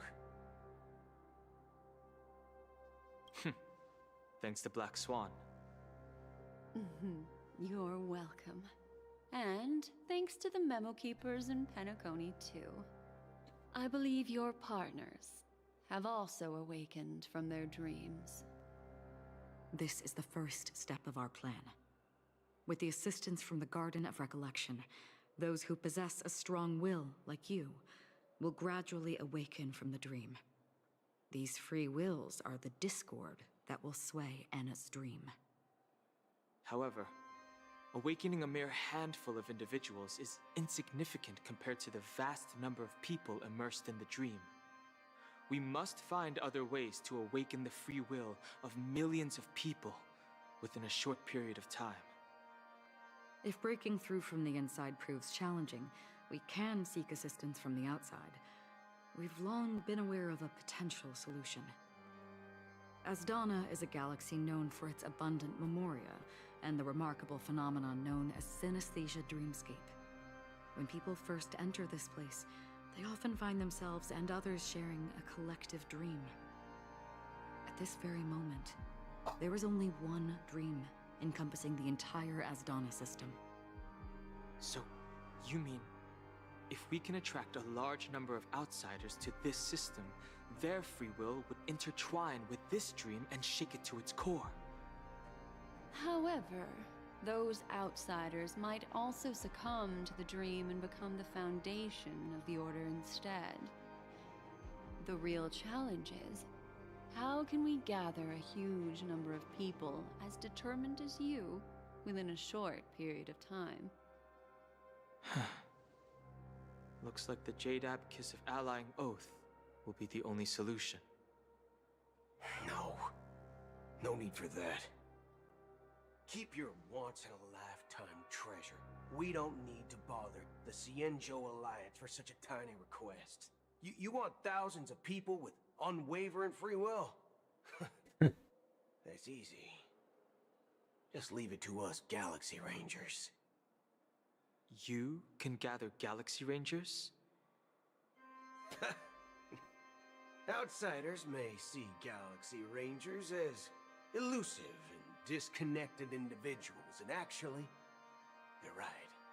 And that's why we have a tacit understanding among us. Among Us? Do you know what it is, Acheron? It's the relic I returned to you. Exactly. Its owner must have told you that it's meaningless to anyone other than a Galaxy Ranger, and that it can only fulfill its purpose when returned to its rightful owner. Because it's a burial artifact, worthy only of a hero who has served the Galaxy Rangers with honor. When its light illuminates the universe, it means the fall of a hero. And in the direction it falls, countless meteors will streak across the sky. Those meteors are Galaxy Rangers, coming from all corners of the cosmos, driven by a shared purpose, without questioning the cause or counting the cost, because we abide by a common principle. The shooting stars of the hunt only descend on the longest night, and with them comes the dawn. We've stayed silent for far too long. Now, it's time to remind all the cowards, oppressors, and villains of the universe of our presence. I'll be the one to ignite the first spark. Once the dreamscape is swayed, I'll complete the second step. I'll fine-tune the slumbering souls with the Song of the Harmony, interrupting them with the discord of Trailblaze, and guiding them towards reality. It's true that some people are born strong, and others are born weak. If the Trailblaze is the target of heroes, then the Harmony will guarantee that the strong help the weak. Only the people of Penacony themselves can be the saviors of their homeland. Their path of happiness should be forged by themselves. While I may not be a nameless, I'm willing to instill courage in all those who need it. This includes my brother as well. Anna's dream is too cruel for him and everyone else. Your plan sounds well conceived, but still, it appears somewhat idealistic and romantic. The flaws rooted in human nature can't be eradicated overnight. Do you believe these efforts alone are enough to convince everyone to choose the right path? I agree with you, Black Swan. That's why the most critical aspect of this plan is not to convince everyone to choose the right path, but to inspire them to save themselves. So, you're the key in the end, I assume? The Harmonious Choir possesses the power of an emanator. To overcome it, you'll need the same level of power. The final step in destroying the sweet dream will be my responsibility. That's a relief to hear. Now that our roles are assigned, let's get to our battlefields and pose a grand finale. May I have a moment alone with you? There's one more thing I need to explain to you. What's that? This grand festival is drawing to its close. This is the starting point for the ultimate stage of our journey, just as it marked the beginning of all the stories in Penacony.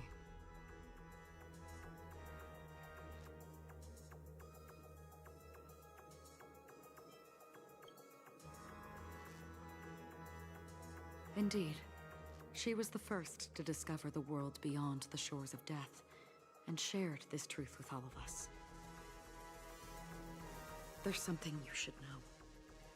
We were able to locate you within this boundless dream, and find the key to breaking free from the dream. All because of one person's unwavering dedication. Firefly. She awakened from the dream ahead of others, discovered the Express amidst the stars, and brought us valuable information about the remnants of the Order. She may have been aided by the script, and it came at a cost. As you know, Firefly is a stowaway who entered the dreamscape in a different way from ours. Without the dream pool in the hotel or assistance from the family, she can only awaken from this dream in one way. A real death. We mustn't fail her determination. I'm not implying that we must win this fight no matter what, but our resolve should match that of that courageous lady. Are you ready?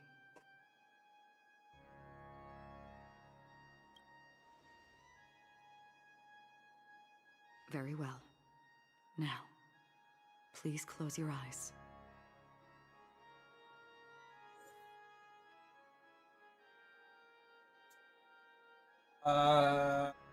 God. Oh, my team must include Harmony MC. Okay, okay.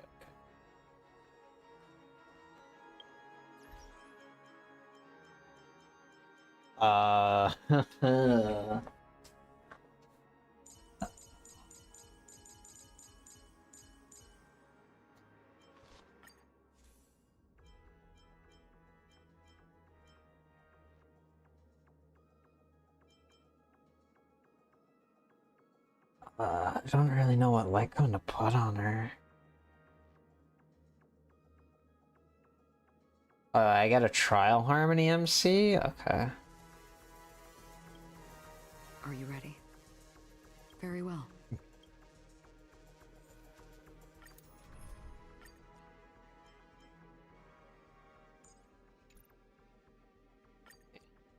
Can I see what she's about?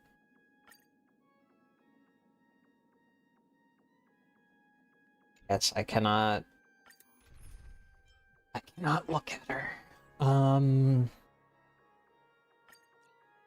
God, I don't even know.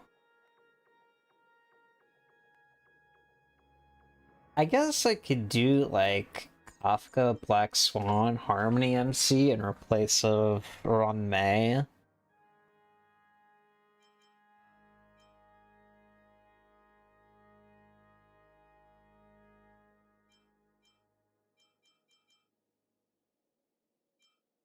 Seems kind of bad, though.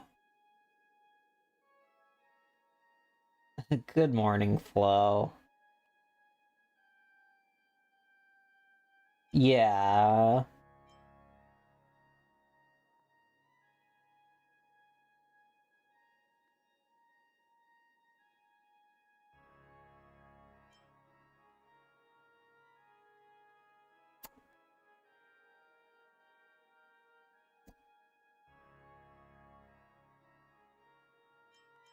Well, I think we'll do this. Go back to bed, Flo.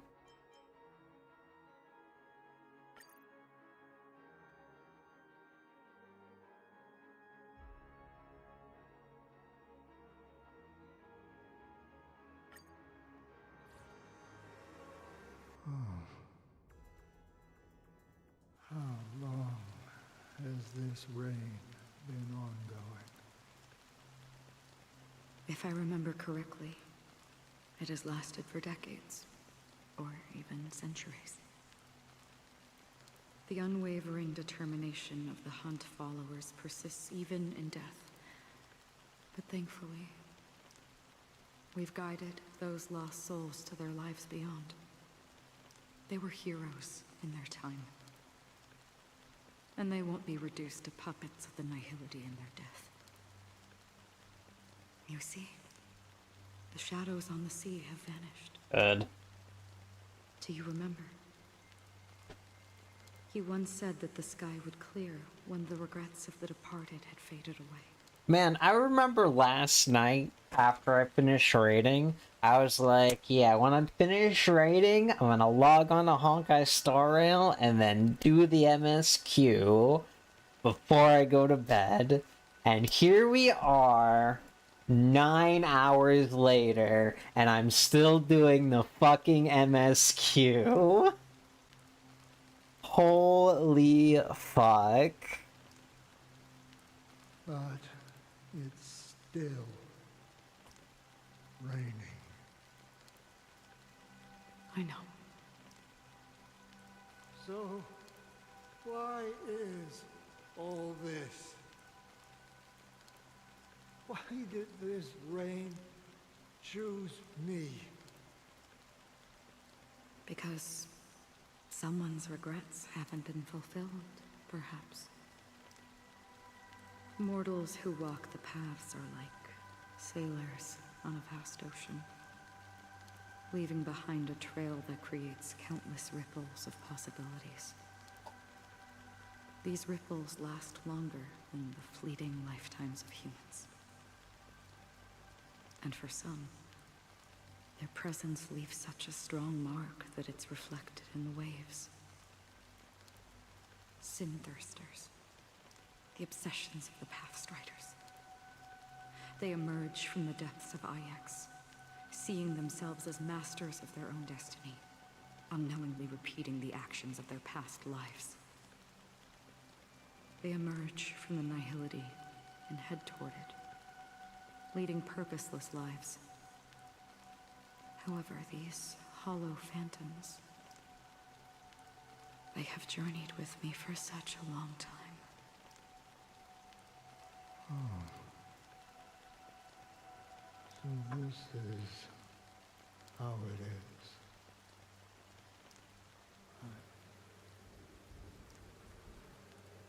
I'm already dead. Yes. Are you watching over me? This is my duty as Acheron the Watcher. I'm guarding the path to the abyss of the Nihility, guiding every soul reluctant to become one with it. Back to this side. But if this is what the departed ones expected, should you try to change it? I don't know. But someone once told me that when the inevitable moment came, he hoped that someone would stand at his grave and place a bouquet of flowers.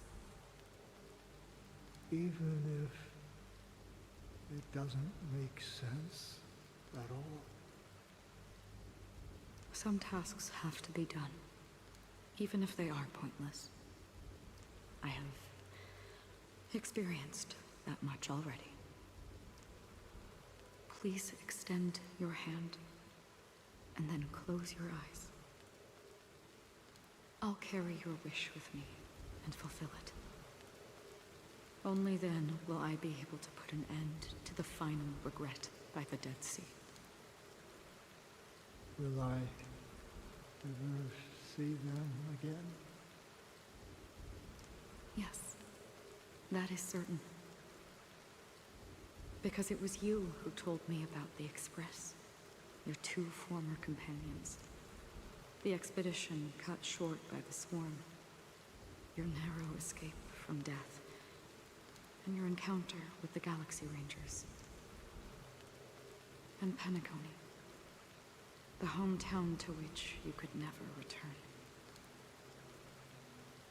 Yeah. For countless times, I got rejected by the family and had to pass it by. But I knew that my companion was still there. Alone. Mikhail, are you still there? Take my hand and come with me. We will leave this place. You'll embark on a long, long journey, shrouded in darkness. But fear not, as a touch of red will be awaiting you at the end of the path. That's the color of existence. Follow it, and it'll guide you and illuminate the way out. By doing so, you'll eventually reunite in the warmth of the sunlight. Thank you. May death be the end of your boundless dream, guiding you back to the waking world.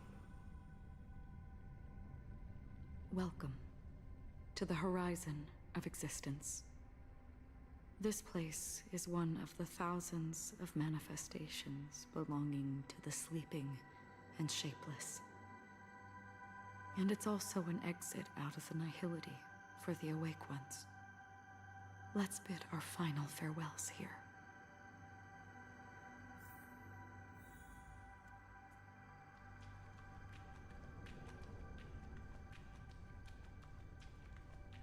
Always distinguish between reality and imagination. All right, Gray? Life is akin to a winding labyrinth where memories serve. May your schemes be forever concealed. Anna's dream is too cruel for him and everyone else. To the imperfect tomorrow. I still remember the question on the invitation letter. Why does life slumber? Why does life slumber?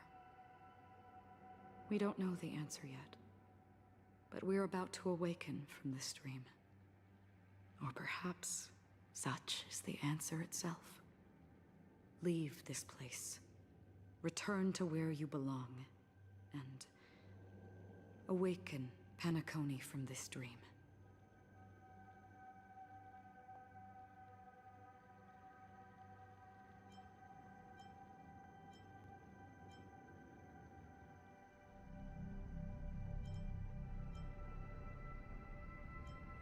As I said, our plan is not about convincing everyone to choose the right path, but about inspiring them to save themselves. So, when will people actively save themselves? The answer is when they are in desperate situations. Like a drowning individual in the deep sea. When one's body and mind bear immense pressure, agony, confusion, and despair will follow. I firmly believe that. The fragility of humankind often freezes them in their tracks. But in truly desperate situations, they will strive to save themselves. And now, Penacony has enough heroes to lead them forward. It's through this inherent, self-centered instinct that people exert their utmost effort, even when they know their struggle is fruitless.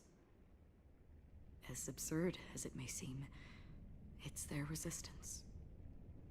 As for now, it is time to guide them, not as a savior, but as a nameless among those mortals. In this way,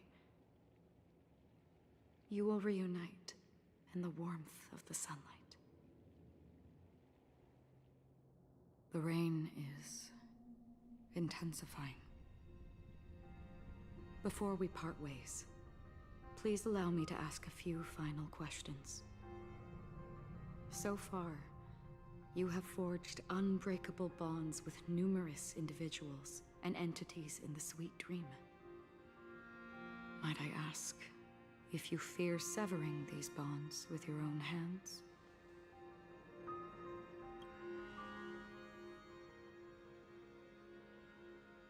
If there is a vast, lifelike dreamland that is virtually indistinguishable from reality, a realm without death, where everyone can attain the happiness and fulfillment they deserve, living blissfully ever after,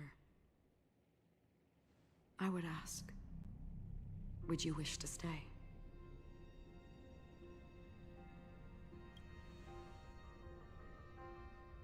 Imagine if this splendid dream were fated to fall apart.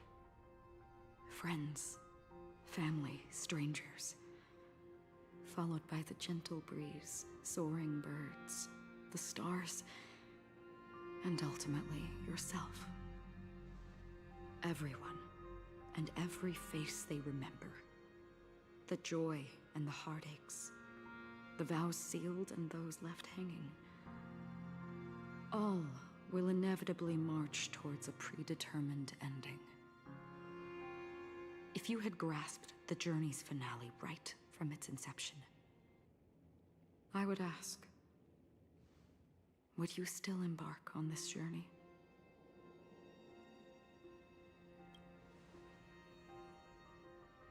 I'm glad. The answer itself doesn't matter. What matters is that you've made a decision. Listen, touch, and ponder. And therein lies the sensation. Cherish it, because that's what makes us exist. Such is the only answer humans can offer when facing the nihility. If the nihility represents the primal fear of life, rendering any lofty convictions insignificant under their imposing shadow,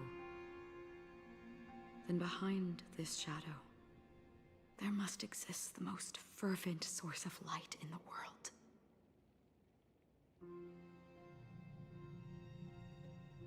Just as every life that edges closer to death fervently approaches the end of the nihility, we must pursue that primordial light. Now, come to think that you exist in the nihility, and you watch over others to depart it,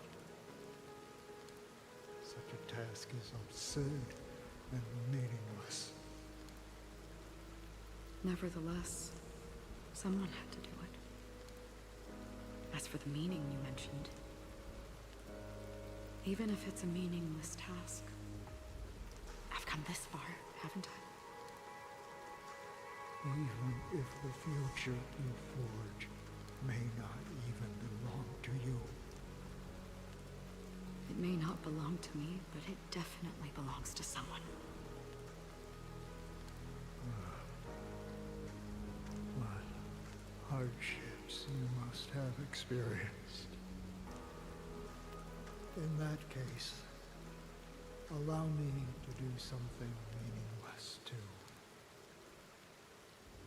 Please, tell me your name.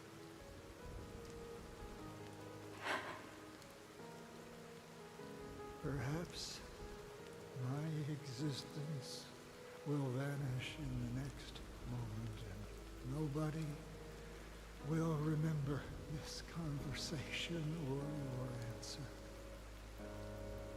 But I believe that your name should be remembered. And this universe will remember it as well.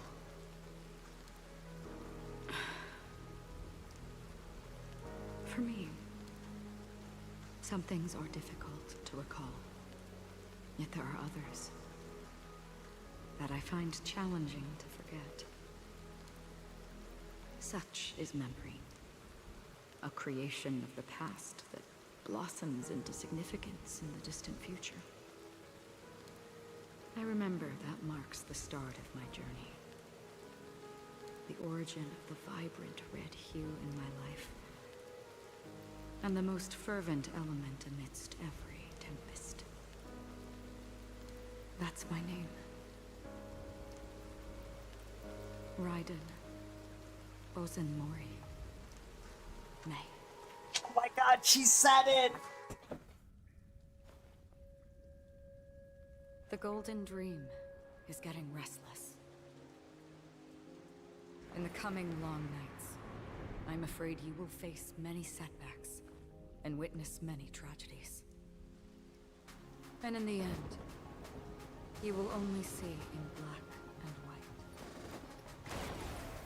But please believe me, that in that monochrome world, there will be a glimpse of fleeting red. And when you make a choice, it will appear once more.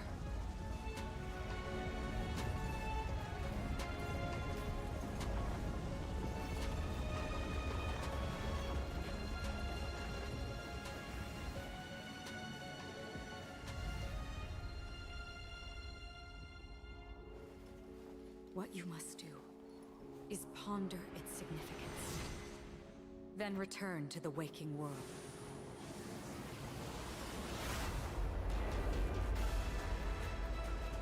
That's where we all find our answers.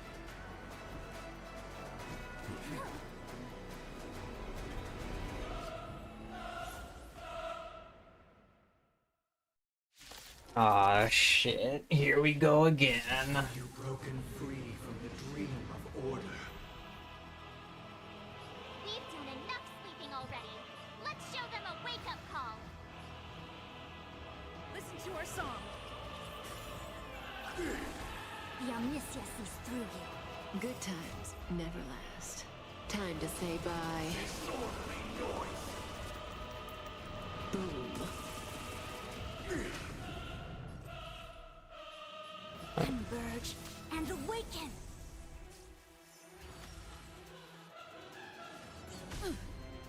The threads of destiny aren't. Noisy. Stand still. Memories are ever changing. Beneath the silent waters lies an endless abyss. Noisy.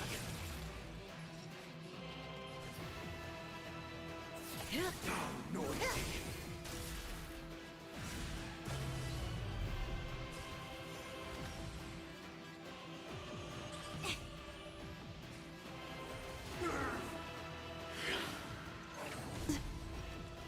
Without order, how can the weak be righteous?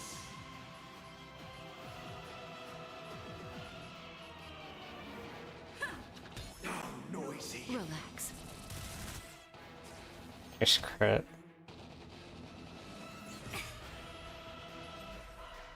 All things in this world have their laws. Yet stratagems, constellations, are human creations!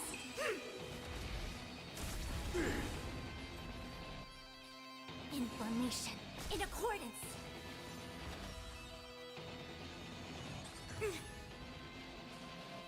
Disorderly noise. If you have any objection, feel free to make your case. The noise is fading. Ow. What would you like to know this time? The seal of ill fate descends. May as well kill them all. Down, Noisy.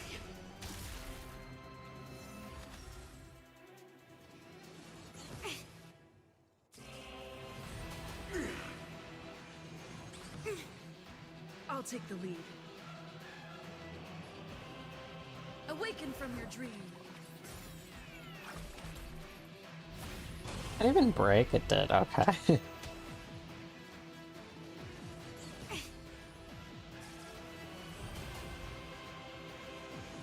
No matter.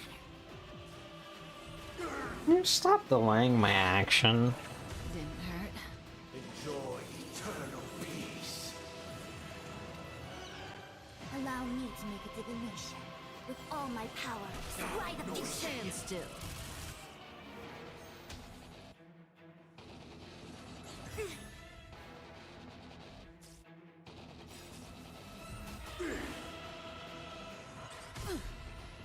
All things in this world have their laws.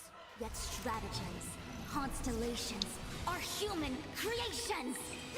Maybe I should have held on to that ult. The threads of destiny aren't chosen.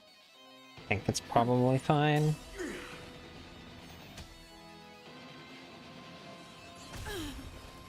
Yin and yang, life and death.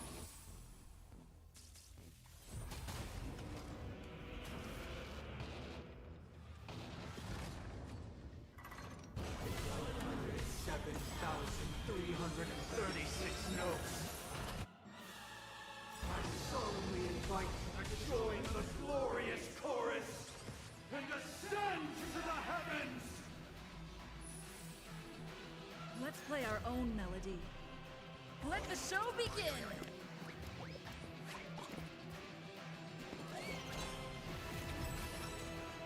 That breathing sensation. Remember it.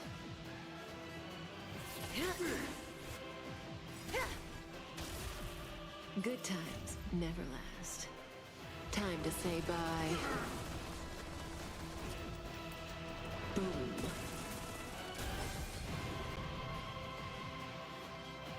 It's my turn. Big 700 damage.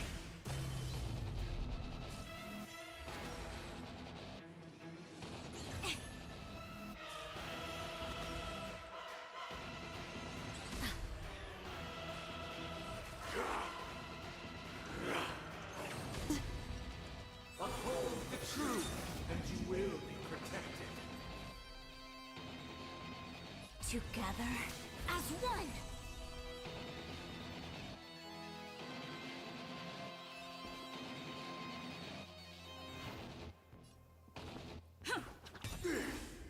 What would you like to know this time? Again, the ill tidings manifest.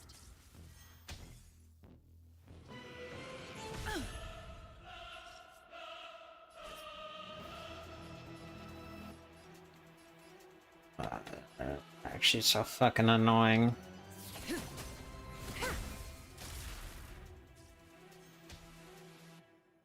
Ooh. Things are part of the melody. The dreamscape is indistinguishable from reality. Can it still be called an illusion?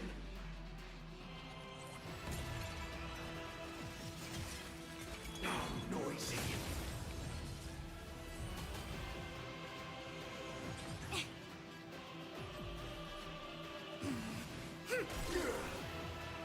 Stand still. All things in this world have yet stratagems, constellations, are human creations! How noisy.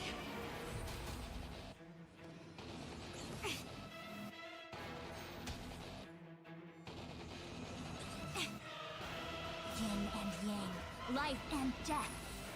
That doesn't take long to proc.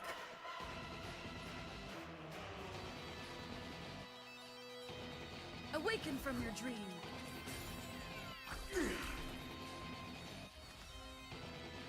With this perfect melody I command, recreate paradise anew! Ow.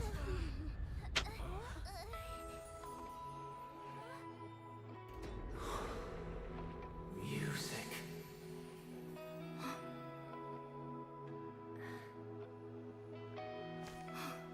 There seems to be another kind of sound coming into the Order's symphony.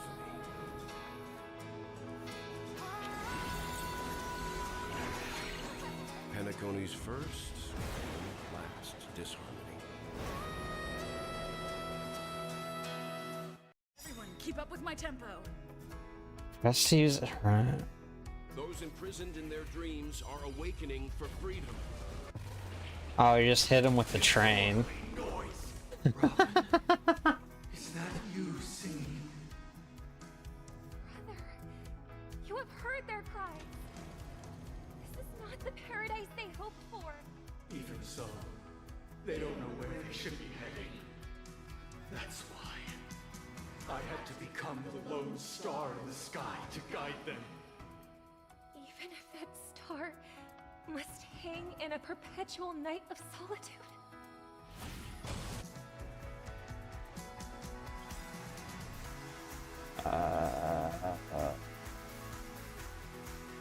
Yeah, just fucking throw it all out there. Let the show begin.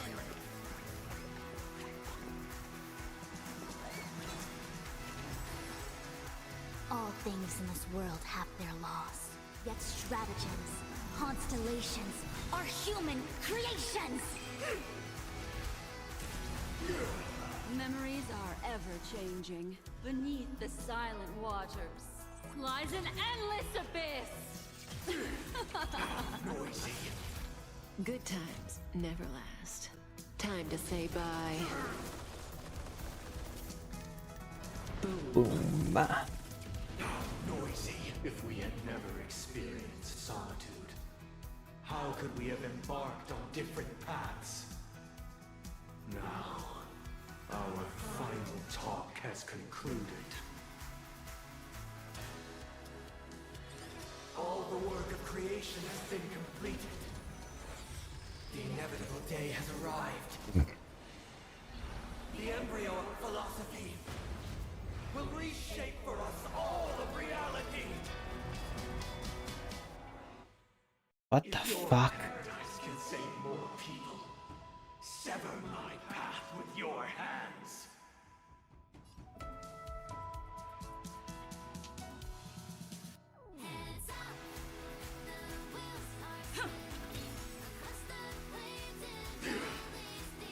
I swear on truth. What would you like to know? Oh, he is weak to literally everything. May I honor you? How insolent!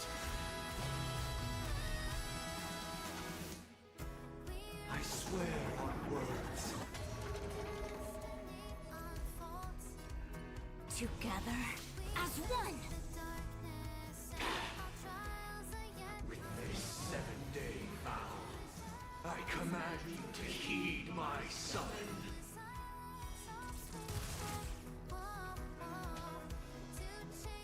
Uh-oh. I have a bad feeling about this. Again, the ill-tidings manifest.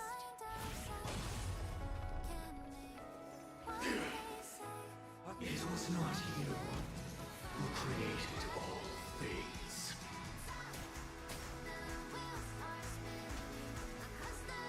It was humanity that created you. Stand still.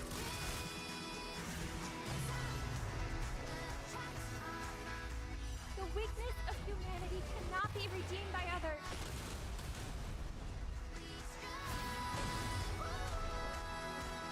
Your divine being will become the foundation of our paradise.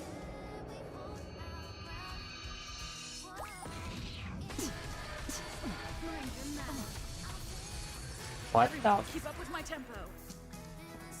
Awaken from your dream. How insolent!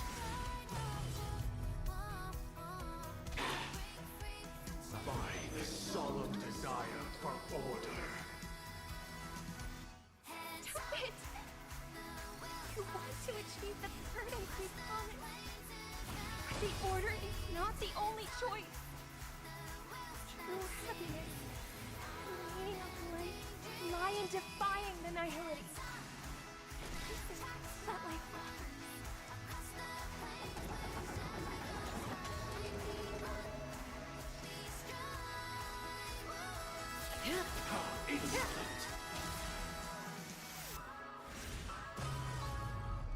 Good times never last. Time to say bye. Boom.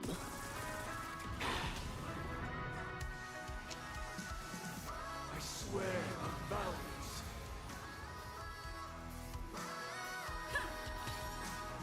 Relax.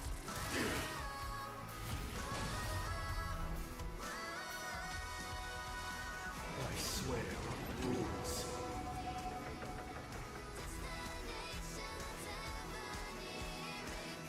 With all my power, scry the future. I swear on meaning. All things in this world have their laws, yet stratagems, constellations are human creations!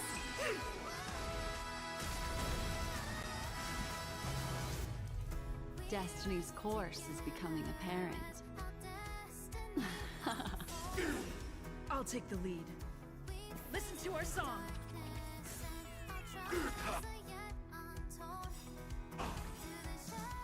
Let's play our own melody. Let the show begin!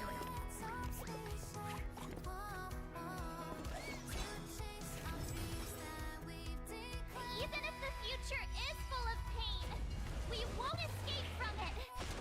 Fuck you. Memories are ever-changing. Beneath the silent waters lies an endless abyss.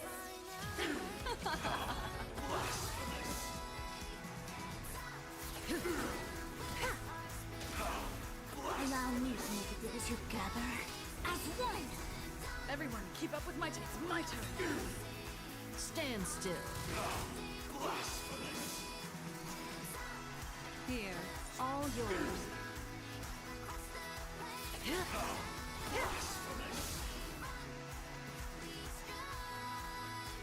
Awaken from your dream.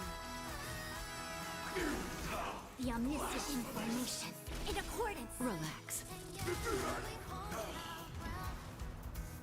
Excellent.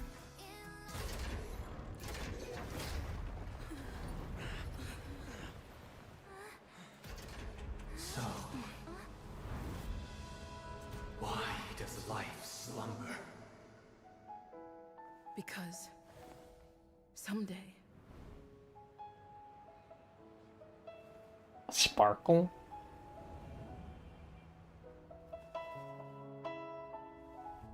we will wake up from our dreams.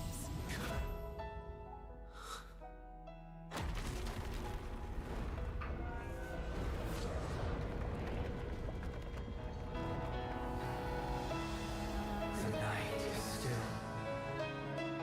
too short.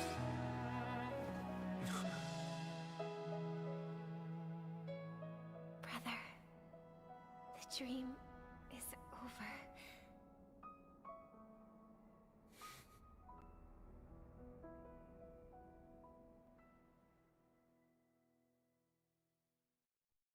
In the first year of the AE 2158, a fiery conspiracy erupted in the land of the dreams, but soon faded in chaos and destruction. Whispers carried the tale of those fateful 48 system hours, when a sun teetered on the precipice of collapse. A paradise stood on the brink of destruction, and a world was poised to surrender to its new master.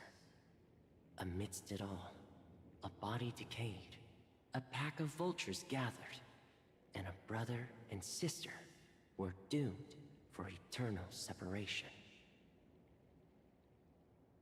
And so, an eon succumbed to slumber once more.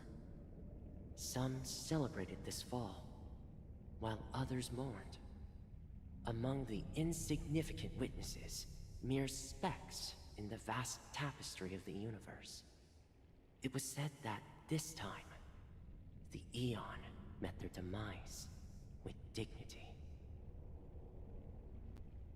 As the cosmos bathed in the radiance of a pure dawn, a tempestuous storm brewed on the horizon. The chant of everything for the Amber Lord grew ever louder. Yet, No matter how one contemplates it, time inexorably swings Klapot's colossal hammer in eternal cycles. The tale of the Astral Express reaches both its conclusion and a new beginning. Time marches forward, heralding the arrival of a new chapter in the history of trailblazing expeditions. Brother, do you think the stars will fade away? Where did that come all of a sudden? Because the constellation that looks like a bird, the Torrent Eagles, looks a bit dim lately. It's the Torment Eagles. Don't worry, it's still there. It's located in the inner ring of Penacony and can only be seen when spring and summer overlap. As for the question you asked, I think stars do die, just like people. But do you know, sister? No star actually belongs to the present. The light we see from them is from a long time ago. Even after the stars perished, their light will travel millions of light years, spanning countless years, to illuminate the night sky of another world. In our paradise, I believe there will be a star like that, shining with the same light. Its radiance will last forever, and its name will be happiness. No, not just one star. We should have 2 stars. Or maybe even more. Yeah, you're right. It's a deal. It's a deal, then. This is our promise, and nothing will sway our ideals. Yeah, you bet.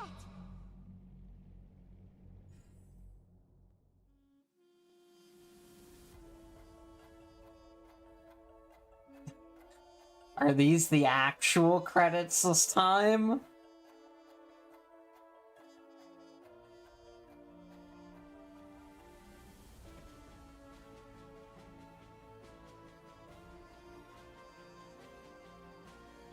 Oh, they actually have Acheron's name there.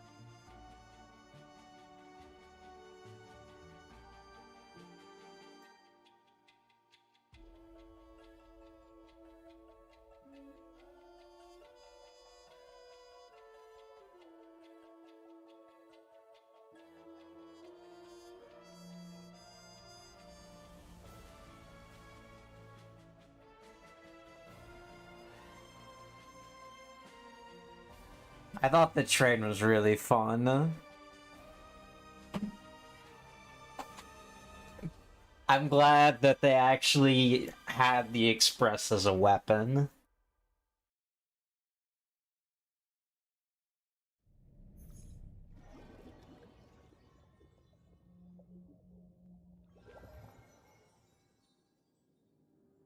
It's a pleasure to hear your voice again. Oh my god. You've become the biggest winner of this festival. Are you calling just to poke fun at me? No. I'm just impressed.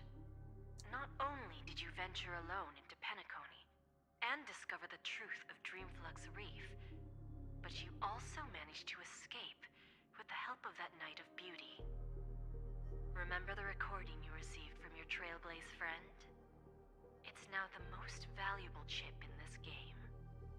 There's a chest right next to him. This came at a high cost.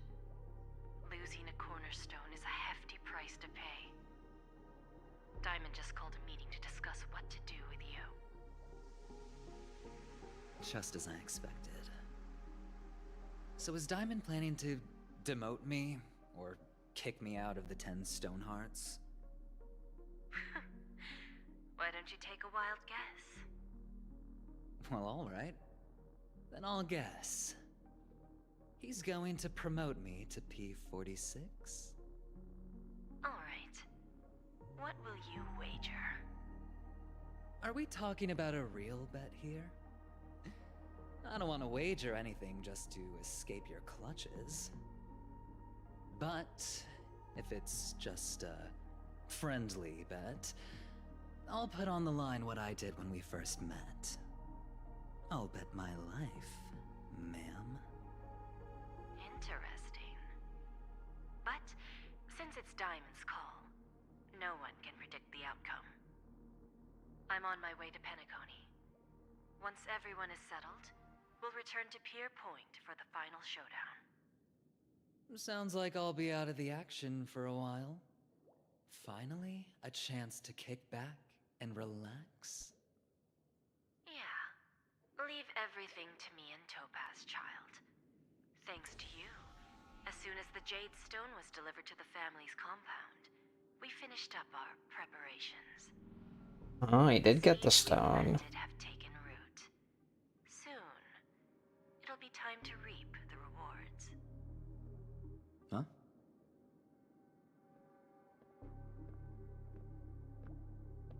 Let's wrap it up for now. Looks like I've got a visitor here.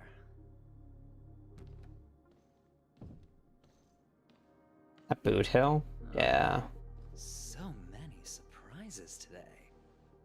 Didn't expect a Galaxy Ranger and wanted criminal to show up here. One who managed to take out 2 IPC members under the noses of our fleet. Do you understand what that means? Screw Wubba Boo, I just put him to sleep. Don't try to intimidate me with that nonsense. Besides, I've taken down more IPC lackeys than the residual value you squeezed. And I don't mind adding a few more zeros to my wanted poster. I have a question for you. Be honest, or I don't mind putting a bullet into your head. Tell me, where is Oswaldo Snyder?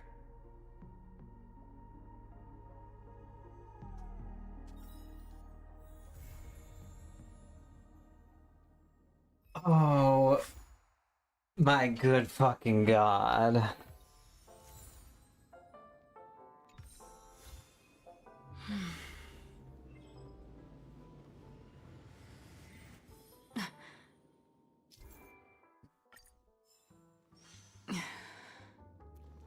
All right.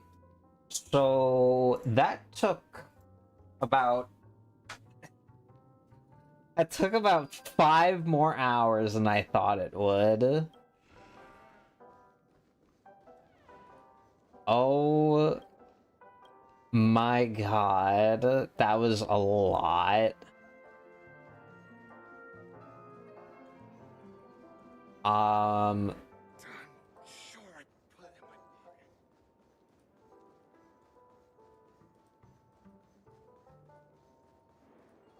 Yeah, there were some things I kind of, I don't want to say skimmed over, but I didn't read everything I picked up. It was good. I liked it. Hold up, let me, all this shit's gonna bother me.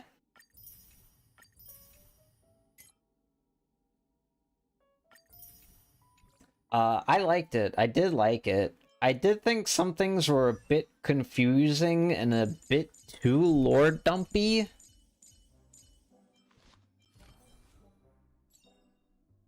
Unknown to each other, yet united in purpose, We make the same choices.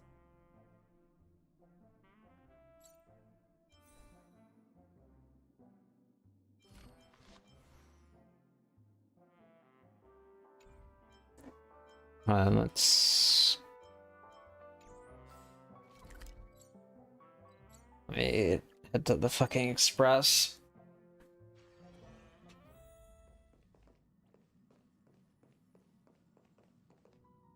Oh, God. Yeah. And, like, thinking about it, a lot of things, at least the beginning of Penacony makes a lot more sense knowing that the entire thing has been a dream, like when you first meet Acheron and Black Swan.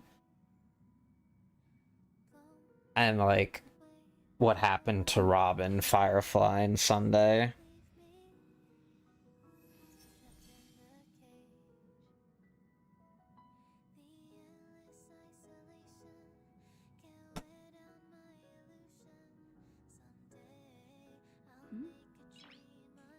I think I agree that I think Bellabog had a better climax. And part of the reason I think Bellabog had a better climax was because part of Bellabog's climax was you turning into Fire MC. Instead of here, where you get Harmony MC first, and then you go confront Sunday with it.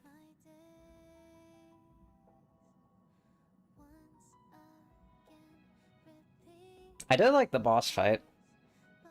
I think in compared to the Zhen show, this was a really big step up. And I am fairly curious where we go from here. Obviously, there's some stuff to tie up with Boot Hill. What I really don't hope is I hope we're not stuck on Penacony until like 3.0 or whatever.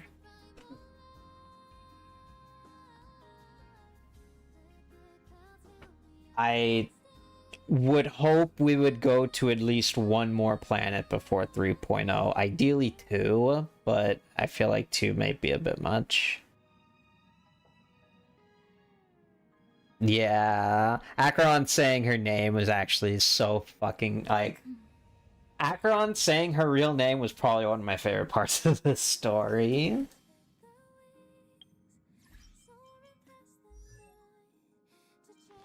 Is it?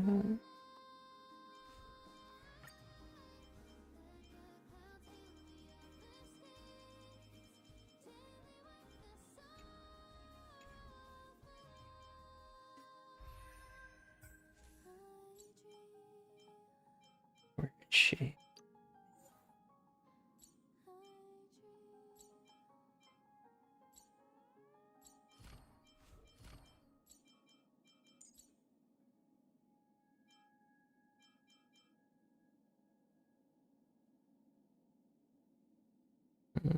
I thought it would...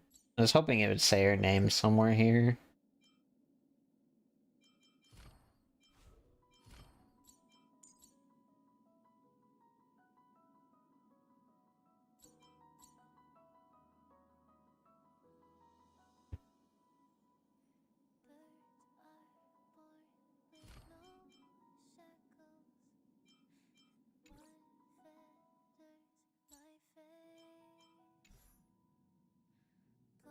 Yeah, because she shares the same name with Honkai Impact 3rd Raiden.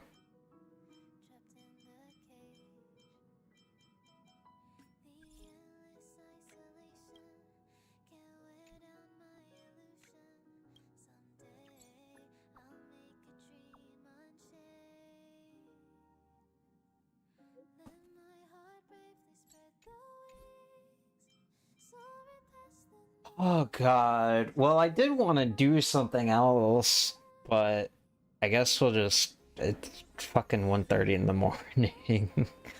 Should probably call it. But before we do, I promised a 10 pull, so let's do a 10 pull. As a treat, we'll do a 10 pull.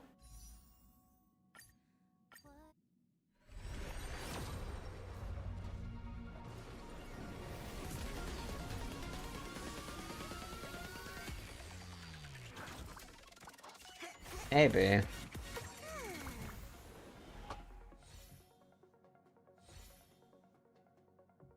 No, it was not empty. Who told you I was empty?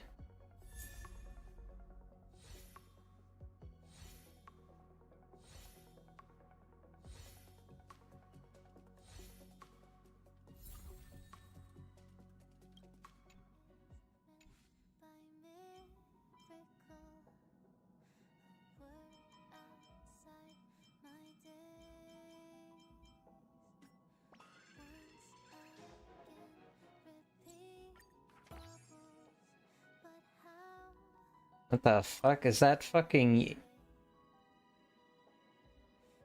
Oh my god, it's the... Is that the original fucking crew on the Express? Oh, that's cute. Yeah.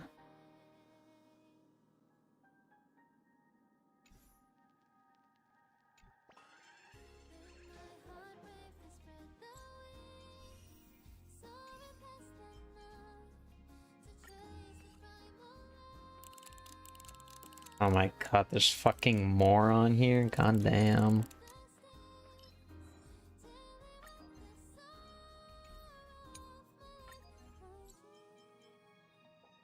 Ah.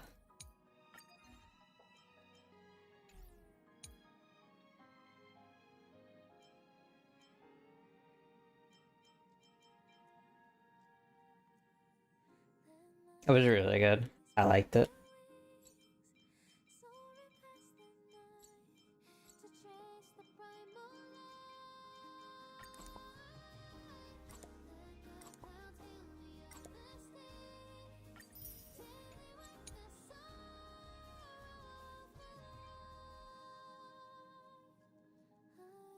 Yeah, I expect 2.3 to be a wrap up. 2.4 probably going to be filler, and then hopefully either 2.5 or 2.6 are like, hey, let's get out of here.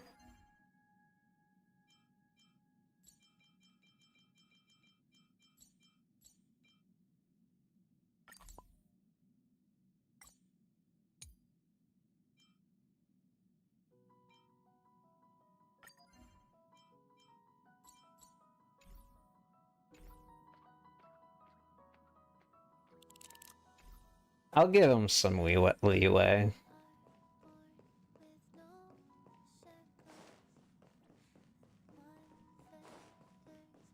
Yeah, maybe.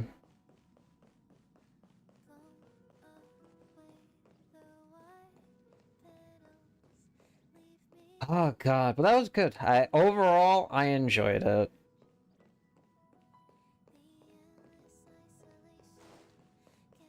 I think Penaconi's story is overall really solid.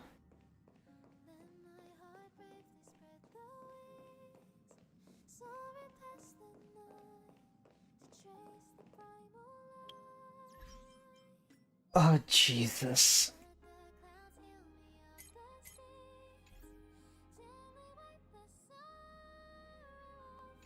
Alright, well, might figure out what I'm gonna do if I'm gonna do anything with Harmony MC, because I would actually like to use her, but there may be no point since I have Ron May.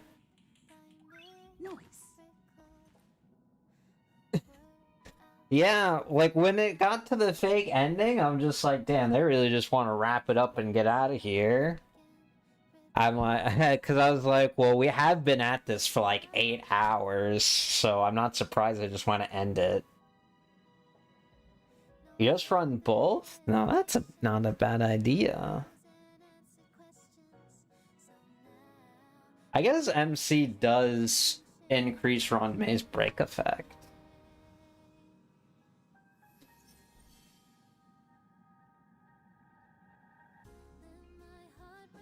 Now we're cooking.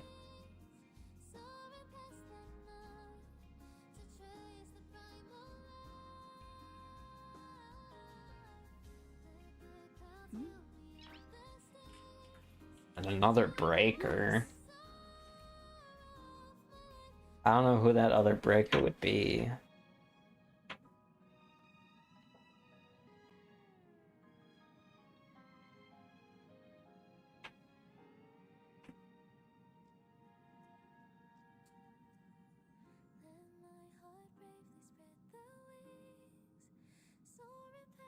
Almost anyone. Yeah, we'll do some cooking later. We'll do some cooking later. I'm gonna eat dinner and I'll be back tomorrow with probably Yakuza. I don't actually know.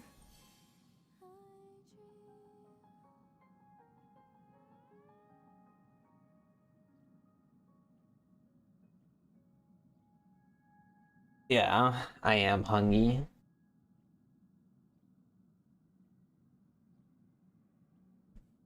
Alright. I'll see all y'all tomorrow with, I don't know what.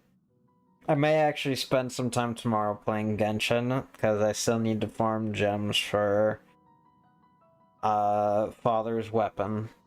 And I'm quickly running out of time. Yeah, I'll see all y'all then. Bye-bye.